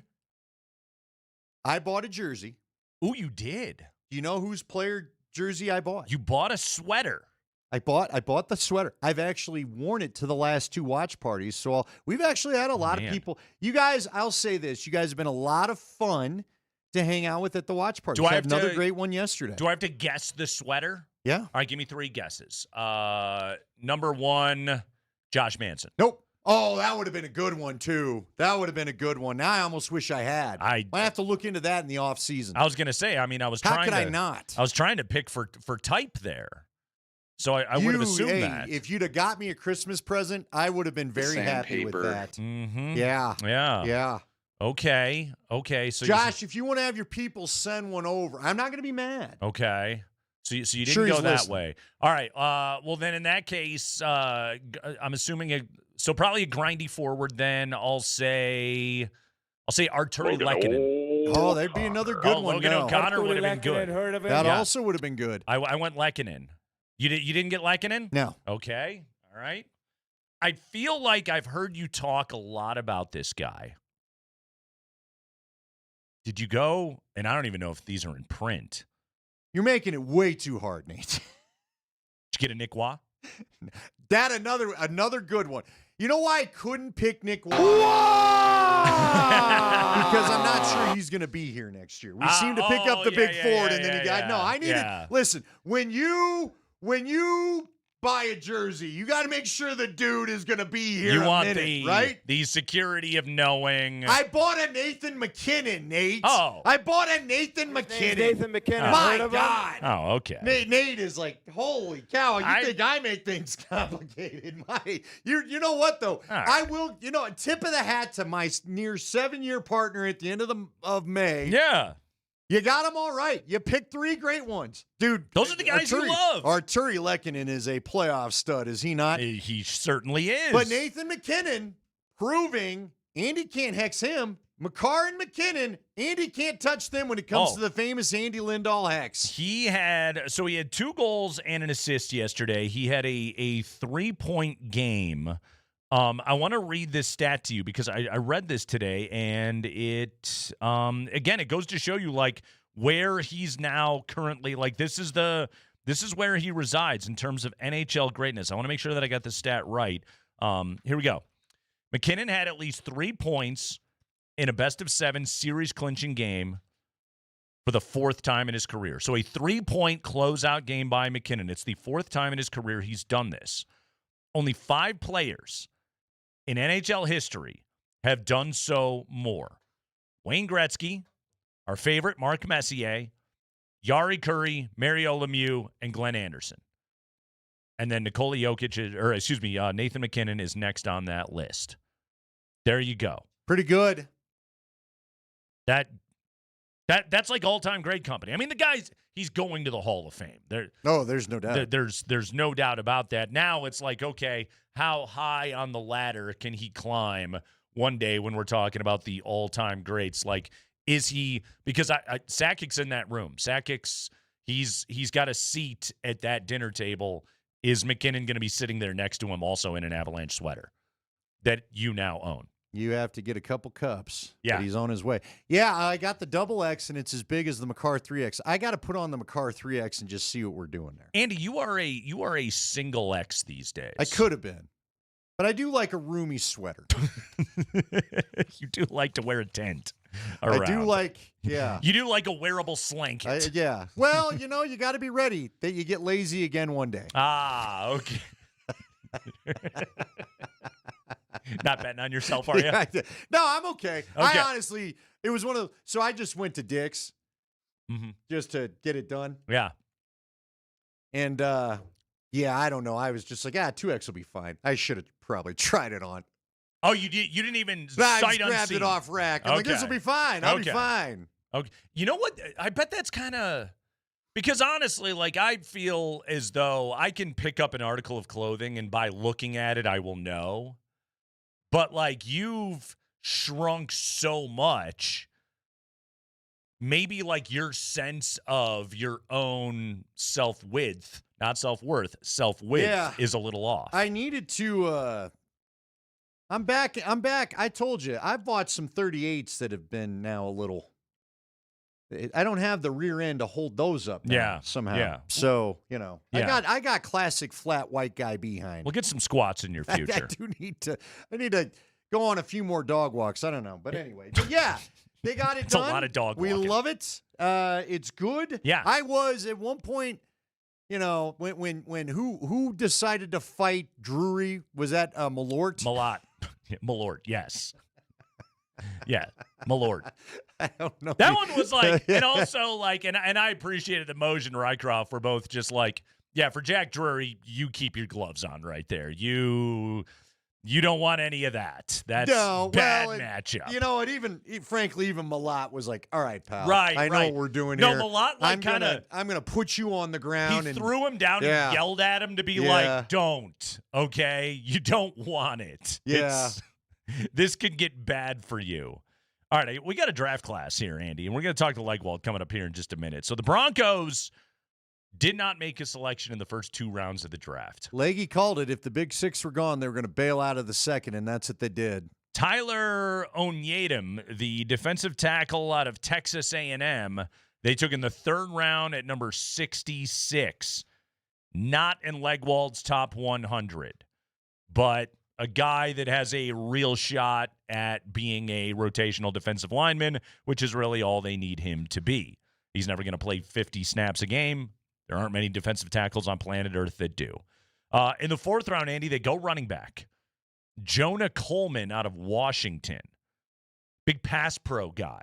Yes. I think Sean Payton was looking for an update, a bidet update. Or upgrade maybe is correct. Are we sure? A McLaughlin or a bidet? Frankly, I'd take 2 backs and just let's start over. I think he wanted this guy to replace Tyler Bidet. Because of the blocking? Yes. Because the ball skills, whatever. They're not elite. If he just wanted to take speed, there were better backs on the board at the time. He went for pass pro. Do you see the measurables on your guy from Washington? He's as tall as he is wide. Oh yeah. Like he's like 5'9" or 5'8", 220. Tackling him, I don't think sounds like fun. Cage Casey, tackle out of Boise State, took him at 111. They've done all right with Boise State offensive linemen. They sure have. Yeah. And Casey, I think they're looking at him as a guy that can kind of play all over. He played a lot of different positions in college. He was a left tackle last year. Tight end from NC State, Justin Jolie. Broncos liked him, traded up 18 spots to get him. Is he related to Angelina? Spelled differently. Yes. Thank you. I feel like you were late there. Were you listening? That felt like that came in late. I expected to be shamed much sooner. According to Jim Mora Jr., who coached him at UConn. Yeah. He said, quote, in terms of lining up close to the formation, I don't think that's where he's going to make a living or where he'll have the most impact, but he has the ability to move down and play off the tackle and do some things, or in moments, situations kick out. That's not going to be his forte, but he's capable of that. So he's an Evan Engram type. Yeah, I'll take that. Yeah. Hey, Andy, got no problem with the Evan Engram type. Yeah, maybe be better than Evan Engram. Do you think they were going to, by the way, do you think they were going to take, why am I spacing the Ohio State tight end? Max Clare? Clare, do you think they wanted him and then he got picked right before him? Is that when they pulled the shoot? We'll have to ask. Kind of got snatched up. 7th round, Miles Scott, safety from Illinois. Miles Scott. I like his safety. Got him at 246, future special teamer. You jerk. You don't know. He could be a Kanoy Kennedy. 7th round He safety. could be Eric Brown. Yeah, both those guys are much higher drafting. He could be a J.L. Skinner. Oh, wait. With number 256, Andy, bro country star or tight end, Dallin Bentley. Yeah, a little A, a little B. Let me guess. He's more the inline blocking type. 7th rounder out of Utah. And then with Mr. Irrelevant, the 257th pick, linebacker Red Murdoch out of Buffalo. That guy's making the team. Red Murdoch. Red Murdoch? What a good Sounds like name. a G.I. Joe character. Seriously. Red Murdoch. Exactly.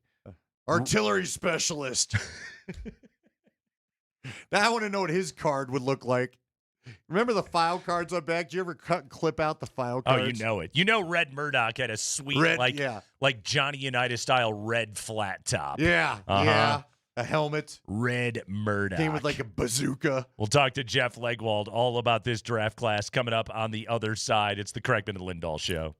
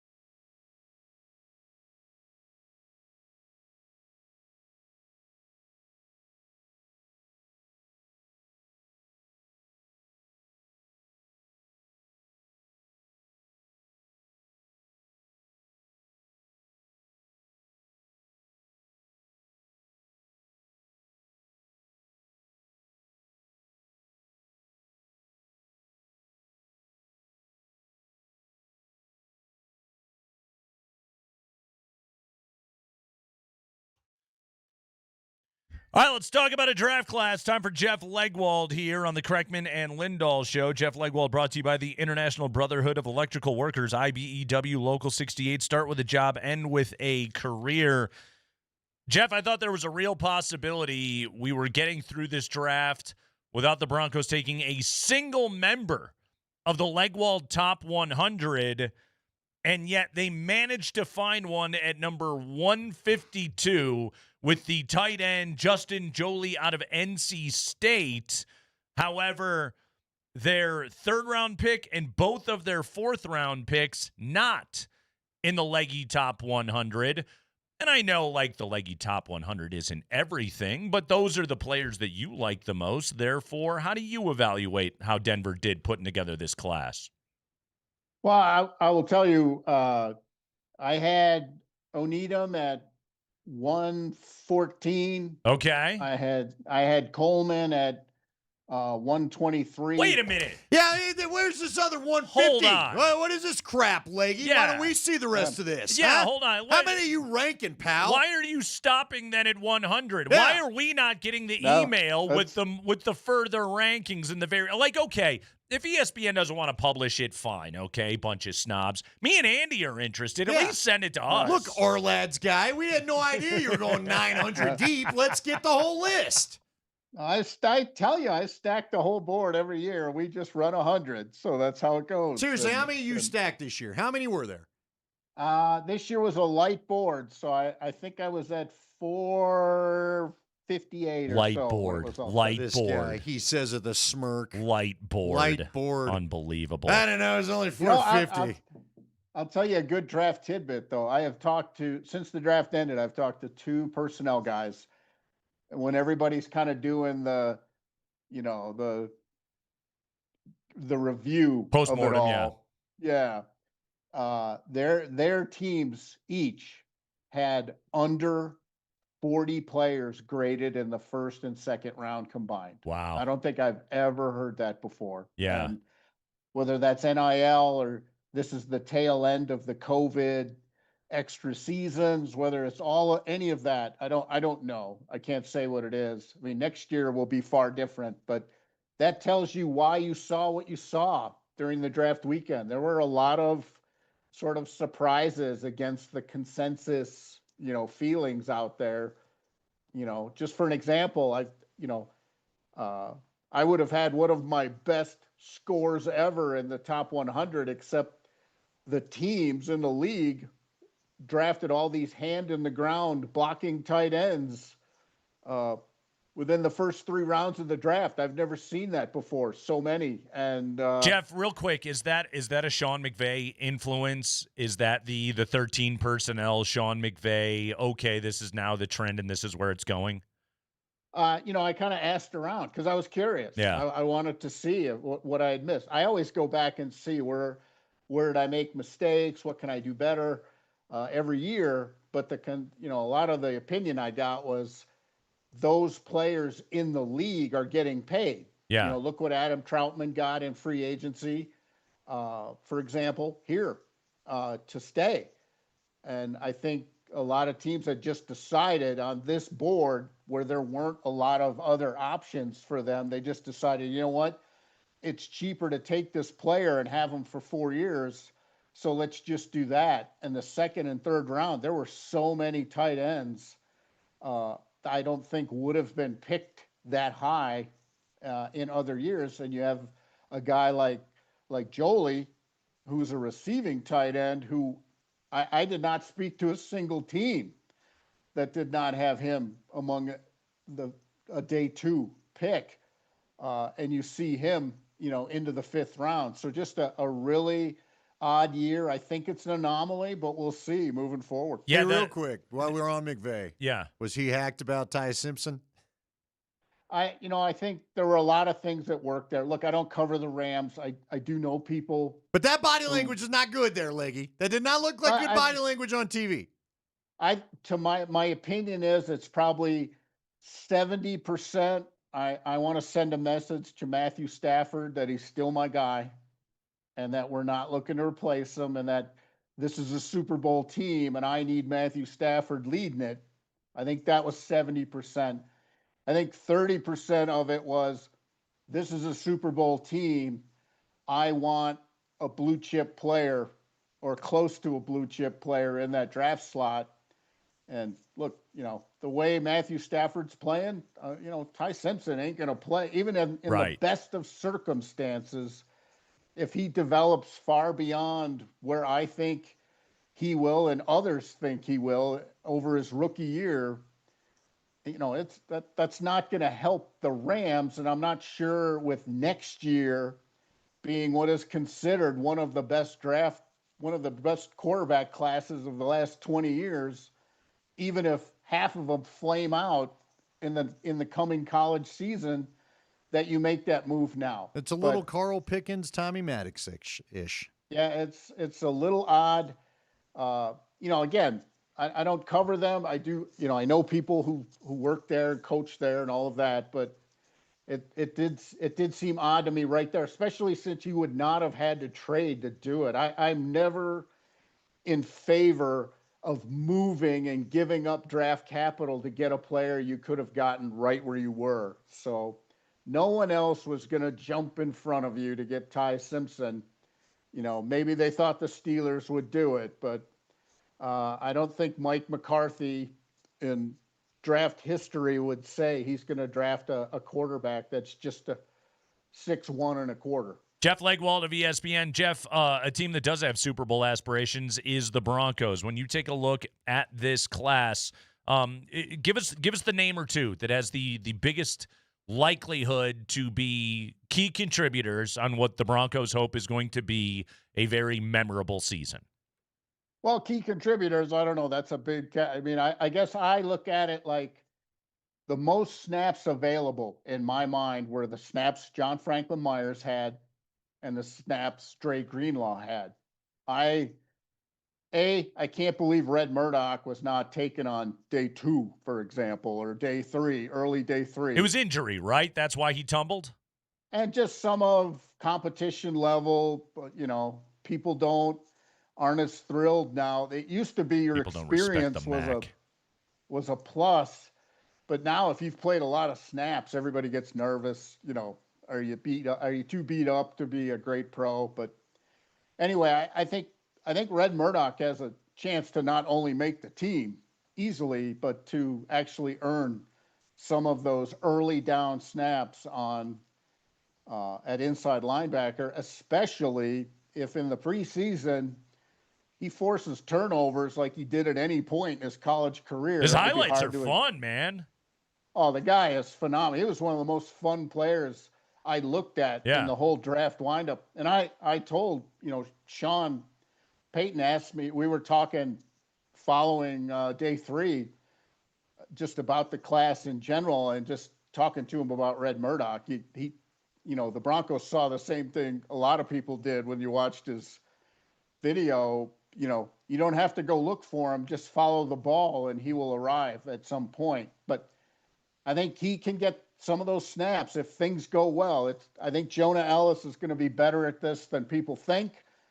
So maybe it doesn't work out because you're on a talented team, but I think he will make the roster. I will be surprised if he's not on the 53 man.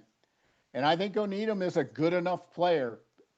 I ranked him down where I did because he had 1 year of production in the position where the Broncos are going to play him and where I think his pro future is. That's why he left Iowa State, right? Yeah, he got sick of just getting hammered on the nose and having to play 2-gap all the time. Yeah. And, you're just wrestling for free, basically. You do all the dirty work and everybody else gets the statistics,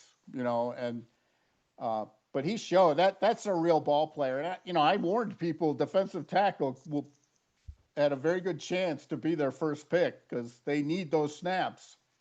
And he will compete immediately. That's a potential 3-down player if they get it right.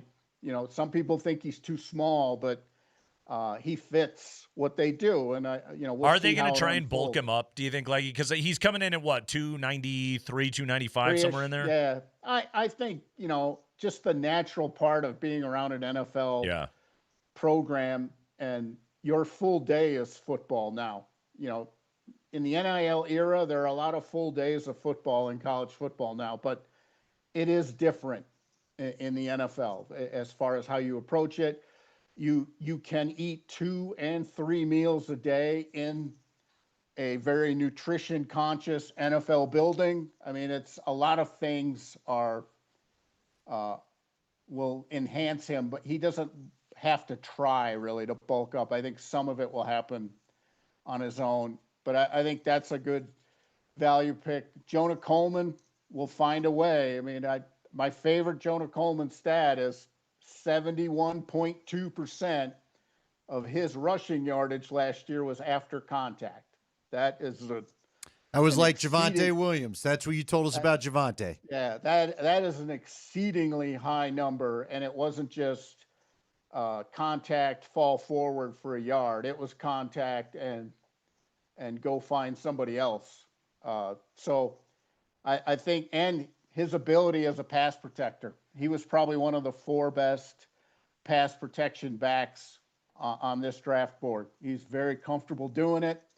And for a guy like Sean Payton, you're not getting on the field on 3rd down if he doesn't think you can do that. So that's where I think he can find a way. And Jolie has the receiving skills. It's just going to be a matter of how much will the Broncos be willing to simply say, okay, go be a receiver. If they're going to want him to be more proficient at everything before he gets on the field, that could take a little longer, but he will make some catches in camp in the red zone that will make people say why, or, I hope he plays or something like that. Cause he's ready to go as a receiver. The rest of it could take some time. It's a great breakdown from Jeff Legwold, guys. ESPN.com. Leggy, enjoy your tropical vacation after all of your draft season toil. We appreciate it as always. His sick behind told me he's already looking into next year earlier. So I know, you know right? what? I know. By the way, ratting dude, me out. you better ratting me out. Yeah, I'm gonna keep ratting you out because you need to take a time off. By the way, you need to also know Red Murdoch is all I'm gonna bother you about. That's Joe Don Duncan of this class. So you better get ready, Leggy. He's a much better player. All right. Pro ready. Nothing irrelevant about Red Murdoch, everybody. Leggy, great work, man. Thank you so much. Thanks for all your hard work. We and the listeners all thank you.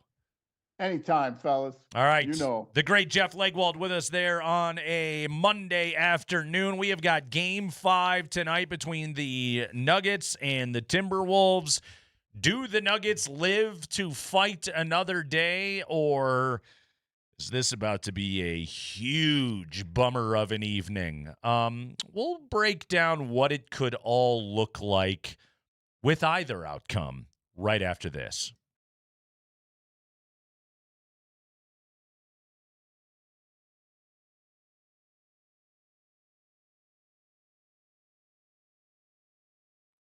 Guys, Andy Lindahl here for the Rocky Mountain Men's Clinic. Let's talk about the old weekend. Did you find time for a date night? And if you didn't because of erectile dysfunction, then you know what? It's time to go and talk to the folks over at the Rocky Mountain Men's Clinic.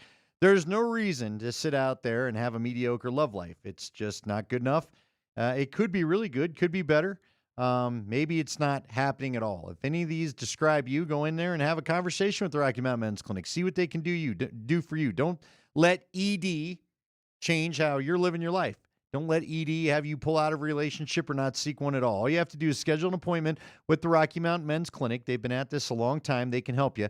That first appointment's real easy. $99, includes a medical consult with a Colorado licensed medical provider, a T and a PSA test, and if medically advised, a test dose. When you have that first visit, they'll, of course, discuss what's going on and your options. But when they give you the test dose, if it isn't working in the office, visit's free, so you don't need to really worry about risking anything. They have an expert staff, and if you're like a lot of men, you could be ready for action the next day and feeling your old self. So go to RockyMountainMen'sClinic.com, get it scheduled. 5 locations to serve you throughout Colorado, including Fort Collins and the Springs. They got a great revamped location in Castle Rock and plus locations in North and Central Denver.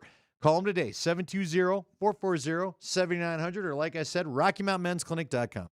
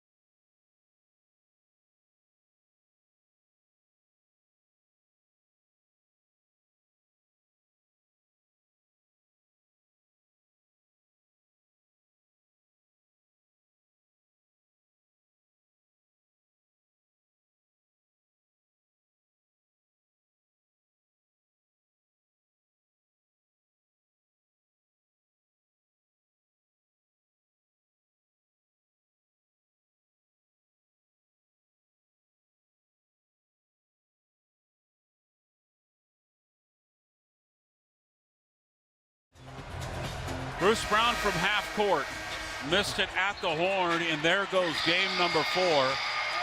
And the Nuggets are down 3 games to 1 in the best of 7 series. They lose tonight in Minnesota. Final tonight, 112-96. And I'm going to just say this. I don't think he had giant numbers.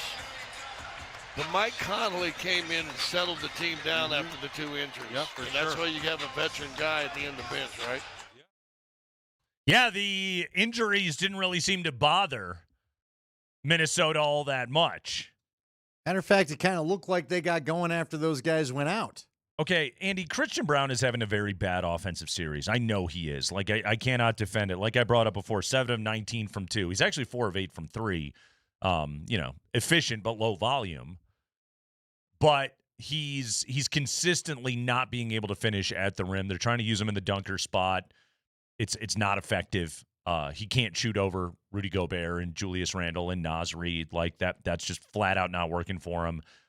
Therefore, he's got to get on the move a little bit. I think the Nuggets need to space the floor differently tonight. This has to be a Jokic and Murray attack the rim game, and they've got to try and break down the defense that way, because right now with 2-man game alone, they're not. And Jaden McDaniels knows all of the Nuggets' actions so well that he's stopping them all dead in their tracks. And again, like Chris Finch has gone with the theory of, well, I don't need to send help defense because my guys keep winning. And so that has been how they have been so effective and why the Nuggets are taking such tough shots. It's why their shooting percentages look as bad as they are. There's a game tonight where I think I just look at it and I say, okay, Nikola Jokic, you got to put your shoulder down. You got to go into Rudy. You got to get to the rim, and then you got to find a way to score, or you have to force them to actually move on you. But sometimes they'll put Spencer Jones in the dunker spot, and Naz Reid will front him. Naz Reid doesn't care if they pass the ball to Spencer Jones. Right. It's completely ineffective. And so again, the standard floor spacing that has been the Nuggets' bread and butter has not worked in this series.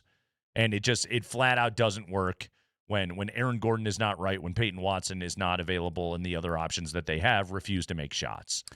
Yeah, and that's, I've had a few people talk to me, well, what about down the stretch? How come they don't look the way they did down the stretch? Well, first off, down the stretch, you were playing lesser competition. There was a whole lot of Utah. There was a whole lot of teams that just weren't necessarily great. Now, you did mix in some playoff teams. You did have that San Antonio win. But you had a healthier Aaron Gordon. He was starting to look himself. He was finding, especially the last couple games, he was finding that corner He's three regressed. Ball. He was doing well. He's not healthy. Yeah, he's regressed. He's not healthy at all. So the spacing's not right, and Peyton Watson is nowhere to be found. So here you lie. But here's what sucks about this, Andy, is I hate even mentioning health, because look at Minnesota. Okay, they don't have their All-NBA guy now. Nope, you're right. Didn't have him the whole second half the other night, and you let Io destroy you.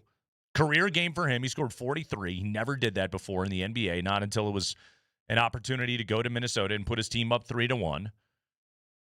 Naz Reid scored 17 off the bench the other night. Naz Reid is grabbing at his shoulder constantly. Yeah. He's in a lot of discomfort. He's kicking your ass out there right now, playing through that discomfort. So, the injury stuff, Julius Randle's had a bum knee most of the season. He looks more than comfortable. Julius Randle can't hit a 3 to save his life. He's just going to the rim, and he's finishing his floaters. He's the one that started all this. If you go back to game 2 in the second quarter, he's the one that decided, I'm going to show you there's an open highway to the hoop, and that's all he did, and that's how they got back in it. Yeah, so this game, in many ways, I really think the Nuggets have to, for better or worse, they need to ditch what has always been their bread and butter, and it has to be about figuring out a way for Nikola Jokic to get to the rim. And he's going to be exhausted, but he's having a bad series, and he can't have bad series. Not if this team wants to be able to do anything. He can't have bad series. No, I mean that's been the heavy mantle that he's bore on his shoulders his entire Nuggets career since they got on this run. And nobody else except for Jokic and Jamal is doing any creating at all. It flat out doesn't exist. Yeah. And that's a killer right now for this team. And maybe we shouldn't have expected it, but my God, I didn't think it was going to get this bad. No, but again, you talk about regression, okay? In fairness to Aaron Gordon, it's happening because of his health. There's a guy that's not afraid of the playoff moments. He's shown it to us his entire Nuggets career when he's right. And I think he's doing the best he can out there. But right now, I'm not even sure you should be trying to play that guy anymore. Get somebody else out there. Cam Johnson, Cam Johnson was back to the Cam Johnson we wanted, and now he's gone away after game one. He's gone back to being the Cam Johnson that the fans are frustrated with. Yeah. And, put him on a milk carton right now. Yeah, exactly. And you can't have that because he was supposed to be one of your tougher defenders. Frankly, he's gone the route of the way MPJ did the last time he had to play Minnesota in the playoffs. And so Cam Johnson's disappeared. He needs to reappear. Tim Hardaway Jr.'s got to find his shot. He's got to get hot. He's got to be able to contribute from the bench. Bruce Brown's doing the best he can, but at times Bruce Brown reminds you that this is a 2 years older Bruce Brown than what you had the last time. Missing too many floaters. And the other guy we talked about, you just don't have a replacement for KCP. Nope. You just haven't had the replacement since the guy left. It's too bad. And you're not a deep enough team. There's going to be a lot of things to talk about with roster construction when this thing's all said and done. Those conversations are for later. But right now, we can all be frustrated with Adelman's coaching, and I question why you maybe don't go a little more zone after seeming to want to use that last year. I question a little bit of why you're not playing Valanciunas more. I realize he looks slow. I realize it hasn't been perfect, but the way this thing's gone the last 2 games, I would just go ahead and say, Val, I'm not taking you out till your 6 fouls are gone. We don't have any other choice. We have no other size to play with, and the small ball ain't working. If the small ball's working, fine. It's not working. No, Valanciunas has to play tonight. He needs to get rotation minutes, and he's got to play tonight. They have to find size somewhere. I completely agree with you. He wasn't good, but I don't know what other answers you've got right now. There is no answer that's about to present itself for this team. Hell, I don't even care if at one point you want to try Valanciunas, Joker, and Zeke Naji. Because again, what do you got to lose? You're not winning games anyway, and you're getting punked in the process. I don't know, maybe 3 big guys. I don't know how it all works. I'm sure it's easier to say than do, but I don't know, Nate. It's extremely. Here's what's frustrating for me the most is that this has been the team that you knew has been the burr in your saddle for 2 or 3 years, and you still don't look any better equipped to try to take them on. Now, some of that's unfair because you don't have a healthy Aaron Gordon, but guess what? You haven't had a healthy Aaron Gordon. You should have known after last year, we need a better backup plan for when Aaron Gordon isn't healthy, and you don't seem to have that answer. Again, yes, there's reason to be frustrated with Adelman. I get all that, but at the same time, I used to say this with Walt Weiss going to his bullpen when the Rockies had their AAA bullpen down there. Who's he supposed to look at his bench and say, send in there, they're going to stop the bleeding? Okay, so the Nuggets trying to stay alive tonight. We want to hear from you. Do you want to go to this game tonight? Do you want to go to Game 5? Do you want tickets? Well, then send us a message using the voice of the people on the Altitude Sports Radio app, okay? So download our app, open it up. There's a little icon that says Voice of the People. Punch it, and, guys, be concise. In 15 to 20 seconds, get us pumped for the game. Pump up the team, okay? Tell us why the Nuggets can win. Tell us why the Nuggets are going to win. Open the Altitude Sports Radio app on your phone. Tap the microphone. Leave your message. Make sure to use your full name, email, all that good stuff so we can contact you if you win. It's Game 5. Nuggets Nation, you got to show up. We want you to be there.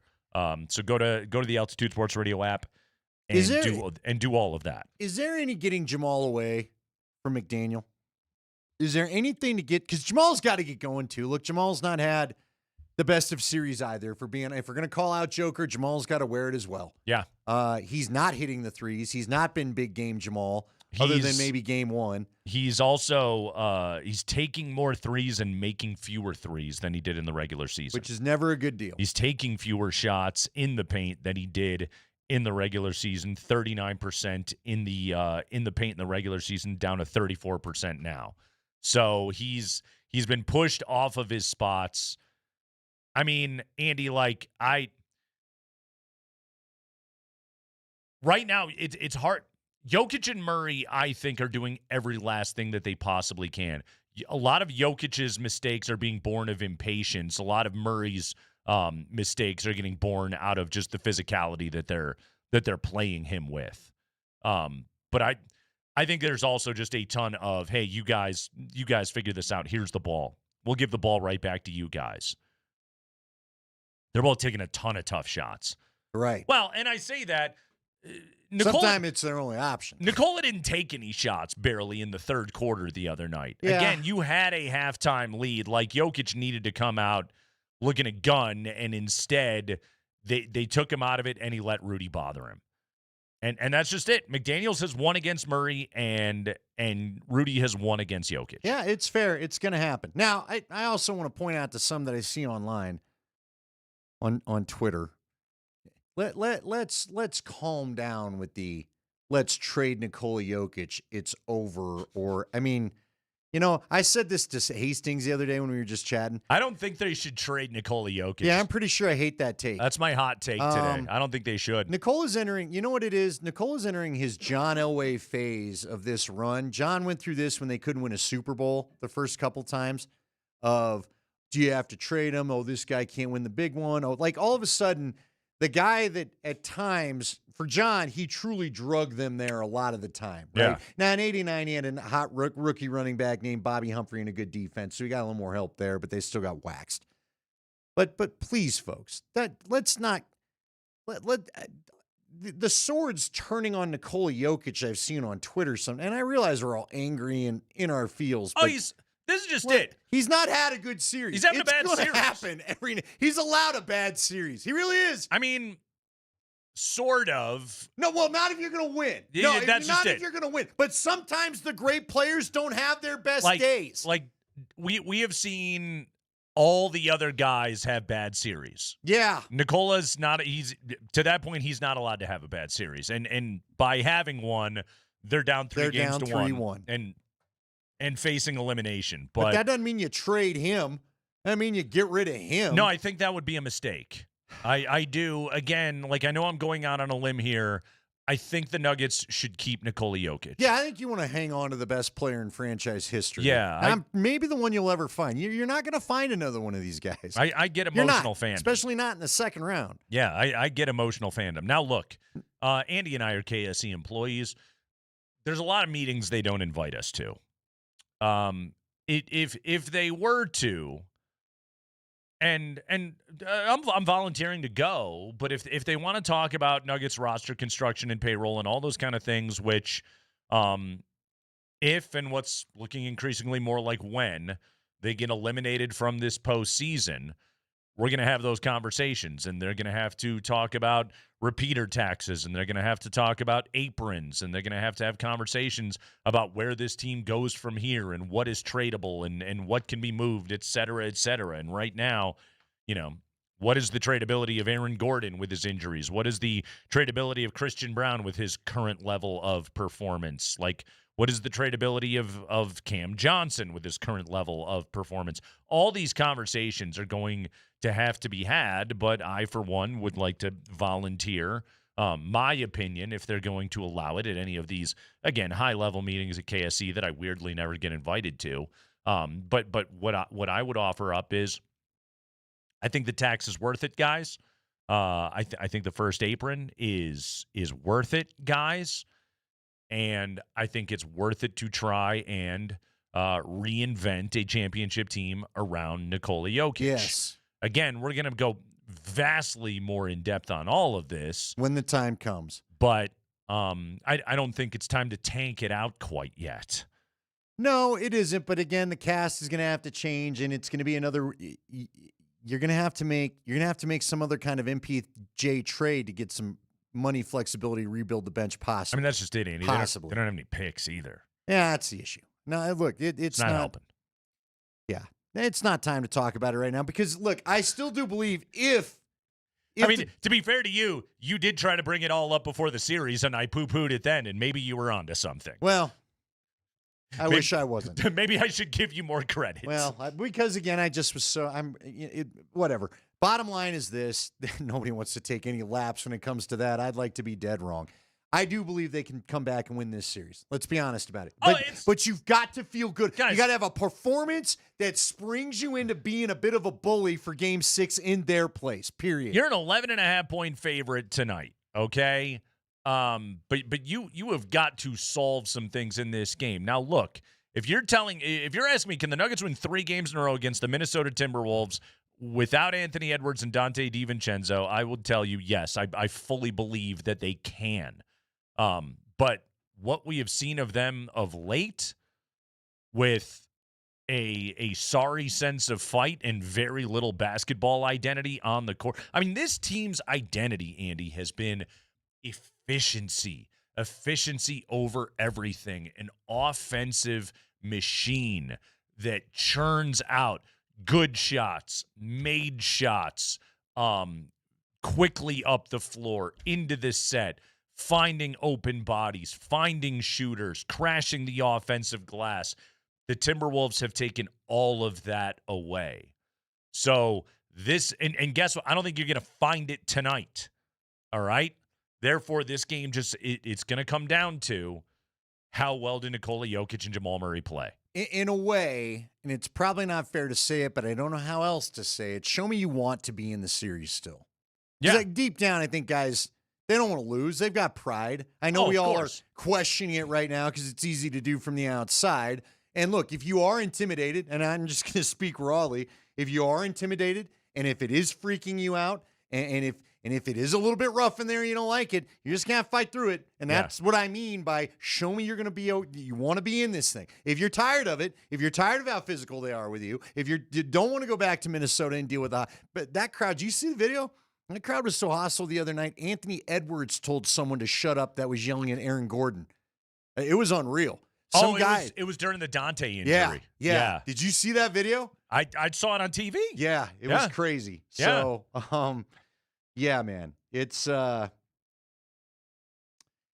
just show me that you want this series to continue, because if you really want to and you're willing to do the dirty work, I think they can do it with who they're missing. Now, you may be missing Gordon the rest of the way, but we'll see. Game 5, Nuggets Timberwolves tonight on Altitude Sports Radio 92.5. Tune in for pregame coverage powered by Ramos Law at 8 o'clock. Tip-off expected at 8:42. You're home for the Denver Nuggets. Altitude Sports Radio 92.5.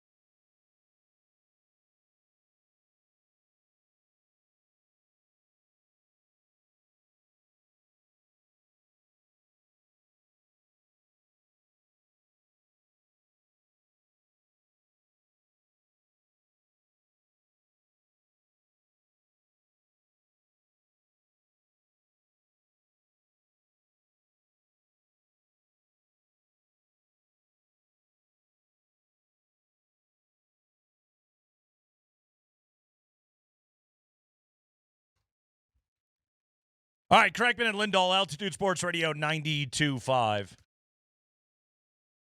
So Nikola Jokic got big mad at Jaden McDaniels for making a layup with 1.3 seconds left in the game. Thought that McDaniels should dribble it out. Let's listen to the Nikola Jokic post-game exchange. And let's break down what this means, if anything, going forward in a Game 5. Here we go. This is Jokic post-game. Why were you so upset with the McDaniels layup?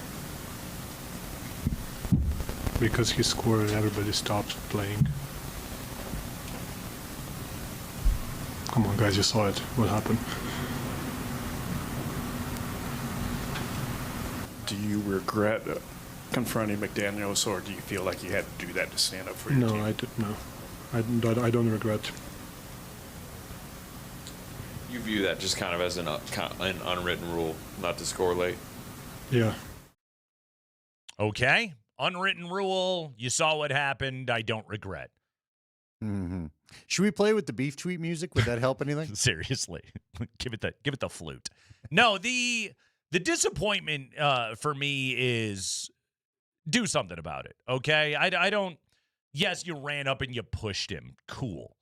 I don't think that's going to make any impact. Again, if anything, and it happened right in front of the Timberwolves bench, so they all got to get involved in the whole thing. It's another reason for them to have the kind of power of camaraderie that they have used, that they really did use to beat you in the second half of that game. It's just something else for them to be able to tap into.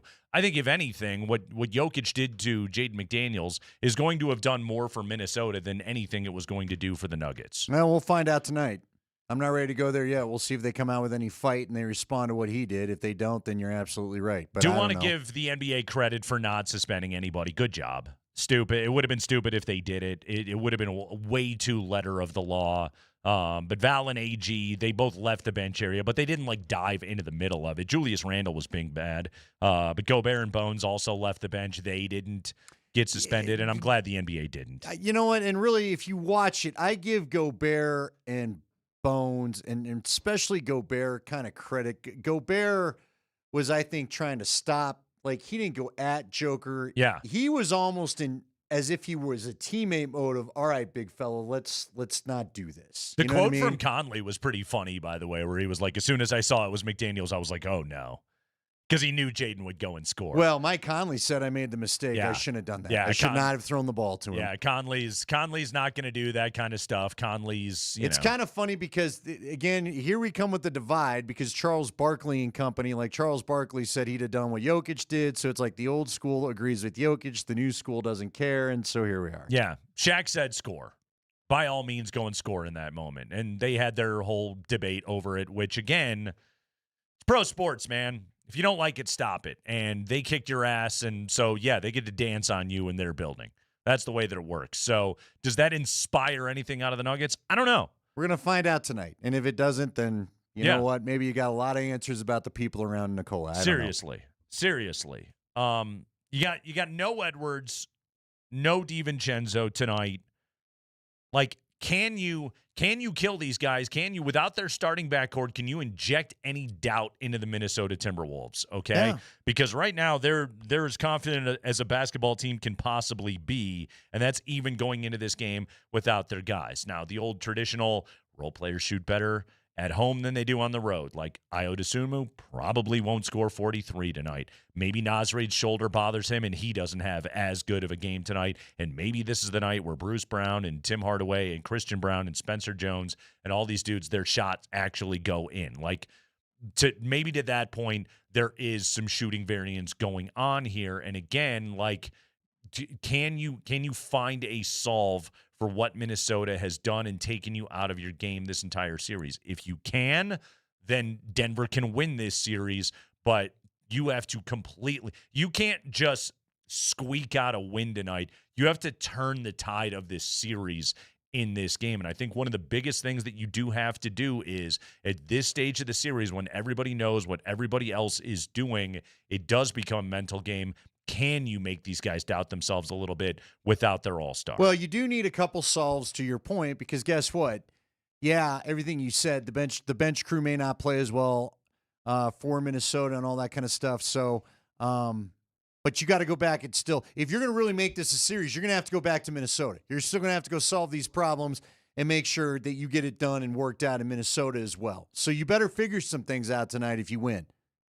What a sports weekend, man. We had the Avalanche sweep the Kings. They've moved on. We got Prime Cuts coming up at 5:20. We'll bring you Connor's calls, the highlights of the Avalanche's victory yesterday, 5-1 in LA to win that series 4-0 against the Kings. We did have the NFL draft. The Broncos, let's be honest, this was probably the least exciting Broncos draft that I can ever remember. And Denver traded out of the first 2 rounds, and yet, you do need some of these role guys to hit.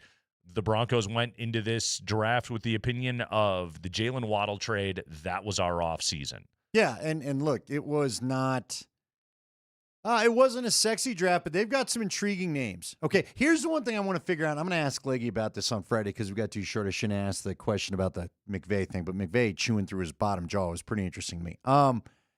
Why so many receivers of the UDAs? You know what I mean? The UDFAs?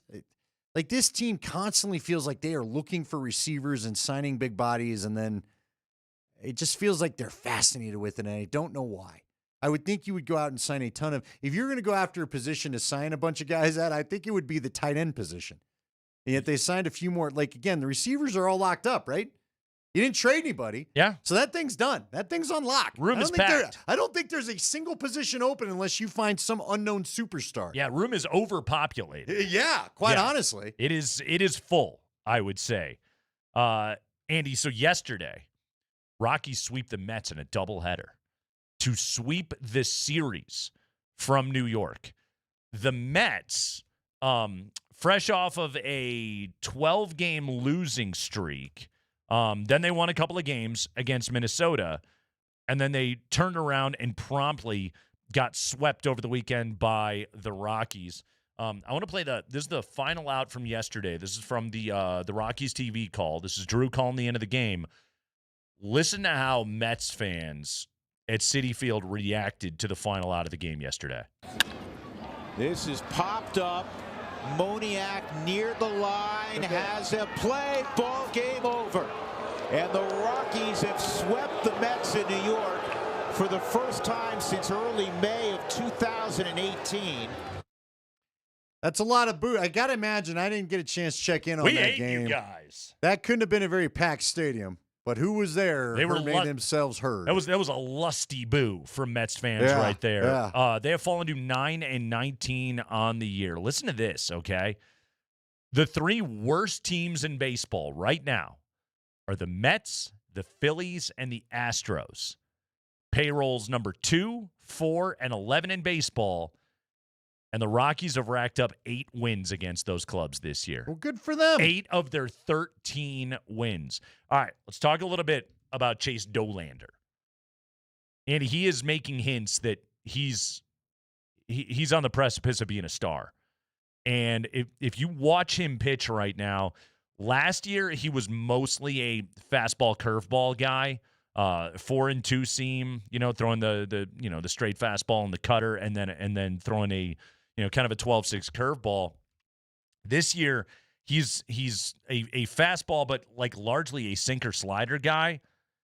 Average velocity on his sink fastball, 98.5. Some of those pitches that he threw yesterday, like the drop on them is absolutely vicious. They're starting over the strike zone and then boom, just bottoming out. What a pitch.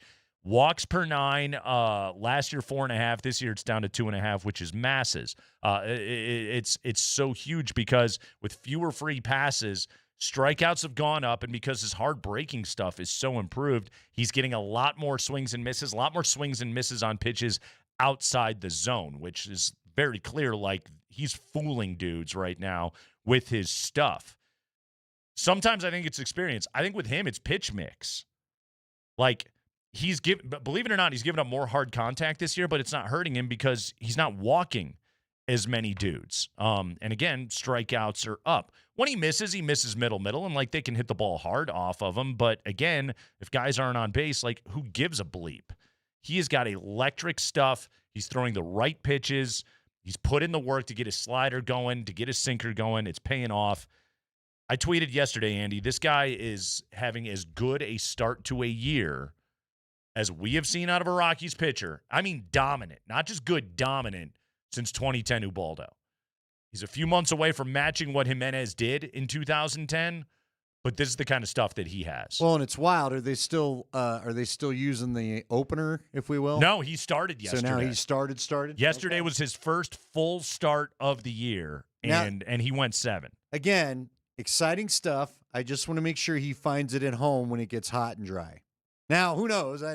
Saying monsoon season is coming. Maybe we turned it around. It's always tough to pitch at Coors Field. There's no doubt about that. Figure it out. But remember, Andy, it's all I care about is stuff, and man, the guy has got stuff now. But this is a guy you're holding on to. You wouldn't mind if Moniak and who else are you saying, one of those veteran pitchers pops? Yeah. Go ahead and trade him. Make a move. But not Dolander. You want to hold on to him, right? He's one of the guys that could be around for the core, correct? He's a future anchor of your rotation. Next 6 are against the Reds and the Braves. They're both good, but then after that, you get 6 against the Mets and Phillies. So keep on racking up those victories. Fun little start to the season for the Rocks. They will play tomorrow in Cincinnati. We've got the 5 biggest stories of the day from around the NBA and NHL playoffs coming up next.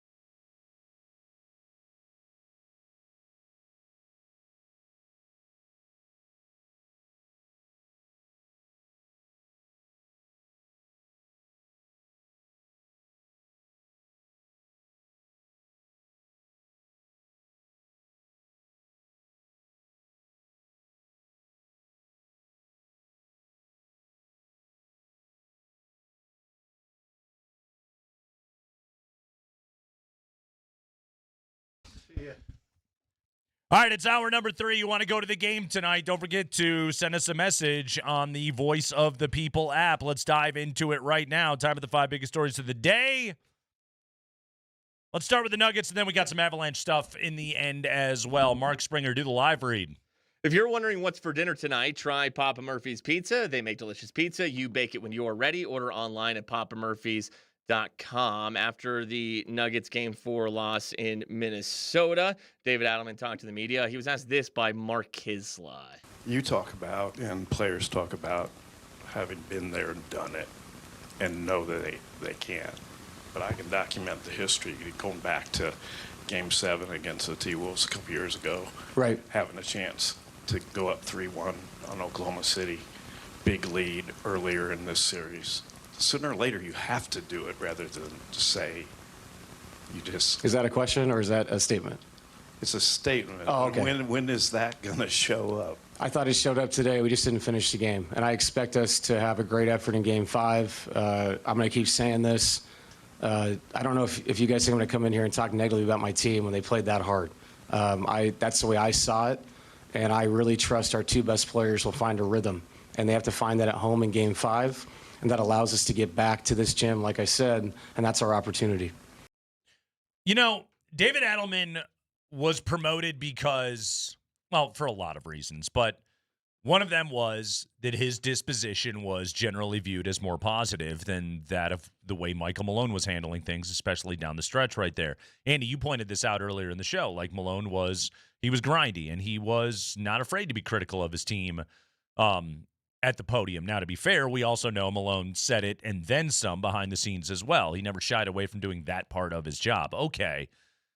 Adelman is again saying, my 2 best players are going to find their rhythm. We had the competitive spirit tonight. We just simply didn't execute. Are we trusting that David Adelman is seeing something that the rest of us just aren't seeing right now? Yeah, I don't know. Maybe. And again, maybe this is just the young coach who's going to take up for his team at the podium. Yeah. Like you said, that is part of the reason why he was decided to be the proper switch from Malone to him. I don't know what's going on inside that locker room, Nate. Right. So here's the reality. All we can do is talk about what we've seen on the court. It ain't working. So whatever the message is in the locker room, you may want to switch it up a little bit. I don't know. Maybe that's not even fair. Guys have got to make shots. The guys on the court have to decide they're going to go get in the mess. They're going to play physical. They're going to bounce. They're going to hit back when they get hit. So, and I'm talking about quote unquote hit. Okay, you're going to go in there, and like you've talked about, you got to go in and get some shots closer. The 3 ball isn't falling, which is too bad because, again, this team, one of the reasons why they're losing, you said it all year. By percentage, Nate, they were the best 3-point shooting team in the league. That ain't happening right now. No, you're it's not awful. outscoring your bad defense. So somehow, some way, you got to do something with your play on the court that answers this. And, now listen, again, maybe some zone defense out of Adelman. I don't know. Maybe that switch should go in there. Maybe play Valanciunas. I think you need that. But the players ultimately really got to go get this done. You're not hitting shots, period. It's got to start falling. From 3 in this series, Jamal 9 of 34, Jokic 5 of 27, Hardaway 6 of 18, Cam 4 of 18. Woof. That's AG brutal. 3 of 14, CB 4 of 8, but only 7 of 19 from 2. Hey, good news, though. Nuggets are 10-0 in Game 5s at home in the Jokic and Murray era. Spring. High five. Nikola Jokic talking after the game. Here is how his post-game media started. We don't get to be in the locker room when you guys are really having meaningful conversations with each other. Do you get the sense that this group still really cares, like really wants this? Yes. What happened late? I guess, why were you so upset with the McDaniels layup? Because he scored and everybody stopped playing. Come on, guys, you saw it. What happened? Well, I can't go beat up my own teammates, so I'll go push Jaden McDaniels around. Was that the subtext to all of that? I'd like to push some of my own teammates around right now. Yeah, I've told you. I don't. There is a vibe of not together, and ultimately, you and I've talked a lot about this. We had a discussion in Crosstalk, and it's been part of the reason why I'd like to see, for example, at least just a slap down foul, because you're not going to dunk on us in Game 3 against McDaniel. It would have suggested we're together on this, and we're not letting you do this to us. Hey, first half, Jamal Murray blocked Rudy Gobert at the rim. Like, again, there were little signs that it was happening, and then they just they stopped making shots. But who did you just say there? Jamal Murray. Jamal Murray. I know that Jamal Murray and Joker want to win this thing. I know they've got championship DNA, and I know deep down they're not really afraid of much, okay? Now, Jamal's shooting's got to come back, and I know people are frustrated. Look, it is a bad matchup when Jaden McDaniel is defending him. That's just been proven. There's nothing else to say, okay? But the guy still, he's not afraid to take the big shot. He's not afraid to go to the lane. He's getting his butt kicked sometimes. He's still going in there. I need to see Cam Johnson give me some of this. I need to see the other guys I need to see other dudes show me you're in the fight with them, and I'm not seeing it. However that looks. But you got to get in the paint. Scotty talked about it. It was a telling statement at the beginning of the show when he said, is it that you don't want to, or are you afraid to? Yeah. Okay? They've been rough with you. They're not a fun team to play. I'm not saying that they are. But the battle, the game, this is calling for you to get in there and get in the mess. And if you don't want to, fine. You're going home after tonight. You don't have to deal with it anymore. But the questions these guys are getting annoyed with at the podium, you're gonna return in September to all of to this these again. questions. Yeah. So if you want to shut them up now, if you don't want anybody else asking the questions, show us some stuff for the next few games that it's not because you were intimidated by these guys. Spring, let's jump ahead to the Aaron Gordon cut. I want to hear this. High five. Yeah, Aaron Gordon talking after Game 4. He is questionable to play tonight with left calf tightness. Played a little in the second half, but barely at all. Aaron Gordon was asked by Katie Wingy after the game what's going on with his calf. How does your body feel, and what went into your decision to play today? Just trying to give my guys a boost from the start. I got to talk to the training staff and kind of see where I go from here. What percentage would you say you were at today? Not sure. I was good enough to play. What are you thinking for Game 5? You said you got to talk to the team. I know obviously you want to be out there. What will go into that decision for you? Not entirely sure. Just got to get with the training staff. Kind of weigh the risk reward. So if I can go, I'll go. But I got to talk to them. Look, I just had my little speech there. There's one guy I know that it's killing not to be out there and trying to help prevent some of the banging on Jokic we got going on here, and that's Aaron Gordon. I know this guy wants. I promise you that guy doesn't feel right. We've seen it since about. Unfortunately, I hate to say it. Ever since he did the little dunk during the first quarter of Game 2, nothing's looked right. He hasn't looked himself. The lift hasn't been the same. He hasn't been how as did that play aggressive on the block inside. where he spun and then just flipped it up instead of just finishing right at the rim? You could tell the guy's got no lift. You could tell half the stuff he does, and well, he's just playing tentatively. He could. I bet you that thing knots up. Anybody that's had just the pull in your quad or your hammy, where you could feel it kind of just going a knot. I'm sure he's got to be feeling some of that. It sucks, man. It sucks. Now the frustration is that. But also, like this last year, if you suit up and play, you got to perform. That's the other unfortunate reality of all of this is heroic as it may be, you have a uniform and you're getting minutes, you've got to perform. And so there's no perfect solution, because when Spencer Jones is on the floor, offensively you're 4-on-5. When Aaron Gordon is on the floor, damn it if he isn't trying, but the guy just can't move. It wasn't good the last two games. And then that's, again, an Adelman thing where you got to go, look, bro, thank you for trying. I got to get you out of there. Yeah. Because, again, there's no injury list. Yeah. You know what I mean? You can give him a uniform. Doesn't mean you got to play him. 35 minutes for Zeke tonight. Go ahead, Spring. High five. Hey! Hockey news. Hey, don't there was forget, a sweep, right? We got a good team in this town. Yeah. Did you see my tweet yesterday after the Nick Waugh goal? At least somebody at Ball Arena can get a rebound. Yeah, I did see that. Thank I you. was like, that's Thank pretty you. good. That Thank was you. pretty good. I Now, I was- didn't see it till this morning. Uh-huh.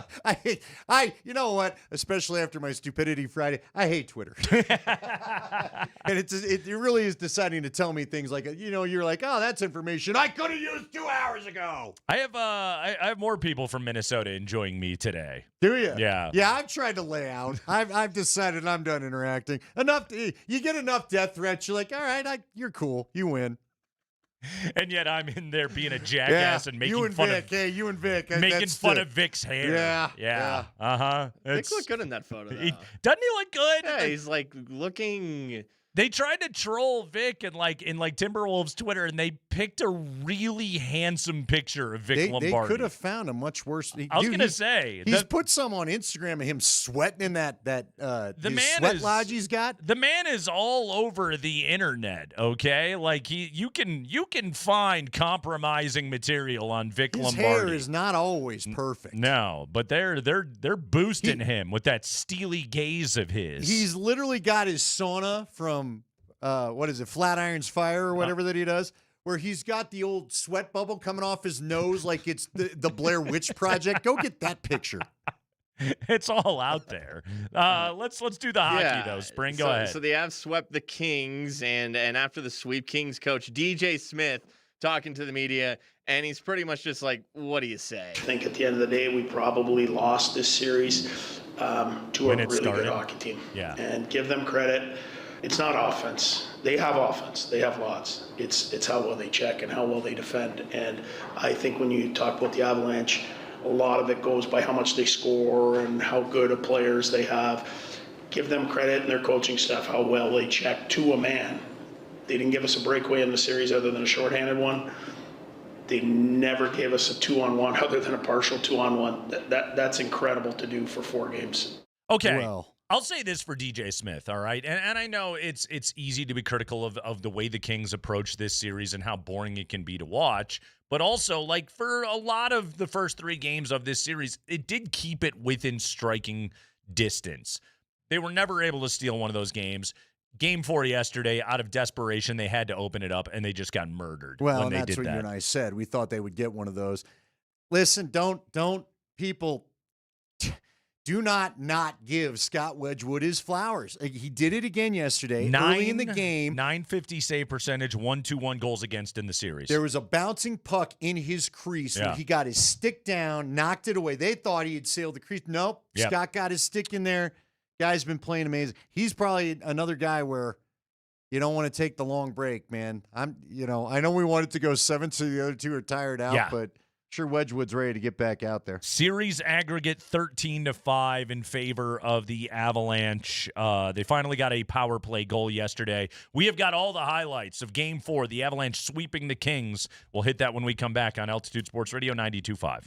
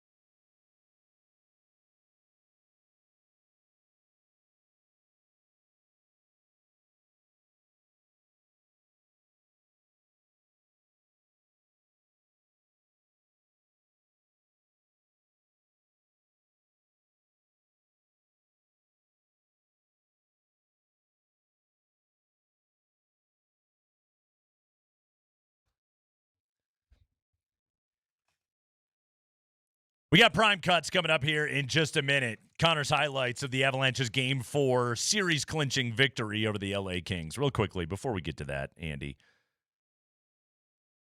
Page 6 has more Mike Vrabel picks. Dude! Where? My God! Mike Vrabel. Everybody is taking pictures of Mike Vrabel. Here we go. How have they stayed buried for so long? Well, these are new. No, I know, but some of the new ones they posted were like from 2018, 2019. Oh, yeah. Well, because I don't think anybody knew or cared back then. And now They didn't know who she was? Is that it? Maybe that's what it was. Now there's intrigue. Here's today's headline. This is from page 6.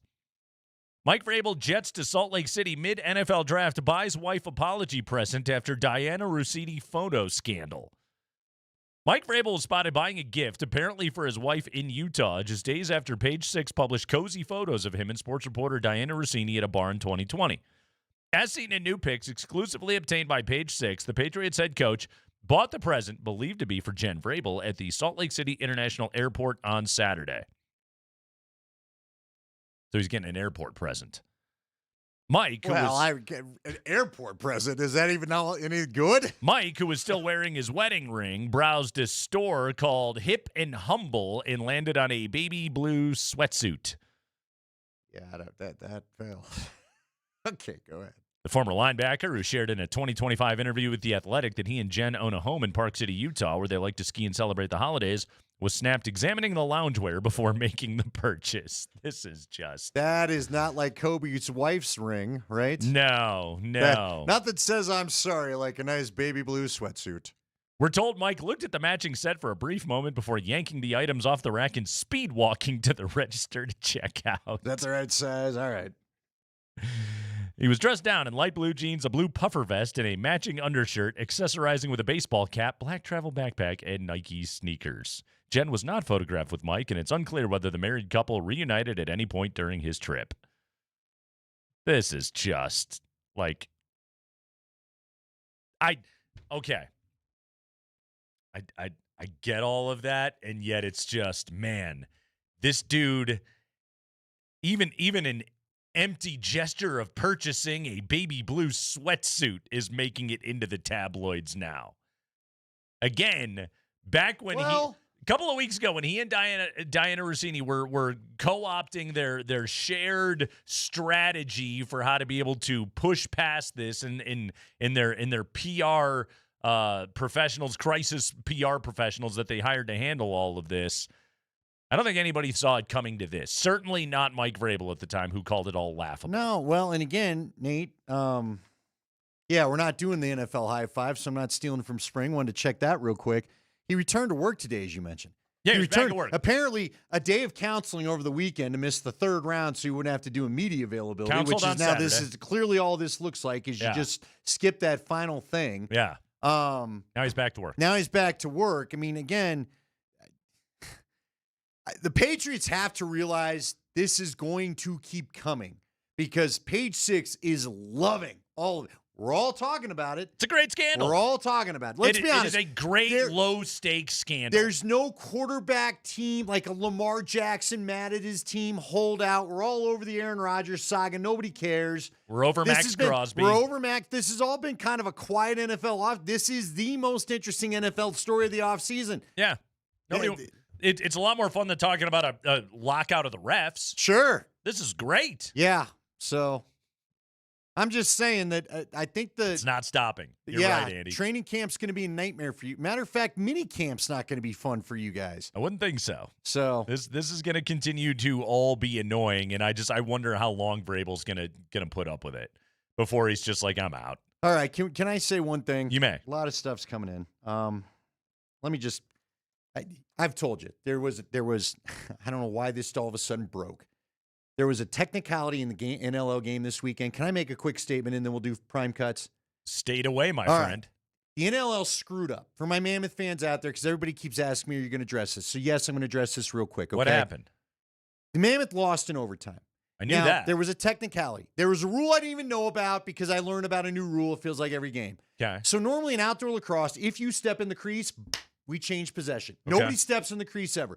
There's varying rules. If you step in the crease and then are the first to go scoop the ball, change a possession. Apparently, what I learned this weekend, if you step in the crease and are the first to receive a pass after that, that was supposed to be a change of possession. I feel comfortable saying this because I've seen our Pat Coyle, the head coach, and Andrew McBride, defensive coordinator, talk about this. So we had a long review. The refs didn't get it right. The shooter that won the game for San Diego, his name's Trey LeClaire. He had toed, literally, and when I say, folks, his toe touched the white part of the crease. Technically a crease violation. He did not step in the crease. He did not maul any of our players. The stepping of the crease was the ultimate technicality. He then reestablished. Frankly, I don't even think it should be a thing. He got the ball. He shot. They won. The Mammoth, all fourth quarter, could not get a ground ball. They blew a couple of leads. They could not win a faceoff. And at the end of the fourth quarter, our own John Gallant, who was a former Mammoth captain, said that we should have been called for we had 2 holding calls that were tackles. They tackled San Diego shooters. Had this been a bigger deal, this would be the equivalent of me tackling a receiver as the ball came to him. Okay. And the refs let it go. Okay. So many things, okay, that it's just the breaks. Am I mad? I'm losing a couple game checks, and I love the team. But you know what? The play in question had no effect on us not stopping the shot. It's just how it is. I almost wish the league had not publicly acknowledged this to everybody, because even Pat Coyle said this is not why we lost the game. It's one of those classic things where you had so many options to not have some guy's toe on the very white of the crease be a thing. Yeah. You know what I mean? Yeah, sure. So, yeah, Mammoth fans, it sucks. I'm going to lose money from it. The players will lose money from it. But the reality is, to me, it is what it is, because what happened did not have any effect on why you did not stop that shot at the end of the game. Your inability to win a faceoff, play defense, and not get a damn ground ball is why San Diego had like 3 opportunities. You just didn't get the dang rebounds of the ground ball. So it is what it is. So it's and like, even Pat Coyle's like, don't blame the refs. We didn't play well enough. So it's like game 2 of Nuggets Timberwolves, Yes. where it's like, yeah, the fourth quarter execution was crap, but you lost the game because you blew it in the second and third quarter. Lead. That was the problem. They were up 4 late in the game. Yeah. Everything was going their way. And then also on top of it, your offense bogged down. Yeah. And the guy that had 4 goals, Andrew Q, who's an MVP candidate, barely got any shots at the end of the game because you were clogging it up on the other side. He should have had a sock trick, and then you don't worry about this. So I'm sorry. I love you all, but Mammoth fans, we just got to let it go. Congrats to San Diego. On we move forward. Hey, Nuggets have a massive game tonight to stay alive in these playoffs, and we want to hear from you. You want to win tickets? Send us a message using the voice of the people on the Altitude Sports Radio app. Get us pumped for the game. Just go like 15, 20 seconds. Give us your pump-up speech to the team. Tell us why the Nuggets are going to win. Just open the Altitude Sports Radio app on your phone. Tap the mic on the bottom. Leave your message, and make sure to use your full name, email, and phone. It's Game 5. We need Nuggets Nation to show up. You want to be at that game, send us a message. Spring, we have one of these messages available to play. Set it up for me. Okay, so this is a listener, Nick Luna. Hi, Nick. What up, Nick? Okay, so here's Nick's. Sometimes the guests think my name is Nick. Go ahead, Spring. Here's Nick's pump-up message for the Nuggets, for our station. Let's do it, Nick. Kreckman, Lindahl, this is Berto. I talk like this naturally. You want to know my keys to the game? If small ball's not working, then we need size. So where's the size? If Jokic isn't going to bring it, then that means Val's got to bring it. Those are my takes. That was pretty good. That's good. That was good. If nothing else, it brought the humor. If you could work Now, in, that I liked. If you could work in at least 2 more mans, maybe a Kreckman and a kick rocks, and I think, but I don't. You know what else he needs to work in? I don't have any notes on the voice. The voice was great. Very now, I think good. It hurt our caller. I think he's hurt after that. You know, he needs to worry about because he does that to Spring a lot. He needs to forget what day it is, too. Man, I think it's Friday. When are we playing again tomorrow, Spring? Come on, man. Come on, man. Tonight. Oh, my God. I hugged Berto for a photo yesterday at our watch party. What was that like? He was not happy. I was going to say, we need it to circulate. Cole, if you're out there, you need to tweet the photo. I mean, you think you got bothered? Yeah. I've never hugged you, at least. Not at least without the permission during our photo shoot. I was going to say, come to think of it, I don't think I've ever touched Mark Bertinoli. I think he and I both have an understanding of, like, distance. You got to understand, Bert, when you're working with Andy, there's no such thing as leaving room for Jesus. It's no 8th grade dance. We got to do prime cuts. We do. Let's do those prime cuts brought to you by the Colorado Beef Council. Beef, it is what is for dinner. Here we go. Sweep time. First period, Avalanche on the power play, 13-13 of the first. The Avalanche 0 for 9 on the power play in games 1 through 3. How did it go in game 4? Now for Kadri, they finally have the Kings collapse down deep. One-timer from McKinnon, and he scores! Right on cue! The Mac attack is back, Jack! The power play finds Paydert, and it's 1-0 Colorado. It's kind of funny because that goal was actually born out of overpassing on the power play. It really was. Like, Gabe had an open lane to the net and decided instead to give it over to Kadri. Again, do bad things ever happen when you create a one-timer for Nathan McKinnon? Very rarely they do. So I can't yell about that one? No, but because in this instance, their bad process you know was what? rewarded. Now that you mention it, although their guy did kind of flash in front of Forsberg right at the last minute. But other than that, everything I complain about you shouldn't do, they did, and they scored. All right. Second period, 5:48 of the second. Avalanche are already up 1-0. And, oh, man, Cale Makar, sick goal, goes full ankle breaker. Let's listen to Connor. Waugh tosses it centrally, broken up by the Kings. Makar has it at the point. Shimmy, shake, make the earthquake. Cale Makar, he shoots and scores! All hail Cale! Makar Shania Twained his way into the far circle and let it rip for his second goal of the series in as many games. With 14-12 to go in the second period in Los Angeles, Cale Douglas Makar has Colorado up 2-0. Yeah, poor Taylor Ward just got torched on that play. He needed to just hook Cale and live to fight another day, and I think he whiffed on it. You know, it's funny because since Scotty likes to text me Makar hate sometimes just to get me going during the game. Okay. Since he's done that last, can Makar do something? I think Cale's had like 2 or 3 goals. Okay. So, I think our old Cale is back. That goal was awesome yesterday. All right, 2-0 Avalanche at that point. Kings did finally get on the board in the second period. Let's listen to Connor's disappointment in this call. Leferrier to the near side boards, plays it behind the net. Kempe escapes Makar. Adrian Kempe out in front, shot, they score. Joel Edmondson got it through Wedgwood, and the Kings are on the board as the Avalanche, tired, couldn't get it out of the zone.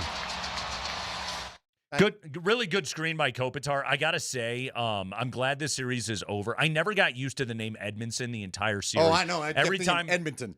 Every time it was said, I was like, why are they talking about the Oilers? What? Huh?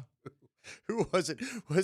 Also, Leferrier. Every time I heard that name, I was like, is that fake Leferrier? What is happening right now? Well, and on TNT, who was it? Oh, was it EJ that kept saying Edmonton too? One of the national announcers kept calling it Edmonton. That's what it sounded like every time. All right, 2-1. Going to the third period, Avalanche are 20 minutes away from finishing this thing out. This is when I tweeted about getting a rebound. This is just an excellent pass by Sam Malinsky to set up the rush for the Avalanche. Kings will change. Malinsky will bring it ahead at his own blue line. And connects with Lehkonen. 2-on-1 developing here. Lehkonen, save made! Rebound, score! Jolly old St. Nicholas! It's Nicholas Waugh, second of the series, and Colorado is back up by 2. It's 3-1. Jolly old St. Nicholas. Wow! See, I'm a little partial to that one, but it'll work. Nick Waugh, assisted by Arturi Lehkonen and Sam Malinsky. The pass by Malinsky with the Kings making the change was unbelievable. I'm just ready to tell you I want Waugh back next year, period. Okay, good. You going to get a jersey? If he's back next year. Okay, fair enough. He's got to be on the dang team. Got to make the investment. Here we go. 3-1, and now the Kings are in desperation mode, and the Avalanche are scoring way too easily. Center ice for Gabe Landeskog just off the bench.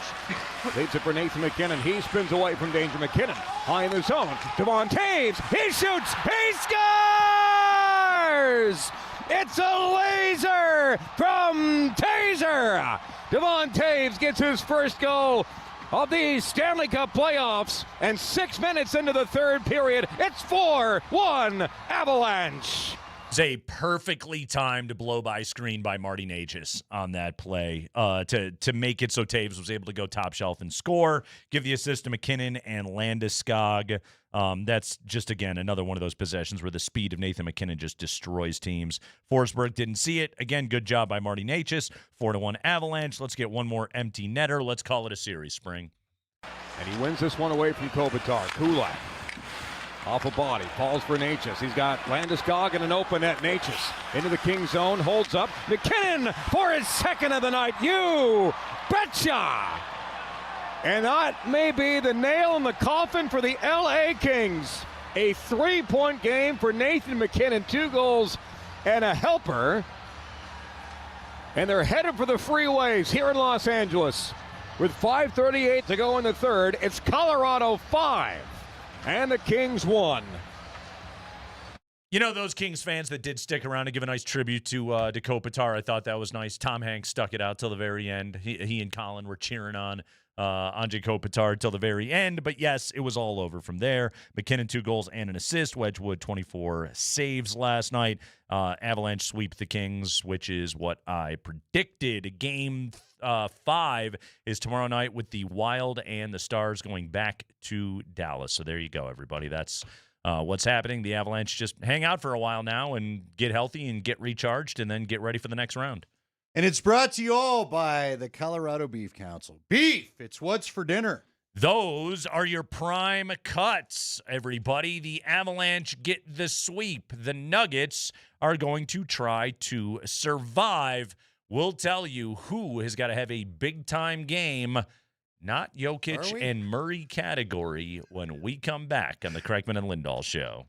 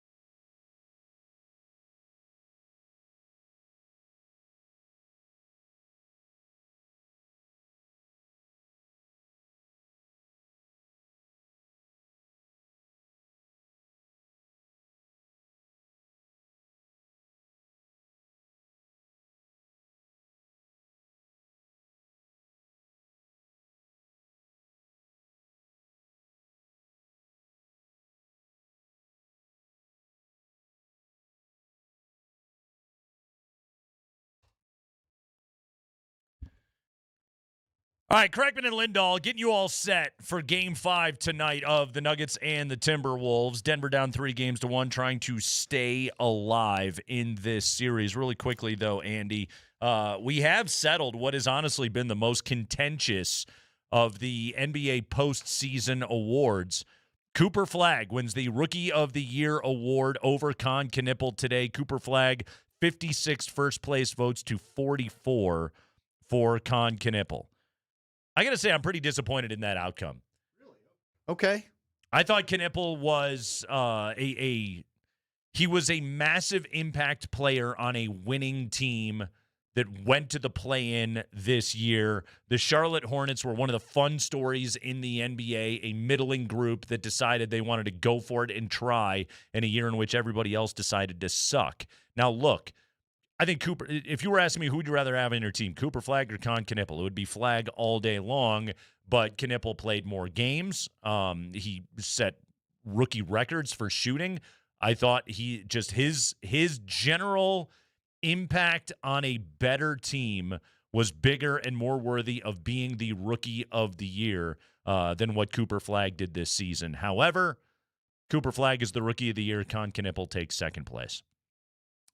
Disappointing. Yeah, and it's about, because to your point, it's about the season. This is not do you think voters take into account ever how this will look, 10 years from now or anything like that? Who they think the better player is showing to be at the time? Because to your point, it really is about the rookie season. Right. You know what I mean? And honestly, this is what's crazy about it is I think Con had it, and then it was those back-to-back 51 and 45-point games that Flagg had where he dropped 96 points in 2 games. It was like the first week of April. And I honestly think that swung it. It was just like I think people were just looking for a reason to vote for Flagg, and he ends up getting the Rookie of the Year award over Con Knippel. So there you go. All right. It is time for your game day heat check, powered by Dave's Hot Chicken. Bringing the heat to Denver, Andy, with 7 spice levels, 7 of them, from not hot at all to Reaper. Yeah, that one comes with a waiver. Every piece of hand-breaded chicken made fresh and spiced to order. Get your post-game snack at Dave's Hot Chicken, open late with multiple locations across the metro area. All right, Andy, who's got to have a big game tonight? If the Nuggets are going to push this thing to a Game 6 back in Minnesota on Thursday, who's got to have an important and meaningful performance tonight for the Nuggets? Caveat, you cannot say Nikola Jokic or Jamal Murray. All of them. Yes. Golly, it's picking from the supporting cast. You know what? If I had to pick one,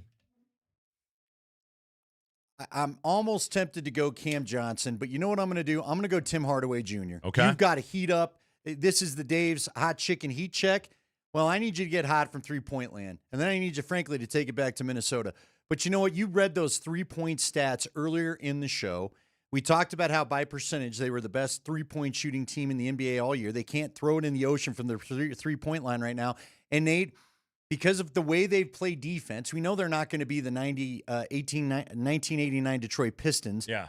They usually get their momentum off a couple good three balls. That's usually how they get themselves going. That usually leads to a big offensive quarter or whatever. And not having it is one of the reasons why they're down 3-1, period. So I'd love for Tim Hardaway Jr. to get cooking and stay cooking all night. Last 2 games, he is a combined 2 of 12 from behind the arc. Cannot have it. He's your top. Yeah. He's kind of really your top scorer off the bench. And you got to have him doing better than that. So I'm hoping that Tim Hardaway Jr. But that being said, I mean, I'm still side-eyed in Cam Johnson. I need Cam Johnson to keep things together, and it wouldn't hurt if he got his 3-ball out and showed it to everybody as well. All right, I want to take a minute to point out something. And look, Hardaway, Cam are both on my list. I want to talk about Christian Braun, though, for a minute, because we're focusing a lot on how bad and uninspiring his offensive effort has been. And yes, it has been. However, among all guards defending at least 10 shots per game, this according to Dan Hyatt, Brown's 40.5% defensive field goal percentage is the 10th best in the NBA. Of players who have appeared in all 4 games of the playoffs so far, that is the best in the league. And guess what? Christian Braun doesn't have to chase Anthony Edwards around tonight. Now he's got to chase Ayo Dosunmu around, but as much as Io was dominant the other night and went for 43. He's not Anthony Edwards, okay? And it does change the calculus a little bit for this series. Christian's last 2 offensive performances, he is a combined 2 for 8 from the field. He is averaging 5 points per game over games 3 and 4. When we talk about role players that need to perform better in their own building, Christian Braun is right at the top of the list. I was really pleased with the way that he played in Game 1. Honestly, his numbers from Game 2 were very good, a late missed free throw notwithstanding. He was flat out awful when they were in Minnesota. Yeah, and you can't have it. You cannot have that out of a starting player right now. His game has it has lacked creativity, and Minnesota has kind of forced him into the worst version of himself, which is a pump faking, timid offensive player, which is not what he's at when he's at his very best. When he's at his very best, he's slashing, he's dunking, he's creating. Well, and Nate, he's one of the guys you need because he's one of the guys that's been there before. God, yes. He was with this team during the championship run. Yeah. So we can't have you shying away from these moments. Oh, for all of that, hey, you won a national championship in college. You won an NBA championship his rookie year in the NBA. Like, right now, he is not, at least, again, and I know we're magnifying the last 2 games, he hasn't looked like that guy. No. And he needs to get back to it. Yes. Or they're going home. In the worst way humanly possible. But, I mean, we joked about the looming off season. If you don't get your crap together tonight, who the hell's going to trade for Christian Braun right now? Let me ask you. Well, that's the part of the problem. And then, again, this is bigger discussions to be had. But most of the people you're going to tell me they need putting those off for a while. For at least a week, if not longer. But, yeah, look, there's blemishes on everybody you would try to shop around. As I was driving and I heard PhD kind of getting into it over, is it worse if they go out in 5 or 6? Does it even matter? It doesn't matter. To your mind? No, it doesn't matter. And honestly, like, I don't even know if they pull it together and win this series, but then bow out in the next round against San Antonio. I don't think it changes the calculus of what you have to do as an organization. To me, it's not about what happens here. It's about, okay, is this either you rip off 3 wins in a row against the Timberwolves and somehow make a charge to the NBA Finals. Otherwise, I think it's pretty clear to everybody this isn't it. And some hard discussions are going to happen about the core of this team, about the athleticism around Nikola Jokic, because when you don't have Aaron Gordon and Peyton Watson available and out on the floor, this team is not athletic. No. They do not look athletic. And right now, like, you look at what Minnesota is putting out on the floor with Jaden McDaniels, with Julius Randle. It's like variety of athletes right now that the Timberwolves are putting out on the court. Nuggets look like they're chasing it right now. They look like they're the slower team out on the floor. And granted, the Nuggets aren't a hyper athletic team to begin with, but like, it's stark right now. Let me ask you a tough question a little bit. All right. What kind of crowd do you think we get tonight?